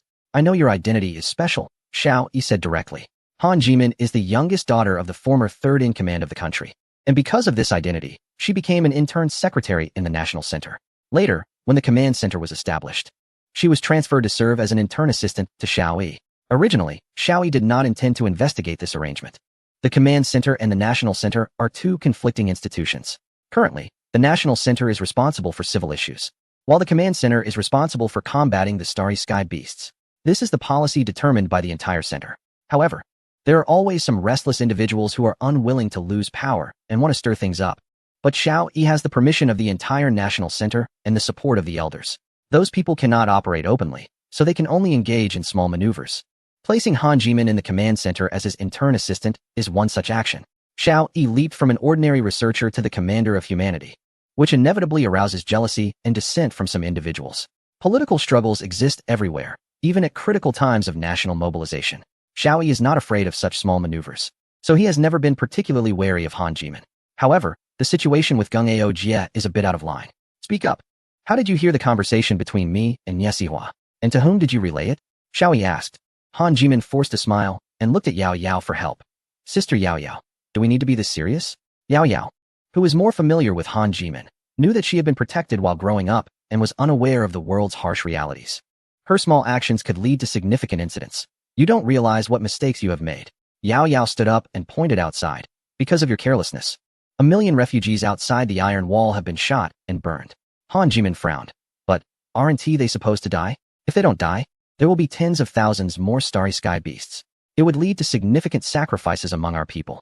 Xiao Yi sighed, thinking that Han Jimin was just an inexperienced girl with a simple mind. She was not much different from the online keyboard warriors, easily swayed and manipulated. Get ready and report to the front lines at the Iron Wall. I believe you will understand whether what you are doing is right or wrong there. Xiao Yi waved his hand. Han Jimin bit her lip and walked out with tears in her eyes. Xiao Yi, don't you want to find out who is using Han Jimin? Yao Yao asked. Xiao Yi smiled faintly. How many people can mobilize Gung Aojia? I already know who it is without asking. The timing isn't right now. When the opportunity arises, I will relieve him of his position. Yao Yao hesitated and said, Xiao Yi, the commander of the 2nd Mecha Legion, Gung Aojia, has been sentenced to death for crimes against humanity. The execution will take place after the war. Xiao Yi sighed and did not express any opinion. After a while, he said, notify them that as soon as Zhao Taiju returns, he will immediately take over as the commander of the 2nd Mecha Legion. Yao Yao grabbed Xiao Yi. Won't this cause controversy? Those people won't obey him. They will say you are favoring your own. Xiao Yi's expression was stern. We don't have time for political struggles. Anyone who is disobedient will be replaced. What I need are those with passion, focused on exterminating the starry sky armored beasts, people who can execute orders. On the island, Zhao Shi led 5 mecha warriors in a fan formation, surrounding a building. A few hours earlier, someone had reported the sighting of a starry sky armored beast in this building. According to reports from those who escaped, this beast was small, about the size of a dog. Such a size was ideal for capture. However, he did not know what kind of danger awaited him ahead. Thanks to the book friend Old Gentleman for the inspiration capsule. It's been really helpful. Thanks to the user When Will You Boil the Three Kingdoms, Hei's Town. And user 31222181 for the updates. Also, thanks to other book friends for their support with various rewards. I appreciate all the clicks on the update videos. It's significant, even if the money isn't much. Thank you. Chapter 266. Turn left, turn right. This was a warehouse. Due to the appearance of the starry sky armored beasts, everyone had fled. In fact, most of the patriotic residents had relocated inside the iron wall, and this place had fallen into chaos, devoid of government or organization. Zhao Shi led the mecha warriors to spread out and search slowly. One warrior noticed a movement and spotted a starry sky armored beast the size of a tabletop. When the beast lunged at him, he used a net made of special materials to capture it and excitedly shouted into the intercom, "I got it." Mission accomplished. 2 other warriors arrived, using capture tools to bind the starry sky armored beast, and the 3 of them dragged it towards the helicopter. This mission seemed to pose no difficulty, and when Zhao Shi arrived to assist, he wondered if Xiao Yi was mistaken and was making a fuss over nothing. Their mission did not require too many starry sky armored beasts. One would suffice for the research. Coupled with Xiao Yi's caution, Zhao Shi did not want to complicate matters. Suddenly, a loud noise came from the side. Zhao Shi glanced over and felt a surge of anxiety. The information was incorrect. There was not just one starry sky armored beast here, but a second one as well, and it was a standard-sized armored beast, standing a full 3 meters tall. It was as large as a small car, creating an intimidating presence. Quickly tie this one up and send it to the helicopter. I will handle this one, Zhao Shi said, drawing his standard military knife and shield, preparing to engage in battle with the starry sky armored beast. This was his first direct confrontation with such a creature, and he felt a hint of excitement. He also wanted to try out the standard 3 moves to see if they could work against this armored beast. The starry sky armored beast suddenly lunged at him, one of its forelimbs thrusting downwards. Zhao Shi raised his shield, stepping forward with his left leg to brace against the beast's charge. He instinctively executed his second standard move, aiming for the most flexible yet vulnerable spot beneath the beast's head. This was a maneuver he had practiced countless times, deeply ingrained in his muscle memory. Everything felt natural. However, an intense feeling of unease washed over him, and he quickly withdrew, making a sharp sidestep to the left and leaping into the air. Whoosh! A forelimb struck where he had just been. If it weren't for Zhao Shi's quick reflexes, he would have been seriously injured. Sweat drenched his back, and his body tensed up. It wasn't that the standard 3 moves couldn't handle the starry sky armored beast. It was that a second beast had appeared. With 2 starry sky armored beasts closing in on him, Zhao Shi's fighting spirit surged. The weakness of the standard 3 moves was that they could only be used one-on-one. In contrast, the small dragon Terminator's weakness was its reliance on ranged attacks rather than close combat. In close quarters, there were no standard moves. It relied heavily on adaptability and quick reactions. Zhao Shi fired 2 grenade rounds, pushing back the 2 armored beasts, then used a heavy machine gun to target the left beast's weakest spot on its shell. The tungsten alloy rounds quickly penetrated the armored beast's body, forcing it to retreat while emitting a series of unpleasant roars. A large number of shell casings fell like rain at Zhao Shi's feet. The other soldiers noticed the intense gunfire and immediately sensed something was wrong. 3 mecha soldiers rushed over to provide support. Seeing the situation before them, the 3 quickly opened fire to suppress the beasts. With numerical parity, the mecha had the advantage. The 2 starry sky armored beasts continued to be pushed back. Just then, the situation changed again. The side door of the storage room suddenly burst open, and 5 or 6 more starry sky armored beasts charged out. Zhao Shi made a quick decision: retreat. Their mission was to capture 1 starry sky armored beast, not to engage in a protracted battle with them. Now that the mission had been accomplished, there was no need to waste time here, especially since Xiao Yi had warned him about the dangers present. 3 mech warriors began to cover each other as they retreated, while Zhao Shi turned and ran towards the rear. In front of him were 2 paths, one to the right, which would lead him through several warehouses to join other warriors, and one to the left, which, although spacious and unobstructed, required a detour to reach the helicopter. Zhao Shi instinctively wanted to turn right, but suddenly recalled Xiao Yi's words and immediately turned left to run. Just as Zhao Shi had not run far, he heard a violent crashing sound. Using the rearview mirror, he saw the doors of several warehouses being smashed open. and several starry armored beasts charging out, pursuing him.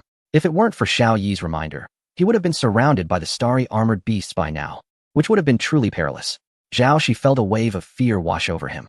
Fortunately, Xiao Yi had the ability to receive information from other universes. Otherwise, he might have become part of the body of a creature and harmed humanity instead. Meanwhile, the helicopter took off, escaping danger before the starry armored beasts could pounce, and then flew towards him. Zhao Shi quickened his pace, running towards the seaside, with 4 starry armored beasts chasing behind him. Chapter 267. Narrow Escape. Zhao Shi ran all the way to the seaside. He turned to look back and saw several starry armored beasts had caught up. He raised his heavy machine gun and fired continuously, preventing them from getting closer. The helicopter quickly approached, and Zhao Shi grabbed the landing gear, lifting off into the air. Zhao Shi's gaze returned to the seabed, where he clearly saw a large shadow near the continental shelf, resembling a black forest growing underwater. His heart tightened, and he quickly called Xiao Yi. Commander Xiao, there are a large number of shadows in the southeastern sea area of the island. I estimate they are starry armored beasts. They are about to land. Hearing Zhao Shi's voice, Xiao Yi felt relieved. Are you okay? Thank you for your concern, Commander. I'm fine. I managed to capture a starry armored beast alive. Luckily, you reminded me to go left instead of right. Otherwise, I would probably have become food for the starry armored beasts, Zhao Shi replied with a smile. Only then did Xiao Yi feel completely at ease. I will send a team to the island. You stay on the opposite shore and command this operation. Understood. Zhao Shi responded. After hanging up, Xiao Yi drew a circle around the island's location. The starry armored beasts were already approaching the continental shelf, seemingly ready to explode forth and invade the land. Aside from the island area, no traces of the starry armored beasts had been found elsewhere in the country, indicating that they had learned to avoid heavily fortified areas. They would likely land in weaker defense zones and gradually grow in strength like a snowball before finally challenging the steel walls of the nation. The island, however, was particularly dangerous. If the starry armored beasts devoured the island and continued to land in the country, it would impact the construction of the steel walls. This batch of landing starry armored beasts was clearly the vanguard. Only by eliminating this vanguard could the larger group of starry armored beasts be deterred from the island and choose to land elsewhere. For example, Luzon or the land of kangaroos. This way, it can give the Great Zhou Kingdom ample time. Notify Luo Yaoyang to prepare an elite team and set off immediately to eliminate the starry armored beasts on the island, said Xiao Yi. The land of the east. A group of motorcycle teams emerged from behind the Iron City walls. This convoy performed various stunts, showcasing the acrobatic talents of the soldiers from the east. Countless locals sang and danced, warmly sending off these soldiers. This was the Special Forces of the East, tasked with eliminating the starry armored beasts along the coast. This day was also designated as a holiday by the people of the East. Although there was chaos within the Iron City walls, it did not dampen the joy and pride of the people, because only in the East could there be such a truly motorcycle-oriented team. Moreover, these motorcycle warriors were highly skilled, able to carry dozens of strong men on a single bike without issue. In fact, the first few bikes were already performing stunts, drawing loud cheers from the crowd. As for their combat power, well, that wasn't important. In another land, the Royal Self-Defense Forces were fully armed and began to set off. This country is surrounded by the sea, and there are many places that require defense. However, they had long been prepared. For years, they had wanted to expand their military strength but had been suppressed by international opinion, afraid to significantly increase their armaments. Since the Great Zhou Kingdom announced the news of the starry armored beasts to the world, they found the best reason to expand their military equipment and personnel. Despite being a small country, their number of soldiers had reached millions. Therefore, their armed forces were not weak at all, at least much stronger than the East. North of the Great Zhou Kingdom's Iron City walls, Master Zhou was driving carefully, observing his surroundings. He was terrified of being hit by a shell. That would truly be the end. The speed of the vehicle was slow, and the road conditions were poor. This was the road leading to the Iron City walls. Due to the crushing of heavy equipment, there were many potholes on this road. With dozens of tons of steel loaded onto the vehicle, it was even more challenging to navigate. Li Buan was even more worried, his head almost sticking out of the vehicle as he remained vigilant. The massacre from the previous night had shaken them. Along the way, they saw that almost all the small towns had been burned, and a strange smell lingered in the air. They were very concerned, fearing that a mech warrior would suddenly appear and blow up their vehicle. However, their worries were evidently unnecessary. After traveling over 30 kilometers, they only saw burning towns and not a single mech warrior. Suddenly, a scream came from behind the vehicle. Li Buan jumped in fright. He turned to look back, gun in hand, and saw that a man had somehow appeared in the rear compartment. It was Li Shichong. This persistent fellow had not died and had managed to cling to the back of the vehicle while it was moving slowly. Master Zhou slammed on the brakes, and the vehicle came to a halt. Li Shichong grabbed Jin Jishuan and pointed a gun at his head. After a moment's thought, he aimed the gun at the driver. Li Buan. Li Shichong shouted something at Li Buan, but Li Buan didn't understand. Li Shichong positioned Jin Jishuan in front of him and signaled for Jin Jishuan to translate. Trembling, Jin Jishuan said, "He wants you to hand over your gun, otherwise, he will kill me." Li Buan's hand holding the gun was shaking. This gun was more for showing courage than for self-defense. He had never used a handgun before. However, he knew that if he surrendered the gun, it would truly be the end for him. Bang! A loud gunshot rang out. Li Buan's ears buzzed from the shock. The next moment, he horrifiedly saw a girl clutching her chest slowly fall down. Jin Jishuan screamed in terror, but was silenced by the gun pressed to his head by Li Shichong. He said, "You must put down the gun immediately, or he will shoot again." Li Buan was completely stunned. The woman in the compartment slumped over in a twisted position, clearly dead. Li Buan looked at Master Zhou, seeking help. But Master Zhou was even more terrified, his face pale as a ghost, obviously scared stiff. Only then did Li Buan slowly lower the gun. "Get out of the car," Li Shichong said. Seeing Li Buan and Master Zhou get out, Li Shichong picked up the gun and said to Jin Jishuan, "You are liars. You claimed they were refugees, but they are actually people from the great Zhou who escaped, right?" Jin Jishuan quickly nodded. "Don't kill us. They can take us into the Iron City." After thinking for a moment, Li Shichong finally nodded. The car continued to drive. This time, there were 4 people in the cabin. Li Shichong sat by the window with the gun. Master Zhou continued to drive, while Li Buan and Jin Jishuan squeezed into one seat. "Take me inside, or we all die together," Li Shichong said. Li Buan quickly nodded. All right. As long as you don't kill us, everything can be negotiated." The car began to move again. Netherlands. Noordwijk. This is a city famous for its flowers. It is also home to the European Space Agency's Technical Research Center. Due to its proximity to the North Sea, traces of the starry sky beetle have been found here. Therefore, the entire research center has begun emergency evacuation. Tina stood up from her position and hurried into the director's office. "Tina, hurry up and get ready to leave," the director said as he hastily grabbed his belongings and walked out. Their department is part of the Core Rocket Propulsion System Research Division of the European Space Agency. Due to the urgency of the situation, there was no research lab for aerospace technology prepared in the Iron City, so they had persisted in working here. However, for the safety of these scientists, several helicopters were on standby to evacuate them. Now, it was time to leave. Tina said to the director, "You go first. I still have some documents to take." The director irritably replied, "The bugs are already here. Those documents are useless. Once we leave, we'll probably be unemployed from now on." Seeing that Tina remained unmoved, he shook his head and hurriedly ran to the rooftop to board the helicopter. However, he did not see Tina's figure even as the helicopter took off. Initially, he thought she had boarded another helicopter, but once inside the fortified walls, he still couldn't find her. With a pile of his own troubles, he lost the interest to worry about Tina's whereabouts. In fact, when the helicopter took off, Tina was standing by the window, watching it leave. After it was airborne, she dialed a number. "You can come pick me up now." Although she was Dutch, she had long secretly acquired the nationality of another country. Moreover, she had a daunting task ahead of her, to master the most advanced rocket propulsion and space technology from the European Space Agency, and then return to her new homeland. Under normal circumstances, she would have needed to lie low for 20 to 30 years to fully grasp these technologies. However, the arrival of the extraterrestrial threat provided her with the perfect opportunity. Amid the chaos, she had already breached all firewalls and copied all the core data. Received. "Someone will come to pick you up shortly," a voice said on the phone.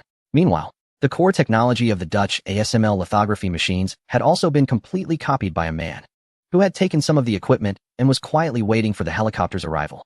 Similar events were happening in other European countries as well. The advanced technologies that humanity had developed could not be allowed to vanish.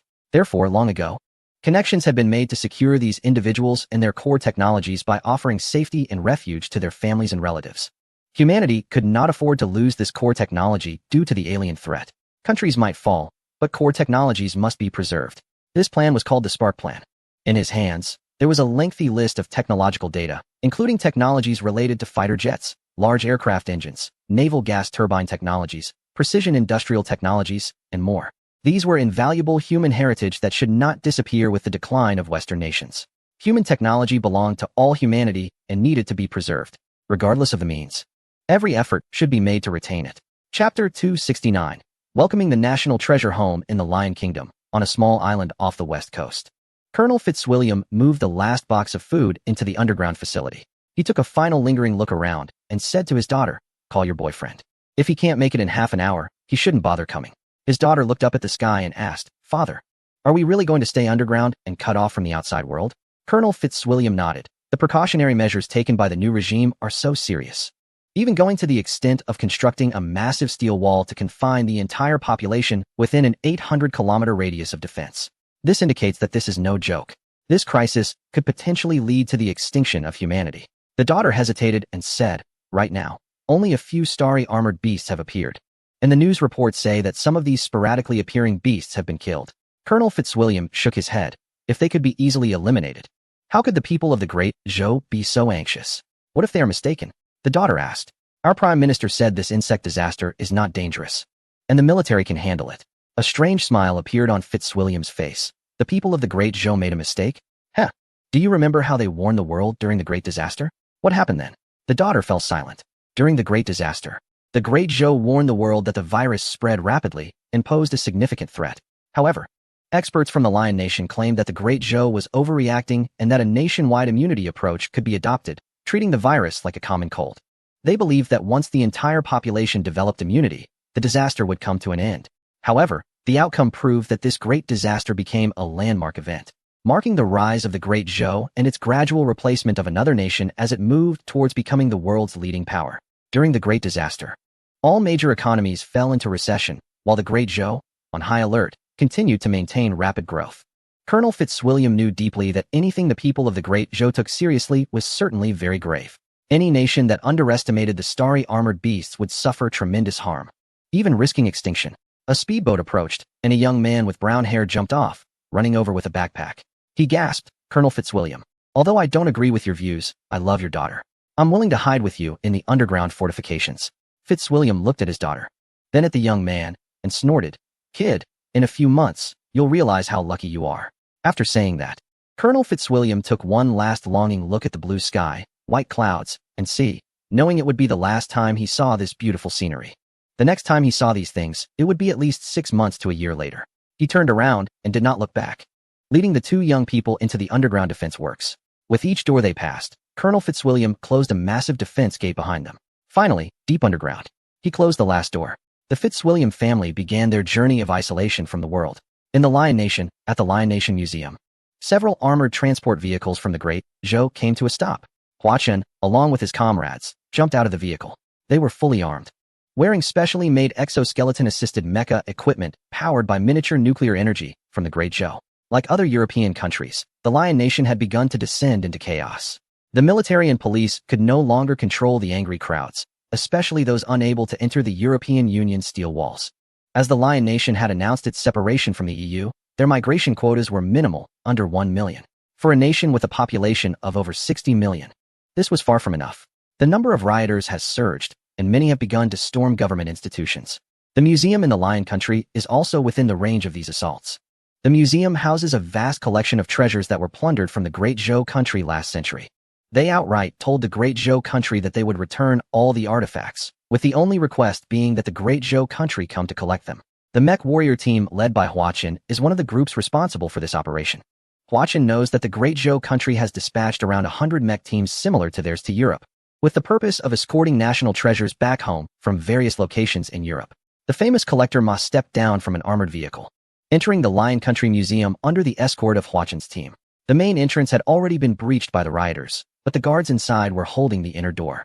Fortunately, the defenses were sturdy, and the rioters had not managed to break through immediately. A burst of heavy machine gun fire rang out, and Hua Chen shouted in the local language, "The Great Zhou country is here to welcome its national treasures home. Those who dare to obstruct will be dealt with ruthlessly." The rioters, who were in the midst of a frenzied attack, instantly quieted down, though they were armed. The sight of the fully equipped and imposing mech warriors made them feel intimidated. The mechs that Hua Chen's team wore were different from ordinary ones, which were designed specifically to combat the starry sky beasts. The beasts had a relatively straightforward attack method, piercing with their forelimbs. However, the piercing power of these forelimbs was tremendous, able to penetrate the armor of even lightweight tanks. With a running start, they could even breach the armor of heavy tanks. Therefore, ordinary mechs prioritized agility over defense. In contrast, Hua Chen's mechs were specifically designed to deal with riders, equipped with bulletproof exteriors that could withstand gunfire. As a result, the warriors of Hua Chen's team resembled Iron Men clad in full body armor, which was truly impressive and intimidating to the riders. The disorganized mob, upon seeing the arrival of the mech warriors scattered in all directions. The security personnel then opened the main door to welcome the mech team. Ma was filled with excitement and urgency as he hurried to the exhibition area of the Great Zhou country's artifacts. He quickly spotted the most eye-catching piece on display, a silk painting titled The Admonitions of the Court Instructress. Other national treasures were also showcased, including a hollow gold sword handle from the Eastern Zhou, a jade pig dragon from the Hongshan culture, and a genuine work by Tang Bohu titled Shishan Chaotang, among others. Unable to contain his emotions, Ma slowly knelt down and said, "Ma, welcomes the national treasures home." Tears streamed down his face. Once he calmed down, Ma glanced at the Egyptian exhibit and said to Huaqin, "Make sure to bring the mummy back as well." Huaqin was taken aback and replied, "But they only agreed to return the artifacts from the Great Zhou country. Shouldn't we at least inform them?" Ma snorted coldly. "Did they ask us for permission when they stole our national treasures? You find someone to transport them, and I'll take a look around to see if there is anything worth taking." Chapter 270, Gathering of the 12 Animal Heads Lion Country. Leighton Manor. Lin Fan, accompanied by a few individuals, burst through the gates of the Leighton family estate. Sir Leighton, startled, rushed out and shouted at Lin Fan, "This is the Lion Kingdom. This is private property. What do you want?" Lin Fan spat and replied, "If you know what's good for you, get out of the way. We're just looking for something, and we'll leave once we find it." The Leighton family is one of the old aristocratic families of the Lion Kingdom, but they have fallen into decline in recent years. Although Sir Leighton stubbornly clings to his noble title, the fact that their family is absent from the migration list of 1 million people from the Lion Kingdom indicates that they no longer command respect. In recent years, the Leighton family has sold off a significant portion of their assets and accrued a large amount of debt. However, Sir Leighton does not seem to care. He often boasts that they have 2 ancestral treasures, and as long as these treasures are sold, the mere millions in debt would be nothing. Yet, people have always dismissed Leighton's words as mere bluster, with no one believing him. But Lin Fan knows that Leighton is not exaggerating. He indeed possesses 2 precious cultural relics, which are national treasures of the Great Zhou Kingdom. However, he is afraid to sell them publicly and cannot get a good price in private. Just a few months ago, he finally found a buyer. But after the incident with the celestial armored beast, the value of the relics plummeted, and the deal was put on hold. A Western man stepped down from an armored vehicle and tipped his hat to Sir Leighton, saying, "Good to see you again, Sir Leighton." Leighton seemed to understand something. "Beck, why are you with someone from the Great Zhou Kingdom?" Beck smiled faintly and replied, "There's an old saying in the Great Zhou Kingdom, those who know how to adapt are the true heroes. I have long realized that the future of the Great Zhou Kingdom is limitless, so I secretly submitted my application for citizenship in the Great Zhou Kingdom." Beck surveyed the surroundings and added, "As you know, obtaining citizenship in the Great Zhou Kingdom is extremely difficult. One must contribute to the nation to become a citizen." Leighton suddenly understood everything. Beck was the buyer of his collection. If it weren't for the celestial armored beast incident, he would have sold his collection to Beck, and Beck could have brought the collection with him to become a citizen of the Great Zhou Kingdom. The collection included the rooster and serpent heads from the 12 zodiac heads of the Old Summer Palace, which are highly coveted by the people of the Great Zhou Kingdom. These 2 items are Leighton's hope for revitalizing his family, potentially fetching tens of millions of euros, or even over 100 million. However, Sir Leighton now clearly realizes that Beck's appearance here is not for buying. Lin Fan kicked open the door of the underground storage, and Beck walked in. Soon, he and Lin Fan emerged, each holding one of the beast heads. "Beck, this is robbery," Leighton shouted angrily. Beck slapped his forehead and replied, "Right, robbery is bad. So, as a thank you for donating the 2 beast heads, I'll give you a chance. You can join me in entering the Great Zhou Kingdom's Iron Wall. This is an opportunity that is hard to come by." Leighton was taken aback. The chance to enter the Great Zhou Kingdom's Iron Wall is indeed a rare opportunity. Do not mention the Great Zhou Kingdom. Even the relocation quotas within the steel walls of the European Union have long surpassed 100 million. Leighton hesitantly asked, "If I go, will I still be a noble? Can I retain my title?" Becker shrugged. "What are you thinking? If you go, you will be just like ordinary people. Not only will you have to work, but you will also have to obey the unified command of the state and fight against the starry armored beasts." Leighton immediately exclaimed, "I won't go. I am a proud noble. I cannot live like an ordinary person." Becker turned away, holding the beast's head, and said as he walked, "No wonder the Lion Kingdom has fallen. It has raised a bunch of clueless fools." Seeing his collection being taken away, Leighton, wary of Lin Fan's mecha, dared not snatch it back and could only jump up and down, cursing, "Thieves, a bunch of thieves. Becker, you are a traitor, a spy." Becker contemptuously turned to Leighton and said, "A spy? Your country has abandoned you." "My country has never given up on any citizen." In the land of Gaul, an old man clung to a beast and refused to let go, shouting, "This is our ancestral treasure. Why should you people take it back?" A mecha warrior raised his gun, aiming at the old man's head, and said, your ancestral treasure? My country has no descendants like you. Let go now, or I will blow your head off. The old man was the heir of the Bellini family. His family had gone to the steel walls, leaving him behind. The reason was that he could not take his beast and sheep into the European Union's defensive fortifications. This was passed down from his ancestors and was one of the most important possessions of their family. He wanted to wait for the situation to become chaotic and then sneak these two treasures into the fortifications. Under pressure from the Great Zhou Kingdom, he had always dared not publicly disclose the secret of possessing these two national treasures. However, he did not wait for chaos. Instead, he was met by soldiers from the Great Zhou Kingdom. Bang! The soldier shot the old man's hand, turned, and took the beast and sheep away. The national treasures of the Great Zhou Kingdom should return to the Great Zhou Kingdom. Now, combined with the dragon head found on the island, the 12 zodiac beast heads have finally gathered in the Great Zhou Kingdom. In fact, writing this part is quite heavy. After all, it cannot be realized in real life. It can only be achieved in books. Chapter 271. The civilization on the verge of disappearance. Trucks were converging at the airport. 5Y. 20 large transport planes were parked at the airport. This is a large transport aircraft independently developed by the Great Zhou Kingdom.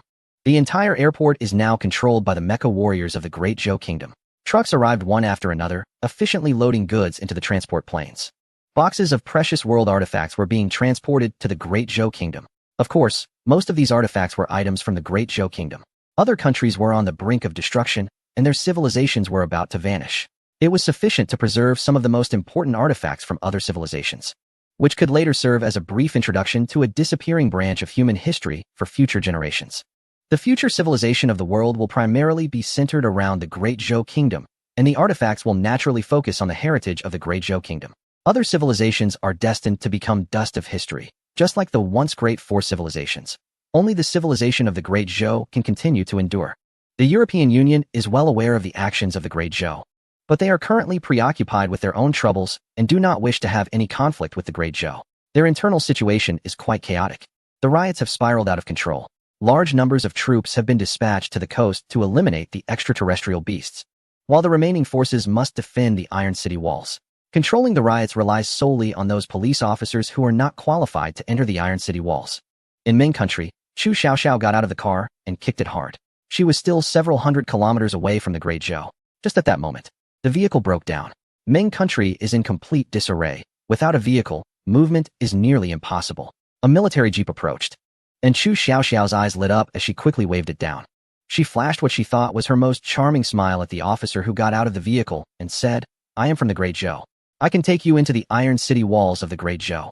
At the northern border of the Great Zhou's Iron City walls, dusk was approaching, and the outline of the walls was becoming visible. "Stop the vehicle," Li Shichong shouted. Master Zhou quickly stepped on the brakes. Li Shichong looked at the back of the vehicle and then said, "Turn off the engine. Give me the keys." Master Zhou felt uneasy but took out the keys and handed them to Li Shichong. Li Shichong jumped out of the vehicle and shouted at the girl who was shivering from the cold, "Get out." The girl stiffly climbed out, and Li Shichong pushed her into the woods. Li Buin had some inkling of what Li Shichong was planning. In such a dire situation, this guy still had the mind to torment a girl. Sure enough, distant cries of the girl echoed from the woods. Jin Jishuan was rummaging around in the vehicle. Li Buin asked, "What are you looking for?" Jin Jishuan remained silent. Her hand seemed to grasp something, then quietly withdrew it. She took hold of Li Buin's hand and placed something in it. Li Buin looked down and was startled. It was a fruit knife. He understood Jin Jishuan's intention. She wanted him to find an opportunity to take down Li Shichong. Li Buin had never done anything like this before. The thought of killing made his hands tremble. However, he still hid the fruit knife in his pocket. A gunshot rang out. Everyone was startled, especially Jin Jishuan's father in the vehicle, who was extremely anxious. Li Shichong returned, adjusting his pants, and he was alone. The girl was undoubtedly dead. "Ask this man how many of them there were," Li Shichong said as he got in the vehicle, pressing his handgun against Jin Jishuan. Jin Jishuan asked, "He wants to know how many of you there are?" Li Buin held up 3 fingers, 3, including the one he killed. Li Shichong understood. He looked at Jin Jishuan's father in the back and then at Jin Jishuan. "We have 2 more people. What do you say we should do?" Jin Jishuan trembled. She knew exactly what Li Shichong meant. He was going to make her and her father get out. She turned to Li Buin and asked, "Can you take us in as family members?" Li Buin hesitated and nodded slightly.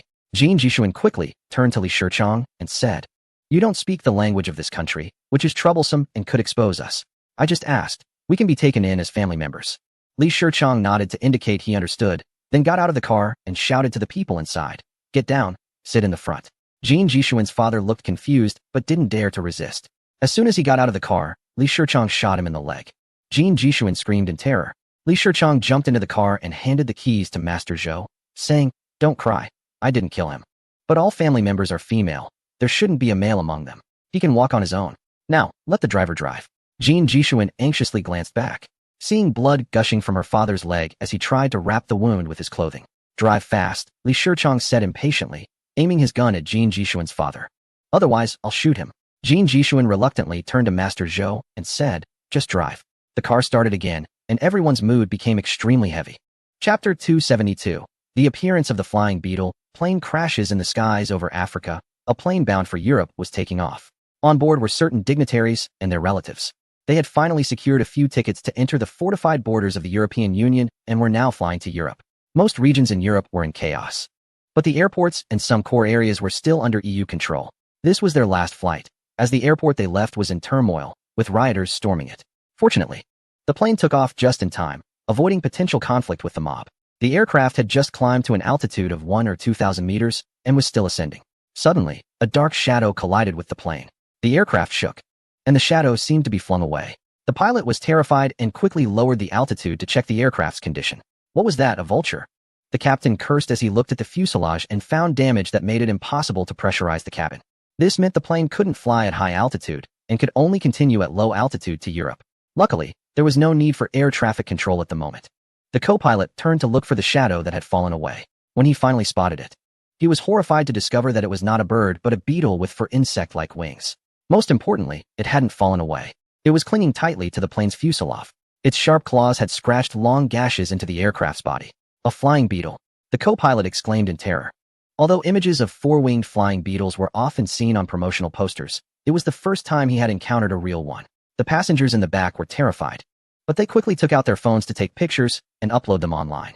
Even the co-pilot recorded a video and sent it to his friends in the other country, hoping to find out how to deal with the four-winged flying beetle. The friend of the great Zhou kingdom replied to him with one sentence: "Hurry and land. Escape." The captain made several sharp turns, trying to shake off the flying armored beast. But it quickly recovered from the disorientation caused by the collision, and its sharp claws pierced the fuselage, tearing a hole in the plane. The flying speed immediately decreased significantly. A few minutes later, ground witnesses saw the aircraft nose-diving from the sky, and at the same time, a shadow leaped away from the plane, flying towards the distance. Great Zhou Kingdom. Command Center. Xiao Yi looked at the footage that had been transmitted back and asked, "Do all the transport planes have escort aircraft?" Luo Yaoyang checked the materials in his hand and hesitated before saying, "Yes, they all do. However, we also have a helicopter escort team. They departed from a certain country, and instead of using transport aircraft, they were escorted by helicopters with armored warriors." "Check where this helicopter team is now," Xiao Yi asked anxiously. "They just flew past Istanbul," came the reply. "How many escort armored warriors do we have?" Xiao Yi inquired. Luo Yaoyang flipped through the materials in his hand. "This escort team has 10 armored warriors, divided into 2 groups. The group leaders are Yi Wen and Gao Daqiang." Xiao Yi frowned and said, "Gao Daqiang? Is he recovered?" Luo Yaoyang nodded. "I've seen Gao Daqiang. He has recovered well, and his armored operation has reached A-level standards." Xiao Yi breathed a sigh of relief. "Notify them to land immediately upon discovering the flying armored beast and return from the ground." Luo Yaoyang hesitated. "We should be able to handle 1 or 2 flying armored beasts. Is this really necessary?" Xiao Yi shook his head. "The outbreak of flying armored beasts is about to begin. When that happens, the first to emerge will be the flying armored beasts. The sky is no longer safe." Luo Yaoyang felt a tightening in his chest and picked up the phone. "All departments, pay close attention to the information of all flight teams and notify them to return as quickly as possible. Also, let the satellite department staff closely monitor the ground situation." After arranging everything, Luo Yaoyang walked up to Xiao Yi and said, "Is an outbreak really going to happen?" Xiao Yi nodded firmly. "Based on experiences from other universes, if we do not destroy the origin point, the flying armored beasts will have erupted 6 days ago. It's only because we destroyed one origin point that we gained 78 days. So, based on our estimates, a major outbreak is expected in the next couple of days." Xiao Yi spoke in a deep voice. "But our steel walls are not built yet, and our defense preparations are not complete." Yao Yao expressed her concern. Xiao Yi replied, "There is still time. Let other countries buy us a little more time. Let their sacrifices have some meaning." Yao Yao looked at Xiao Yi, feeling a mix of emotions. The once restrained youth has now become a man of iron. "You've become cold-blooded, but you've also become more responsible," Yao Yao said. Xiao Yi responded resolutely. "If we cannot save everyone, then we must be cold-blooded. Finally, Xiao Yi added, I will only be passionate for those who can be saved. Chapter 273. Good News Frequent Chronicle of Major Events in the Great Zhou Kingdom. Countdown Day 24. The Great Zhou Kingdom dispatched a large team to collect artifacts across various European countries.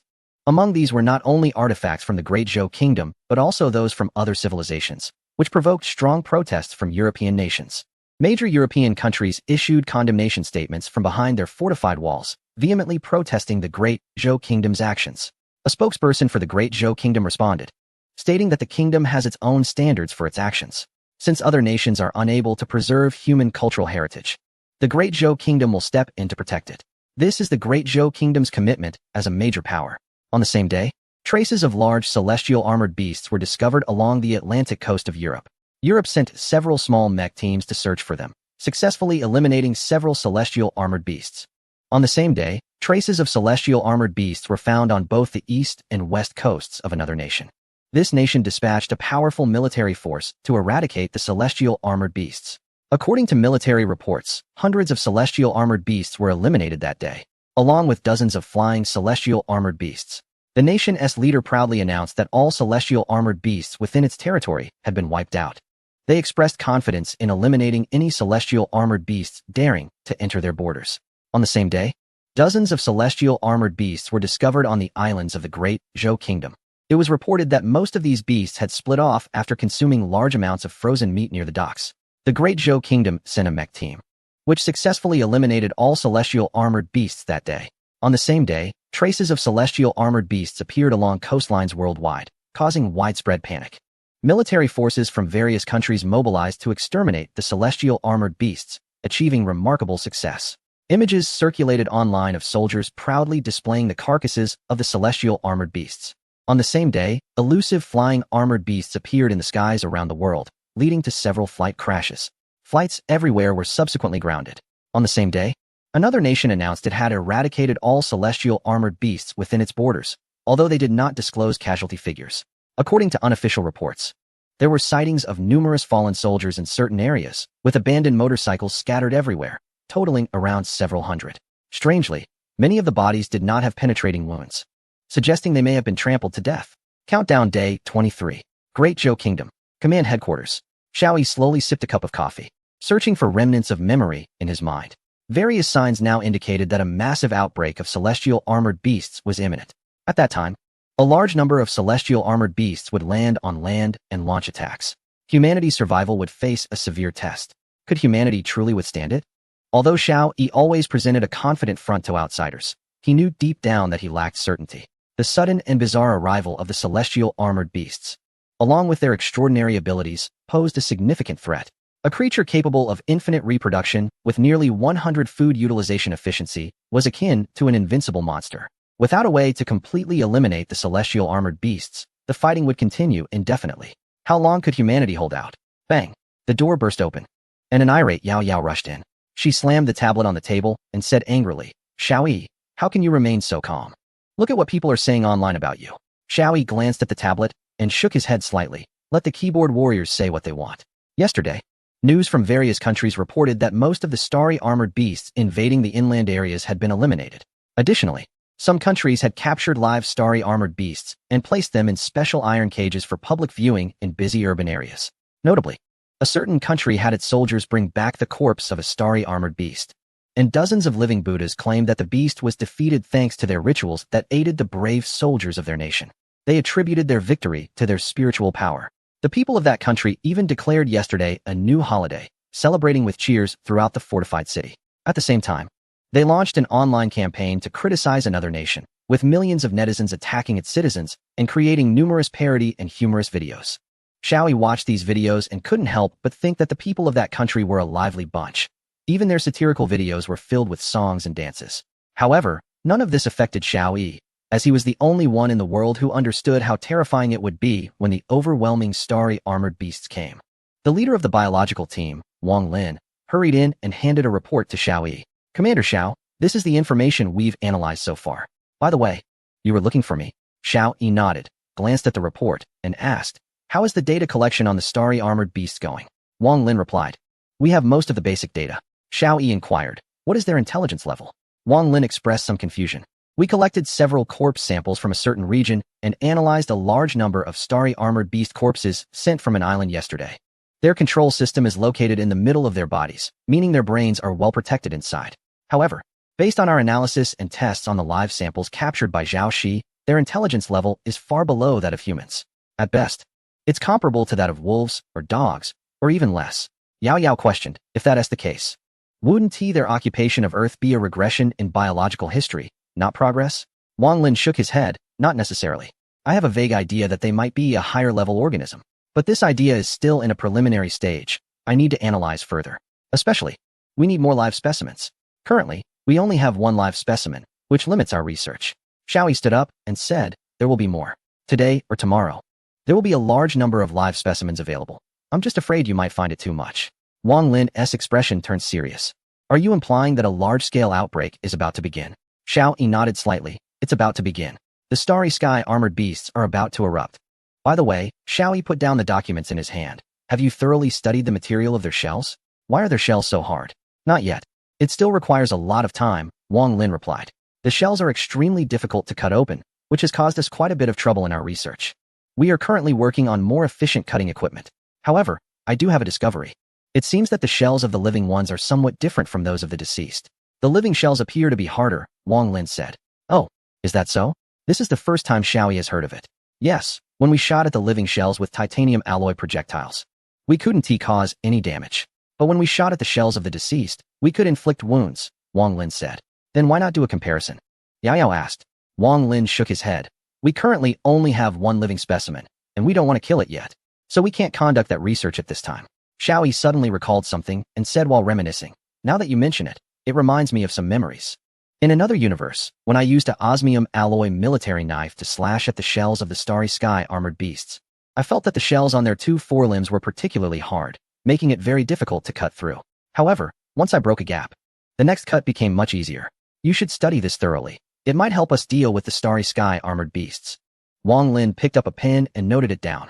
Commander Xiao, this memory of yours is extremely important and has given me new insights. I need to go now. Time is pressing. Without finishing his words, Wang Lin hurriedly left. Xiaoyi pressed the call button and asked, connect me to the military team, Luo Yaoyang. Soon, Luo Yaoyang's voice came through the phone. Commander Xiao, please give your instructions. Now, aside from very close individuals, everyone else referred to Xiaoyi as Commander Xiao. This is an acknowledgement of his status and a respect for his abilities. The forward-thinking awareness that Xiaoyi has shown has greatly benefited almost all departments. This is a true leader who can clearly point out the direction for subordinates. In the past, some people doubted Xiaoyi's abilities. But now those individuals have either been convinced or have been struck down by his strength. Where are Gao Daqiang and Yiwen? Xiaoyi asked. Because they need to stay away from the coastline. They are currently in Persian territory, preparing to detour through the Caspian Sea into Central Asia, and then enter our territory from Tajikistan, Luo Yaoyang said. However, has the number of flying armored beasts increased along the way? Xiaoyi asked in a low voice. Yes, they encountered several flying armored beasts blocking their path along the way. At first, there were only 1 or 2 scattered ones, but when they reached Persian territory, they encountered 4 or 5 flying armored beasts. Fortunately, our firepower is strong, and we repelled them, Luo Yaoyang replied. Xiaoyi thought for a moment and said, don't go to Central Asia, fly straight back as quickly as possible. If you encounter more than 10 starry sky armored beasts, don't hesitate, switch to ground travel immediately. I will coordinate with the local authorities to provide assistance and armored vehicles for you. Luo Yaoyang agreed. Xiaoyi said to Yao Yao, contact the neighboring nation. We will provide 1,000 mechs in exchange for 10 armored vehicles and fuel ammunition. We must ensure that Gao Daqiang and the others return quickly. Understood. Yao Yao turned and left. She did not feel it was a loss because she knew that Gao Daqiang was a highly valued talent for Xiaoyi. Any cost to ensure his safe return was worth it. Chapter 275. The return journey of the helicopter squad. Xiaoyi turned and opened a world map, marking a point on the location of the Persian nation, which indicated the position of Gao Daqiang and Yi Wen's squad. The closest route would have to cross the entire region of the neighboring country and the other nation, then traverse the region of Ming, and finally enter the territory of the Great Zhou. The outbreak of the starry sky mech beasts began with the flying mech beasts. According to Xiaoyi's estimation, Gao Daqiang and Yi Wen's squad would only reach the borders of the neighboring nation after more than 10 hours. The remaining journey could only rely on ground travel. Gao Daqiang and Yi Wen had to race against the insects and against time. Gao Daqiang sat in the helicopter, his expression serious as he looked ahead. The dangers along this route were increasing. Although they were mech warriors, fighting from a helicopter was indeed inconvenient and wasted ammunition. Therefore, they relied mostly on the armed helicopters for combat. Just moments ago, 5 flying mech beasts had attacked, while they had managed to fend them off. Everyone had used up quite a bit of ammunition. At this rate, they would not be able to reach their homeland, and they could not expect support from the countries they were traversing. Warning, another one spotted. The pilot's voice was tense. Given their experience so far, there definitely wouldn't be just one flying mech beast appearing now. Sure enough, 3 more flew out from the treetops on the ground, heading towards the helicopter. They were not particularly fast, but catching up to a fully loaded helicopter was still not difficult. Alert the helicopters behind us. Create distance to avoid friendly fire. Prepare for battle, Gao Daqiang ordered. The battle erupted instantly. A total of 10 helicopters, with 4 armed helicopters breaking formation to intercept the approaching flying mech beasts, while the others continued to protect the core transport helicopter. The flying mech beasts were extremely agile. They could stop abruptly in midair and then accelerate sharply, climbing and descending with remarkable speed. The helicopters were at a disadvantage in comparison. Although the onboard machine guns were equipped with alloy-tipped rounds, their quantity was limited. The previous round of combat had already consumed a lot of ammunition. In aerial combat, the rate of ammunition consumption was very high. The 4 helicopters opened fire, successfully shooting down the first flying mech beast. However, the remaining ones closed in quickly. They skillfully dodged the bullets, creating a tense atmosphere. One starry sky mech beast, using the cover of its companions, suddenly grabbed the tail rotor of the helicopter with its front claws. The helicopter instantly lost balance, began to shake, and lost control, plummeting towards the ground. Other helicopters quickly provided reinforcements and, under powerful firepower, shot down the starry armored beast. Taking advantage of this gap, 2 flying armored beasts headed towards the transport helicopters in the rear. 2 armed helicopters approached, locking onto the 2 flying armored beasts. After a barrage of intense fire, all the flying armored beasts were finally shot down. The helicopter with a damaged tail rotor spun and fell, with the pilot desperately trying to maintain balance. Just as it neared the ground, it stabilized a few meters above, but the helicopter wobbled like a drunken man and still crashed to the ground. The ground was instantly kicked up in a cloud of dust. Fortunately, the ground was sandy, so the pilot and shooter on board were not killed in the crash. Gao Daqiang and Yi Wen quickly arranged for 2 helicopters to land and pick up the pilot and shooter. The helicopter formation took off again, but now only 9 helicopters remained, 7 armed helicopters and 2 transport helicopters. On the transport helicopter, Tina looked pale and asked Yi Wen, who was curled up in the cabin wearing a mech suit, "Can we fly to the Great Zhou?" Yi Wen glanced around and calmly replied, "We can't go back. We've already lost 1 helicopter, and more flying armored beasts will appear behind us." Tina panicked. What should we do? These are the most important data, the core technology of humanity. They are crucial for our post-disaster reconstruction. Yi Wen looked at Tina and realized that this fair-skinned woman truly had a high level of awareness. She was not worried about her personal safety, but about the core data. "Don't worry. The country has arranged everything. Once we reach Tianzhu, we'll travel by land," Yi Wen said. Tina finally felt reassured and said, "It's great to have a strong homeland." Yi Wen turned his head and looked at her strangely. "Homeland?" Tina proudly puffed out her chest. "Of course, it's the homeland. I have a quarter of Great Zhou blood. 10 years ago, my whole family secretly acquired Great Zhou nationality. My grandmother, with Great Zhou lineage, is waiting for us behind the steel walls of Great Zhou." "You?" Yi Wen was even more surprised. "Yes, my brother is in Geneva. He has already boarded a transport plane to Great Zhou with the manufacturing technology for precision instruments. My father is in Stockholm, also carrying core technology on a transport plane." Tina explained. Yi Wen gasped. "Wow, you planned this 10 years ago?" It seems that even without the flying armored beasts, Great Zhou would eventually obtain this technology. The homeland is really impressive. Chapter 276. The Mysterious Sea Turned Black Africa. Calabar Port. The sun was warm, and the sea was calm. In the past, this would have been a very comfortable time, perfect for sunbathing and surfing. However, this was a critical period, and no one had the leisure to stroll here and admire the scenery. Recently, the sea had become too strange. First, it was crowded with a large number of fish. Then, last night, the fish suddenly disappeared in droves. Everything exuded an eerie silence. The sea seemed as if it were dead. No one dared to go out to sea, and the fishing boats were all docked by the shore, no longer willing to venture into the ocean. Moreover, some had spotted small creatures resembling crabs moving through the dense forest nearby. The military dispatched large numbers of troops to intercept them. However, it was said that the military's bullets could not penetrate the armor of these creatures. Despite deploying tanks, armored vehicles, and a significant number of soldiers, they still managed to escape. In the city of Karabala, people were anxious and had no leisure to visit the seaside. Only a few children, oblivious to the adults' worries, came to the beach to play in the water. "Look, the color of the sea has changed," said a black boy about 7 or 8 years old, pointing at the water. The other children looked up at the sea, noticing that the originally azure water was now turning dark. It was getting darker and darker. The distant sea, which was once deep blue, had turned black, and the near shore appeared to be tainted with ink, slowly becoming black as well. One older child felt uneasy, recalling the adults' warnings not to approach the sea, as there might be monsters lurking. He began to step back, while the others remained transfixed by the increasingly dark ocean. Suddenly, the blackness from the sea seeped onto the shallows. The children then realized that these were not just dark waters, but small crab-like creatures, each the size of a fingernail. "Starry armored beasts," one child shouted. The oldest child turned to run, but the others were too frightened to move, their legs frozen in place. Soon, these creatures crawled right up to the children. They screamed in terror, but their cries were short-lived as they were quickly overwhelmed by the swarm. The oldest child glanced back just in time to witness the scene. He screamed as he ran, yelling, "The starry armored beasts are coming. The bugs are here." Others who heard the child's cries peeked out to see what was happening and were immediately filled with fear, screaming in panic. The sheer number of creatures was staggering. The entire coastline was covered with these bugs, densely packed and layered upon each other, with no one able to estimate how many there were. The creatures surged like a tide, crawling up the beach, flooding the streets, and then invading homes. A plump woman was anxiously carrying a plate, preparing lunch for that afternoon. Suddenly, she heard a sound like a rushing tide. She turned her head and instinctively said, "How did the tide come into the house?" But the next moment, she realized something was wrong and awkwardly tried to escape. Her body was too large, and the doorway too small. Before she could squeeze through, the creatures reached her feet. A sharp pain shot through her foot, and she lifted it, stomping down hard. She felt something very hard underfoot, accompanied by a crunching sound, indicating that she had crushed one of the creatures. However, the creature was so tough that her foot throbbed in pain. However, she quickly forgot the pain in her soles, as more pain surged through her body, feeling as if countless ants were biting at her feet.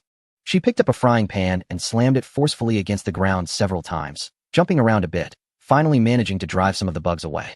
But more bugs rushed in, and soon they overwhelmed her feet again. Another scream escaped her lips, but it was quickly drowned out by a rustling sound. Countless insects crawled up her body. A few minutes later, as a large number of bugs crawled over, there was no trace of her body left on the ground. Even the bones had disappeared. The only remnants were torn clothing fibers and a small pool of blood seeping into the ground. The clothing fibers were shredded into thin strands, mixed with something resembling human vomit. The entire room fell silent, as if nothing had ever happened. In the shopping mall, a crowd was frantically grabbing merchandise. Police and military personnel fired warning shots, but the crowd had gone wild, and the gunfire could not deter them. Suddenly, the outer police turned their guns around and began shooting wildly. The soldiers quickly retreated, jumping into military vehicles and speeding back to their camp. Seeing that shooting was ineffective, the police turned to flee as well. Those with vehicles drove away, while others ran for their lives on foot. Only the crowd still fighting for goods remained packed, completely unaware of the large swarm of bugs approaching from behind, seemingly eager to join in the scramble for food. Chapter 277. No way to escape. The bugs quietly pounced. A woman on the outskirts, angry, stood with her hands on her hips, cursing, "A bunch of robbers. I can't even squeeze in. I curse you all. Even if you grab the food, you'll just feed it to the bugs." She stomped her foot in frustration, nearly twisting her ankle as she seemed to have stepped on something hard. Looking down, she realized she had stepped on a crab. What the hell? Who dropped a crab here? As she bent down to pick it up and turned her head casually, she was suddenly struck by terror and lost her voice. Despite her extreme fear, she didn't forget to escape. After a few steps, she saw that a large number of bugs had crawled into the crowd that was frantically grabbing food. Soon, the crowd let out screams of horror. Hearing such tragic cries, her speed increased again, and she began to run faster than ever before. A bicycle approached from the opposite direction. She yanked the rider off and seized the bike, pedaling madly to get away quickly. She had only one thought: to run, to get as far away as possible. Initially, she intended to head west.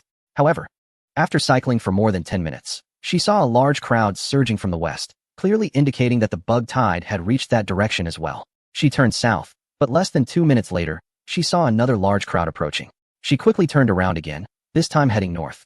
She came from the east, and now she couldn't go west or south, leaving only the north as an option. After cycling for a few minutes, she realized she was truly surrounded on 3 sides. On her left, a group of young men and women stood on a bus, wielding sticks and furniture, trying to sweep the insects that had climbed up off the roof. The woman knew those people were doomed. Below the bus had become a sea of insects. To her right, a 3-story building was packed with people, evidently forced to the rooftop by the insects. The ground floor had already been taken over by the swarm. The woman understood that those people were also finished. Gunfire erupted from the north, providing her with a target. She pedaled furiously, not knowing where she found the strength. Her bicycle sped along like the wind, and many others around her were also desperately running. The woman's situation was extremely perilous. Behind her, both left and right were filled with insects closing in, and the only escape route lay to the north. However, that path seemed incredibly long. At least from her vantage point, she couldn't see where the exit was. The gunfire was intense, clearly indicating fierce fighting ahead. She realized she was very close to the source of the gunfire. Suddenly, the gunfire ceased. Then, the previously endless escape route ahead seemed to close off as well. The crowd that had been running ahead turned back. The woman lost her sense of direction and only then realized the insects had closed off the north. The only gap had vanished. She and the countless men and women around her were trapped. The insects surged forth like a tide, overwhelming everything in their path. She dropped her bicycle, staring blankly ahead. In that moment, she wanted to pray to God, but found it seemed even God couldn't save her now. Nonetheless, she whispered, "God bless." Tears streamed down her face as she felt an unprecedented despair. Suddenly, a loud roar approached, and a helicopter flew in, dropping a rope. The woman excitedly wiped her tears and hurried towards the rope ladder. However, the crowd around her moved faster. Several people grabbed the ladder and desperately climbed up. Suddenly, a flock of dark birds flew by, and the woman saw them entering the helicopter. The helicopter swayed, quickly losing control, and then it lurched forward with those who had climbed the rope, crashing down heavily. Those who had grabbed the ladder fell directly into the swarm of insects. Screams erupted, and soon those people vanished. The helicopter crashed violently to the ground, creating a crater in the nearby earth. It seemed the fallen helicopter had crushed many insects. But the creatures showed no fear, swiftly crawling up the helicopter's fuselage. The woman finally understood that God truly couldn't save her. In this world, no one could rescue her, and no one would survive, unless one can enter the towering steel city walls of a certain nation, standing at 150 meters. It is nearly impossible to withstand such a wave of insects. On a distant high ground, a general is observing the situation through binoculars. He sees the insect wave quickly engulfing the central area, with tens of thousands falling prey to the insects. Before he puts down the binoculars and gestures to retreat back to the defensive fortifications, he jumps into a vehicle, which turns around and heads westward. 100 kilometers to the west, the military has established a defensive structure made of reinforced concrete. This is a 15-meter-tall fortification equivalent to a 5-story building. This fortification has now become a military stronghold. There are hundreds of such military strongholds throughout the region. While they cannot build 150-meter-high steel city walls, such defensive structures are entirely feasible. However, military strongholds do not accept civilians, only soldiers for defense. Chapter 278. The eve of the great outbreak in a grassland in a certain region, a swarm of crab-like beetles suddenly appears. The insects densely cover the edge of the grassland and are advancing toward the core area. Animals, facing the unknown, are often more sensitive than humans. They quickly flee deeper into the island. However, it is not long before they find themselves surrounded by these beetles, leaving them with no escape. At the same time, on the East African savanna, an elephant, facing the numerous approaching beetles, impatiently stomps its feet. But the next moment, it lets out a mournful cry. Countless beetles climb onto the elephant, biting frantically. Soon, the elephant collapses under the onslaught, and a swarm of insects swarms over it. By the time the insects move on, nothing remains but the flattened grass to witness the event. In a certain nation, at the command center, the large screen displays satellite images of the ground. Current satellite technology can clearly show ground details. Large swathes of black starry beetles have landed on land. The chief commander reports, according to our observations, the starry beetles have now landed on multiple land masses, including both sides of Africa, South America, Australia, and Antarctica. They have also appeared on the Arctic ice shelf. With a heavy tone, another officer responds, "The inevitable has come. Tonight, except for our coastline, other countries' coastlines will witness a large number of starry beetles landing. Tomorrow night, after a day of feeding, they will erupt in full force." The officer circles a region on the map with a pen. Africa will be the first to fall. At that time, a large number of standard starry beetles will cross the African continent into Asia and Europe. Our time is running out. He puts on a trench coat with a graceful demeanor. Notify everyone, especially the relevant departments, to convene a meeting, particularly those in charge. Yes, the assistant couldn't help but steal a glance at him. Although the sight of the insects was shocking, upon seeing Xiao Yi's calm and composed demeanor, she chose to look at him a bit longer. Xiao Yi entered the hall and took a seat in the middle, quietly waiting for others to arrive. He began to close his eyes, mentally rehearsing for the upcoming meeting. Meetings are an important task, but they are not like the usual vague discussions filled with empty talk that can go on for a whole day. Their meetings are time-sensitive, with no room for unnecessary chatter. This is the efficiency that Xiao Yi embodies. Moreover, to some extent, Xiao Yi has a tendency to dominate the discussions. However, this is necessary. In extraordinary times, centralization is required. Without disputes, the highest execution efficiency can be achieved. There is no need for conflict now. What is needed is teamwork and effort. In 3 minutes, most of the personnel had arrived, with only the biology team arriving a bit late due to material preparations. Xiao Yi stood up and said, "The meeting begins. The first order of business. The major outbreak will commence in 30 hours, around midnight tomorrow." Although everyone had been prepared for this, they couldn't help but feel a wave of anxiety. This moment was finally upon them. They had prepared for so long to confront this moment. However, could they really withstand it? Others from different universes had failed. Could they be the exception? I know everyone is apprehensive and a bit uneasy. However, based on our team's multiple simulations and dozens of online drills, I can assure you that we will definitely endure. Xiao Yi's words acted like a calming pill for everyone. The atmosphere lifted instantly. Xiao Yi had a certain magic about him that could unconsciously inspire others. Now, I want to check on everyone's preparations. Xiao Yi's gaze turned to Shenlin. Shenlin, your task is the most crucial and challenging. How many more days do you need to complete the construction of the steel wall? All eyes focused on Shenlin, who bore a heavy burden. He hadn't slept for 3 days and nights, but his spirit remained high. Reporting to the commander, we have already constructed to a height of 120 meters. In another 15 days, we will reach 150 meters. In 20 days, we will complete the related supporting work and inspections to ensure the task is finished on schedule. Lu Bowen suddenly interjected, "How about we start wrapping things up now? According to the data, we only need to build to a height of 100 meters. And we are already 20 meters above that. This would give us ample time for other preparations." "That's a good proposal. I think it's feasible," Luo Yaoyang added.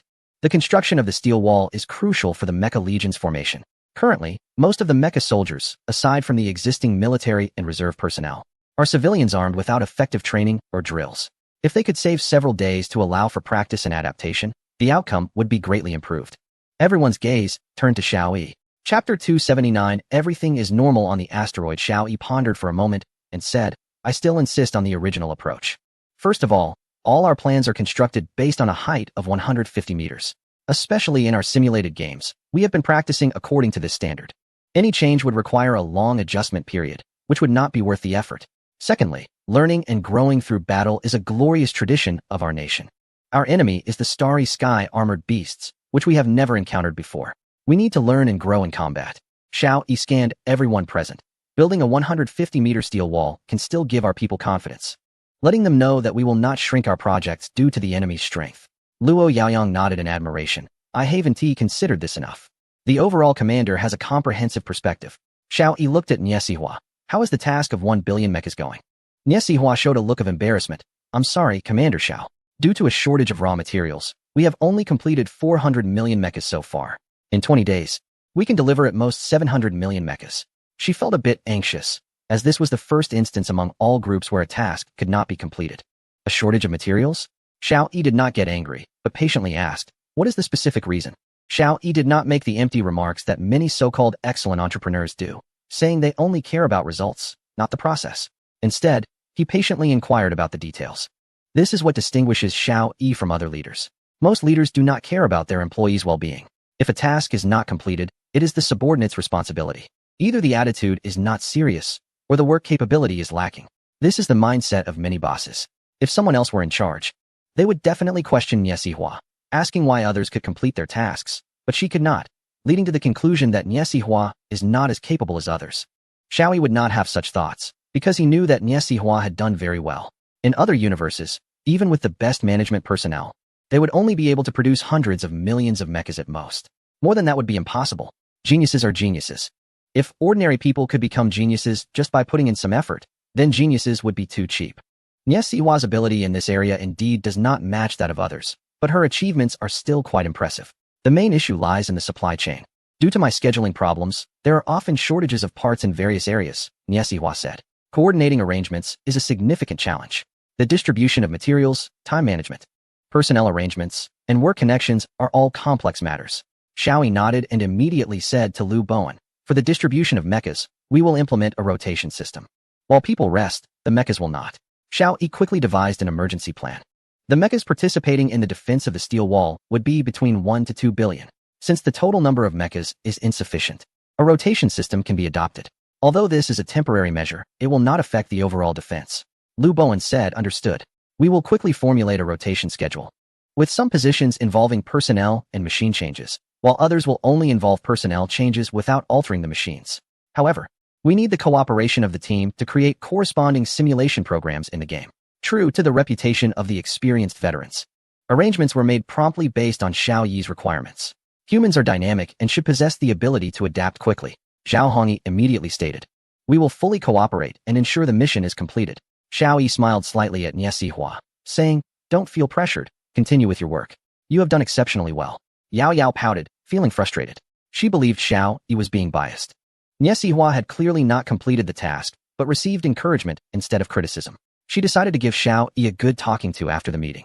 Now that Xiao Yi was the commander of humanity, almost no one could criticize him. She felt it was her duty to supervise him and point out his mistakes. This was something she should do as Xiao Yi's assistant and future partner. Thinking of this made Yao Yao's face flush slightly.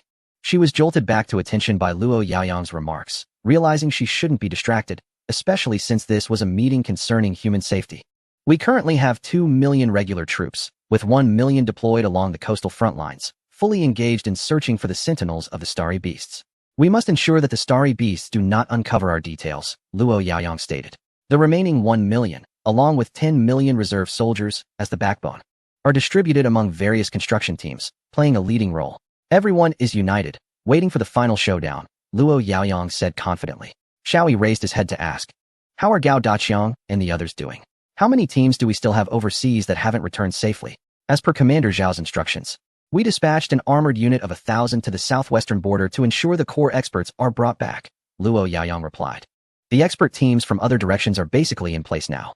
Xiao Yi turned his attention to Qian Linsen, who raised the materials in his hand and said, according to our astronomical experts, we've been observing the asteroid 2020 VA1 that is passing close to Earth.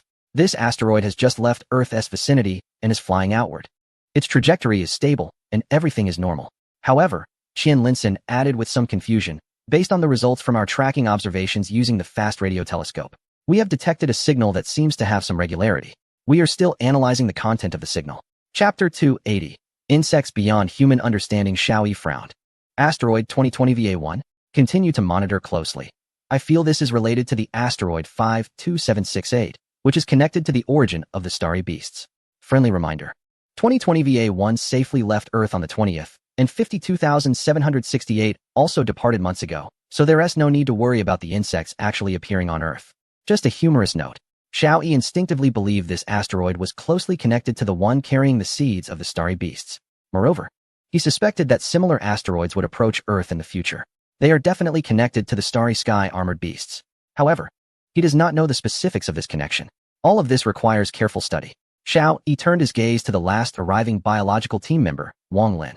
Wang Lin adjusted his glasses and said, according to our latest research, the living armor of the starry sky armored beast is different from that of the deceased. The hardness of the deceased's armor can be replicated using earthly materials to create similar hard substances. However, the living armor has a very thin outer layer that we have not yet been able to reproduce. This outer armor is characterized by being harder than the inner armor, which is why only a platinum alloy projectile can penetrate it. We are currently studying the composition of this outer layer.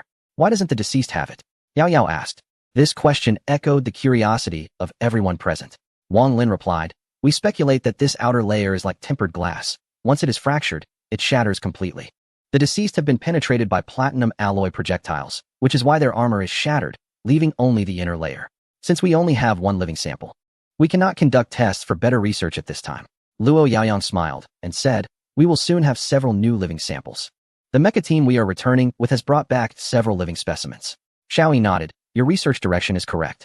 What are your findings regarding their biological utilization? Wang Lin looked at his deputy leader, Wang Chong, and said, you take it from here. Wang Chong picked up the materials in his hand and said, we have conducted some preliminary research. The food conversion rate of this living sample is nearly 100%, rather than the previously thought 95%. After consuming these animals, it expels the undigested plant food residues from their bodies. Thus, they can achieve nearly 100% conversion of animal body tissues. Aside from a very small portion converted into energy, all other parts are utilized to become part of their bodies. Wang Chong held up a photo. and a comparative image appeared on the conference room screen. This is the comparative image. When we first captured it, its body was only the size of the table. But after feeding, it grew larger, and its weight nearly matched that of the consumed items. Wang Chang pointed to the last photo and said, however, it does not split. It seems aware of its situation and continues to eat without splitting. Its current weight has already exceeded the standard body weight. For safety reasons, we will no longer feed it.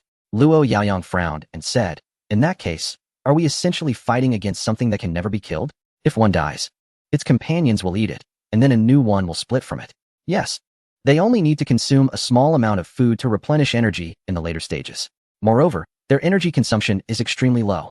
They are somewhat like cold-blooded animals and do not need to maintain a constant body temperature. However, unlike typical cold-blooded animals, excessively low temperatures can cause their blood flow to become sluggish or even freeze, leading to death. So they hibernate in low temperatures. However, the celestial armored beasts do not. They can move freely in extreme conditions, whether it's 500 degrees or minus 50 degrees. Moreover, they do not have a circulatory system or lungs. I suspect they can survive in a vacuum or at the bottom of the ocean, as they are unaffected by high and low pressures, Wang Chang said. Wow, such amazing creatures. Where do they come from? Luo Yaoyang exclaimed, cursing under his breath. Everyone else was equally puzzled. Should such bizarre beings really exist on Earth? Xiao Yi thought for a moment and asked, how do they digest their own kind's shells? Can we replicate their digestive fluid? Wang Chang shrugged. We originally hoped to feed it to induce splitting and create a new celestial armored beast. However, once its weight exceeded the standard, we realized this beast was clearly aware of its situation. So it chose to continue growing instead of splitting into a second one. We found no signs of digestive fluid or a digestive system in the carcass, so the only way to uncover the truth is to dissect a living specimen. But for now, we cannot study this living specimen. Additionally, this celestial armored beast is enormous, standing over 4 meters tall, making it difficult to handle. Wang Chang looked troubled. Luo Yaoyang quickly said, it'll be soon. A few celestial armored beasts will be delivered later today. Xiao Yi frowned. This one exceeding the standard size is too dangerous. With our current matches, it's hard to deal with. I suggest you conduct a living specimen experiment right now. Eliminate it. Yes. We will arrange for the living specimen experiment immediately, Wang Lin said excitedly. The only thing hindering their research was the living specimen experiment. Only by dissecting a living celestial armored beast could they uncover its secrets. Xiao Yi turned to Yi Wanqing. How's the particle collider coming along? Yi Wanqing looked up, excitedly saying, we just completed the installation of the last segment of the tunnel. The entire acceleration tunnel is finished. Next, we will gradually debug it. All relevant personnel from the Great Zhou Kingdom have been dispatched to the front lines, working overtime to test the lines and equipment. If all goes well, we will complete debugging in 15 days. On the 16th day, we will begin the first low-speed operation. The particle collider will be humanity's best means of countering the underground attacks of the celestial armored beasts. Once the collider operates at low speed, the main battlefield between humanity and the celestial armored beasts will be confined to the ground. Yi Wanqing said with some regret, however, we are still unclear why the particle collider would block the attacks of the celestial armored beasts. The declassified materials do not contain relevant information. Yi Wanqing turned to Wang Lin with a smile. In 15 days, we will also need a living celestial armored beast for our experiments. So we will need the cooperation of the biological team then. Wang Lin nodded awkwardly, as if agreeing. Xiao Yi looked at the astronomer Luo Tingbing beside Qian Linsen. Have you figured out what that small black dot is? Luo Tingbing shook his head. We have reviewed many photos sent back by the Tianwen, and we found that a few of them show the presence of this object. However, they are too far away to identify clearly. We are currently adjusting the orbit of Tianwen, one to search the vicinity again. Xiao Yi glanced at Nie Xihua and said, Nie Xihua, get in touch with Elon and ask him to send us the relevant information from a certain country. Let's see if they have any discoveries. As the world's leading power, and also the foremost in space exploration, this country has its unique insights into cosmic exploration. They have conducted multiple missions to Mars. Xiao Yi hoped to find the origins of the starry sky armored beasts from their data, ideally locating their home planet. Humanity cannot withstand repeated invasions. Suddenly, the large screen switched to a world map, marked with many red dots. Each mark indicated that the starry sky armored beasts had appeared in large numbers at those locations. Xiao Yi looked up at the map. There were numerous red marks in Central Africa and Central South America. This indicated that these two areas would likely become the first outbreak sites. Xiao Yi glanced toward the direction of a certain country and noticed red dots appearing in regions like India, Bangladesh, and Vietnam. Where is Gao Daqiang now? Xiao Yi asked. Above the skies of India, came the reply. The helicopter squadron was still flying. In another hour, they would reach the location provided by India for ground transport vehicles. As the number of starry sky armored beasts increased, the helicopter's ammunition was nearly depleted, and the mech warriors had also engaged in aerial combat. However, such battles were not conducive to the mech's performance. A few larger flying armored beasts appeared ahead. Gao Daqiang looked down at the ground. They were over a city in western India. The residents had already relocated inland, leaving the city desolate. One armed helicopter remained for protection, while others engaged the starry sky armored beasts. As the beasts were eliminated, the armed helicopters reported that their ammunition was almost exhausted. Gao Daqiang said firmly, "Abandon aerial flight. We will land and advance from the ground." The helicopters descended, and the mech warriors began walking on the ground while the transport helicopters flew close to the surface. Although their speed decreased significantly, it was much safer. Even if a few six-legged armored beasts appeared occasionally on the ground, they could not hinder the mech's progress. The flying armored beasts in the sky dared not get too close to the ground, as the hit rate of the mech warriors was much higher from the ground than in the air. This was the best strategy Gao Daqiang chose based on his experience. Yuan gave Gao Daqiang a thumbs up, acknowledging him as the first person in the Great Zhou to receive the National Mobilization Medal. In the northern part of the iron wall of the Great Zhou, Master Zhou looked helplessly at a car emitting black smoke. Just as they were nearing the iron wall, the car broke down. Li Buin's fingers were stiff because he had been gripping a fruit knife. However, he did not dare to act. On the road, they encountered a mech warrior squad. When the mech warriors saw their truck loaded with steel, they simply let them pass. At that moment, Li Buin wanted to shout for help, but with Li Shichang's gun pressed against his back, he could only watch as the mech warrior squad moved farther away. Li Shichang kicked the vehicle hard and asked, "How far is it?" Jin Jishuan replied, "He is asking how far it is." Master Zhou looked at the towering city walls in the distance and said, "Not far, at most 10 kilometers. On foot, it would take about 4 to 5 hours." Li Shichang chuckled, "Then let's walk. Forget about the vehicle." Li Buin really wanted to take the steel from the truck back. It was an important resource that could definitely help in building the Iron City walls. However, seeing the gun in Li Shichang's hand, he dared not speak up. "Hold on, I need to take a leak." Li Shichang turned around and began to relieve himself against a tree. Jin Jishuan quickly signaled to Li Buin to take advantage of this opportunity. Li Buin gripped the fruit knife tightly, his body stiffening.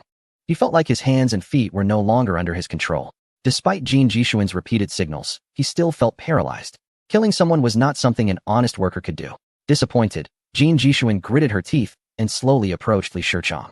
Since Li Shichang had his gun tucked at his waist to relieve himself, it was a good opportunity to snatch the gun. As she stealthily moved closer to Li Shichang's back, it seemed ENT noticed her at all, and Jin Jishuan prepared to make her move.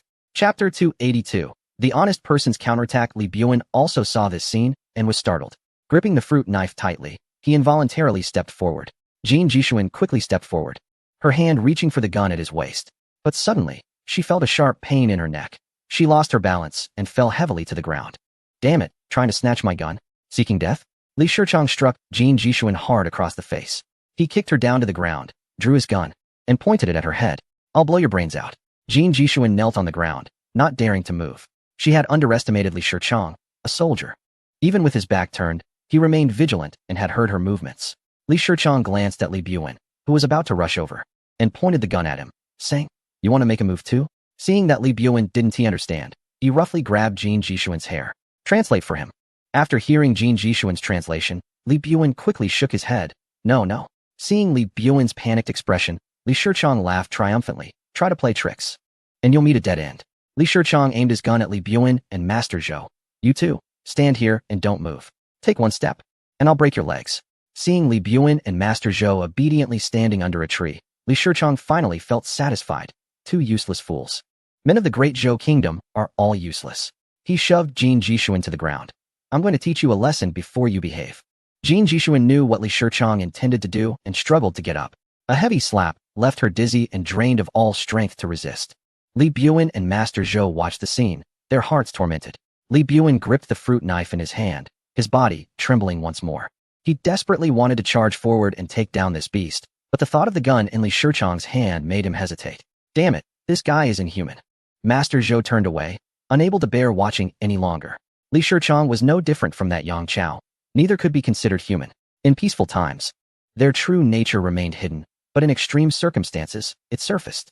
Poor Jin Jishuan had just escaped Yang Chao's clutches, only to fall into the hands of another monster like Li Shichang. Yet, aside from sighing for her, there was nothing he could do. After a moment of internal struggle, Li Buin finally turned away. Seeing this, Jin Jishuan, pinned down and unable to move, could no longer hold back her tears. Her last hope had shattered. I'll teach you a proper lesson today, or you'll never learn, Li Shichang snarled, tearing off Jin Jishuan's clothes. For convenience, he placed his pistol on the ground nearby. Within easy reach, after stripping off his own clothes, he threw himself onto her. Jin Jishuan closed her eyes in despair. Suddenly, a sharp cry pierced the air as Li Shichang leaped up, clutching his back where a fruit knife was embedded. He had been too absorbed in his actions and had underestimated the seemingly timid Master Zhou and Li Buan, never expecting they would dare to attack him. He reached for the gun on the ground, only to find it already in Master Zhou's hand. Enraged, Li Shichang charged at Master Zhou, trying to seize the weapon. In a panic, Master Zhou tossed the gun to the trembling Li Buan, who was too stunned to catch it. The knife strike had left him in a daze, and the gun clattered to the ground. Li Buan instinctively reached for it, but was kicked aside by the charging Li Shichang, and the two tumbled into a fierce struggle. Li Buan was no match for Li Shichang and was quickly overpowered. Though he fought back with all his strength, his lack of combat skill left him battered and bruised. Li Shichang tightened his grip around Li Buan's neck, cutting off his air. Li Buan felt his strength fading, his vision darkening. Then, a gunshot rang out. Li Shichang's grip loosened. After catching her breath, Li Buan saw Li Shichang staring blankly ahead before collapsing to the ground. She glanced to the side and noticed Jin Jishuan, in tattered clothes, holding a gun with smoke still rising from the barrel. Chapter 283. Insect of Carbon-Based Life Forms Menghua. A group of refugees was advancing towards the Great Zhou Kingdom. The relationship between Menghua and Tianzhuo had always been strained due to religious beliefs. Most of the people in Menghua preferred to trek great distances to reach the Great Zhou Kingdom rather than go to neighboring Tianzhuo. Chu Xiaoxiao was mingling among this group of refugees. Last night, she had stolen a vehicle from two exhausted soldiers while